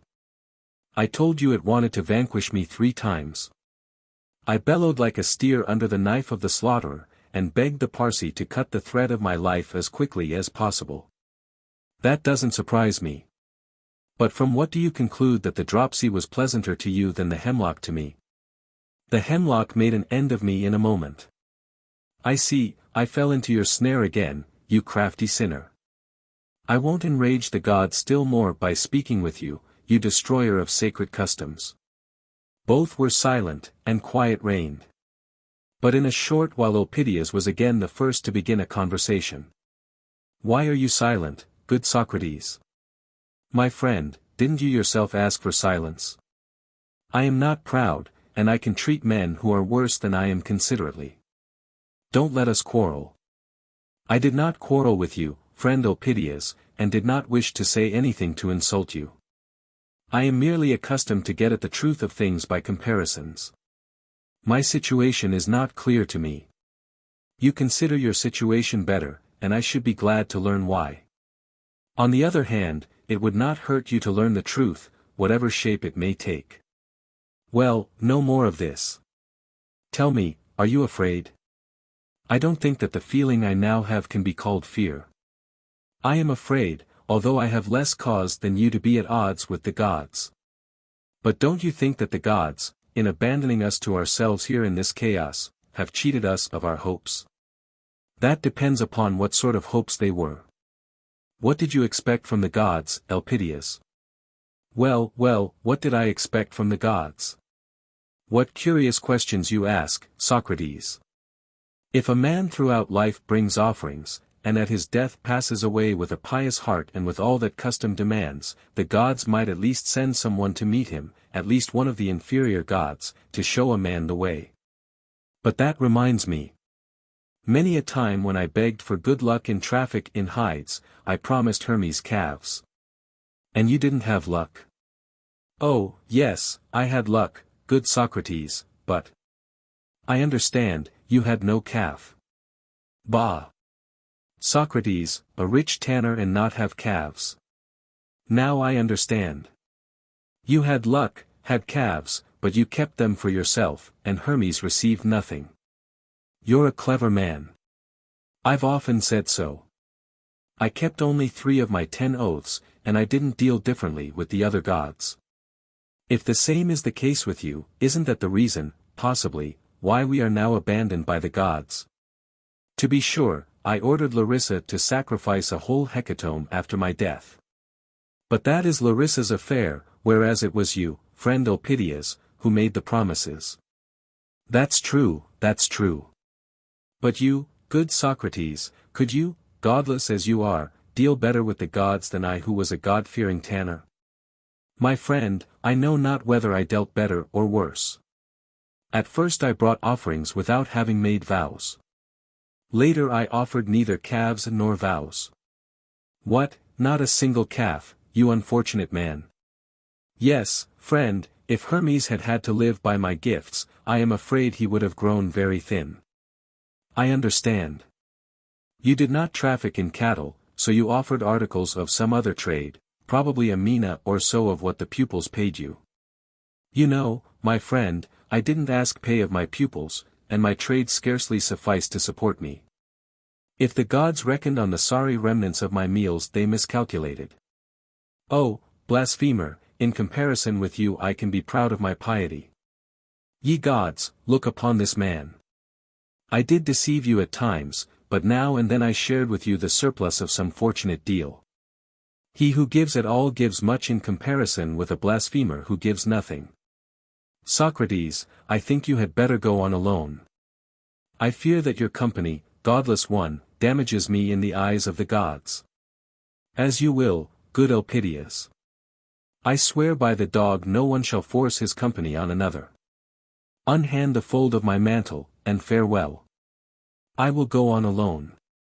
And Socrates walked forward with a sure tread, feeling the ground, however, at every step. But Elpidias behind him instantly cried out. Wait, wait, my good fellow citizen, do not leave an Athenian alone in this horrible place. I was only making fun. Take what I said as a joke, and don't go so quickly. I marvel how you can see a thing in this hellish darkness.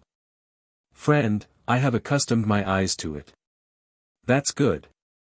Still I can't approve of your not having brought sacrifices to the gods. No, I can't, poor Socrates, I can't. The honorable Sophroniscus certainly taught you better in your youth, and you yourself used to take part in the prayers. I saw you. Yes. But I am accustomed to examine all our motives and to accept only those that after investigation prove to be reasonable. And so a day came on which I said to myself, Socrates, here you are praying to the Olympians. Why are you praying to them? Elpidias laughed. Really you philosophers sometimes don't know how to answer the simplest questions. I'm a plain tanner who never in my life studied sophistry, yet I know why I must honor the Olympians. Tell me quickly, so that I, too, may know why. Why? Ha! Ha! It's too simple, you wise Socrates. So much the better if it's simple. But don't keep your wisdom from me. Tell me, why must one honor the gods? Why? Because everybody does it. Friend, you know very well that not everyone honors the gods. Wouldn't it be more correct to say many? Very well, many. But tell me, don't more men deal wickedly than righteously? I think so. You find more wicked people than good people. Therefore, if you follow the majority, you ought to deal wickedly and not righteously. What are you saying? I'm not saying it, you are. But I think the reason that men reverence the Olympians is not because the majority worship them. We must find another, more rational ground. Perhaps you mean they deserve reverence. Yes, very right. Good. But then arises a new question, why do they deserve reverence? Because of their greatness. Ah, that's more like it. Perhaps I will soon be agreeing with you. It only remains for you to tell me wherein their greatness consists. That's a difficult question, isn't it? Let us seek the answer together. Homer says that the impetuous Ares, when stretched flat on the ground by a stone thrown by Pallas Athene, covered with his body the space that can be traveled in 7 mornings. You see what an enormous space. Is that wherein greatness consists? There you have me, my friend. That raises another question. Do you remember the athlete Theophans? He towered over the people a whole head's length, whereas Pericles was no larger than you. But whom do we call great, Pericles or Theophans? I see that greatness does not consist in size of body. In that you're right. I am glad we agree. Perhaps greatness consists in virtue? Certainly. I think so, too. Well, then, who must bow to whom? The small before the large, or those who are great in virtues before the wicked? The answer is clear. I think so, too. Now we will look further into this matter. Tell me truly, did you ever kill other people's children with arrows? It goes without saying, never. Do you think so ill of me? Nor have you, I trust, ever seduced the wives of other men. I was an upright tanner and a good husband. Don't forget that, Socrates, I beg of you. You never became a brute, nor by your lustfulness gave your faithful Larissa occasion to revenge herself on women whom you had ruined and on their innocent children. You anger me, really, Socrates. But perhaps you snatched your inheritance from your father and threw him into prison? Never. Why these insulting questions? Wait, my friend. Perhaps we will both reach a conclusion. Tell me, would you have considered a man great who had done all these things of which I have spoken? No, no, no. I should have called such a man a scoundrel, and lodged public complaint against him with the judges in the marketplace. Well, Elpidias, why did you not complain in the marketplace against Zeus and the Olympians? The son of Cronos carried on war with his own father, and was seized with brutal lust for the daughters of men, while Hera took vengeance upon innocent virgins. Did not both of them convert the unhappy daughter of Inachos into a common cow? Did not Apollo kill all the children of Niobe with his arrows? Did not Calenius steal bulls? Well, then, Elpidias, if it is true that he who has less virtue must do honor to him who has more, then you should not build altars to the Olympians, but they to you. Blaspheme not, impious Socrates. Keep quiet. How dare you judge the acts of the gods? Friend, a higher power has judged them. Let us investigate the question.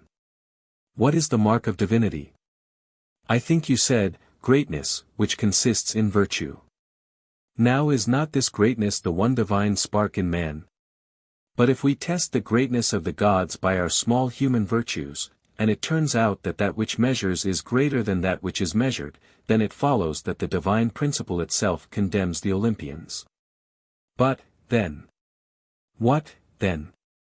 Then, friend Elpidias, they are no gods, but deceptive phantoms, creations of a dream.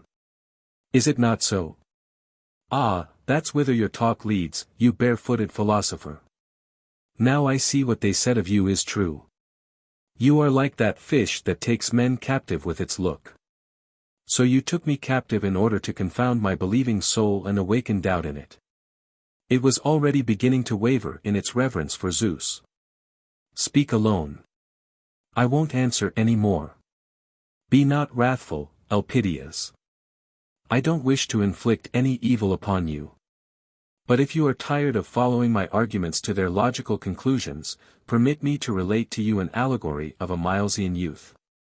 Allegories rest the mind, and the relaxation is not unprofitable. Speak, if your story is not too long and its purpose is good. Its purpose is truth, friend Elpidias, and I will be brief. Once, you know, in ancient times, Miletus was exposed to the attacks of the barbarians.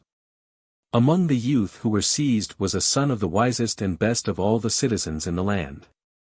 His precious child was overtaken by a severe illness and became unconscious. He was abandoned and allowed to lie like worthless booty. In the dead of night he came to his senses. High above him glimmered the stars. Round about stretched the desert. And in the distance he heard the howl of beasts of prey. He was alone. He was entirely alone, and, besides that, the gods had taken from him the recollection of his former life.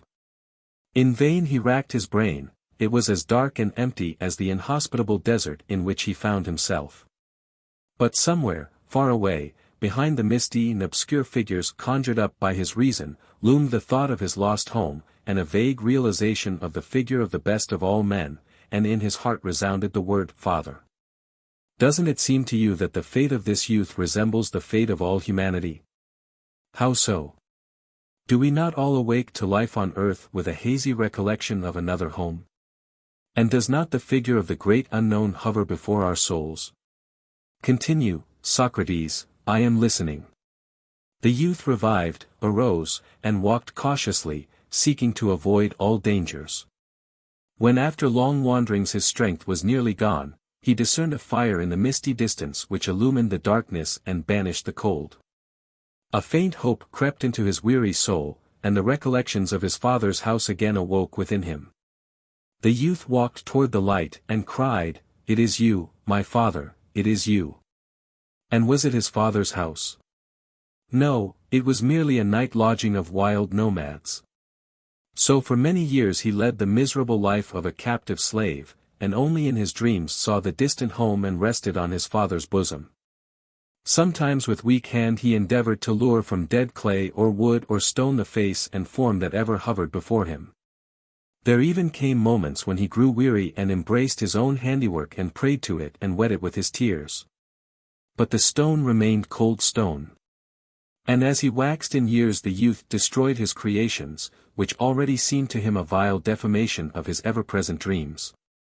At last fate brought him to a good barbarian, who asked him for the cause of his constant mourning. When the youth confided to him the hopes and longings of his soul, the barbarian, a wise man, said, "The world would be better did such a man and such a country exist as that of which you speak.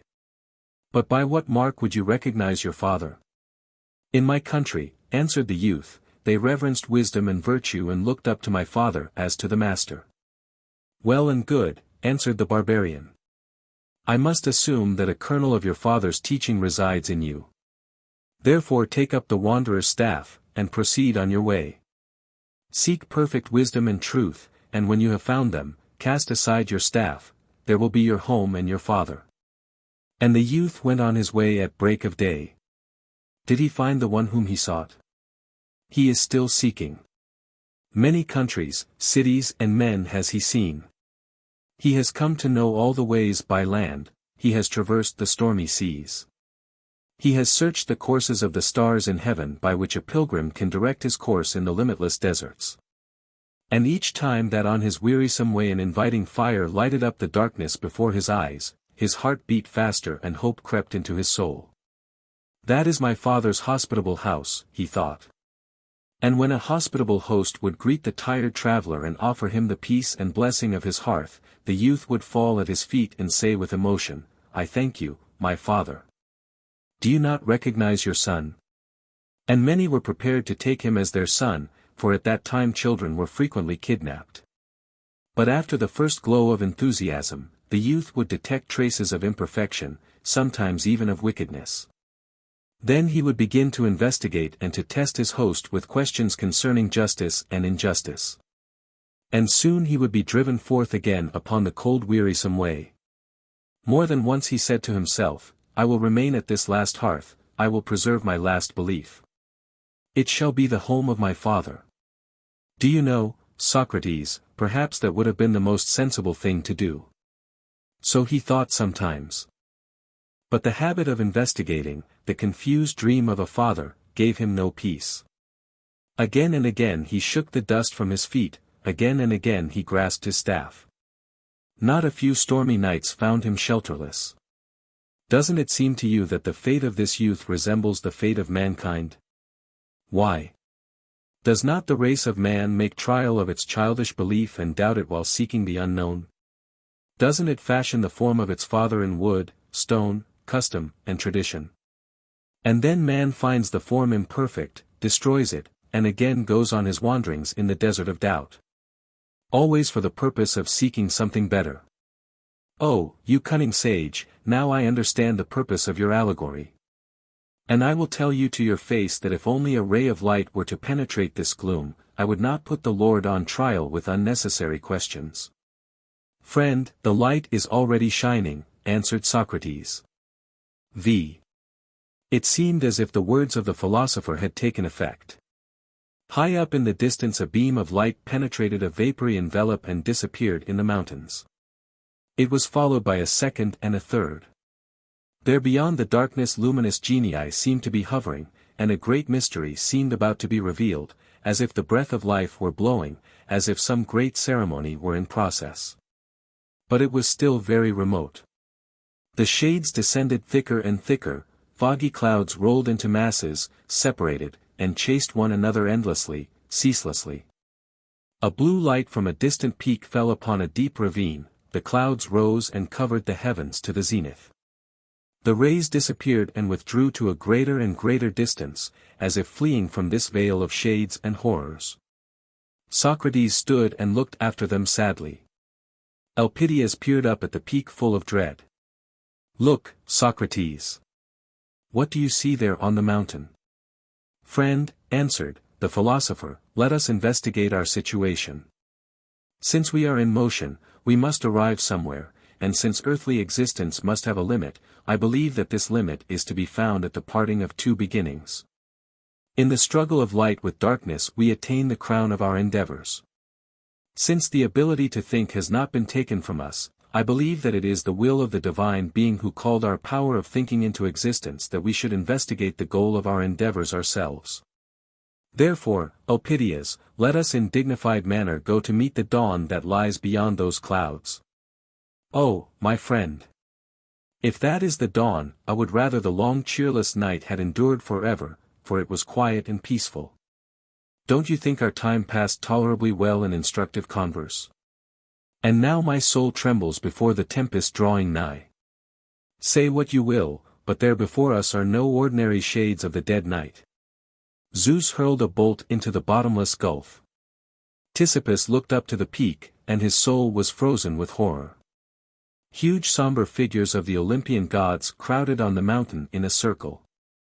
A last ray shot through the region of clouds and mists, and died away like a faint memory. A storm was approaching now, and the powers of night were once more in the ascendant. Dark figures covered the heavens. In the center Ctesippus could discern the all-powerful son of Cronos surrounded by a halo. The somber figures of the older gods encircled him in wrathful excitement. Like flocks of birds winging their way in the twilight, like eddies of dust driven by a hurricane, like autumn leaves lashed by Boreas, numerous minor gods hovered in long clouds and occupied the spaces. When the clouds gradually lifted from the peak and sent down dismal horror to embrace the earth, Ctesippus fell upon his knees.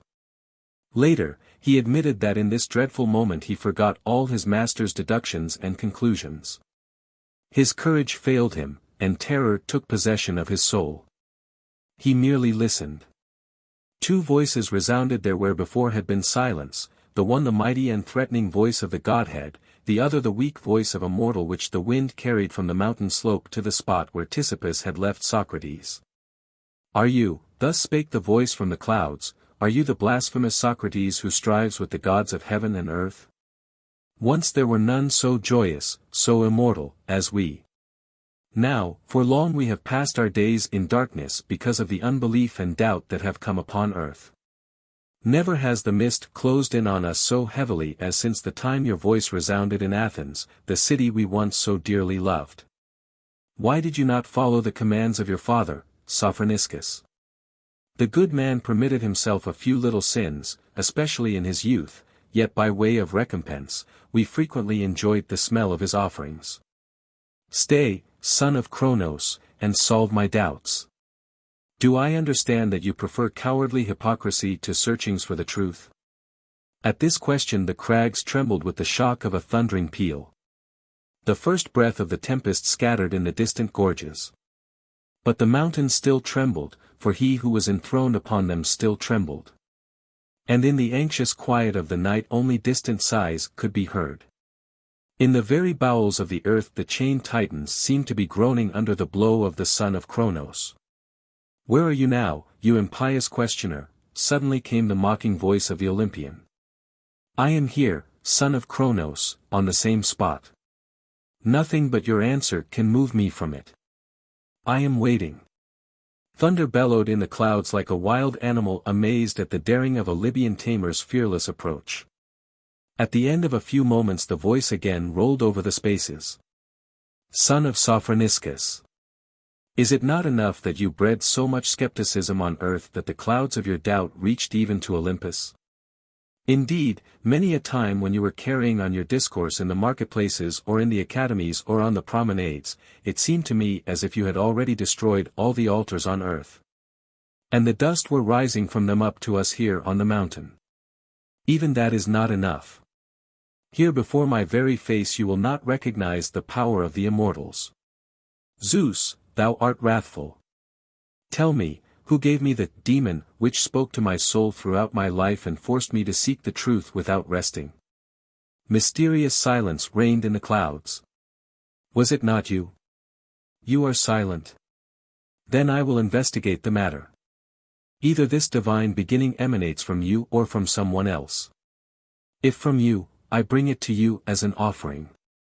I offer you the ripe fruit of my life, the flame of the spark of your own kindling. See, son of Kronos, I preserved my gift. In my deepest heart grew the seed that you sowed. It is the very fire of my soul. It burned in those crises when with my own hand I tore the thread of life. Why will you not accept it? Would you have me regard you as a poor master whose age prevents him from seeing that his own pupil obediently follows out his commands? Who are you that would command me to stifle the flame that has illuminated my whole life, ever since it was penetrated by the first ray of sacred thought? The sun says not to the stars, be extinguished that I may rise. The sun rises and the weak glimmer of the stars is quenched by its far, far stronger light. The day says not to the torch, be extinguished, you interfere with me. The day breaks and the torch smokes, but no longer shines. The divinity that I am questing is not you who are afraid of doubt. That divinity is like the day, like the sun, and shines without extinguishing other lights.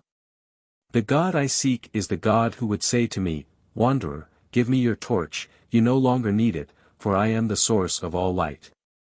Searcher for truth, set upon my altar the little gift of your doubt, because in me is its solution. If you are that God, hearken to my questions. No one kills his own child, and my doubts are a branch of the eternal Spirit whose name is truth. Round about, the fires of heaven tore the dark clouds, and out of the howling storm again resounded the powerful voice. Whither did your doubts tend, you arrogant sage, who renounce humility, the most beautiful adornment of earthly virtues? You abandoned the friendly shelter of credulous simplicity to wander in the desert of doubt. You have seen this dead space from which the living gods have departed. Will you traverse it, you insignificant worm, who crawl in the dust of your pitiful profanation of the gods? Will you vivify the world? Will you conceive the unknown divinity to whom you do not dare to pray?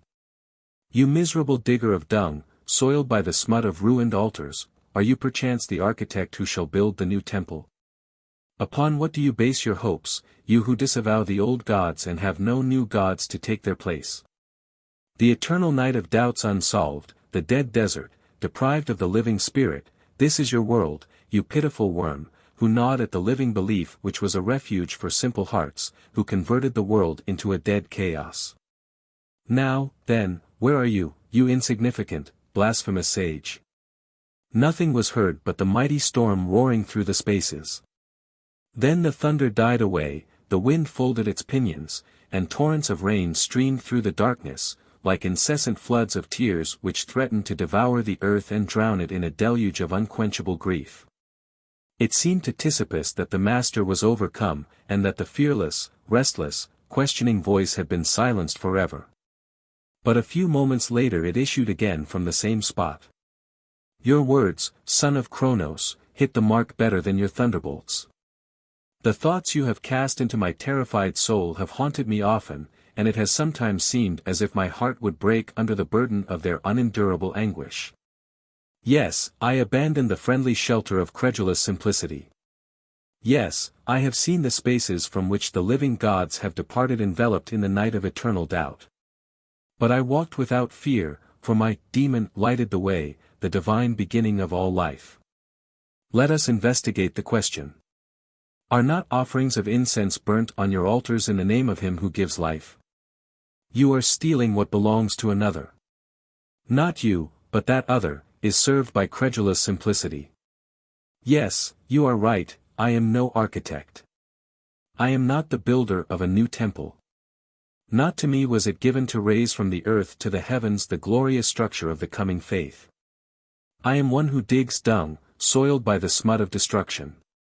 But my conscience tells me, son of Kronos, that the work of one who digs dung is also necessary for the future temple. When the time comes for the proud and stately edifice to stand on the purified place, and for the living divinity of the new belief to erect his throne upon it, I, the modest digger of dung, will go to him and say, here am I who restlessly crawled in the dust of disavowal. When surrounded by fog and soot, I had no time to raise my eyes from the ground, my head had only a vague conception of the future building. Will you reject me, you just one, just, and true, and great? Silence and astonishment reigned in the spaces. Then Socrates raised his voice, and continued. The sunbeam falls upon the filthy puddle, and light vapor, leaving heavy mud behind, rises to the sun, melts, and dissolves in the ether. With your sunbeam you touched my dust-laden soul and it aspired to you, unknown one, whose name is mystery. I sought for you, because you are truth, I strove to attain to you, because you are justice, I loved you, because you are love. I died for you, because you are the source of life. Will you reject me, O unknown? My torturing doubts, my passionate search for truth, my difficult life, my voluntary death, accept them as a bloodless offering, as a prayer, as a sigh. Absorb them as the immeasurable ether absorbs the evaporating mists. Take them, you whose name I do not know, let not the ghosts of the night I have traversed bar the way to you, to eternal light. Give way, you shades who dim the light of the dawn. I tell you, gods of my people, you are unjust, and where there is no justice there can be no truth, but only phantoms, creations of a dream. To this conclusion have I come, Socrates, who sought to fathom all things. Rise, dead mists, I go my way to him whom I have sought all my life long. The thunder burst again, a short, abrupt peal, as if the aegis had fallen from the weakened hand of the thunderer. Storm voices trembled from the mountains, sounding dully in the gorges, and died away in the clefts. In their place resounded other, marvelous tones. When Ctesippus looked up in astonishment, a spectacle presented itself such as no mortal eyes had ever seen. The night vanished. The clouds lifted, and godly figures floated in the azure like golden ornaments on the hem of a festive robe.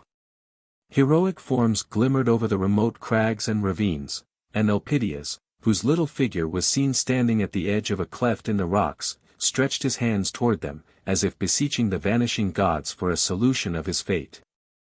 A mountain peak now stood out clearly above the mysterious mist, gleaming like a torch over dark blue valleys. The son of Kronos, the thunderer, was no longer enthroned upon it, and the other Olympians too were gone. Socrates stood alone in the light of the sun under the high heavens. Ctesippus was distinctly conscious of the pulse beat of a mysterious life quivering throughout nature, stirring even the tiniest blade of grass. A breath seemed to be stirring the balmy air, a voice to be sounding in wonderful harmony, an invisible tread to be heard, the tread of the radiant dawn. And on the illumined peak a man still stood, stretching out his arms in mute ecstasy, moved by a mighty impulse. A moment, and all disappeared, and the light of an ordinary day shone upon the awakened soul of Ctesippus. It was like dismal twilight after the revelation of nature that had blown upon him the breath of an unknown life. In deep silence the pupils of the philosopher listened to the marvelous recital of Ctesippus. Plato broke the silence. Let us investigate the dream and its significance, he said. Let us investigate it, responded the others. The Signal. By Vsevolod M. Garshin. Semyon Ivanov was a trackwalker. His hut was 10 versts away from a railroad station in one direction and 12 versts away in the other. About 4 versts away there was a cotton mill that had opened the year before, and its tall chimney rose up darkly from behind the forest. The only dwellings around were the distant huts of the other trackwalkers. Semyon Ivanov's health had been completely shattered. 9 years before he had served right through the war as servant to an officer. The sun had roasted him, the cold frozen him, and hunger famished him on the forced marches of 40 and 50 versts a day in the heat and the cold and the rain and the shine. The bullets had whizzed about him, but, thank God, none had struck him. Semyon's regiment had once been on the firing line. For a whole week there had been skirmishing with the Turks, only a deep ravine separating the two hostile armies, and from morn till eve there had been a steady crossfire.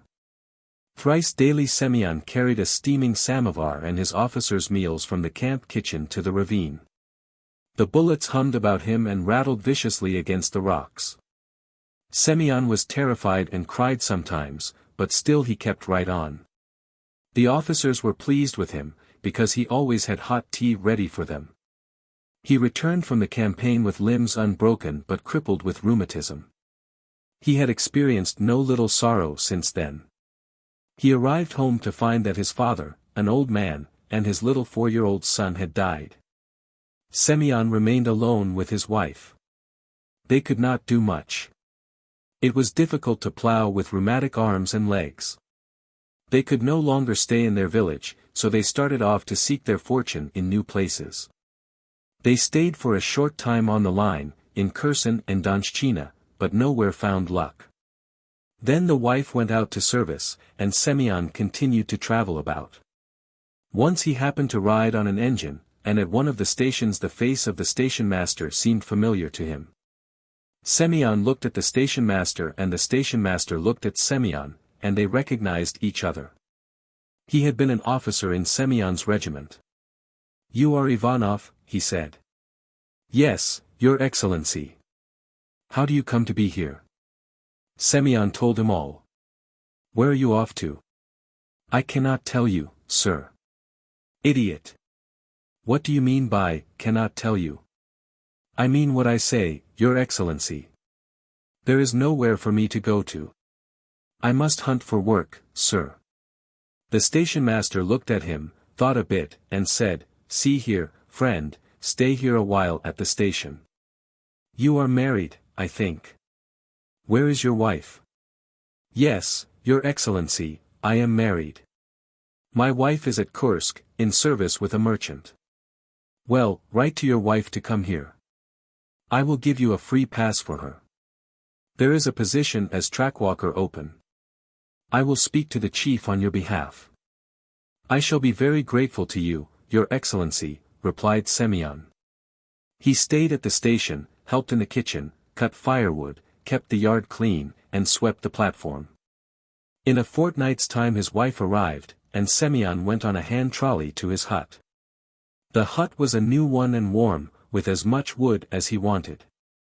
There was a little vegetable garden, the legacy of former trackwalkers, and there was about half a deciaton of plowed land on either side of the railway embankment.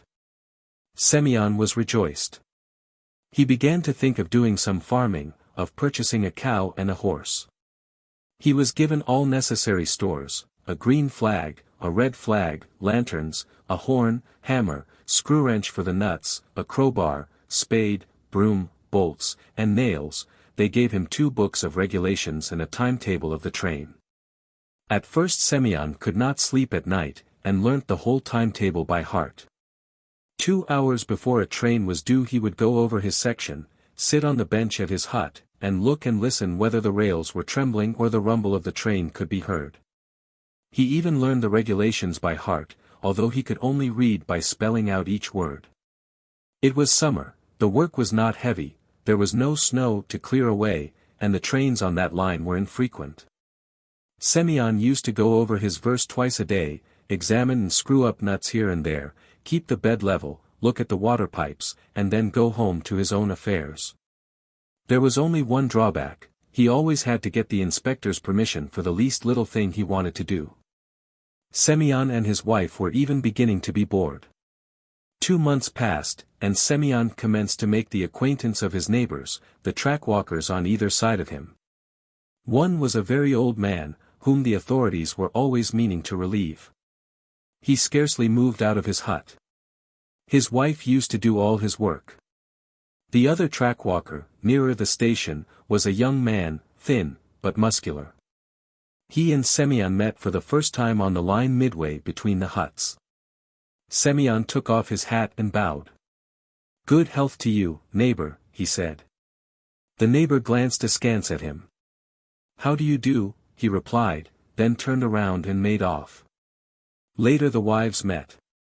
Semyon's wife passed the time of day with her neighbor, but neither did she say much. On one occasion Semyon said to her, "Young woman, your husband is not very talkative." The woman said nothing at first, then replied, "But what is there for him to talk about? Everyone has his own business. Go your way, and God be with you." However, after another month or so they became acquainted. Semyon would go with Vasily along the line, sit on the edge of a pipe, smoke, and talk of life. Vasily, for the most part, kept silent, but Semyon talked of his village, and of the campaign through which he had passed. "I have had no little sorrow in my day," he would say, "and goodness knows I have not lived long. God has not given me happiness, but what he may give, so will it be." "That's so, friend Vasily Stepanych." Vasily Stepanych knocked the ashes out of his pipe against a rail, stood up, and said, "It is not luck which follows us in life, but human beings. There is no crueler beast on this earth than man. Wolf does not eat wolf, but man will readily devour man. Come, friend, don't say that, a wolf eats wolf." The words came into my mind and I said it. All the same, there is nothing crueler than man. If it were not for his wickedness and greed, it would be possible to live. Everybody tries to sting you to the quick, to bite and eat you up. Semyon pondered a bit. "I don't know, brother," he said. "Perhaps it is as you say, and perhaps it is God's will. And perhaps," said Vasily, "it is waste of time for me to talk to you. To put everything unpleasant on God, and sit and suffer, means, brother, being not a man but an animal. That's what I have to say." And he turned and went off without saying goodbye. Semyon also got up. "Neighbor," he called, "why do you lose your temper?" But his neighbor did not look round, and kept on his way. Semyon gazed after him until he was lost to sight in the cutting at the turn. He went home and said to his wife, "Irina, our neighbor is a wicked person, not a man." However, they did not quarrel. They met again and discussed the same topics. "All, mend, if it were not for men we should not be poking in these huts," said Vasily, on one occasion. "And what if we are poking in these huts? It's not so bad. You can live in them." "Live in them, indeed. Bah, you! You have lived long and learned little, looked at much and seen little. What sort of life is there for a poor man in a hut here or there? The cannibals are devouring you.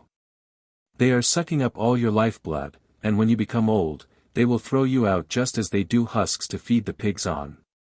What pay do you get?" "Not much, Vasily Stepanych, 12 rubles. And I, 13.5 rubles. "Why? By the regulations the company should give us 15 rubles a month with firing and lighting. Who decides that you should have 12 rubles, or I 13.5? Ask yourself. And you say a man can live on that? You understand it is not a question of 1.5 rubles or 3 rubles, even if they paid us each the whole 15 rubles. I was at the station last month. The director passed through. I saw him. I had that honor. He had a separate coach. He came out and stood on the platform. I shall not stay here long, I shall go somewhere, anywhere, follow my nose." "But where will you go, Stepanych? Leave well enough alone. Here you have a house, warmth, a little piece of land. Your wife is a worker. Land. You should look at my piece of land. Not a twig on it, nothing. I planted some cabbages in the spring, just when the inspector came along. He said, 'What is this? Why have you not reported this? Why have you done this without permission? Dig them up, roots and all. He was drunk. Another time he would not have said a word, but this time it struck him. 3 rubles fine. Vasily kept silent for a while, pulling at his pipe, then added quietly, a little more and I should have done for him. You are hot-tempered. No, I am not hot-tempered, but I tell the truth and think. Yes, he will still get a bloody nose from me. I will complain to the chief. We will see then. And Vasily did complain to the chief. Once the chief came to inspect the line. 3 days later important personages were coming from St. Petersburg and would pass over the line. They were conducting an inquiry, so that previous to their journey it was necessary to put everything in order. Ballast was laid down, the bed was leveled, the sleepers carefully examined, spikes driven in a bit, nuts screwed up, posts painted, and orders given for yellow sand to be sprinkled at the level crossings. The woman at the neighboring hut turned her old man out to weed. Semyon worked for a whole week. He put everything in order, mended his kaftan, cleaned and polished his brass plate until it fairly shone. Vasily also worked hard. The chief arrived on a trolley, 4 men working the handles and the levers making the 6 wheels hum. The trolley traveled at 20 versts an hour, but the wheels squeaked. It reached Semyon's hut, and he ran out and reported in soldierly fashion. All appeared to be in repair. Have you been here long? Inquired the chief. Since the 2nd of May, Your Excellency. All right. Thank you. And who is at hut number 164? The traffic inspector, he was traveling with the chief on the trolley, replied, Vasily Spiridov. Spiridov. Ah. Is he the man against whom you made a note last year? He is. Well, we will see Vasily Spiridov. Go on. The workmen laid to the handles, and the trolley got under way. Semyon watched it, and thought, there will be trouble between them and my neighbor. About 2 hours later he started on his round. He saw someone coming along the line from the cutting. Something white showed on his head. Semyon began to look more attentively. It was Vasily. He had a stick in his hand, a small bundle on his shoulder, and his cheek was bound up in a handkerchief. Where are you off to? Cried Semyon. Vasily came quite close. He was very pale, white as chalk, and his eyes had a wild look. Almost choking, he muttered, to town, to Moscow, to the head office. Head office? Ah, you are going to complain, I suppose. Give it up. Vasily Stepanych, forget it. No, mate, I will not forget. It is too late. See. He struck me in the face, drew blood. So long as I live I will not forget. I will not leave it like this. Semyon took his hand. Give it up, Stepanych. I am giving you good advice. You will not better things. Better things. I know myself I shan't better things. You were right about fate. It would be better for me not to do it, but one must stand up for the right. But tell me, how did it happen? How? He examined everything, got down from the trolley, looked into the hut. I knew beforehand that he would be strict, and so I had put everything into proper order. He was just going when I made my complaint. He immediately cried out, here is a government inquiry coming, and you make a complaint about a vegetable garden. Here are privy councillors coming, and you annoy me with cabbages. I lost patience and said something, not very much, but it offended him, and he struck me in the face. I stood still, I did nothing, just as if what he did was perfectly all right. They went off, I came to myself, washed my face, and left. And what about the hut? My wife is staying there. She will look after things. Never mind about their roads. Vasily got up and collected himself. Goodbye, Ivanov. I do not know whether I shall get anyone at the office to listen to me. Surely you are not going to walk. At the station I will try to get on a freight train, and tomorrow I shall be in Moscow. The neighbors bade each other farewell. Vasily was absent for some time. His wife worked for him night and day. She never slept, and wore herself out waiting for her husband. On the third day the commission arrived. An engine, luggage van, and 2 first-class saloons, but Vasily was still away. Semyon saw his wife on the 4th day. Her face was swollen from crying and her eyes were red. "Has your husband returned?" he asked. But the woman only made a gesture with her hands, and without saying a word went her way. Semyon had learnt when still a lad to make flutes out of a kind of reed. He used to burn out the heart of the stalk, make holes where necessary, drill them, fix a mouthpiece at one end, and tune them so well that it was possible to play almost any air on them. He made a number of them in his spare time, and sent them by his friends amongst the freight brakemen to the bazaar in the town. He got 2 kopecks apiece for them. On the day following the visit of the commission he left his wife at home to meet the 6 o'clock train, and started off to the forest to cut some sticks. He went to the end of his section. At this point the line made a sharp turn, descended the embankment, and struck into the wood at the foot of the mountain. About half a verst away there was a big marsh, around which splendid reeds for his flutes grew. He cut a whole bundle of stalks and started back home. The sun was already dropping low, and in the dead stillness only the twittering of the birds was audible, and the crackle of the dead wood under his feet. As he walked along rapidly, he fancied he heard the clang of iron striking iron, and he redoubled his pace. There was no repair going on in his section. What did it mean? He emerged from the woods, the railway embankment stood high before him. On the top a man was squatting on the bed of the line busily engaged in something. Semyon commenced quietly to crawl up towards him. He thought it was some one after the nuts which secure the rails. He watched, and the man got up, holding a crowbar in his hand. He had loosened a rail, so that it would move to one side. A mist swam before Semyon's eyes. He wanted to cry out, but could not. It was Vasily. Semyon scrambled up the bank, as Vasily with crowbar and wrench slid headlong down the other side. "Vasily Stepanych. My dear friend, come back. Give me the crowbar. We will put the rail back, no one will know. Come back. Save your soul from sin." Vasily did not look back, but disappeared into the woods. Semyon stood before the rail which had been torn up.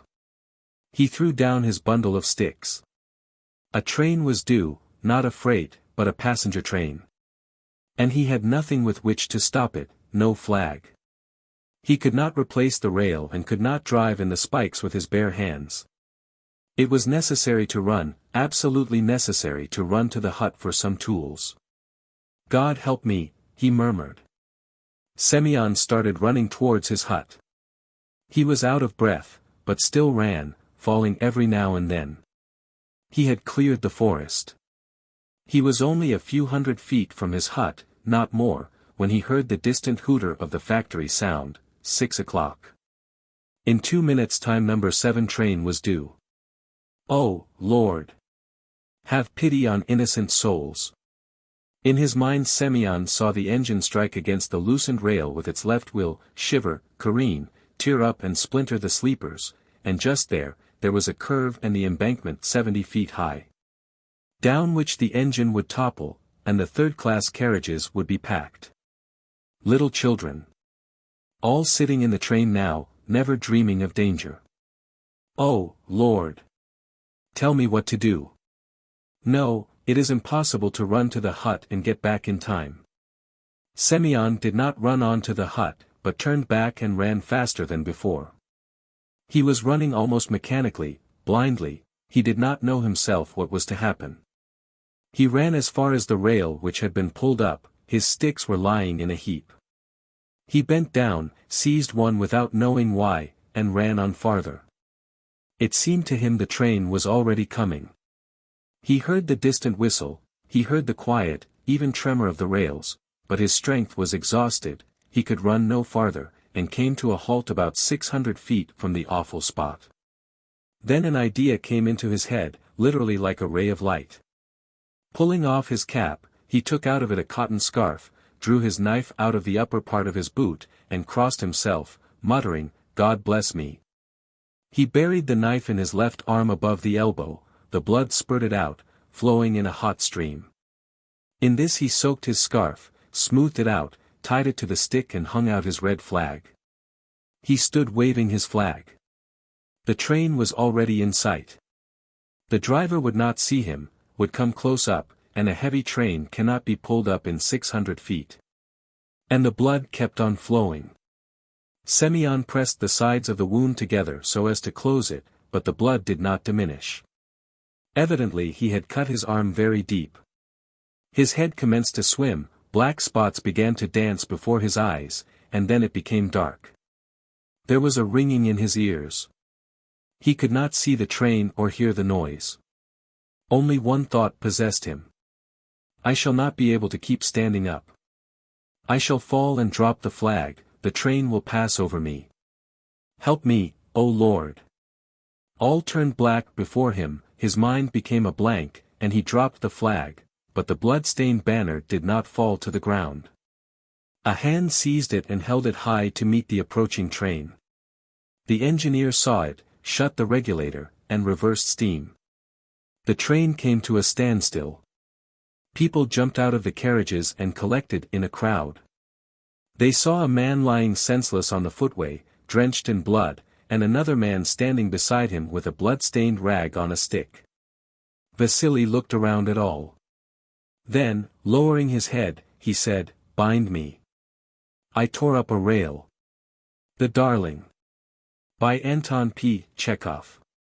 Olenka, the daughter of the retired collegiate assessor Plemianikov, was sitting on the back door steps of her house doing nothing. It was hot, the flies were nagging and teasing, and it was pleasant to think that it would soon be evening. Dark rain clouds were gathering from the east, wafting a breath of moisture every now and then. Kukin, who roomed in the wing of the same house, was standing in the yard looking up at the sky. He was the manager of the Tivoli, an open-air theater. Again, he said despairingly. Rain again. Rain, rain, rain. Every day rain. As though to spite me. I might as well stick my head into a noose and be done with it. It's ruining me. Heavy losses every day. He wrung his hands, and continued, addressing Olenka, "What a life, Olga Semyonovna. It's enough to make a man weep. He works, he does his best, his very best, he tortures himself, he passes sleepless nights, he thinks and thinks and thinks how to do everything just right. And what's the result? He gives the public the best operetta, the very best pantomime, excellent artists. But do they want it? Have they the least appreciation of it? The public is rude. The public is a great boor. The public wants a circus, a lot of nonsense, a lot of stuff. And there's the weather. Look. Rain almost every evening. It began to rain on the 10th of May, and it's kept it up through the whole of June. It's simply awful. I can't get any audiences, and don't I have to pay rent? Don't I have to pay the actors? The next day towards evening the clouds gathered again, and Kukin said with an hysterical laugh. Oh, I don't care. Let it do its worst. Let it drown the whole theater, and me, too. All right, no luck for me in this world or the next. Let the actors bring suit against me and drag me to court. What's the court? Why not Siberia at hard labor, or even the scaffold? Ha, ha, ha. It was the same on the third day. Olenka listened to Kukin seriously, in silence. Sometimes tears would rise to her eyes. At last Kukin's misfortune touched her. She fell in love with him. He was short, gaunt, with a yellow face, and curly hair combed back from his forehead, and a thin tenor voice. His features puckered all up when he spoke. Despair was ever inscribed on his face. And yet he awakened in Olenka a sincere, deep feeling. She was always loving somebody. She couldn't get on without loving somebody. She had loved her sick father, who sat the whole time in his armchair in a darkened room, breathing heavily. She had loved her aunt, who came from Bryanska once or twice a year to visit them. And before that, when a pupil at the progymnasium, she had loved her French teacher. She was a quiet, kind-hearted, compassionate girl, with a soft gentle way about her. And she made a very healthy, wholesome impression. Looking at her full, rosy cheeks, at her soft white neck with the black mole, and at the good naive smile that always played on her face when something pleasant was said, the men would think, not so bad, and would smile too. And the lady visitors, in the middle of the conversation, would suddenly grasp her hand and exclaim, "You darling," in a burst of delight.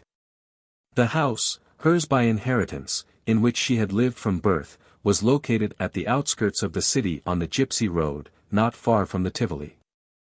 From early evening till late at night she could hear the music in the theater and the bursting of the rockets, and it seemed to her that Kukin was roaring and battling with his fate in taking his chief enemy, the indifferent public, by assault. Her heart melted softly, she felt no desire to sleep, and when Kukin returned home towards morning, she tapped on her window pane, and through the curtains he saw her face and one shoulder and the kind smile she gave him. He proposed to her, and they were married. And when he had a good look of her neck and her full vigorous shoulders, he clapped his hands and said, "You darling." He was happy. But it rained on their wedding day, and the expression of despair never left his face. They got along well together. She sat in the cashier's box, kept the theater in order, wrote down the expenses, and paid out the salaries.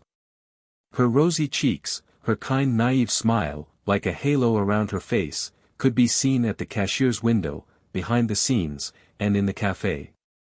She began to tell her friends that the theater was the greatest, the most important, the most essential thing in the world, that it was the only place to obtain true enjoyment in and become humanized and educated.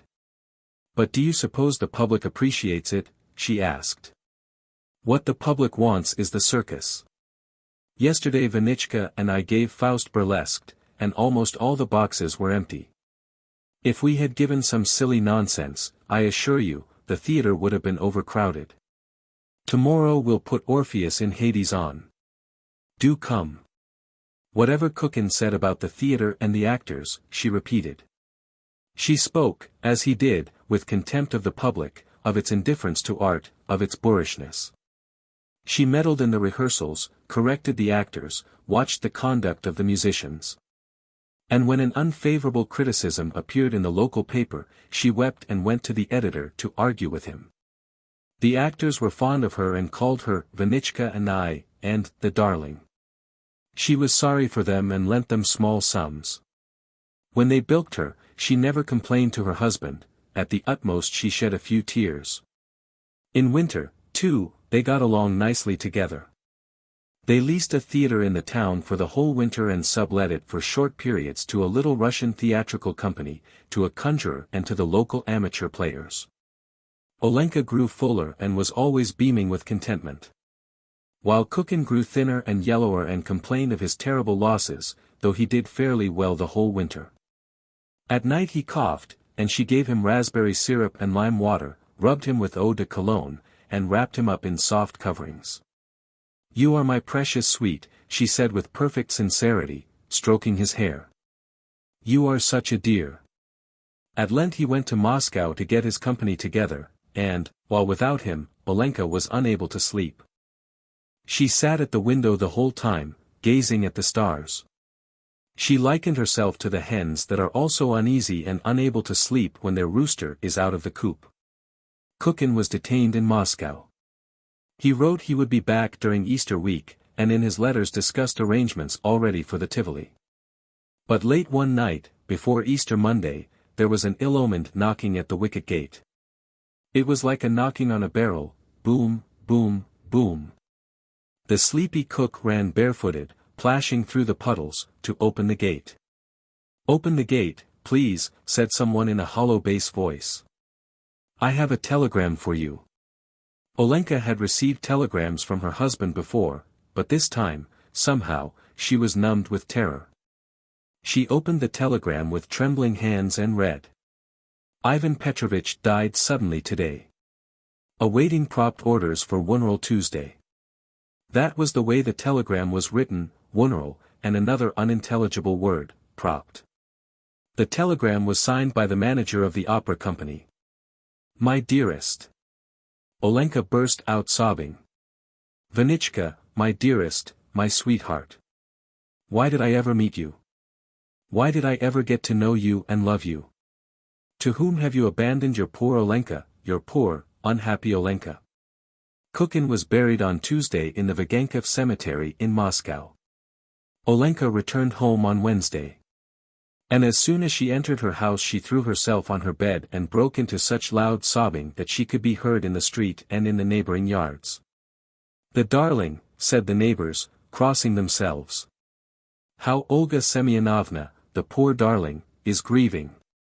3 months afterwards Olenka was returning home from mass, downhearted and in deep mourning.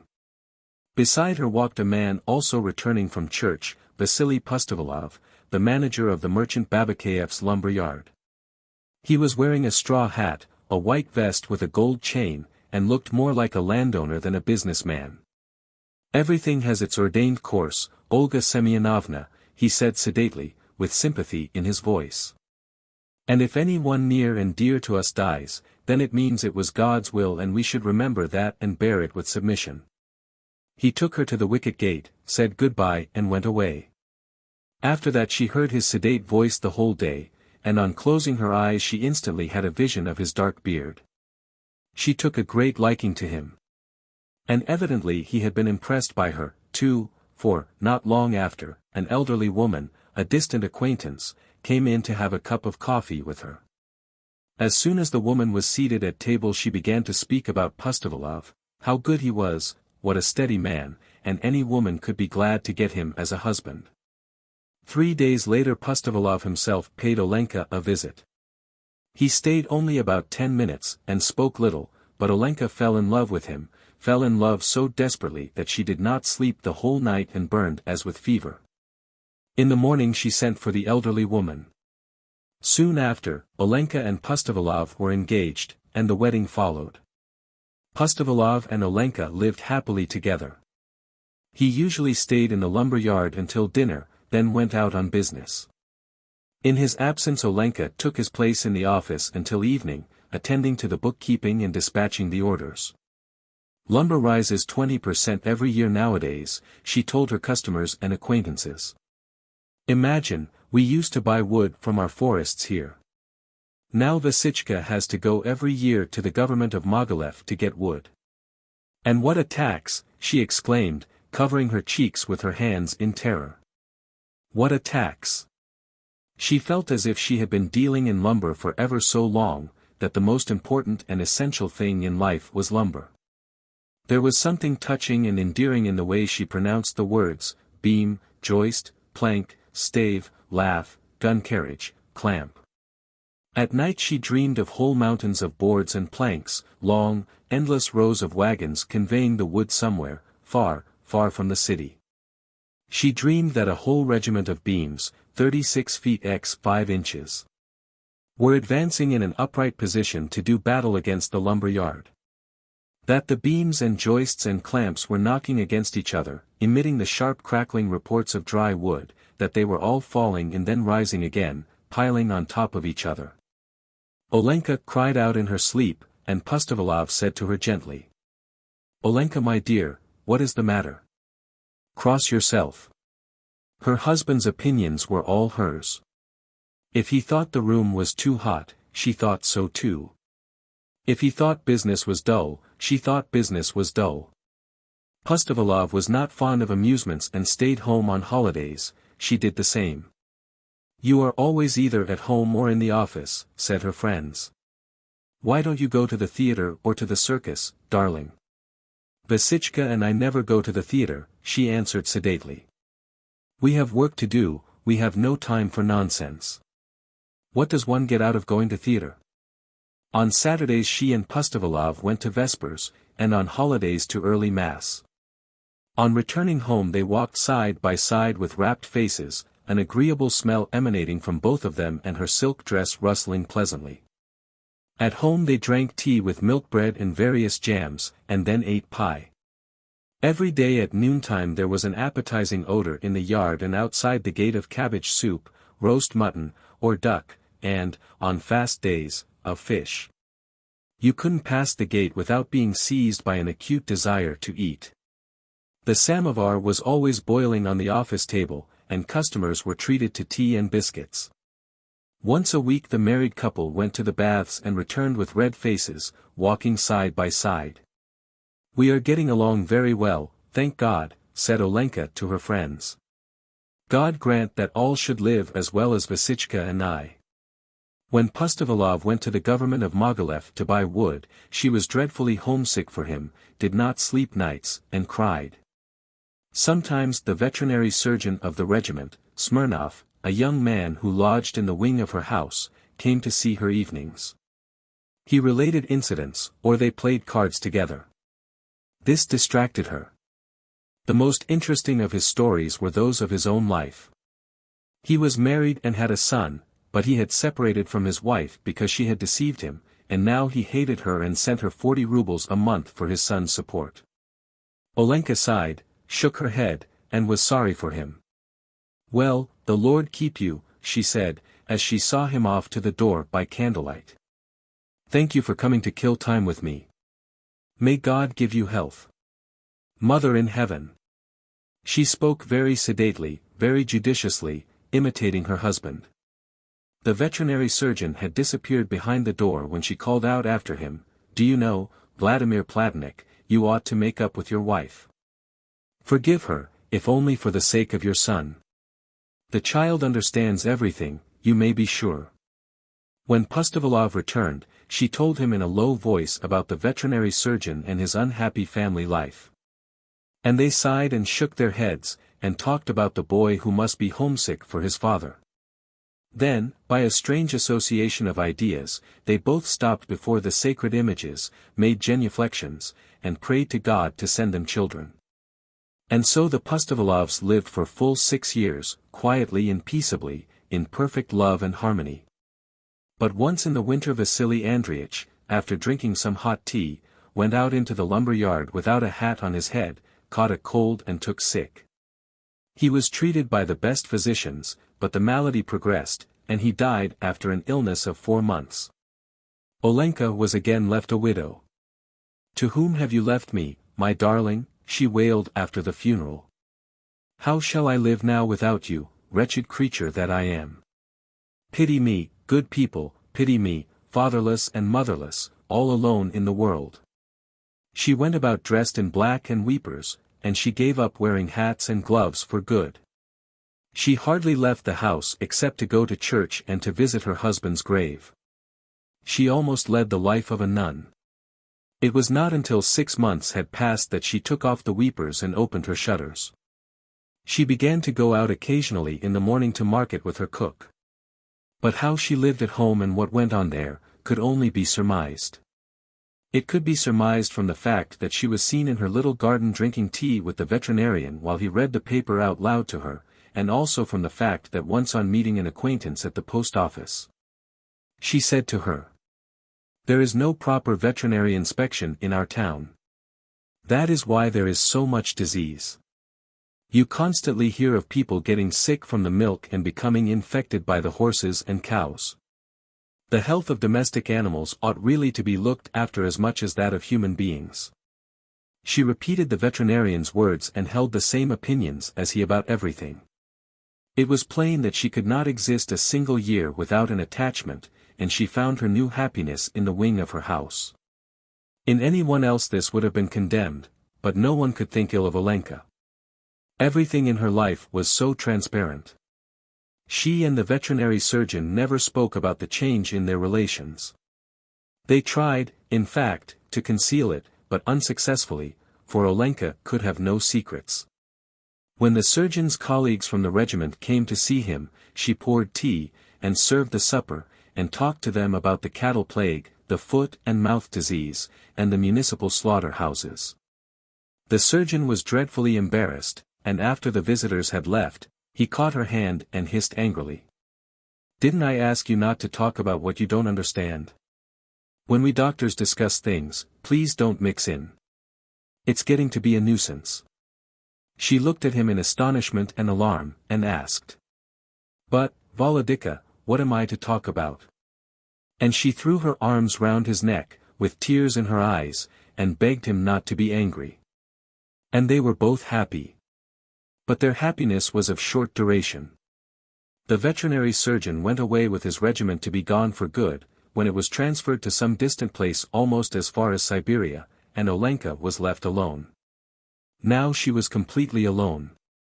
Her father had long been dead, and his armchair lay in the attic covered with dust and minus one leg. She got thin and homely, and the people who met her on the street no longer looked at her as they had used to, nor smiled at her. Evidently her best years were over, past and gone, and a new, dubious life was to begin which it were better not to think about.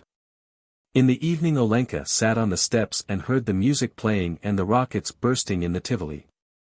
But it no longer aroused any response in her. She looked listlessly into the yard, thought of nothing, wanted nothing, and when night came on, she went to bed and dreamed of nothing but the empty yard. She ate and drank as though by compulsion. And what was worst of all, she no longer held any opinions. She saw and understood everything that went on around her, but she could not form an opinion about it. She knew of nothing to talk about. And how dreadful not to have opinions. For instance, you see a bottle, or you see that it is raining, or you see a mujik riding by in a wagon. But what the bottle or the rain or the mujik are for, or what the sense of them all is, you cannot tell, not for 1,000 rubles.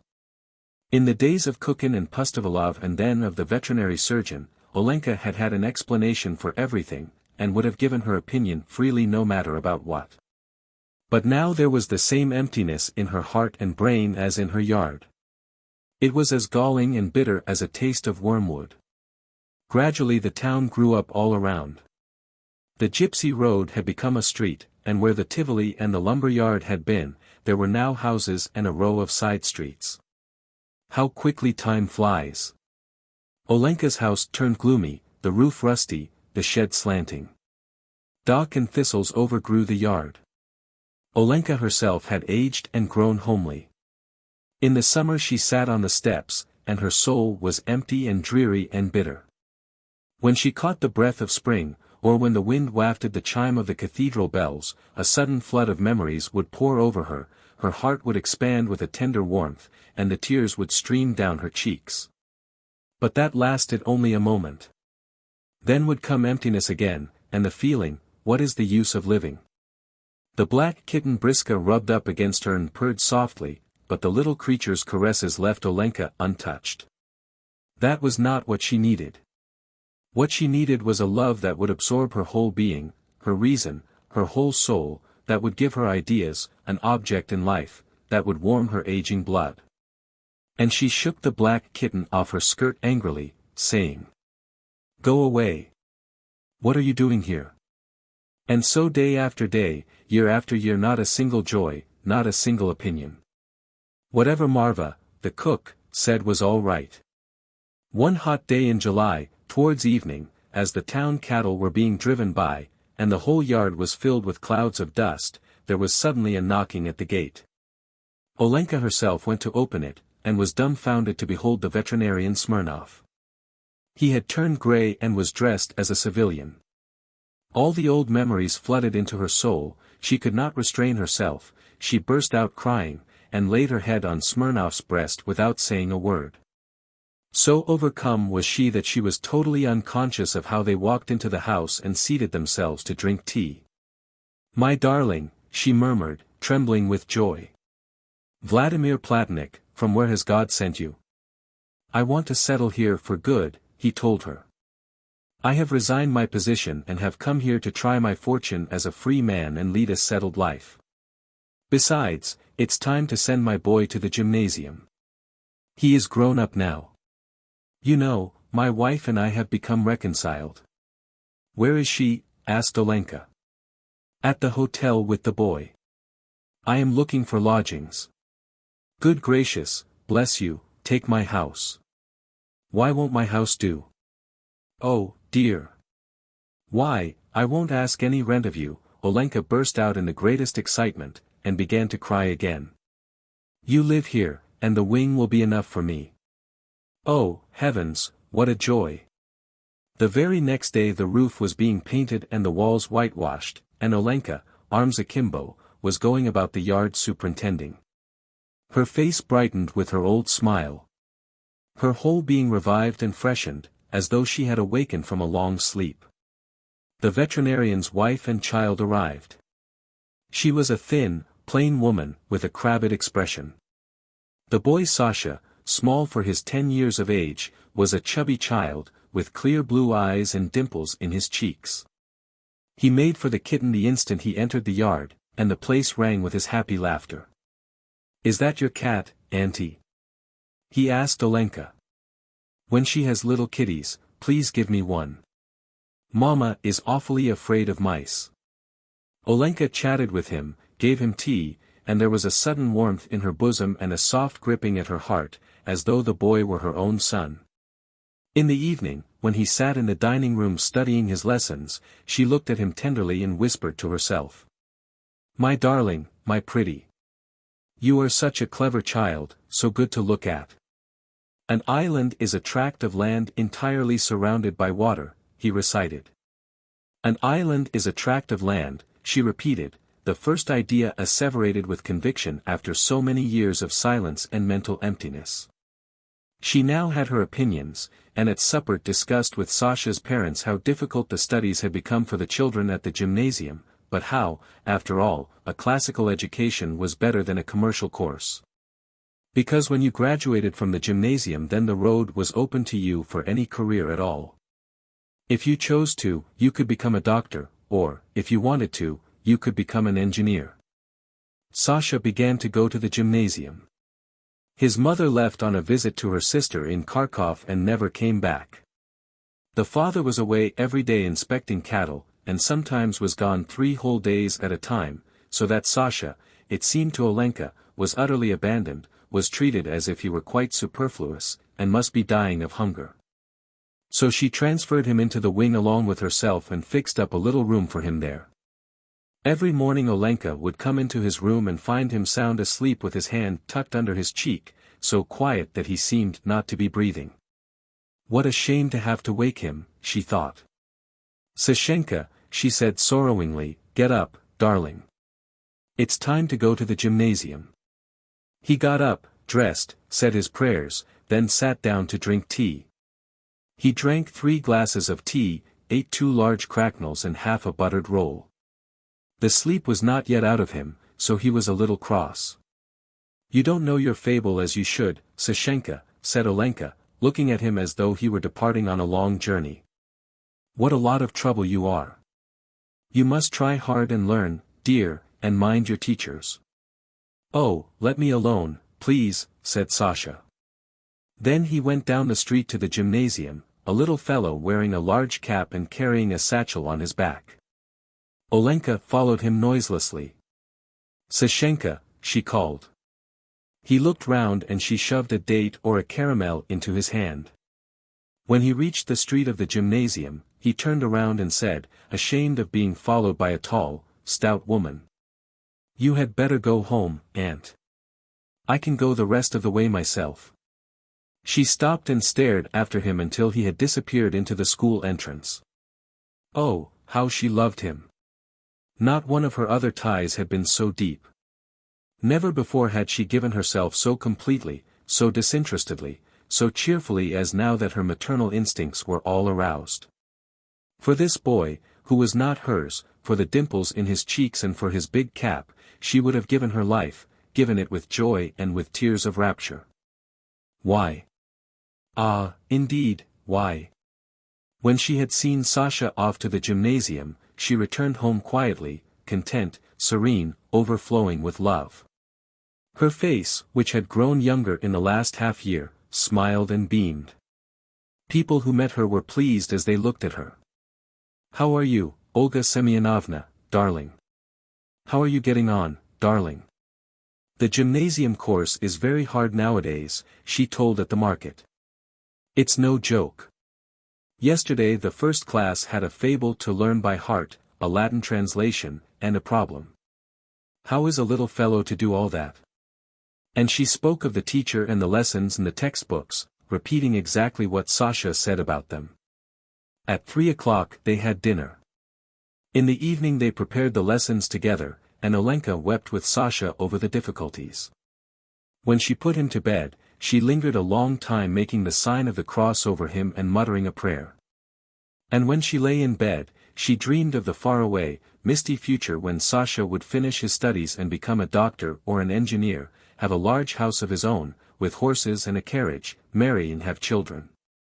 She would fall asleep still thinking of the same things, and tears would roll down her cheeks from her closed eyes. And the black cat would lie at her side purring, mrr, mrr, mrr. Suddenly there was a loud knocking at the gate. Olenka woke up breathless with fright, her heart beating violently. Half a minute later there was another knock. A telegram from Kharkov, she thought, her whole body in a tremble. His mother wants Sasha to come to her in Kharkov. Oh, great God! She was in despair. Her head, her feet, her hands turned cold. There was no unhappier creature in the world, she felt. But another minute passed, she heard voices. It was the veterinarian coming home from the club. Thank God, she thought. The load gradually fell from her heart, she was at ease again. And she went back to bed, thinking of Sasha who lay fast asleep in the next room and sometimes cried out in his sleep. I'll give it to you. Get away. Quit your scrapping. The Bet. By Anton P. Chekhov. It was a dark autumn night. The old banker was pacing from corner to corner of his study, recalling to his mind the party he gave in the autumn 15 years before. There were many clever people at the party and much interesting conversation. They talked among other things of capital punishment. The guests, among them not a few scholars and journalists, for the most part disapproved of capital punishment. They found it obsolete as a means of punishment, unfitted to a Christian state and immoral. Some of them thought that capital punishment should be replaced universally by life imprisonment. I don't agree with you, said the host. I myself have experienced neither capital punishment nor life imprisonment, but if one may judge a priori, then in my opinion capital punishment is more moral and more humane than imprisonment. Execution kills instantly, life imprisonment kills by degrees. Who is the more humane executioner, one who kills you in a few seconds or one who draws the life out of you incessantly, for years? They're both equally immoral, remarked one of the guests, because their purpose is the same, to take away life. The state is not God. It has no right to take away that which it cannot give back, if it should so desire. Among the company was a lawyer, a young man of about 25. On being asked his opinion, he said, capital punishment and life imprisonment are equally immoral, but if I were offered the choice between them, I would certainly choose the second. It's better to live somehow than not to live at all. There ensued a lively discussion. The banker, who was then younger and more nervous, suddenly lost his temper, banged his fist on the table, and turning to the young lawyer, cried out. It's a lie. I bet you 2 millions you wouldn't stick in a cell even for 5 years. If you mean it seriously, replied the lawyer, then I bet I'll stay not 5 but 15. 15. Done, cried the banker. Gentlemen, I stake 2 millions. Agreed. You stake 2 millions, I my freedom, said the lawyer. So this wild, ridiculous bet came to pass. The banker, who at that time had too many millions to count, spoiled and capricious, was beside himself with rapture. During supper he said to the lawyer jokingly, come to your senses, young roan, before it's too late. 2 millions are nothing to me, but you stand to lose 3 or 4 of the best years of your life. I say 3 or 4, because you'll never stick it out any longer. Don't forget either, you unhappy man, that voluntary is much heavier than enforced imprisonment. The idea that you have the right to free yourself at any moment will poison the whole of your life in the cell. I pity you. And now the banker, pacing from corner to corner, recalled all this and asked himself. Why did I make this bet? What's the good? The lawyer loses 15 years of his life and I throw away 2 millions. Will it convince people that capital punishment is worse or better than imprisonment for life? No, no. All stuff and rubbish. On my part, it was the caprice of a well-fed man, on the lawyer's pure greed of gold. He recollected further what happened after the evening party. It was decided that the lawyer must undergo his imprisonment under the strictest observation, in a garden wing of the banker's house. It was agreed that during the period he would be deprived of the right to cross the threshold, to see living people, to hear human voices, and to receive letters and newspapers. He was permitted to have a musical instrument, to read books, to write letters, to drink wine and smoke tobacco. By the agreement he could communicate, but only in silence, with the outside world through a little window specially constructed for this purpose. Everything necessary, books, music, wine, he could receive in any quantity by sending a note through the window. The agreement provided for all the minutest details, which made the confinement strictly solitary, and it obliged the lawyer to remain exactly 15 years from 12 o'clock of November 14, 1870, to 12 o'clock of November 14, 1885. The least attempt on his part to violate the conditions, to escape if only for 2 minutes before the time freed the banker from the obligation to pay him the 2 millions. During the first year of imprisonment, the lawyer, as far as it was possible to judge from his short notes, suffered terribly from loneliness and boredom. From his wing day and night came the sound of the piano. He rejected wine and tobacco. Wine, he wrote, excites desires, and desires are the chief foes of a prisoner. Besides, nothing is more boring than to drink good wine alone, and tobacco spoils the air in his room. During the first year the lawyer was sent books of a light character, novels with a complicated love interest, stories of crime and fantasy, comedies, and so on. In the second year the piano was heard no longer and the lawyer asked only for classics. In the 5th year, music was heard again, and the prisoner asked for wine. Those who watched him said that during the whole of that year he was only eating, drinking, and lying on his bed. He yawned often and talked angrily to himself. Books he did not read. Sometimes at nights he would sit down to write. He would write for a long time and tear it all up in the morning. More than once he was heard to weep. In the second half of the 6th year, the prisoner began zealously to study languages, philosophy, and history. He fell on these subjects so hungrily that the banker hardly had time to get books enough for him. In the space of 4 years about 600 volumes were bought at his request. It was while that passion lasted that the banker received the following letter from the prisoner: My dear jailer, I am writing these lines in 6 languages. Show them to experts. Let them read them.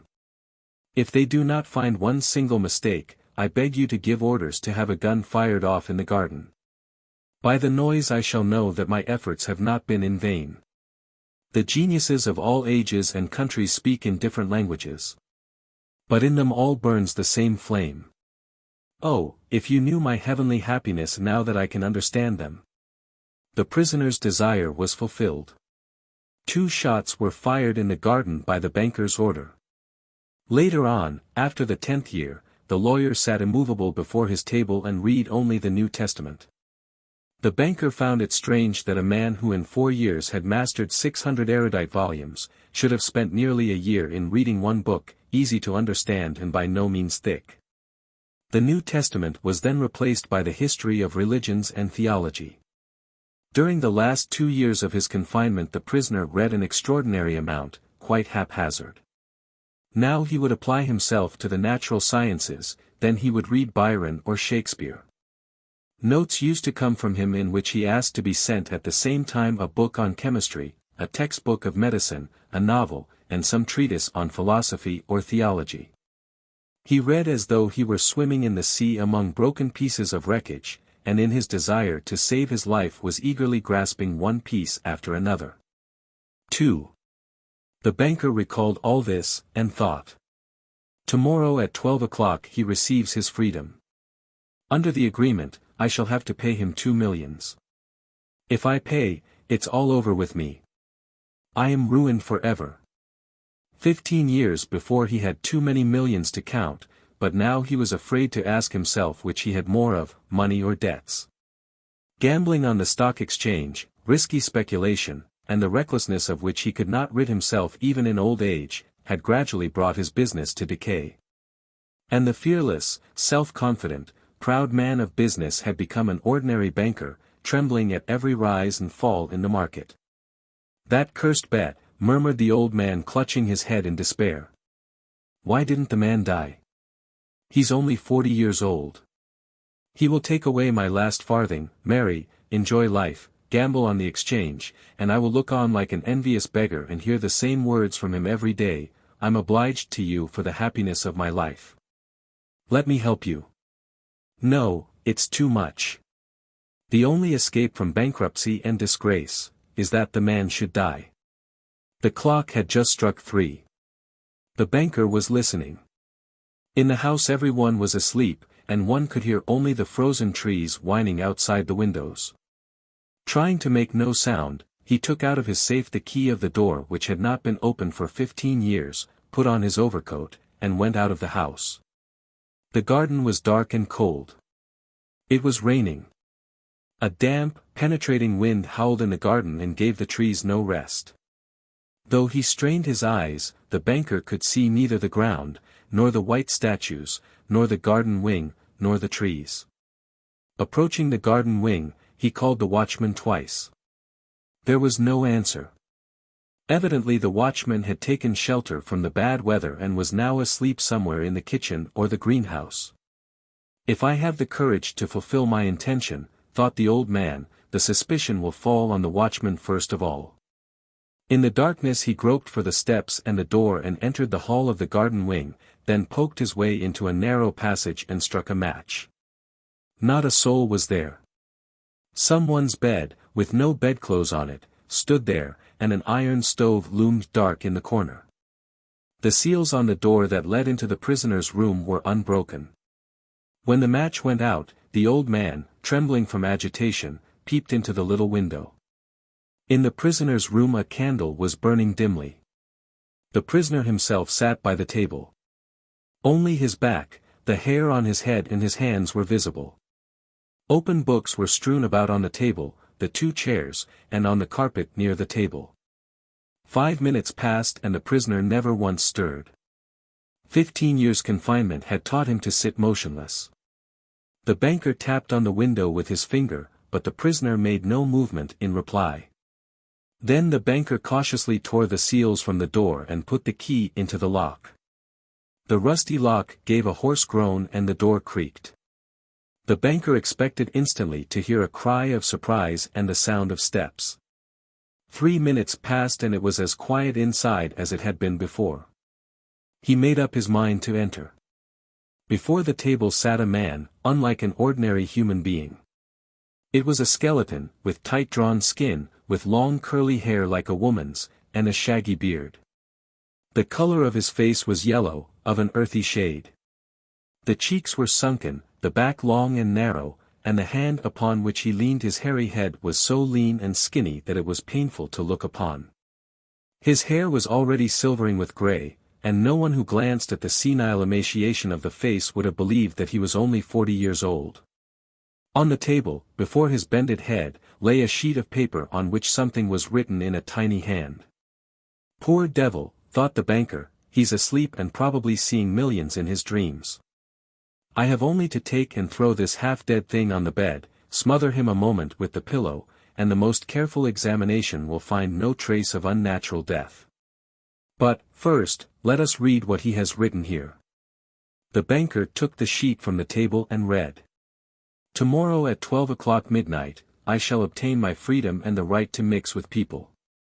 But before I leave this room and see the sun I think it necessary to say a few words to you. On my own clear conscience and before God who sees me I declare to you that I despise freedom, life, health, and all that your books call the blessings of the world.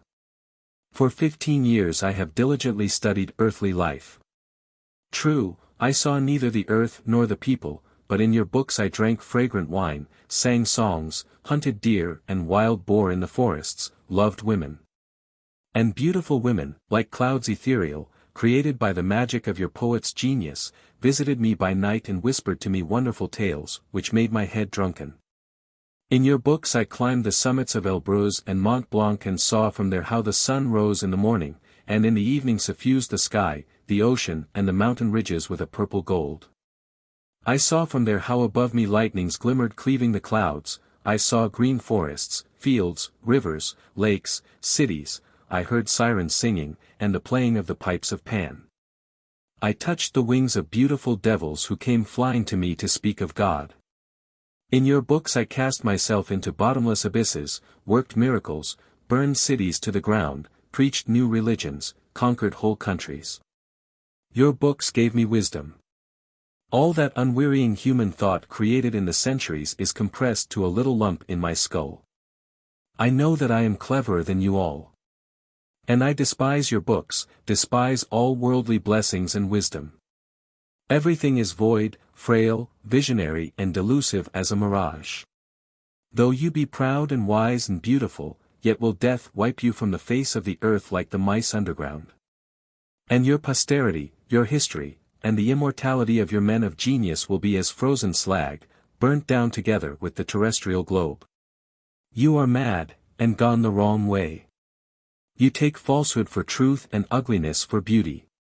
You would marvel if suddenly apple and orange trees should bear frogs and lizards instead of fruit, and if roses should begin to breathe the odor of a sweating horse.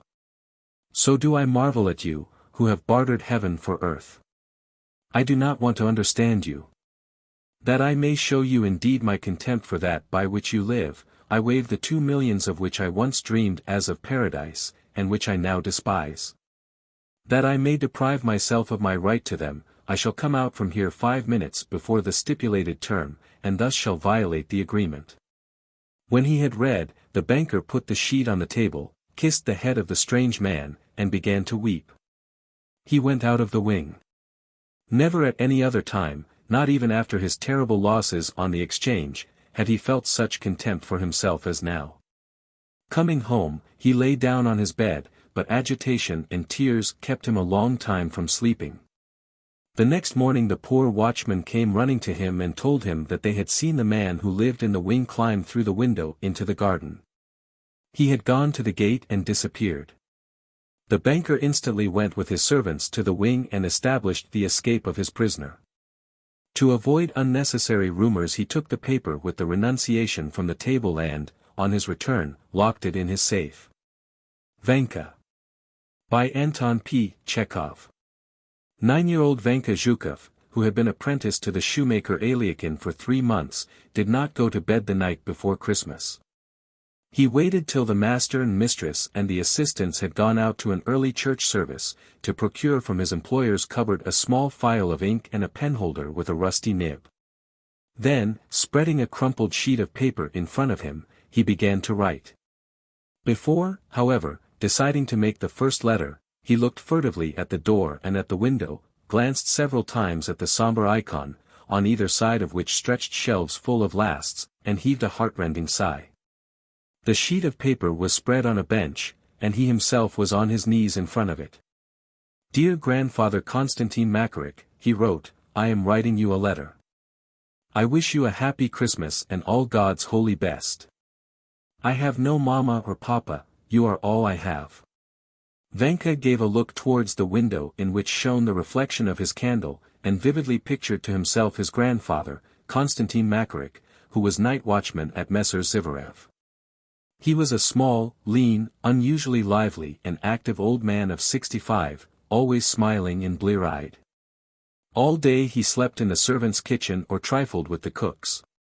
At night, enveloped in an ample sheepskin coat, he strayed round the domain tapping with his cudgel. Behind him, each hanging its head, walked the old bitch Kashtanka, and the dog VIII, so named because of his black coat and long body in his resemblance to a loach. VIII was an unusually civil and friendly dog, looking as kindly at a stranger as at his masters, but he was not to be trusted. Beneath his deference and humbleness was hid the most inquisitorial maliciousness. No one knew better than he how to sneak up and take a bite at a leg, or slip into the larder or steal a muzhik's chicken. More than once they had nearly broken his hind legs, twice he had been hung up, every week he was nearly flogged to death, but he always recovered. At this moment, for certain, Vanka's grandfather must be standing at the gate, blinking his eyes at the bright red windows of the village church, stamping his feet in their high felt boots, and jesting with the people in the yard. His cudgel will be hanging from his belt, he will be hugging himself with cold, giving a little dry, old man's cough, and at times pinching a servant girl or a cook. "Won't we take some snuff?" he asks, holding out his snuff box to the women. The women take a pinch of snuff, and sneeze.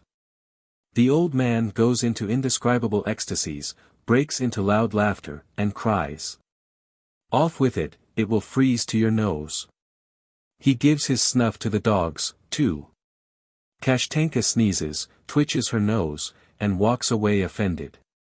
Vian deferentially refuses to sniff and wags his tail. It is glorious weather, not a breath of wind, clear, and frosty. It is a dark night, but the whole village, its white roofs and streaks of smoke from the chimneys, the trees silvered with hoarfrost, and the snowdrifts, you can see it all. The sky scintillates with bright twinkling stars, and the Milky Way stands out so clearly that it looks as if it had been polished and rubbed over with snow for the holidays. Vanka sighs, dips his pen in the ink, and continues to write.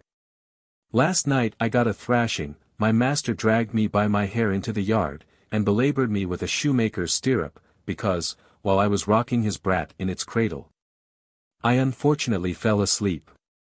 And during the week, my mistress told me to clean a herring, and I began by its tail, so she took the herring and stuck its snout into my face. The assistants tease me, send me to the tavern for vodka, make me steal the master's cucumbers, and the master beats me with whatever is handy. Food there is none, in the morning it's bread, at dinner gruel, and in the evening bread again. As for tea or sour cabbage soup, the master and the mistress themselves guzzle that. They make me sleep in the vestibule, and when their brat cries, I don't sleep at all, but have to rock the cradle. Dear grandpapa, for heaven's sake, take me away from here, home to our village, I can't bear this any more. I bow to the ground to you, and will pray to God for ever and ever, take me from here or I shall die."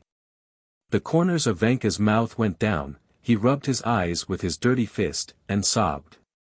"I'll grate your tobacco for you," he continued, "I'll pray to God for you, and if there is anything wrong, then flog me like the grey goat. And if you really think I shan't find work, then I'll ask the manager, for Christ's sake, to let me clean the boots, or I'll go instead of Fedya as underherdsman. Dear grandpapa, I can't bear this any more, it'll kill me. I wanted to run away to our village, but I have no boots, and I was afraid of the frost, and when I grow up I'll look after you, no one shall harm you, and when you die I'll pray for the repose of your soul, just like I do for Mama Pelagia. As for Moscow, it is a large town, there are all gentlemen's houses, lots of horses, no sheep, and the dogs are not vicious. The children don't come round at Christmas with a star, no one is allowed to sing in the choir, and once I saw in a shop window hooks on a line and fishing rods, all for sale, and for every kind of fish, awfully convenient. And there was one hook which would catch a sheatfish weighing a pound.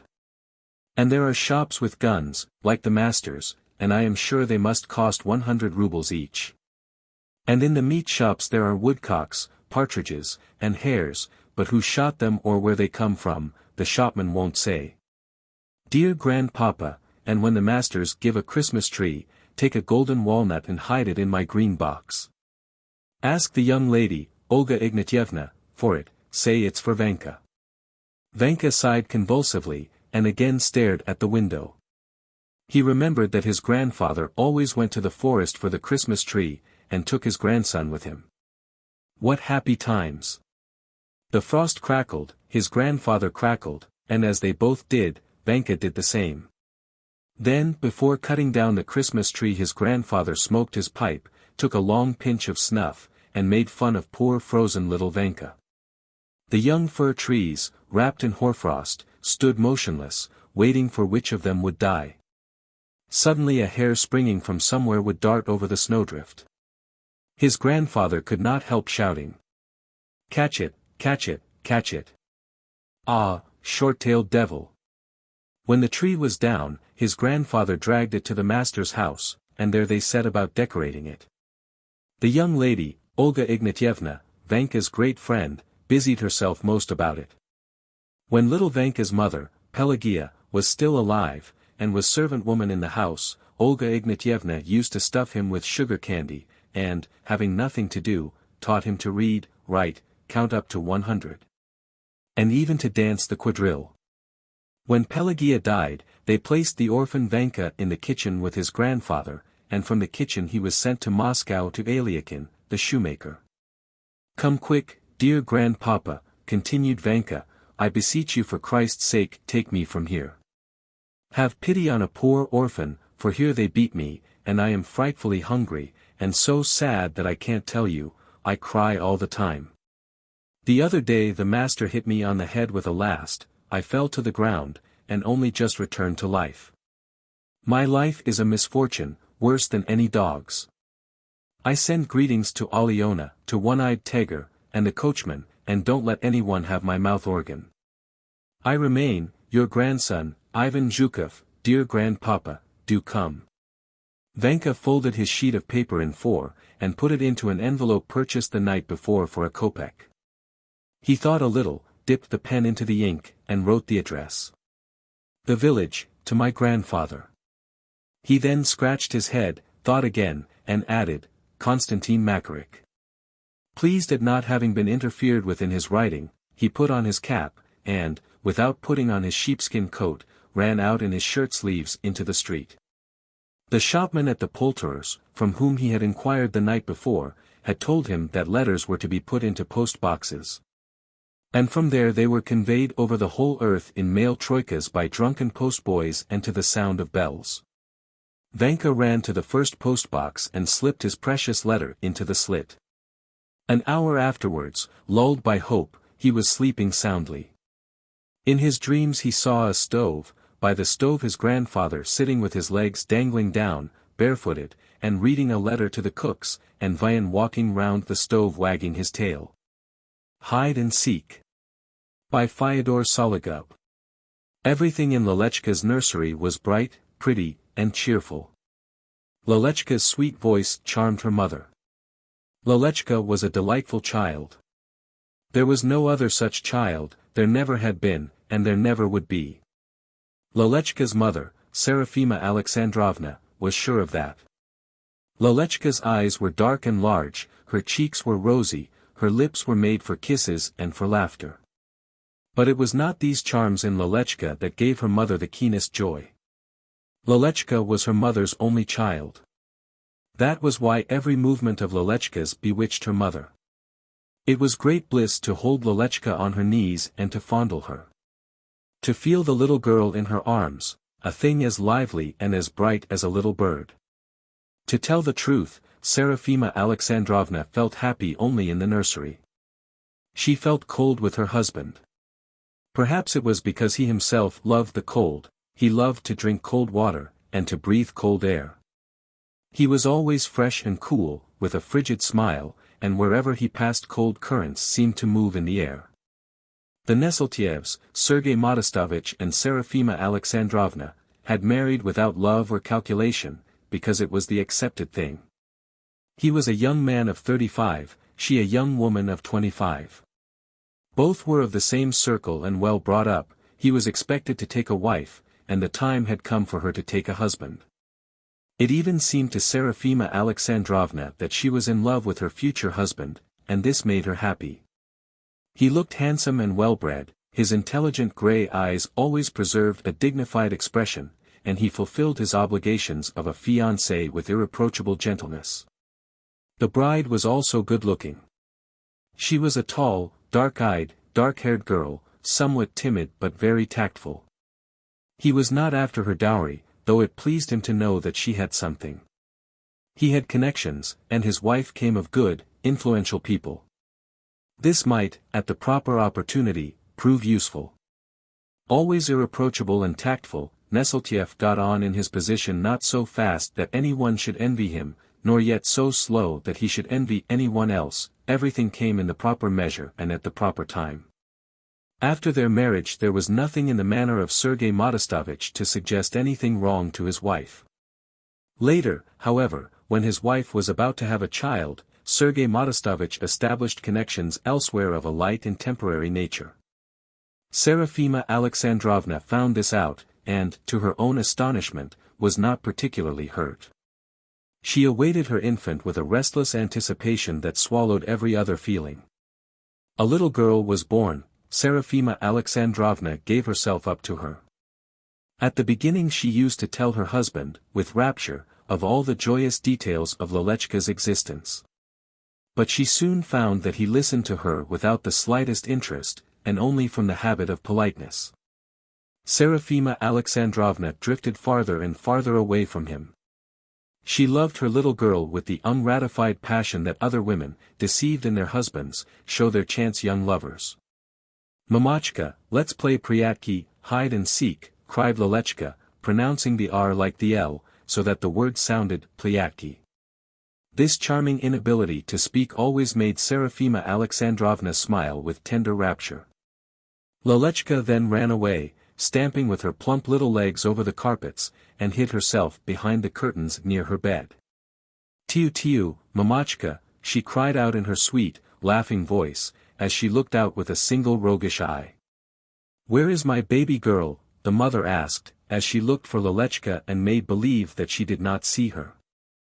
And Lelechka poured out her rippling laughter in her hiding place. Then she came out a little farther, and her mother, as though she had only just caught sight of her, seized her by her little shoulders and exclaimed joyously, "Here she is, my Lelechka." Lelechka laughed long and merrily, her head close to her mother's knees, and all of her cuddled up between her mother's white hands.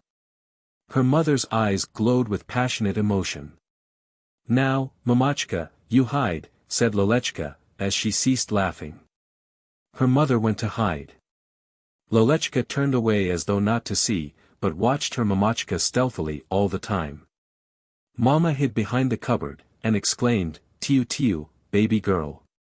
Lelechka ran round the room and looked into all the corners, making believe, as her mother had done before, that she was seeking, though she really knew all the time where her mamachka was standing. "Where's my mamachka?" asked Lelechka. "She's not here, and she's not here," she kept on repeating, as she ran from corner to corner. Her mother stood, with suppressed breathing, her head pressed against the wall, her hair somewhat disarranged. A smile of absolute bliss played on her red lips. The nurse, Fedosia, a good-natured and fine-looking, if somewhat stupid woman, smiled as she looked at her mistress with her characteristic expression, which seemed to say that it was not for her to object to gentlewomen's caprices. She thought to herself, "The mother is like a little child herself, look how excited she is." Lelechka was getting nearer her mother's corner. Her mother was growing more absorbed every moment by her interest in the game. Her heart beat with short quick strokes, and she pressed even closer to the wall, disarranging her hair still more. Lelechka suddenly glanced toward her mother's corner and screamed with joy. "I found, oh," she cried out loudly and joyously, mispronouncing her words in a way that again made her mother happy. She pulled her mother by her hands to the middle of the room, they were merry and they laughed. And Lelechka again hid her head against her mother's knees, and went on lisping and lisping, without end, her sweet little words, so fascinating yet so awkward. Sergei Modestovich was coming at this moment toward the nursery. Through the half-closed doors he heard the laughter, the joyous outcries, the sound of romping. He entered the nursery, smiling his genial cold smile. He was irreproachably dressed, and he looked fresh and erect, and he spread round him an atmosphere of cleanliness, freshness and coldness. He entered in the midst of the lively game, and he confused them all by his radiant coldness. Even Fedosia felt abashed, now for her mistress, now for herself. Serafima Alexandrovna at once became calm and apparently cold, and this mood communicated itself to the little girl, who ceased to laugh, but looked instead, silently and intently, at her father. Sergei Modestovich gave a swift glance round the room. He liked coming here, where everything was beautifully arranged. This was done by Serafima Alexandrovna, who wished to surround her little girl, from her very infancy, only with the loveliest things. Serafima Alexandrovna dressed herself tastefully. This, too, she did for Lelechka, with the same end in view. One thing Sergei Modestovich had not become reconciled to, and this was his wife's almost continuous presence in the nursery. "It's just as I thought. I knew that I'd find you here," he said with a derisive and condescending smile. They left the nursery together. As he followed his wife through the door, Sergei Modestovich said rather indifferently, in an incidental way, laying no stress on his words, "Don't you think that it would be well for the little girl if she were sometimes without your company? Merely, you see, that the child should feel its own individuality," he explained in answer to Serafima Alexandrovna's puzzled glance.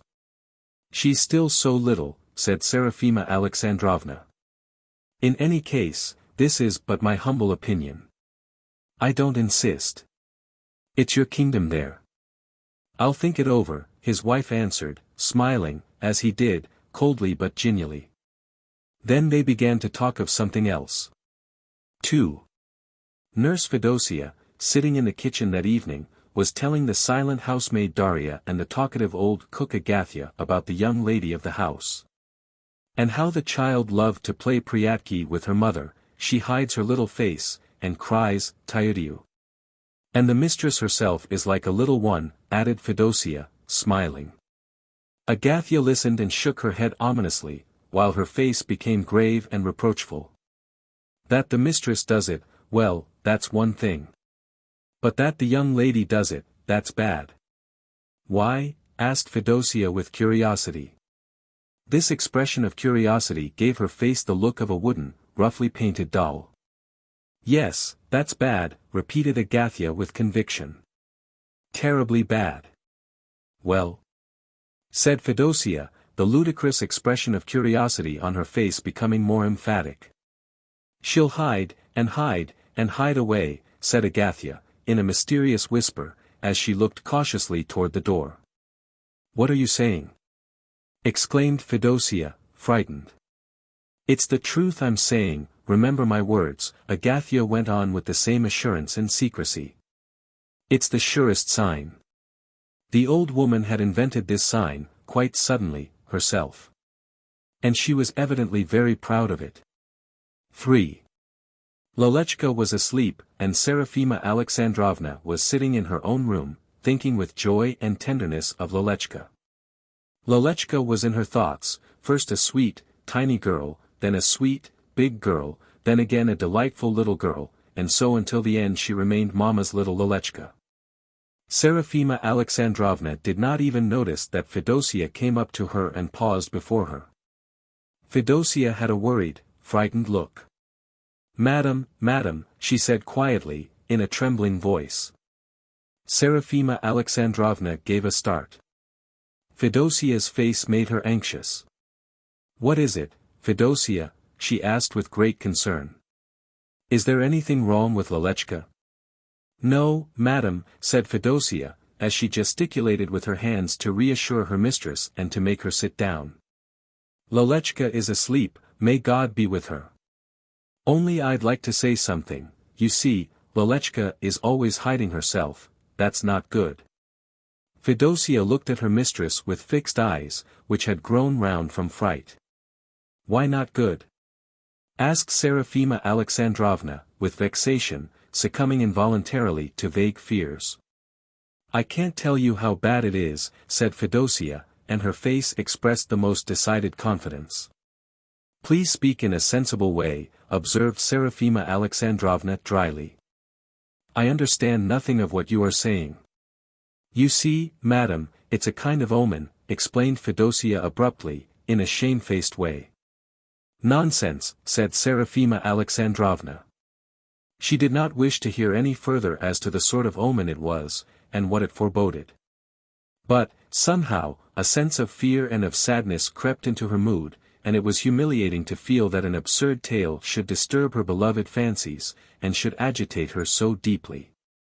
Of course I know that gentlefolk don't believe in omens, but it's a bad omen, madam, Fedosia went on in a doleful voice, the young lady will hide, and hide. Suddenly she burst into tears, sobbing out loudly, she'll hide, and hide, and hide away, angelic little soul, in a damp grave, she continued, as she wiped her tears with her apron and blew her nose. Who told you all this? Asked Seraphima Alexandrovna in an austere low voice. Agathia says so, madam, answered Fedosia, it's she that knows. Knows?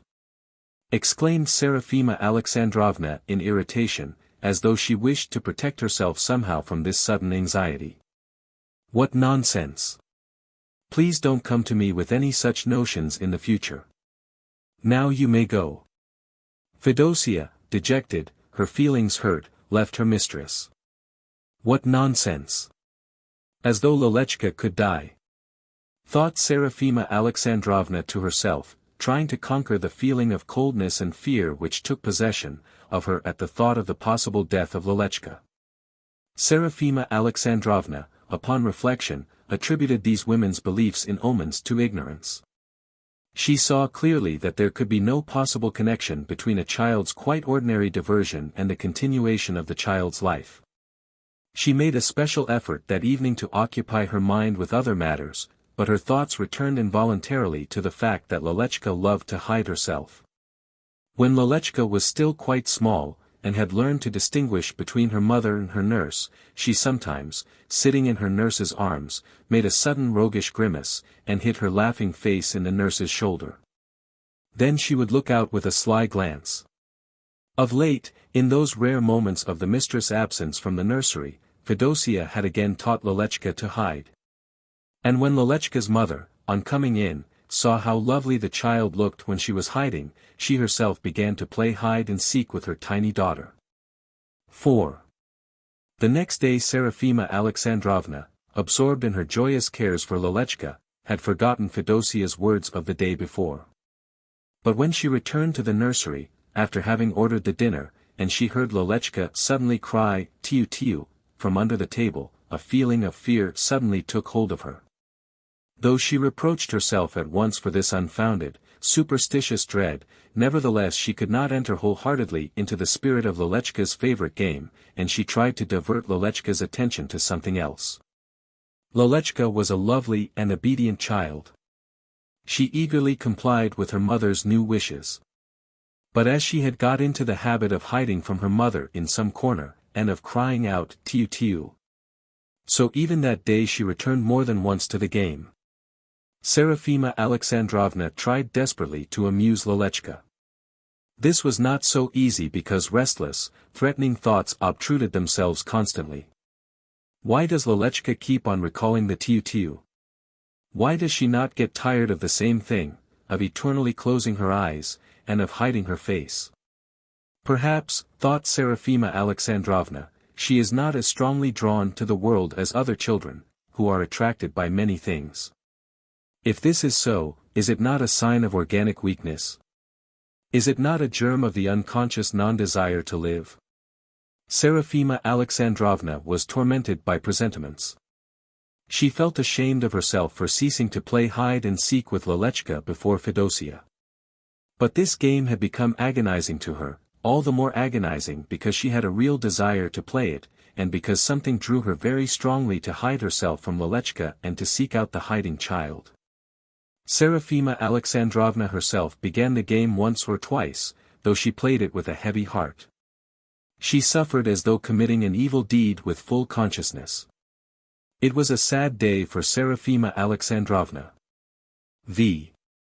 Lelechka was about to fall asleep. No sooner had she climbed into her little bed, protected by a network on all sides, than her eyes began to close from fatigue. Her mother covered her with a blue blanket. Lelechka drew her sweet little hands from under the blanket and stretched them out to embrace her mother. Her mother bent down. Lelechka, with a tender expression on her sleepy face, kissed her mother and let her head fall on the pillow. As her hands hid themselves under the blanket, Lelechka whispered, "The hands "Tiu tiu." The mother's heart seemed to stop. Lelechka lay there so small, so frail, so quiet. Lalechka smiled gently, closed her eyes and said quietly, "The eyes tiu-tiu." Then even more quietly, "Lalechka tiu-tiu." With these words she fell asleep, her face pressing the pillow. She seemed so small and so frail under the blanket that covered her. Her mother looked at her with sad eyes. Serafima Alexandrovna remained standing over Lalechka's bed a long while, and she kept looking at Lalechka with tenderness and fear. "I'm a mother, is it possible that I shouldn't be able to protect her?" she thought, as she imagined the various ills that might befall Lalechka. She prayed long that night, but the prayer did not relieve her sadness. 6. Several days passed. Lalechka caught cold. The fever came upon her at night. When Serafima Alexandrovna, awakened by Fedosia, came to Lalechka and saw her looking so hot, so restless, and so tormented, she instantly recalled the evil omen, and a hopeless despair took possession of her from the first moments.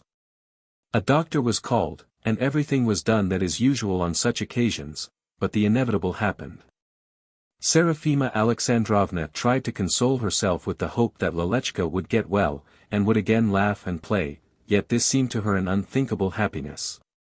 And Lalechka grew feebler from hour to hour. All simulated tranquility, so as not to frighten Serafima Alexandrovna, but their masked faces only made her sad.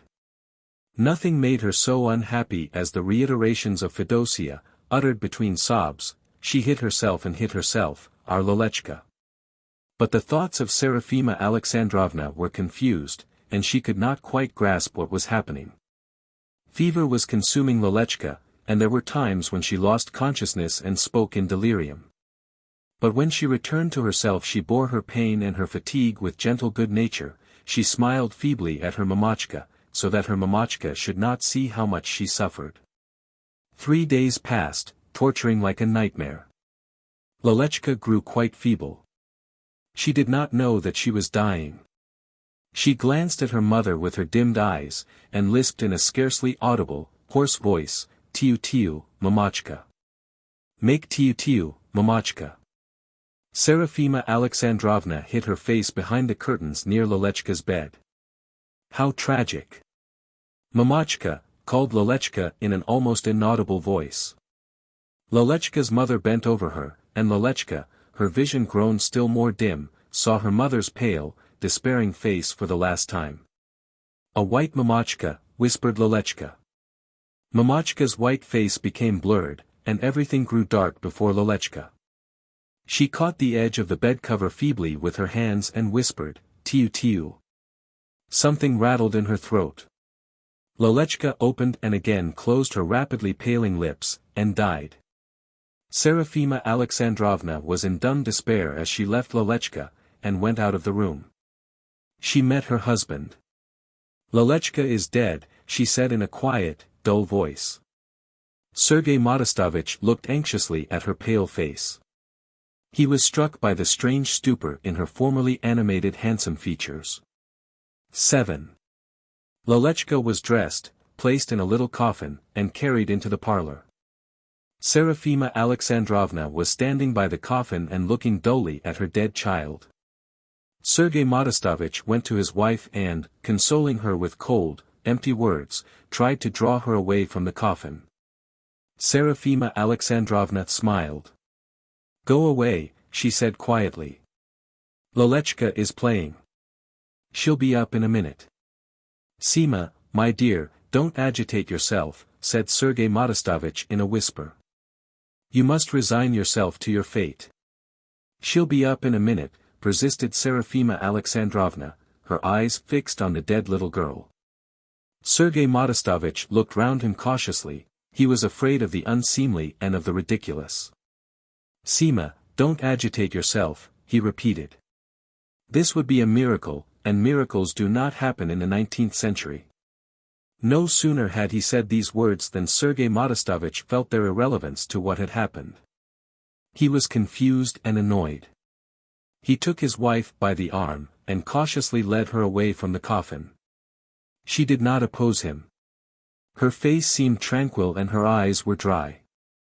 She went into the nursery and began to walk round the room, looking into those places where Lelechka used to hide herself. She walked all about the room, and bent now and then to look under the table or under the bed, and kept on repeating cheerfully, "Where is my little one? Where is my Lelechka?" After she had walked round the room once she began to make her quest anew. Fedosia, motionless, with dejected face, sat in a corner, and looked frightened at her mistress. Then she suddenly burst out sobbing, and she wailed loudly.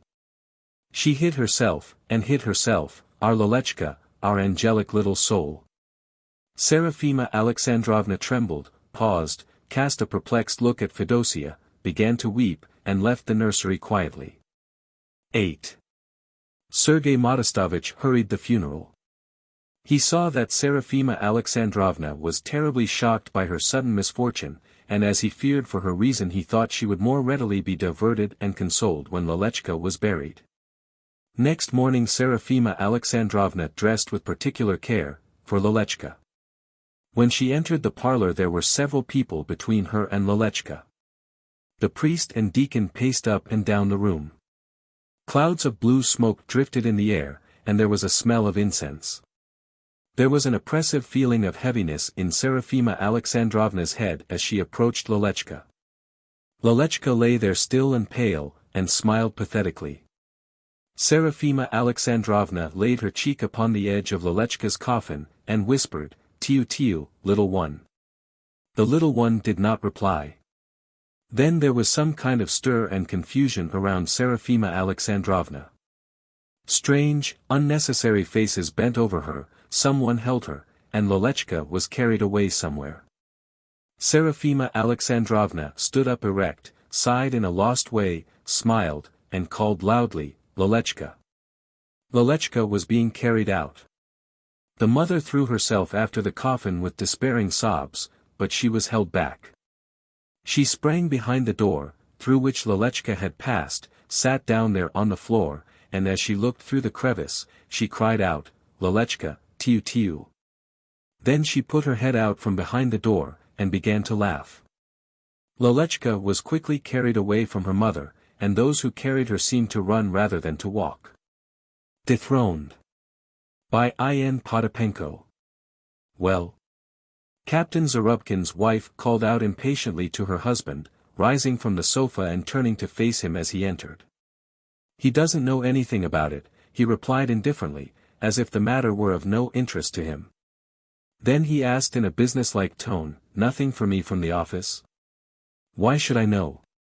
Am I your errand boy?" How they dilly-dally. If only the package doesn't come too late. It's so important. Idiot. Who's an idiot? You, with your indifference, your stupid egoism. The captain said nothing. He was neither surprised nor insulted.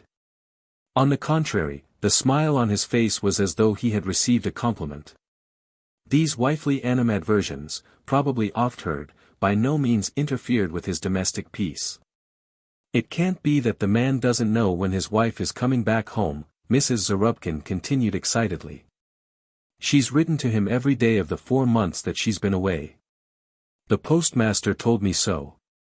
Simayanov. Ho, Simayanov. Has anyone from the office been here?" "I don't know, Your Excellency," came in a loud, clear voice from back of the room. "Why don't you know? Where have you been?" "I went to Abramka, Your Excellency."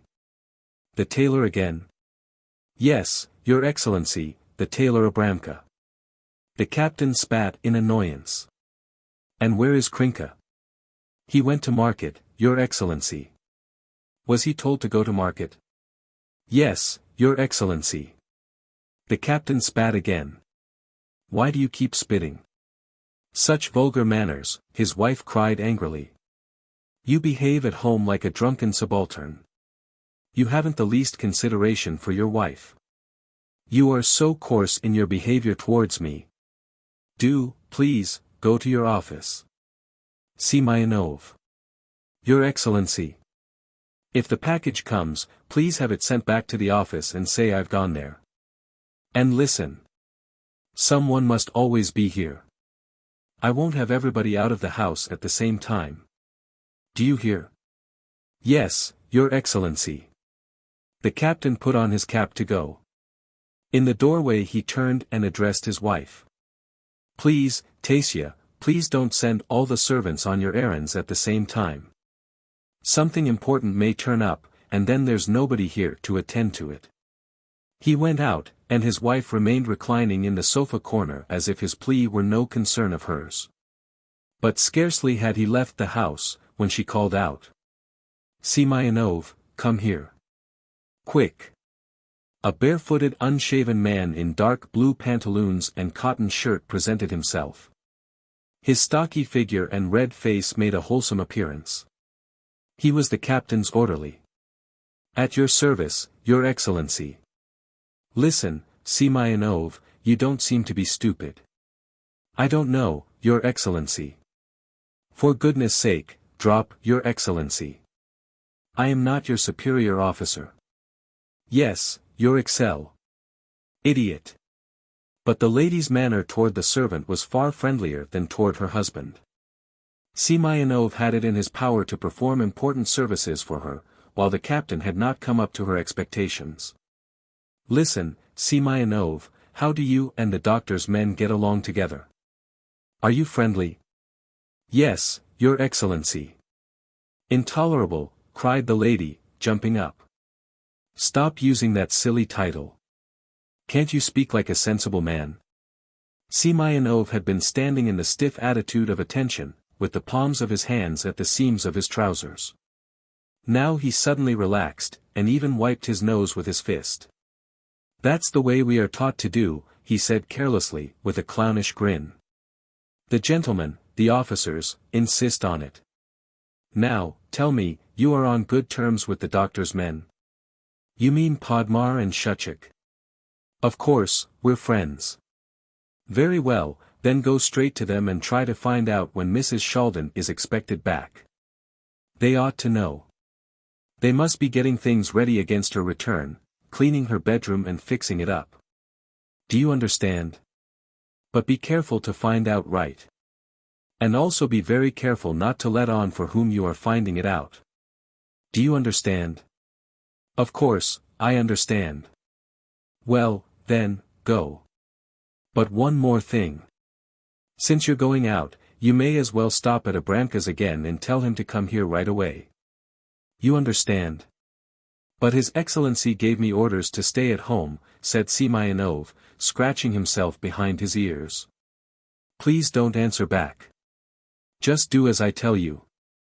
Go on, now. At your service. And the orderly, impressed by the lady's severe military tone, left the room.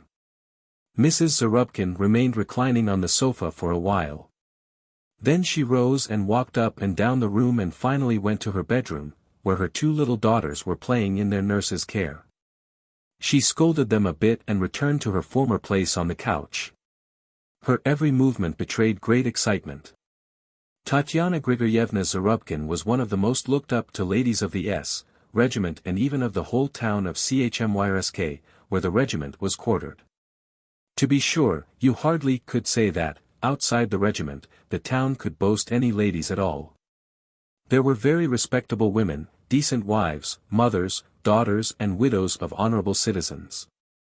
But they all dressed in cotton and flannel, and on high holidays made a show of cheap cashmere gowns over which they wore gay shawls with borders of wonderful arabesques. Their hats and other headgear gave not the faintest evidence of good taste. So they could scarcely be dubbed ladies. They were satisfied to be called women. Each one of them, almost, had the name of her husband's trade or position tacked to her name, Mrs. Grocer so-and-so, Mrs. Mayor so-and-so, Mrs. Milliner so-and-so, etc. Genuine ladies in the Russian society sense had never come to the town before the S. Regiment had taken up its quarters there. And it goes without saying that the ladies of the regiment had nothing in common, and therefore no intercourse with, the women of the town. They were so dissimilar that they were like creatures of a different species. There is no disputing that Tatyana Grigoryevna Zarubkin was one of the most looked up to of the ladies. She invariably played the most important part at all the regimental affairs, the amateur theatricals, the social evenings, the afternoon teas. If the captain's wife was not to be present, it was a foregone conclusion that the affair would not be a success. The most important point was that Mrs. Zarubkin had the untarnished reputation of being the best dressed of all the ladies. She was always the most distinguished looking at the annual ball. Her gown for the occasion, ordered from Moscow, was always chosen with the greatest regard for her charms and defects, and it was always exquisitely beautiful.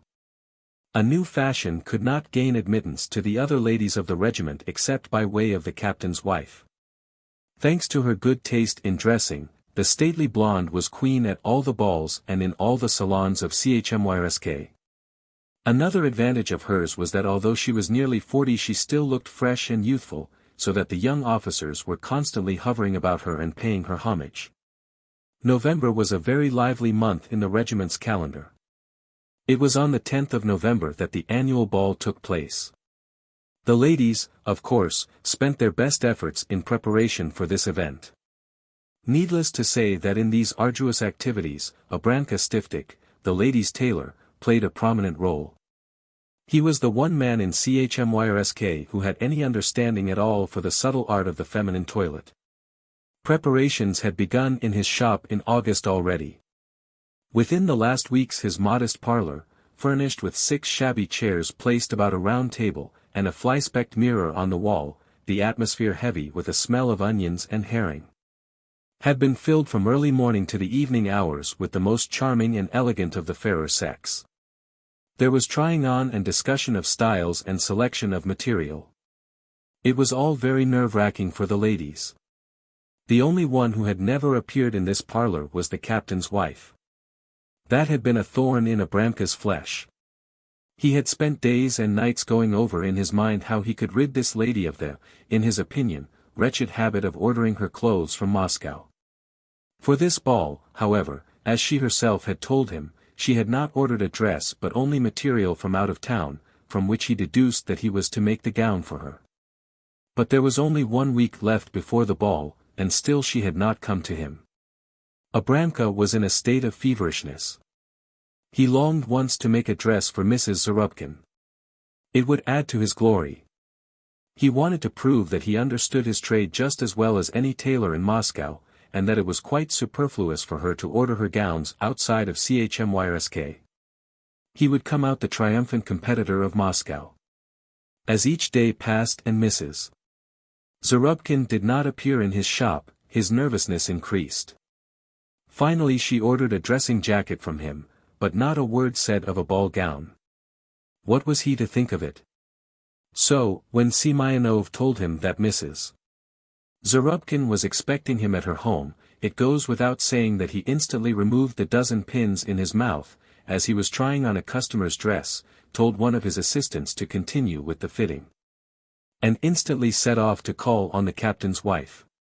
In this case, it was not a question of a mere ball gown, but of the acquisition of the best customer in town. Although Abramka wore a silk hat and a suit in keeping with the silk hat, still he was careful not to ring at the front entrance, but always knocked at the back door. At another time when the captain's orderly was not in the house, for the captain's orderly also performed the duties of the captain's cook, he might have knocked long and loud. On other occasions a cannon might have been shot off right next to Tatyana Grigoryevna's ears and she would not have lifted her fingers to open the door. But now she instantly caught the sound of the modest knocking and opened the back door herself for Abramka. "Oh," she cried delightedly. "You, Abramka." She really wanted to address him less familiarly, as was more befitting so dignified a man in a silk hat. But everybody called him Abramka, and he would have been very much surprised had he been honored with his full name, Abram Shrolovic Stiftik. So she thought it best to address him as the others did. Mr. Abramka was tall and thin. There was always a melancholy expression in his pale face. He had a little stoop, a long and very heavy grayish beard. He had been practicing his profession for 30 years. Ever since his apprenticeship he had been called Abramka, which did not strike him as at all derogatory or unfitting. Even his shingle read, "Ladies' Tailor," Abramka Stiftik, the most valid proof that he deemed his name immaterial, but that the chief thing to him was his art.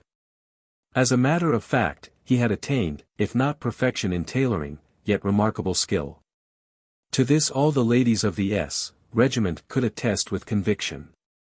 Abramka removed his silk hat, stepped into the kitchen, and said gravely, with profound feeling. "Mrs. Zarubkin, I am entirely at your service. Come into the reception room. I have something very important to speak to you about." Abramka followed in silence. He stepped softly on tiptoe, as if afraid of waking someone. "Sit down, Abramka, listen, but give me your word of honor, you won't tell anyone?" Tatyana Grigoryevna began, reddening a bit.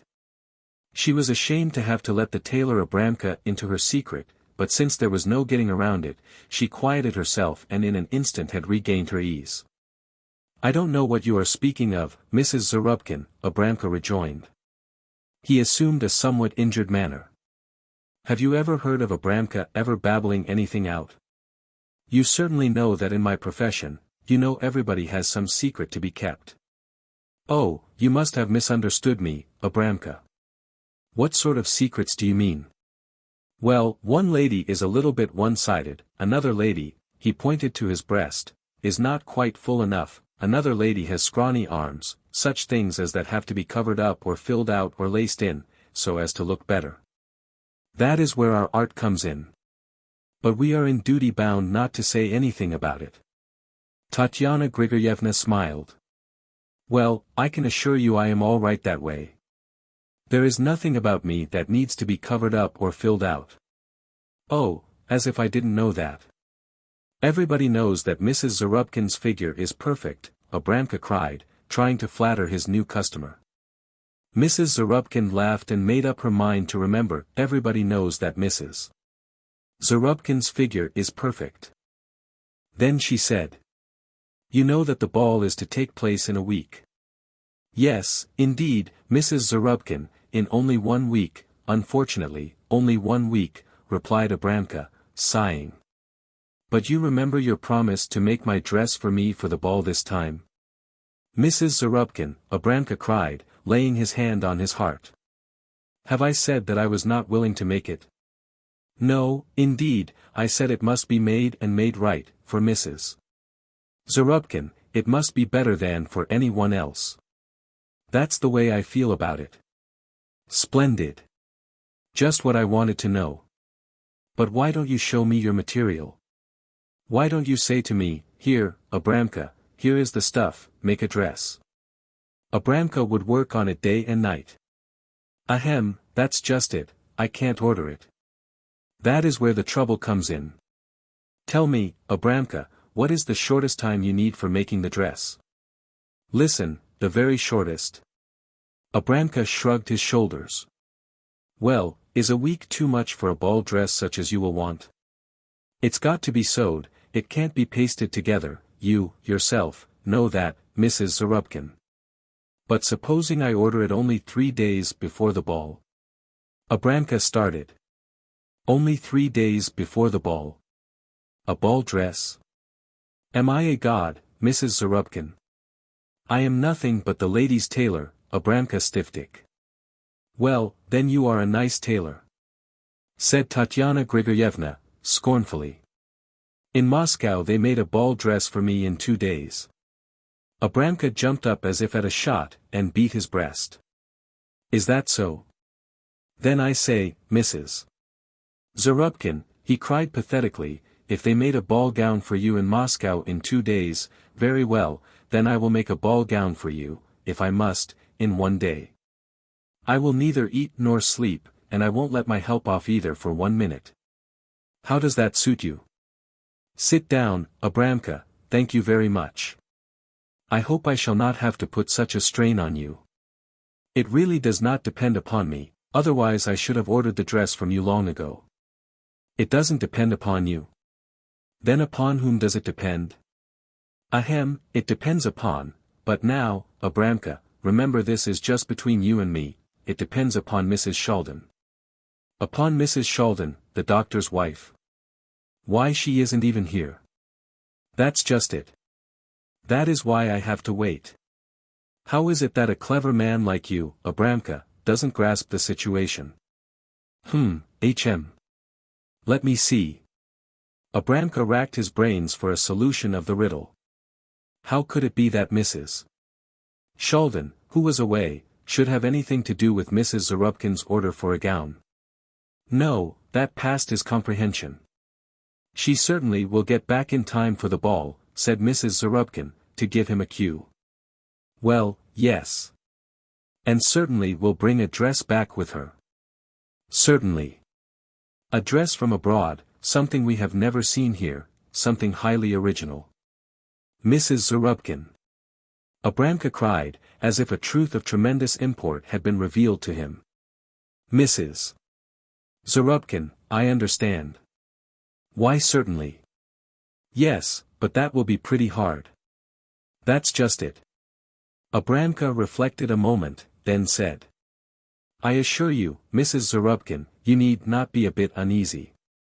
I will make a dress for you that will be just as grand as the one from abroad. I assure you, your dress will be the most elegant one at the ball, just as it always has been. I tell you, my name won't be Abramka Stiftik if. His eager asseverations seemed not quite to satisfy the captain's wife. Her mind was not quite set at ease. She interrupted him. But the style, Abramka, the style. You can't possibly guess what the latest fashion is abroad. Why shouldn't I know what the latest fashion is, Mrs. Zarubkin? In Kiev I have a friend who publishes fashion plates. I will telegraph to him, and he will immediately send me pictures of the latest French models. The telegram will cost only 80 cents, Mrs. Zarubkin, and I swear to you I will copy any dress he sends. Mrs. Shaldin can't possibly have a dress like that. All very well and good, and that's what we'll do. Still we must wait until Mrs. Shaldin comes back. Don't you see, Abramka, I must have exactly the same style that she has? Can't you see, so that nobody can say that she is in the latest fashion? At this point Semyonov entered the room cautiously. He was wearing the oddest-looking jacket and the captain's old boots. His hair was rumpled, and his eyes were shining suspiciously. There was every sign that he had used the renewal of friendship with the doctor's men as a pretext for a booze. I had to stand them some brandy, Your Excellency, he said saucily, but catching his mistress's threatening look, he lowered his head guiltily. Idiot, she yelled at him, face about. Be off with you to the kitchen. In his befuddlement, Semyonov had not noticed Abramka's presence.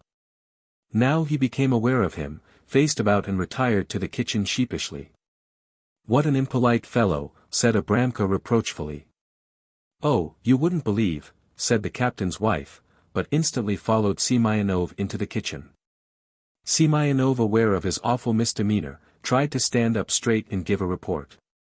She will come back, Your Excellency, day after tomorrow toward evening. She sent a telegram. Is that true now? I swear it's true. Shchuk saw it himself. All right, very good. You will get something for this.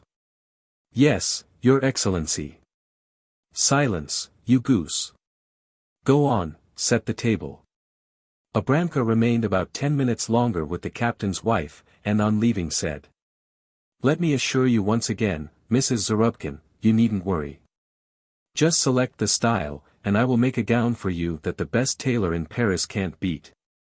He pressed his hand to his heart in token of his intention to do everything in his power for Mrs. Zarubkin. It was 7 o'clock in the evening. Mrs. Shaldin and her trunk had arrived hardly half an hour before, yet the captain's wife was already there paying visit, which was a sign of the warm friendship that existed between the two women. They kissed each other and fell to talking. The doctor, a tall man of 45, seemed discomfited by the visit, and passed unfriendly side glances at his guest. He had hoped to spend that evening undisturbed with his wife, and he well knew that when the ladies of the regiment came to call upon each other, for only a second, it meant a whole evening of listening to idle talk. You wouldn't believe me, dear, how bored I was the whole time you were away, how I longed for you, Natalie Semyonovna. But you probably never gave us a thought. Oh, how can you say anything like that? I was thinking of you every minute, every second. If I hadn't been obliged to finish the cure, I should have returned long ago. No matter how beautiful it may be away from home, still the only place to live is among those that are near and dear to you. These were only the preliminary soundings. They lasted with variations for a quarter of an hour. First Mrs. Sheldon narrated a few incidents of the trip, then Mrs. Zarubkin gave a report of some of the chief happenings in the life of the regiment.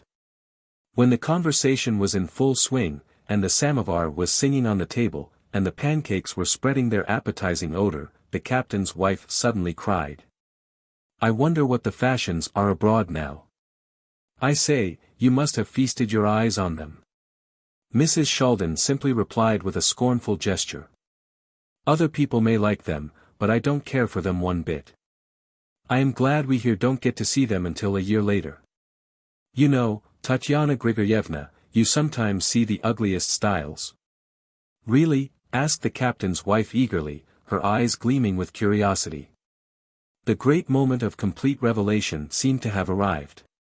"Perfectly hideous, I tell you. Just imagine, you know how nice the plain skirts were. Then why change them? But no, to be in style now, the skirts have to be draped. Why? It is just a sign of complete lack of imagination. And in Lyons they got out a new kind of silk, but that is still a French secret." "Why a secret? The silk is certainly being worn already." "Yes, one does see it being worn already, but when it was first manufactured, the greatest secret was made of it. They were afraid the Germans would imitate. You understand?" "Oh, but what is the latest style? I really can't explain it to you. All I know is, it is something awful." "She can't explain. That means she doesn't want to explain. Oh, the cunning one. What a sly look she has in her eyes." So thought the captain's wife. From the very beginning of the conversation, the two warm friends, it need scarcely be said, were mutually distrustful. Each had the conviction that everything the other said was to be taken in the very opposite sense. They were of about the same age, Mrs. Sheldon possibly 1 or 2 years younger than Mrs. Zarubkin. Mrs. Zarubkin was rather plump, and had heavy light hair. Her appearance was blooming. Mrs. Sheldon was slim, though well proportioned. She was a brunette with a pale complexion and large dark eyes. They were two types of beauty very likely to divide the gentlemen of the regiment into two camps of admirers. But women are never content with halves. Mrs. Zarubkin wanted to see all the officers of the regiment at her feet, and so did Mrs. Sheldon. It naturally led to great rivalry between the two women, of which they were both conscious, though they always had the friendliest smiles for each other. Mrs. Sheldon tried to give a different turn to the conversation. "Do you think the ball will be interesting this year?" "Why should it be interesting?" rejoined the captain's wife scornfully. "Always the same people, the same old humdrum jog-trot. I suppose the ladies have been besieging our poor Abramka?" "I really can't tell you. So far as I am concerned, I have scarcely looked at what he made for me." How's that? Didn't you order your dress from Moscow again?" "No, it really does not pay. I am sick of the bother of it all." "Why all that trouble? For whom? Our officers don't care a bit how one dresses. They haven't the least taste."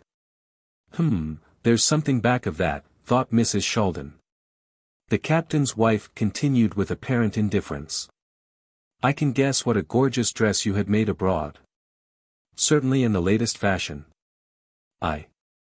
Mrs. Sheldon laughed innocently. "How could I get the time during my cure to think of a dress? As a matter of fact, I completely forgot the ball, thought of it at the last moment, and bought the first piece of goods I laid my hands on." "Pink?" "Oh, no. How can you say pink? Light blue, then." "You can't call it exactly light blue. It is a very undefined sort of color. I really wouldn't know what to call it. But it certainly must have some sort of a shade. You may believe me or not if you choose, but really I don't know. It's a very indefinite shade. Is it surah silk? No, I can't bear surah. It doesn't keep the folds well. I suppose it is crepe de chine. Heavens, no. Crepe de chine is much too expensive for me. Then what can it be? Oh, wait a minute, what is the name of that goods? You know there are so many funny new names now. They don't make any sense. Then show me your dress, dearest. Do please show me your dress. Mrs. Sheldon seemed to be highly embarrassed. I am so sorry I can't. It is way down at the bottom of the trunk. There is the trunk. You see yourself I couldn't unpack it now. The trunk, close to the wall, was covered with oilcloth and tied tight with heavy cords. The captain's wife devoured it with her eyes. She would have liked to see through and through it. She had nothing to say in reply, because it certainly was impossible to ask her friend, tired out from her recent journey, to begin to unpack right away and take out all her things just to show her new dress. Yet she could not tear her eyes away from the trunk. There was a magic in it that held her enthralled. Had she been alone she would have begun to unpack it herself, nor even have asked the help of a servant to undo the knots. Now there was nothing left for her but to turn her eyes sorrowfully away from the fascinating object and take up another topic of conversation to which she would be utterly indifferent. But she couldn't think of anything else to talk about. Mrs. Sheldon must have prepared herself beforehand. She must have suspected something. So now Mrs. Zarubkin pinned her last hope to Abramka's inventiveness. She glanced at the clock. Dear me, she exclaimed, as if surprised at the lateness of the hour. I must be going. I don't want to disturb you any longer either, dearest. You must be very tired. I hope you rest well. She shook hands with Mrs. Sheldon, kissed her and left. Abramka Stiftik had just taken off his coat and was doing some ironing in his shirt sleeves, when a peculiar figure appeared in his shop. It was that of a stocky orderly in a well-worn uniform without buttons and old galoshes instead of boots. His face was gloomy-looking and was covered with a heavy growth of hair. Abramka knew this figure well. It seemed always just to have been awakened from the deepest sleep. Ah, Shchuk, what do you want? Mrs. Sheldon would like you to call upon her, said Shchuk. He behaved as if he had come on a terribly serious mission. Ah, that's so, your lady has come back. I heard about it. You see I am very busy. Still you may tell her I am coming right away. I just want to finish ironing Mrs. Konopatkin's dress. Abramka simply wanted to keep up appearances, as always when he was sent for. But his joy at the summons to Mrs. Sheldon was so great that to the astonishment of his helpers and Shchuk he left immediately. He found Mrs. Sheldon alone. She had not slept well the 2 nights before and had risen late that morning. Her husband had left long before for the military hospital. She was sitting beside her open trunk taking her things out very carefully. How do you do, Mrs. Sheldon? Welcome back to CHMYRSK. I congratulate you on your happy arrival. Oh, how do you do, Abramka, said Mrs. Sheldon delightedly. We haven't seen each other for a long time, have we? I was rather homesick for you. Oh, Mrs. Sheldon, you must have had a very good time abroad. But what do you need me for? You certainly brought a dress back with you. Abramka always comes in handy, said Mrs. Sheldon jestingly. We ladies of the regiment are quite helpless without Abramka. Take a seat. Abramka seated himself. He felt much more at ease in Mrs. Sheldon's home than in Mrs. Zarubkin's. Mrs. Sheldon did not order her clothes from Moscow. She was a steady customer of his. In this room he had many a time circled about the doctor's wife with a yard measure, pins, chalk and scissors, had kneeled down beside her, raised himself to his feet, bent over again and stood puzzling over some difficult problem of dressmaking, how low to cut the dress out at the neck, how long to make the train, how wide the hem, and so on. None of the ladies of the regiment ordered as much from him as Mrs. Shaldin. Her grandmother would send her material from Kiev, or the doctor would go on a professional trip to Chernihiv and always bring some goods back with him. Or sometimes her aunt in Voronezh would make her a gift of some silk. "Abramka is always ready to serve Mrs. Shaldin first," said the tailor, though seized with a little pang, as if bitten by a guilty conscience. "Are you sure you are telling the truth? Is Abramka always to be depended upon?" Is he?" She looked at him searchingly from beneath drooping lids. "What a question," rejoined Abramka. His face quivered slightly. His feeling of discomfort was waxing. "Has Abramka ever?" "Oh, things can happen. But, all right, never mind. I brought a dress along with me. I had to have it made in a great hurry, and there is just a little more to be done on it. Now if I give you this dress to finish, can I be sure that you positively won't tell another soul how it is made?" "Mrs. Shaldin, oh, Mrs. Shaldin," said Abramka reproachfully. Nevertheless, the expression of his face was not so reassuring as usual. "You give me your word of honor?" "Certainly. My name isn't Abramka Stiftik if I—" "Well, all right, I will trust you. But be careful. You know of whom you must be careful." "Who is that, Mrs. Shaldin?" "Oh, you know very well whom I mean. No, you needn't put your hand on your heart. She was here to see me yesterday and tried in every way she could to find out how my dress is made. But she couldn't get it out of me." Abramka sighed.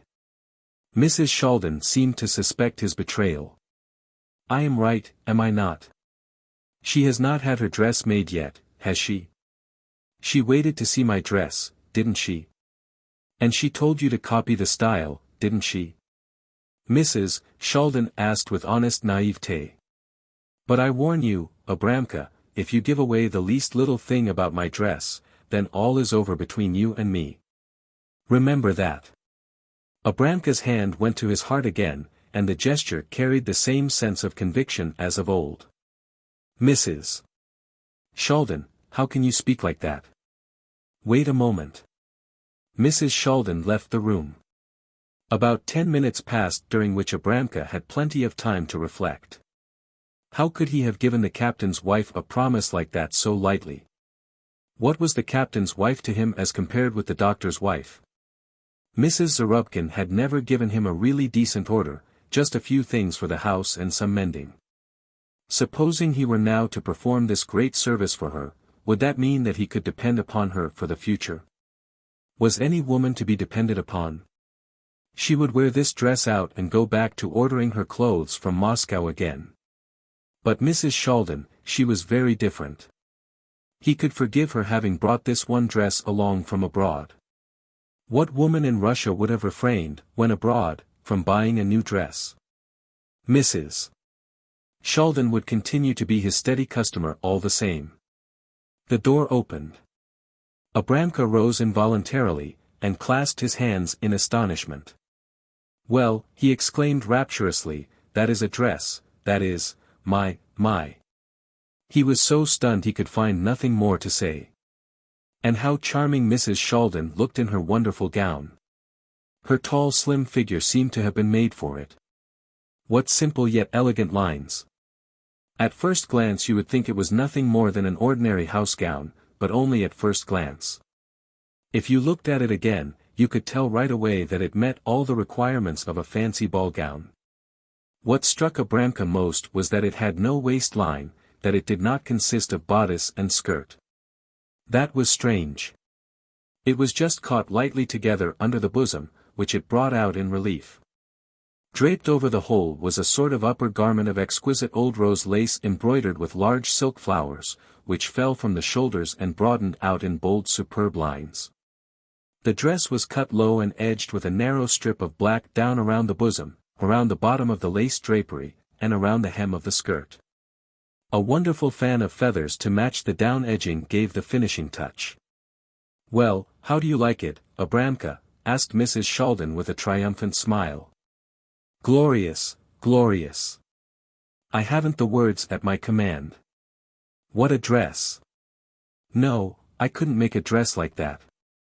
And how beautifully it fits you, as if you had been born in it, Mrs. Sheldon. What do you call the style? Empire. Empire? He queried. Is that a new style? Well, what people don't think of.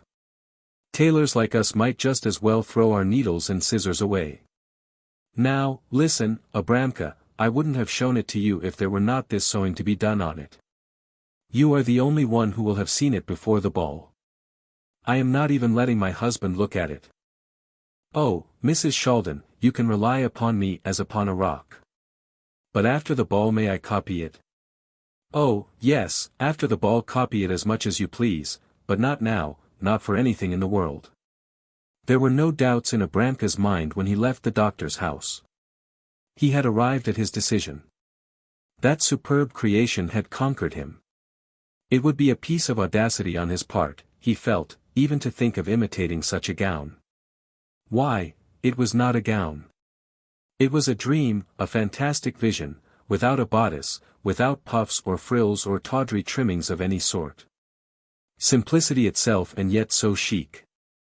Back in his shop he opened the package of fashion plates that had just arrived from Kiev. He turned the pages and stared in astonishment. What was that? Could he trust his eyes? An empire gown. There it was, with the broad voluptuous drapery of lace hanging from the shoulders and the edging of down. Almost exactly the same thing as Mrs. Sheldon's. He glanced up and saw Semyonov outside the window. He had certainly come to fetch him to the captain's wife, who must have ordered him to watch the tailor's movements, and must have learned that he had just been at Mrs. Sheldon's. Semyonov entered and told him his mistress wanted to see him right away. Abramka slammed the fashion magazine shut as if afraid that Semyonov might catch a glimpse of the new empire fashion and give the secret away. I will come immediately, he said crossly. He picked up his fashion plates, put the yard measure in his pocket, rammed his silk hat sorrowfully on his head and set off for the captain's house. He found Mrs. Zarubkin pacing the room excitedly, greeted her, but carefully avoided meeting her eyes. Well, what did you find out? Nothing, Mrs. Zarubkin, said Abramka dejectedly. Unfortunately I couldn't find out a thing. Idiot. I have no patience with you. Where are the fashion plates? Here, Mrs. Zarubkin. She turned the pages, looked at one picture after the other, and suddenly her eyes shone and her cheeks reddened. Oh, empire. The very thing. Empire is the very latest. Make this one for me, she cried commandingly. Abramka turned pale. Empire, Mrs. Zarubkin. I can't make that empire dress for you, he murmured. Why not? Asked the captain's wife, giving him a searching look. Because, I can't. Oh, you can't. You know why you can't. Because that is the style of Mrs. Sheldon's dress. So that is the reliability you boast so about. Great. Mrs. Zarubkin, I will make any other dress you choose, but it is absolutely impossible for me to make this one. I don't need your fashion plates, do you hear me? Get out of here, and don't ever show your face again. Mrs. Zarubkin, I. Get out of here, repeated the captain's wife, quite beside herself. The poor tailor stuck his yard measure, which he had already taken out, back into his pocket and left. Half an hour later the captain's wife was entering a train for Kiev, carrying a large package which contained material for a dress. The captain had accompanied her to the station with a pucker in his forehead. That was 5 days before the ball. At the ball 2 expensive empire gowns stood out conspicuously from among the more or less elegant gowns which had been finished in the shop of Abramka Stiftik, ladies' tailor. The one gown adorned Mrs. Sheldon's figure, the other the figure of the captain's wife. Mrs. Zarubkin had bought her gown ready-made at Kiev, and had returned only 2 hours before the beginning of the ball. She had scarcely had time to dress. Perhaps it would have been better had she not appeared at this one of the annual balls, had she not taken that fateful trip to Kiev. For in comparison with the make and style of Mrs. Sheldon's dress, which had been brought abroad, hers was like the botched imitation of an amateur. That was evident to everybody, though the captain's wife had her little group of partisans, who maintained with exaggerated eagerness that she looked extraordinarily fascinating in her dress, and Mrs. Sheldon still could not rival her. But there was no mistaking it, there was little justice in this contention. Everybody knew better. What was worst of all, Mrs. Zarubkin herself knew better. Mrs. Sheldon's triumph was complete.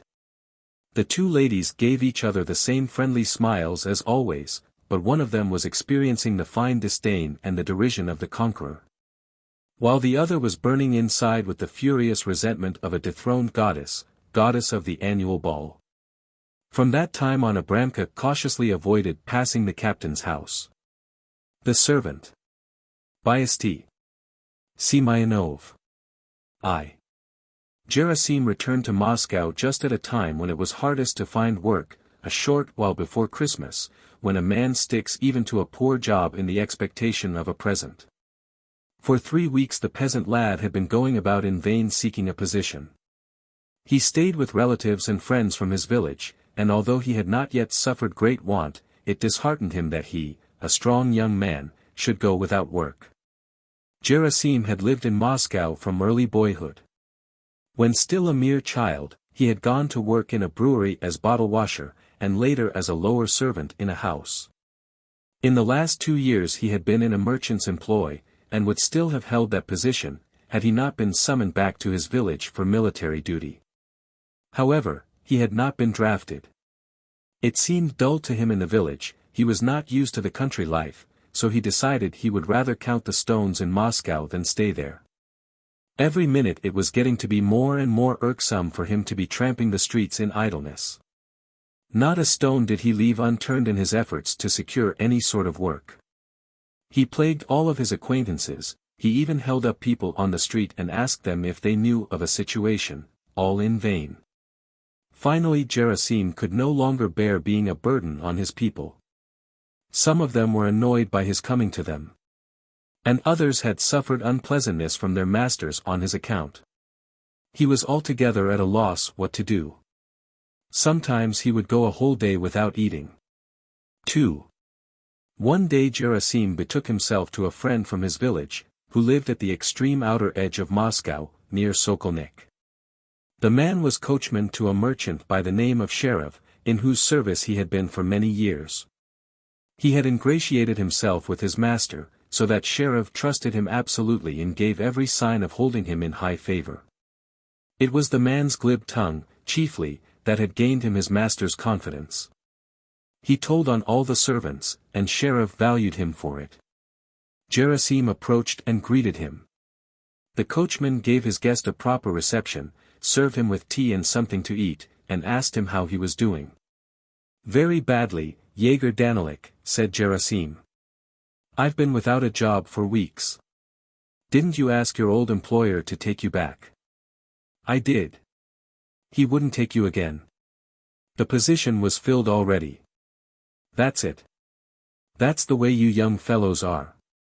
You serve your employers so, and when you leave your jobs, you usually have muddied up the way back to them.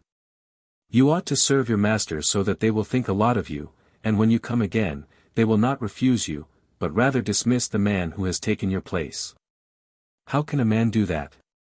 In these days there aren't any employers like that, and we aren't exactly angels, either. What's the use of wasting words? I just want to tell you about myself. If for some reason or other I should ever have to leave this place and go home, not only would Mr. Sheriff, if I came back, take me on again without a word, but he would be glad to, too." Gerasim sat there downcast. He saw his friend was boasting, and it occurred to him to gratify him. "I know it," he said. "But it's hard to find men like you, Yegor Danilik. If you were a poor worker, your master would not have kept you 12 years. Yegor smiled. He liked the praise. "That's it," he said. "If you were to live and serve as I do, you wouldn't be out of work for months and months." Gerasim made no reply. Yegor was summoned to his master. Wait a moment, he said to Gerasim. I'll be right back. Very well. 3. Jaeger came back and reported that inside of half an hour he would have to have the horses harnessed, ready to drive his master to town. He lighted his pipe and took several turns in the room. Then he came to a halt in front of Gerasim. Listen, my boy, he said, if you want, I'll ask my master to take you as a servant here. Does he need a man? We have one, but he's not much good. He's getting old, and it's very hard for him to do the work. It's lucky for us that the neighborhood isn't a lively one and the police don't make a fuss about things being kept just so, else the old man couldn't manage to keep the place clean enough for them. Oh, if you can, then please do say a word for me, Jaeger Daniluk. I'll pray for you all my life. I can't stand being without work any longer. All right, I'll speak for you. Come again tomorrow, and in the meantime take this 10 kopeck piece. It may come in handy. Thanks, Jaeger Daniluk. Then you will try for me? Please do me the favor. All right. I'll try for you. Gerasim left, and Jaeger harnessed up his horses.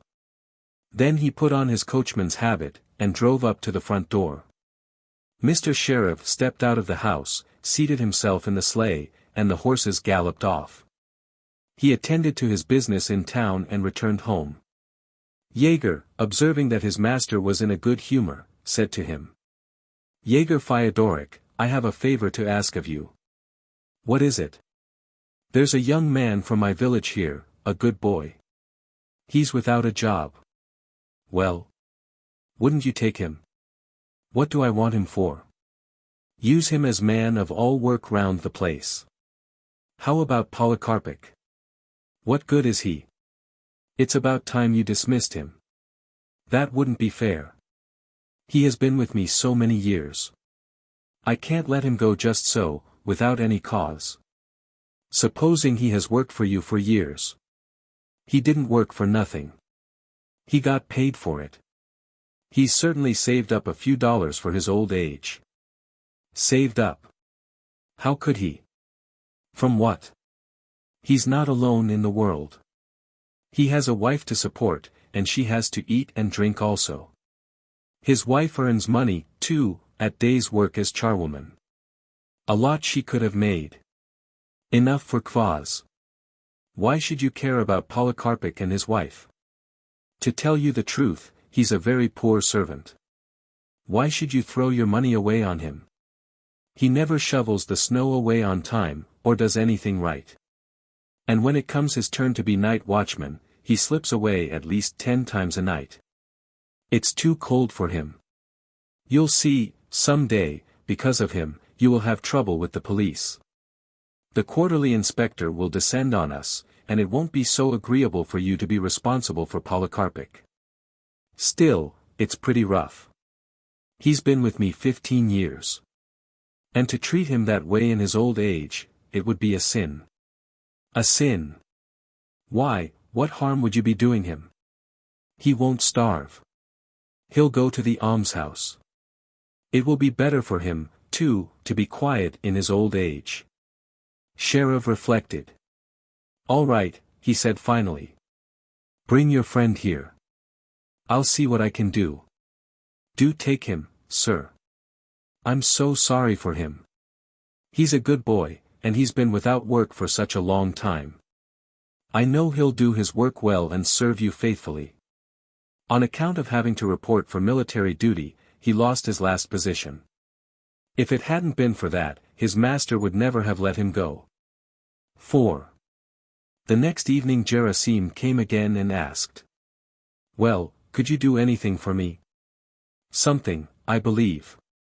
First let's have some tea. Then we'll go see my master. Even tea had no allurements for Gerasim. He was eager for a decision. But under the compulsion of politeness to his host, he gulped down 2 glasses of tea, and then they betook themselves to Sheriff. Sheriff asked Gerasim where he had lived before and what work he could do. Then he told him he was prepared to engage him as man of all work, and he should come back the next day ready to take the place. Gerasim was fairly stunned by the great stroke of fortune. So overwhelming was his joy that his legs would scarcely carry him. He went to the coachman's room, and Jaeger said to him, "Well, my lad, see to it that you do your work right, so that I shan't have to be ashamed of you. You know what masters are like. If you go wrong once, they'll be at you forever after with their fault-finding, and never give you peace. Don't worry about that, Jaeger Daniluk." Well, well. Gerasim took leave, crossing the yard to go out by the gate. Polikarpika's rooms gave on the yard, and a broad beam of light from the window fell across Gerasim's way. He was curious to get a glimpse of his future home, but the panes were all frosted over, and it was impossible to peep through. However, he could hear what the people inside were saying. "What will we do now?" was said in a woman's voice. I don't know," a man, undoubtedly Polikarpik, replied. "Go begging, I suppose. That's all we can do." "There's nothing else left," said the woman. "Oh, we poor people, what a miserable life we lead. We work and work from early morning till late at night, day after day, and when we get old, then it's, away with you. What can we do? Our master is not one of us. It wouldn't be worth the while to say much to him about it. He cares only for his own advantage. All the masters are so mean. They don't think of any one but themselves. It doesn't occur to them that we work for them honestly and faithfully for years, and use up our best strength in their service. They're afraid to keep us a year longer, even though we've got all the strength we need to do their work. If we weren't strong enough, we'd go of our own accord. The master's not so much to blame as his coachman. Jaeger Daniluk wants to get a good position for his friend. Yes, he's a serpent. He knows how to wag his tongue. You wait, you foul-mouthed beast, I'll get even with you. I'll go straight to the master and tell him how the fellow deceives him, how he steals the hay and fodder. I'll put it down in writing, and he can convince himself how the fellow lies about us all. Don't, old woman. Don't sin. Sin. Isn't what I said all true? I know to a dot what I'm saying, and I mean to tell it straight out to the master. He should see with his own eyes. Why not? What can we do now anyhow? Where shall we go? He's ruined us, ruined us. The old woman burst out sobbing. Gerasim heard all that, and it stabbed him like a dagger. He realized what misfortune he would be bringing the old people, and it made him sick at heart. He stood there a long while, saddened, lost in thought, then he turned and went back into the coachman's room. Ah, you forgot something? No, Jaeger Daniluk. Gerasim stammered out, I've come, listen, I want to thank you ever and ever so much, for the way you received me, and all the trouble you took for me, but, I can't take the place. What? What does that mean? Nothing. I don't want the place. I will look for another one for myself. Jaeger flew into a rage. Did you mean to make a fool of me, did you, you idiot? You come here so meek, try for me, do try for me, and then you refuse to take the place. You rascal, you have disgraced me. Gerasim found nothing to say in reply. He reddened, and lowered his eyes. Jaeger turned his back scornfully and said nothing more. Then Gerasim quietly picked up his cap and left the coachman's room. He crossed the yard rapidly, went out by the gate, and hurried off down the street. He felt happy and light-hearted. One Autumn Night. By Maxim Gorky. Once in the autumn I happened to be in a very unpleasant and inconvenient position. In the town where I had just arrived and where I knew not a soul, I found myself without a farthing in my pocket and without a night's lodging. Having sold during the first few days every part of my costume without which it was still possible to go about, I passed from the town into the quarter called Ist. Where were the steamship wharves, a quarter which during the navigation season fermented with boisterous, laborious life, but now was silent and deserted, for we were in the last days of October. Dragging my feet along the moist sand, and obstinately scrutinizing it with the desire to discover in it any sort of fragment of food, I wandered alone among the deserted buildings and warehouses, and thought how good it would be to get a full meal. In our present state of culture, hunger of the mind is more quickly satisfied than hunger of the body. You wander about the streets, you are surrounded by buildings not bad-looking from the outside and, you may safely say it, not so badly furnished inside, and the sight of them may excite within you stimulating ideas about architecture, hygiene, and many other wise and high-flying subjects. You may meet warmly and neatly dressed folks, all very polite, and turning away from you tactfully, not wishing offensively to notice the lamentable fact of your existence. Well, the mind of a hungry man is always better nourished and healthier than the mind of the well-fed man, and there you have a situation from which you may draw a very ingenious conclusion in favor of the ill-fed. The evening was approaching, the rain was falling, and the wind blew violently from the north. It whistled in the empty booths and shops, blew into the plastered window panes of the taverns, and whipped into foam the wavelets of the river which splashed noisily on the sandy shore, casting high their white crests, racing one after another into the dim distance, and leaping impetuously over one another's shoulders.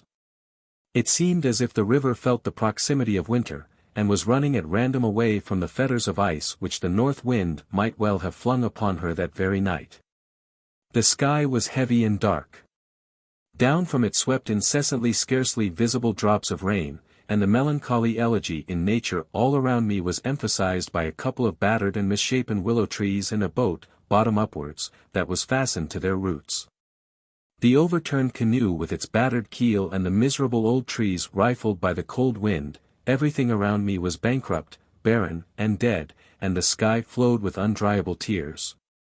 Everything around was waste and gloomy. It seemed as if everything were dead, leaving me alone among the living, and for me also a cold death waited. I was then 18 years old, a good time. I walked and walked along the cold wet sand, making my chattering teeth warble in honor of cold and hunger, when suddenly, as I was carefully searching for something to eat behind one of the empty crates, I perceived behind it, crouching on the ground, a figure in woman's clothes dank with the rain and clinging fast to her stooping shoulders. Standing over her, I watched to see what she was doing. It appeared that she was digging a trench in the sand with her hands, digging away under one of the crates. "Why are you doing that?" I asked, crouching down on my heels quite close to her. She gave a little scream and was quickly on her legs again. Now that she stood there staring at me, with her wide-open grey eyes full of terror, I perceived that it was a girl of my own age, with a very pleasant face embellished unfortunately by 3 large blue marks.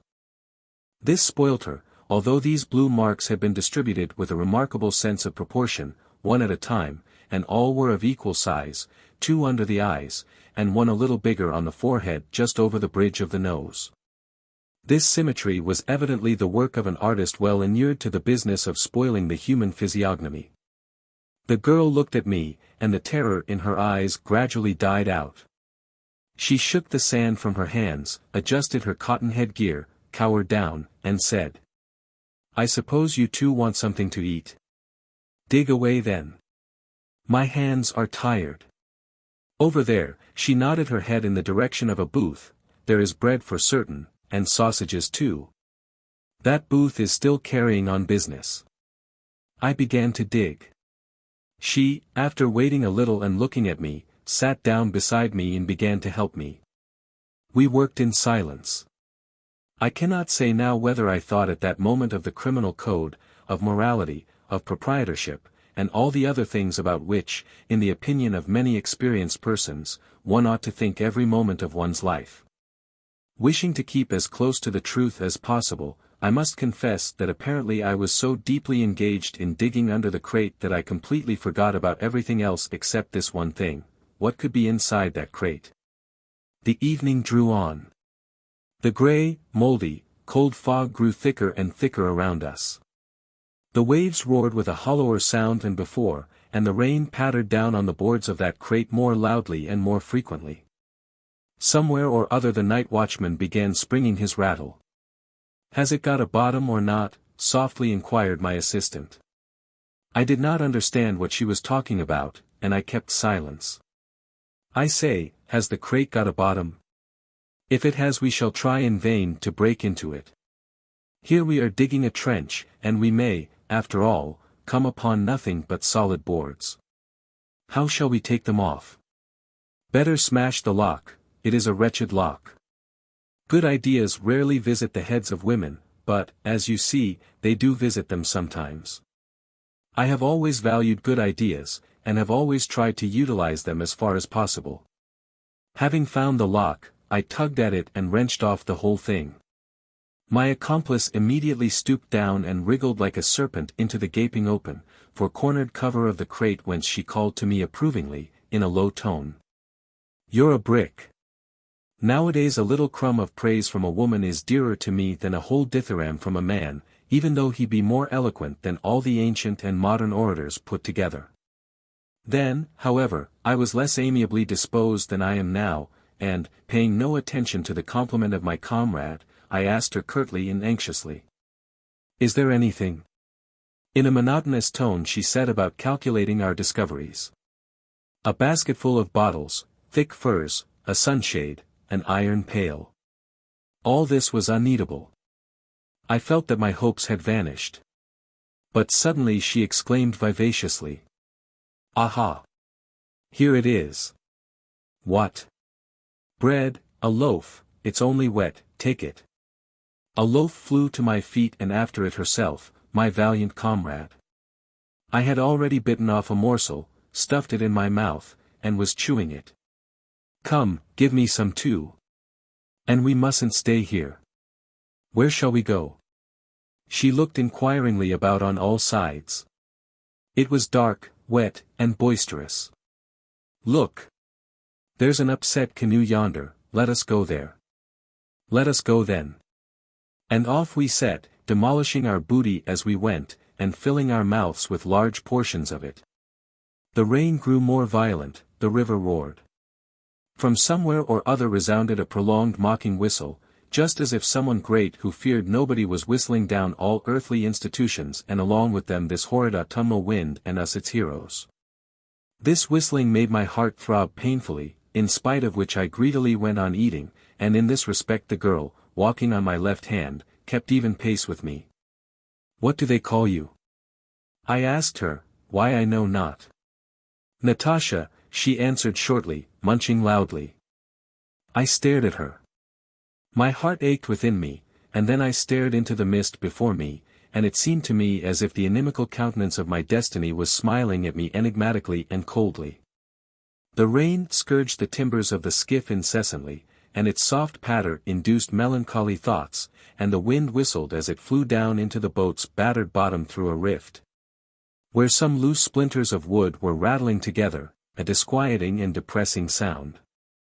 The waves of the river were splashing on the shore, and sounded so monotonous and hopeless, just as if they were telling something unbearably dull and heavy, which was boring them into utter disgust. Something from which they wanted to run away and yet were obliged to talk about all the same. The sound of the rain blended with their splashing, and a long-drawn sigh seemed to be floating above the overturned skiff, the endless, laboring sigh of the earth. Injured and exhausted by the eternal changes from the bright and warm summer to the cold misty and damp autumn. The wind blew continually over the desolate shore and the foaming river, blew and sang its melancholy songs. Our position beneath the shelter of the skiff was utterly devoid of comfort. It was narrow and damp, tiny cold drops of rain dribbled through the damaged bottom, gusts of wind penetrated it. We sat in silence and shivered with cold. I remembered that I wanted to go to sleep. Natasha leaned her back against the hull of the boat and curled herself up into a tiny ball. Embracing her knees with her hands, and resting her chin upon them, she stared doggedly at the river with wide-open eyes. On the pale patch of her face they seemed immense, because of the blue marks below them. She never moved, and this immobility and silence, I felt it, gradually produced within me a terror of my neighbor. I wanted to talk to her, but I knew not how to begin. It was she herself who spoke. "What a cursed thing life is," she exclaimed plainly, abstractedly, and in a tone of deep conviction. But this was no complaint. In these words there was too much of indifference for a complaint. This simple soul thought according to her understanding, thought and proceeded to form a certain conclusion which she expressed aloud, and which I could not confute for fear of contradicting myself. Therefore I was silent, and she, as if she had not noticed me, continued to sit there immovable. Even if we croaked, what then? Natasha began again, this time quietly and reflectively, and still there was not one note of complaint in her words.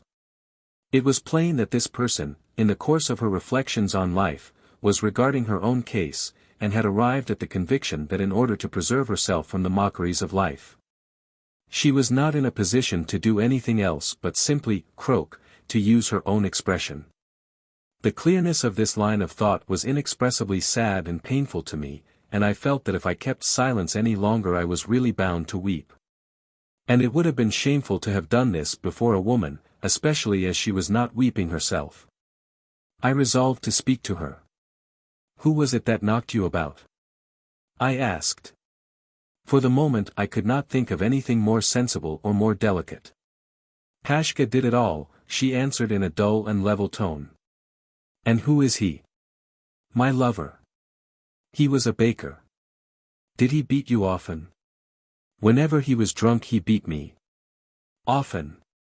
And suddenly, turning towards me, she began to talk about herself, Pashka, and their mutual relations. "He was a baker with red mustaches and played very well on the banjo. He came to see her and greatly pleased her, for he was a merry chap and wore nice clean clothes. He had a vest which cost 15 rubles and boots with dress tops. For these reasons she had fallen in love with him, and he became her creditor. And when he became her creditor he made it his business to take away from her the money which her other friends gave to her for bonbons, and, getting drunk on this money, he would fall to beating her. But that would have been nothing if he hadn't also begun to run after other girls before her very eyes. Now, wasn't that an insult? I am not worse than the others. Of course that meant that he was laughing at me, the blackguard. The day before yesterday I asked leave of my mistress to go out for a bit, went to him, and there I found Dimka sitting beside him drunk. And he, too, was half seas over. I said, "You scoundrel, you." And he gave me a thorough hiding. He kicked me and dragged me by the hair. But that was nothing to what came after. He spoiled everything I had on, left me just as I am now. How could I appear before my mistress? He spoiled everything.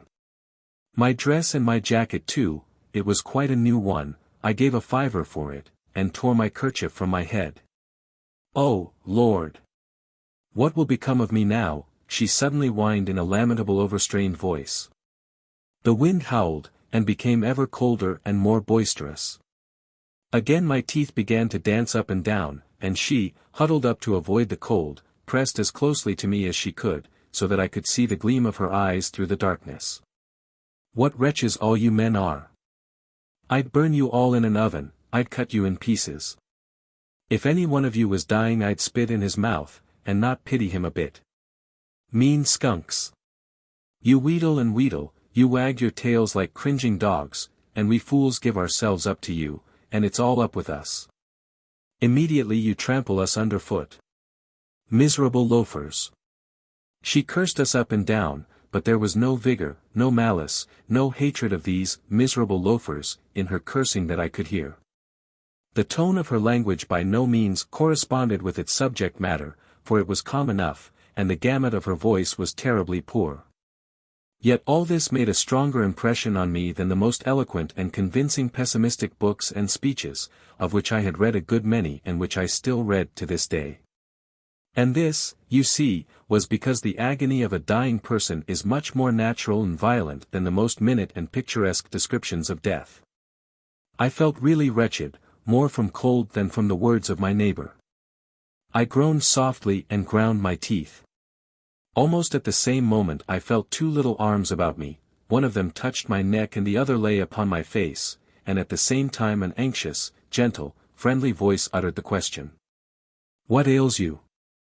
I was ready to believe that some one else was asking me this and not Natasha, who had just declared that all men were scoundrels, and expressed a wish for their destruction. But she it was, and now she began speaking quickly, hurriedly. "What ails you, eh? Are you cold? Are you frozen? Ah, what a one you are, sitting there so silent like a little owl. Why, you should have told me long ago that you were cold. Come, lie on the ground, stretch yourself out and I will lie. There. How's that? Now put your arms round me. Tighter. How's that? You shall be warm very soon now. And then we'll lie back to back.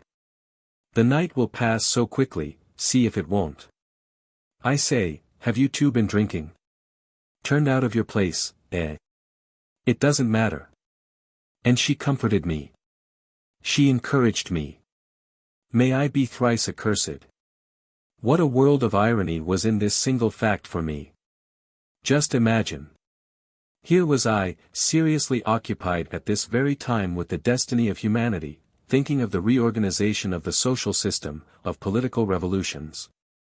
Reading all sorts of devilishly wise books whose abysmal profundity was certainly unfathomable by their very authors. At this very time, I say, I was trying with all my might to make of myself a potent active social force. It even seemed to me that I had partially accomplished my object. Anyhow, at this time, in my ideas about myself, I had got so far as to recognize that I had an exclusive right to exist, that I had the necessary greatness to deserve to live my life. And that I was fully competent to play a great historical part therein. And a woman was now warming me with her body, a wretched, battered, hunted creature, who had no place and no value in life, and whom I had never thought of helping till she helped me herself. And whom I really would not have known how to help in any way even if the thought of it had occurred to me. Ah! I was ready to think that all this was happening to me in a dream, in a disagreeable, an oppressive dream. But, ugh! It was impossible for me to think that, for cold drops of rain were dripping down upon me, the woman was pressing close to me, her warm breath was fanning my face, and, despite a slight odor of vodka, it did me good. The wind howled and raged, the rain smote upon the skiff, the waves splashed, and both of us, embracing each other convulsively, nevertheless shivered with cold. All this was only too real, and I am certain that nobody ever dreamed such an oppressive and horrid dream as that reality. But Natasha was talking all the time of something or other, talking kindly and sympathetically, as only women can talk. Beneath the influence of her voice and kindly words a little fire began to burn up within me, and something inside my heart thawed in consequence. Then tears poured from my eyes like a hailstorm, washing away from my heart much that was evil, much that was stupid, much sorrow and dirt which had fastened upon it before that night. Natasha comforted me. Come, come, that will do, little one. Don't take on. That'll do. God will give you another chance, you will right yourself and stand in your proper place again, and it will be all right. And she kept kissing me, many kisses did she give me, burning kisses. And all for nothing. Those were the first kisses from a woman that had ever been bestowed upon me, and they were the best kisses too, for all the subsequent kisses cost me frightfully dear, and really gave me nothing at all in exchange. Come, don't take on so, funny one. I'll manage for you tomorrow if you cannot find a place. Her quiet persuasive whispering sounded in my ears as if it came through a dream. There we lay till dawn. And when the dawn came, we crept from behind the skiff and went into the town. Then we took friendly leave of each other and never met again, although for half a year I searched in every hole and corner for that kind Natasha, with whom I spent the autumn night just described. If she be already dead, and well for her if it were so, may she rest in peace. And if she be alive, still I say, peace to her soul. And may the consciousness of her fall never enter her soul. For that would be a superfluous and fruitless suffering if life is to be lived. Her Lover. By Maxim Gorky. An acquaintance of mine once told me the following story. When I was a student at Moscow I happened to live alongside one of those ladies whose repute is questionable. She was a Pole, and they called her Teresa. She was a tallish, powerfully built brunette, with black, bushy eyebrows and a large coarse face as if carved out by a hatchet, the bestial gleam of her dark eyes, her thick bass voice, her cabman-like gait and her immense muscular vigor. Worthy of a fishwife, inspired me with horror. I lived on the top flight and her garret was opposite to mine. I never left my door open when I knew her to be at home. But this, after all, was a very rare occurrence. Sometimes I chanced to meet her on the staircase or in the yard, and she would smile upon me with a smile which seemed to me to be sly and cynical. Occasionally, I saw her drunk, with bleary eyes, tousled hair, and a particularly hideous grin. On such occasions she would speak to me. "How d'ye do, Mr. Student?" and her stupid laugh would still further intensify my loathing of her.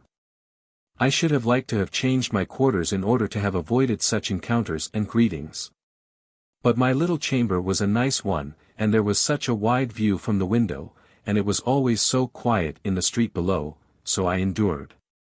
And one morning I was sprawling on my couch, trying to find some sort of excuse for not attending my class, when the door opened, and the bass voice of Teresa the Loathsome resounded from my threshold. "Good health to you, Mr. Student. What do you want?" I said. I saw that her face was confused and supplicatory. It was a very unusual sort of face for her. "Sir, I want to beg a favor of you. Will you grant it me?" I lay there silent, and thought to myself. Gracious! Courage, my boy! "I want to send a letter home, that's what it is," she said. Her voice was beseeching, soft, timid. "Deuce take you!" I thought. But up I jumped, sat down at my table, took a sheet of paper, and said, "Come here, sit down, and dictate." She came, sat down very gingerly on a chair, and looked at me with a guilty look. "Well, to whom do you want to write?" "To Boleslav Koshput, at the town of Svieptsiana, on the Warsaw Road." "Well, fire away." "My dear Boles, my darling, my faithful lover. May the Mother of God protect thee. Thou heart of gold, why hast thou not written for such a long time to thy sorrowing little dove, Teresa?" I very nearly burst out laughing. A sorrowing little dove. More than 5 feet high, with fists a stone and more in weight, and as black a face as if the little dove had lived all its life in a chimney, and had never once washed itself. Restraining myself somehow, I asked, "Who is this Bolest?" "Boles, Mr. Student," she said, as if offended with me for blundering over the name. "He is Boles, my young man." "Young man? Why are you so surprised, sir? Cannot I, a girl, have a young man?" "She? A girl? Well. Oh, why not?" I said. "All things are possible. And has he been your young man long?" 6 years. "Oh, ho!" I thought. "Well, let us write your letter. And I tell you plainly that I would willingly have changed places with this Boles if his fair correspondent had been not Teresa but something less than she." "I thank you most heartily, sir, for your kind services," said Teresa to me, with a curtsy. "Perhaps I can show you some service, eh?" "No, I most humbly thank you all the same." "Perhaps, sir, your shirts or your trousers may want a little mending." I felt that this mastodon in petticoats had made me grow quite red with shame, and I told her pretty sharply that I had no need whatever of her services. She departed. A week or 2 passed away. It was evening.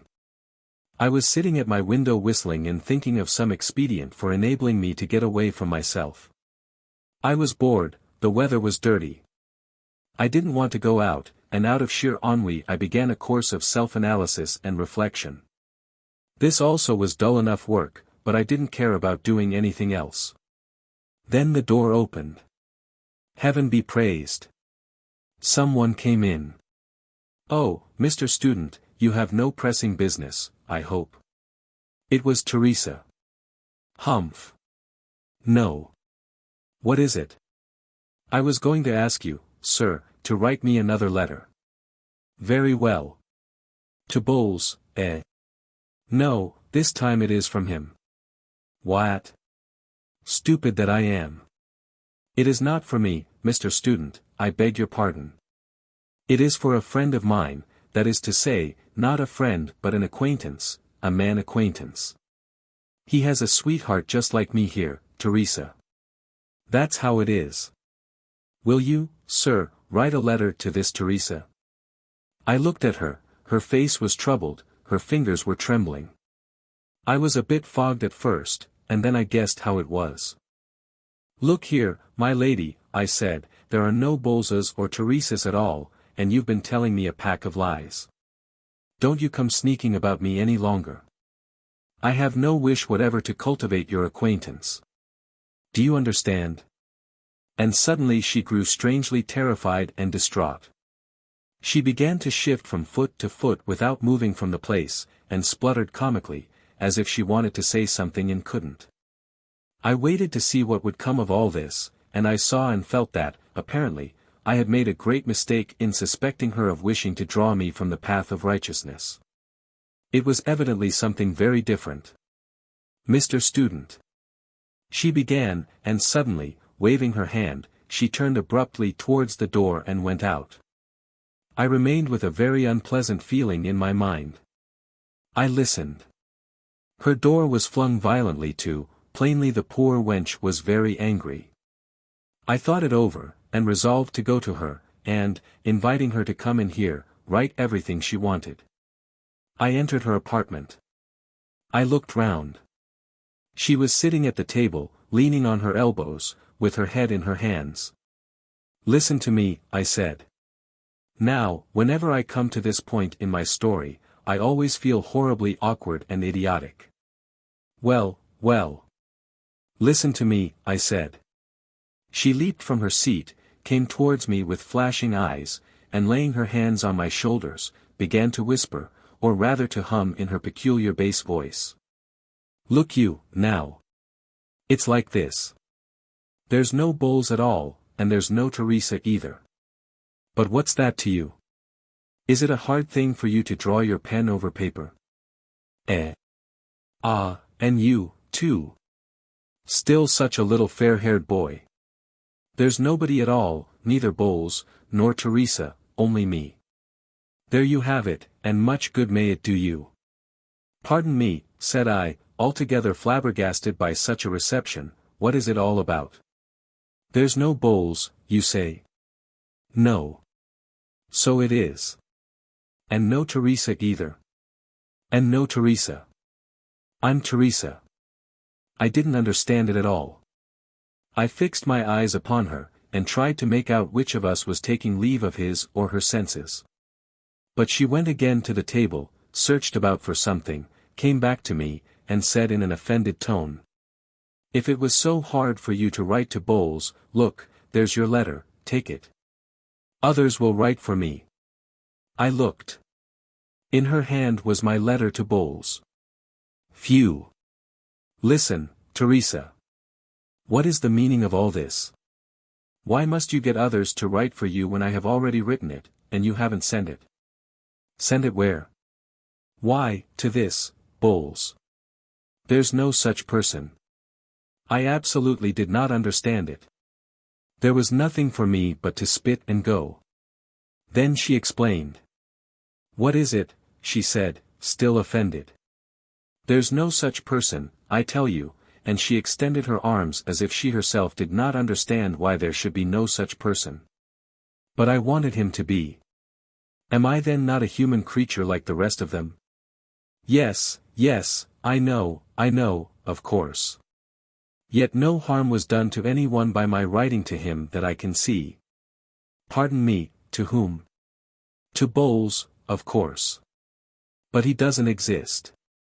Alas. Alas. But what if he doesn't? He doesn't exist, but he might. I write to him, and it looks as if he did exist. And Teresa, that's me, and he replies to me, and then I write to him again. I understood at last. And I felt so sick, so miserable, so ashamed, somehow. Alongside of me, not 3 yards away, lived a human creature who had nobody in the world to treat her kindly, affectionately, and this human being had invented a friend for herself. Look, now. You wrote me a letter to Bowles, and I gave it to someone else to read it to me, and when they read it to me I listened and fancied that Bowles was there. And I asked you to write me a letter from Bowles to Teresa, that is to me. When they write such a letter for me, and read it to me, I feel quite sure that Bowles is there. And life grows easier for me in consequence. Deuce take you for a blockhead, said I to myself when I heard this. And from thenceforth, regularly, twice a week, I wrote a letter to Bowles, and an answer from Bowles to Teresa. I wrote those answers well. She, of course, listened to them, and wept like anything, roared, I should say, with her bass voice. And in return for my thus moving her to tears by real letters from the imaginary Bowles, she began to mend the holes I had in my socks, shirts, and other articles of clothing. Subsequently, about 3 months after this history began, they put her in prison for something or other. No doubt by this time she is dead. My acquaintance shook the ash from his cigarette, looked pensively up at the sky, and thus concluded. Well, well, the more a human creature has tasted of bitter things the more it hungers after the sweet things of life. And we, wrapped round in the rags of our virtues, and regarding others through the mist of our self-sufficiency, and persuaded of our universal impeccability, do not understand this. And the whole thing turns out pretty stupidly, and very cruelly. The fallen classes, we say. And who are the fallen classes, I should like to know? They are, first of all, people with the same bones, flesh, and blood and nerves as ourselves. We have been told this day after day for ages. And we actually listen, and the devil only knows how hideous the whole thing is. Or are we completely depraved by the loud sermonizing of humanism? In reality, we also are fallen folks, and, so far as I can see, very deeply fallen into the abyss of self-sufficiency in the conviction of our own superiority. But enough of this. It is all as old as the hills, so old that it is a shame to speak of it. Very old indeed, yes, that's what it is. Lazarus. By Leonid Andreyev. When Lazarus rose from the grave, after 3 days and nights in the mysterious thraldom of death, and returned alive to his home. It was a long time before anyone noticed the evil peculiarities in him that were later to make his very name terrible. His friends and relatives were jubilant that he had come back to life. They surrounded him with tenderness, they were lavish of their eager attentions, spending the greatest care upon his food and drink and the new garments they made for him. They clad him gorgeously in the glowing colors of hope and laughter, and when, arrayed like a bridegroom, he sat at table with them again, ate again, and drank again. They wept fondly and summoned the neighbors to look upon the man miraculously raised from the dead. The neighbors came and were moved with joy. Strangers arrived from distant cities and villages to worship the miracle. They burst into stormy exclamations, and buzzed around the house of Mary and Martha, like so many bees. That which was new in Lazarus' face and gestures they explained naturally, as the traces of his severe illness and the shock he had passed through. It was evident that the disintegration of the body had been halted by a miraculous power, but that the restoration had not been complete. That death had left upon his face and body the effect of an artist's unfinished sketch seen through a thin glass. On his temples, under his eyes, and in the hollow of his cheek lay a thick, earthy blue. His fingers were blue, too, and under his nails, which had grown long in the grave, the blue had turned livid. Here and there on his lips and body, the skin, blistered in the grave, had burst open and left reddish glistening cracks, as if covered with a thin, glassy slime. And he had grown exceedingly stout. His body was horribly bloated and suggested the fetid, damp smell of putrefaction. But the cadaverous, heavy odor that clung to his burial garments and, as it seemed, to his very body, soon wore off, and after some time the blue of his hands and face softened, and the reddish cracks of his skin smoothed out. Though they never disappeared completely.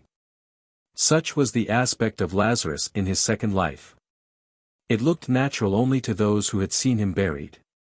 Not merely Lazarus' face, but his very character, it seemed, had changed. Though it astonished no one and did not attract the attention it deserved. Before his death Lazarus had been cheerful and careless, a lover of laughter and harmless jest. It was because of his good humor, pleasant and equable, his freedom from meanness and gloom, that he had been so beloved by the master. Now he was grave and silent, neither he himself jested nor did he laugh at the jests of others.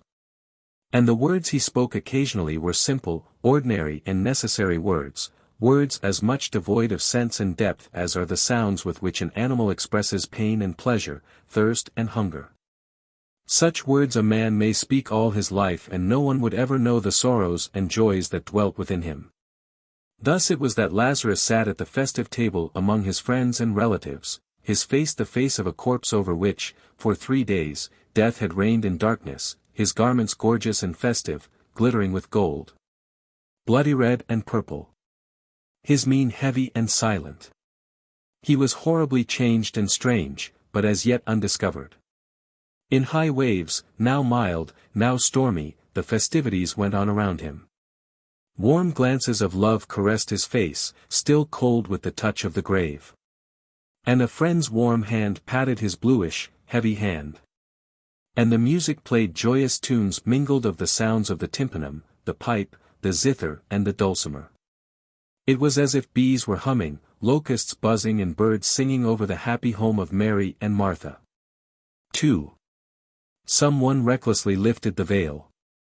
By one breath of an uttered word he destroyed the serene charm, and uncovered the truth in its ugly nakedness.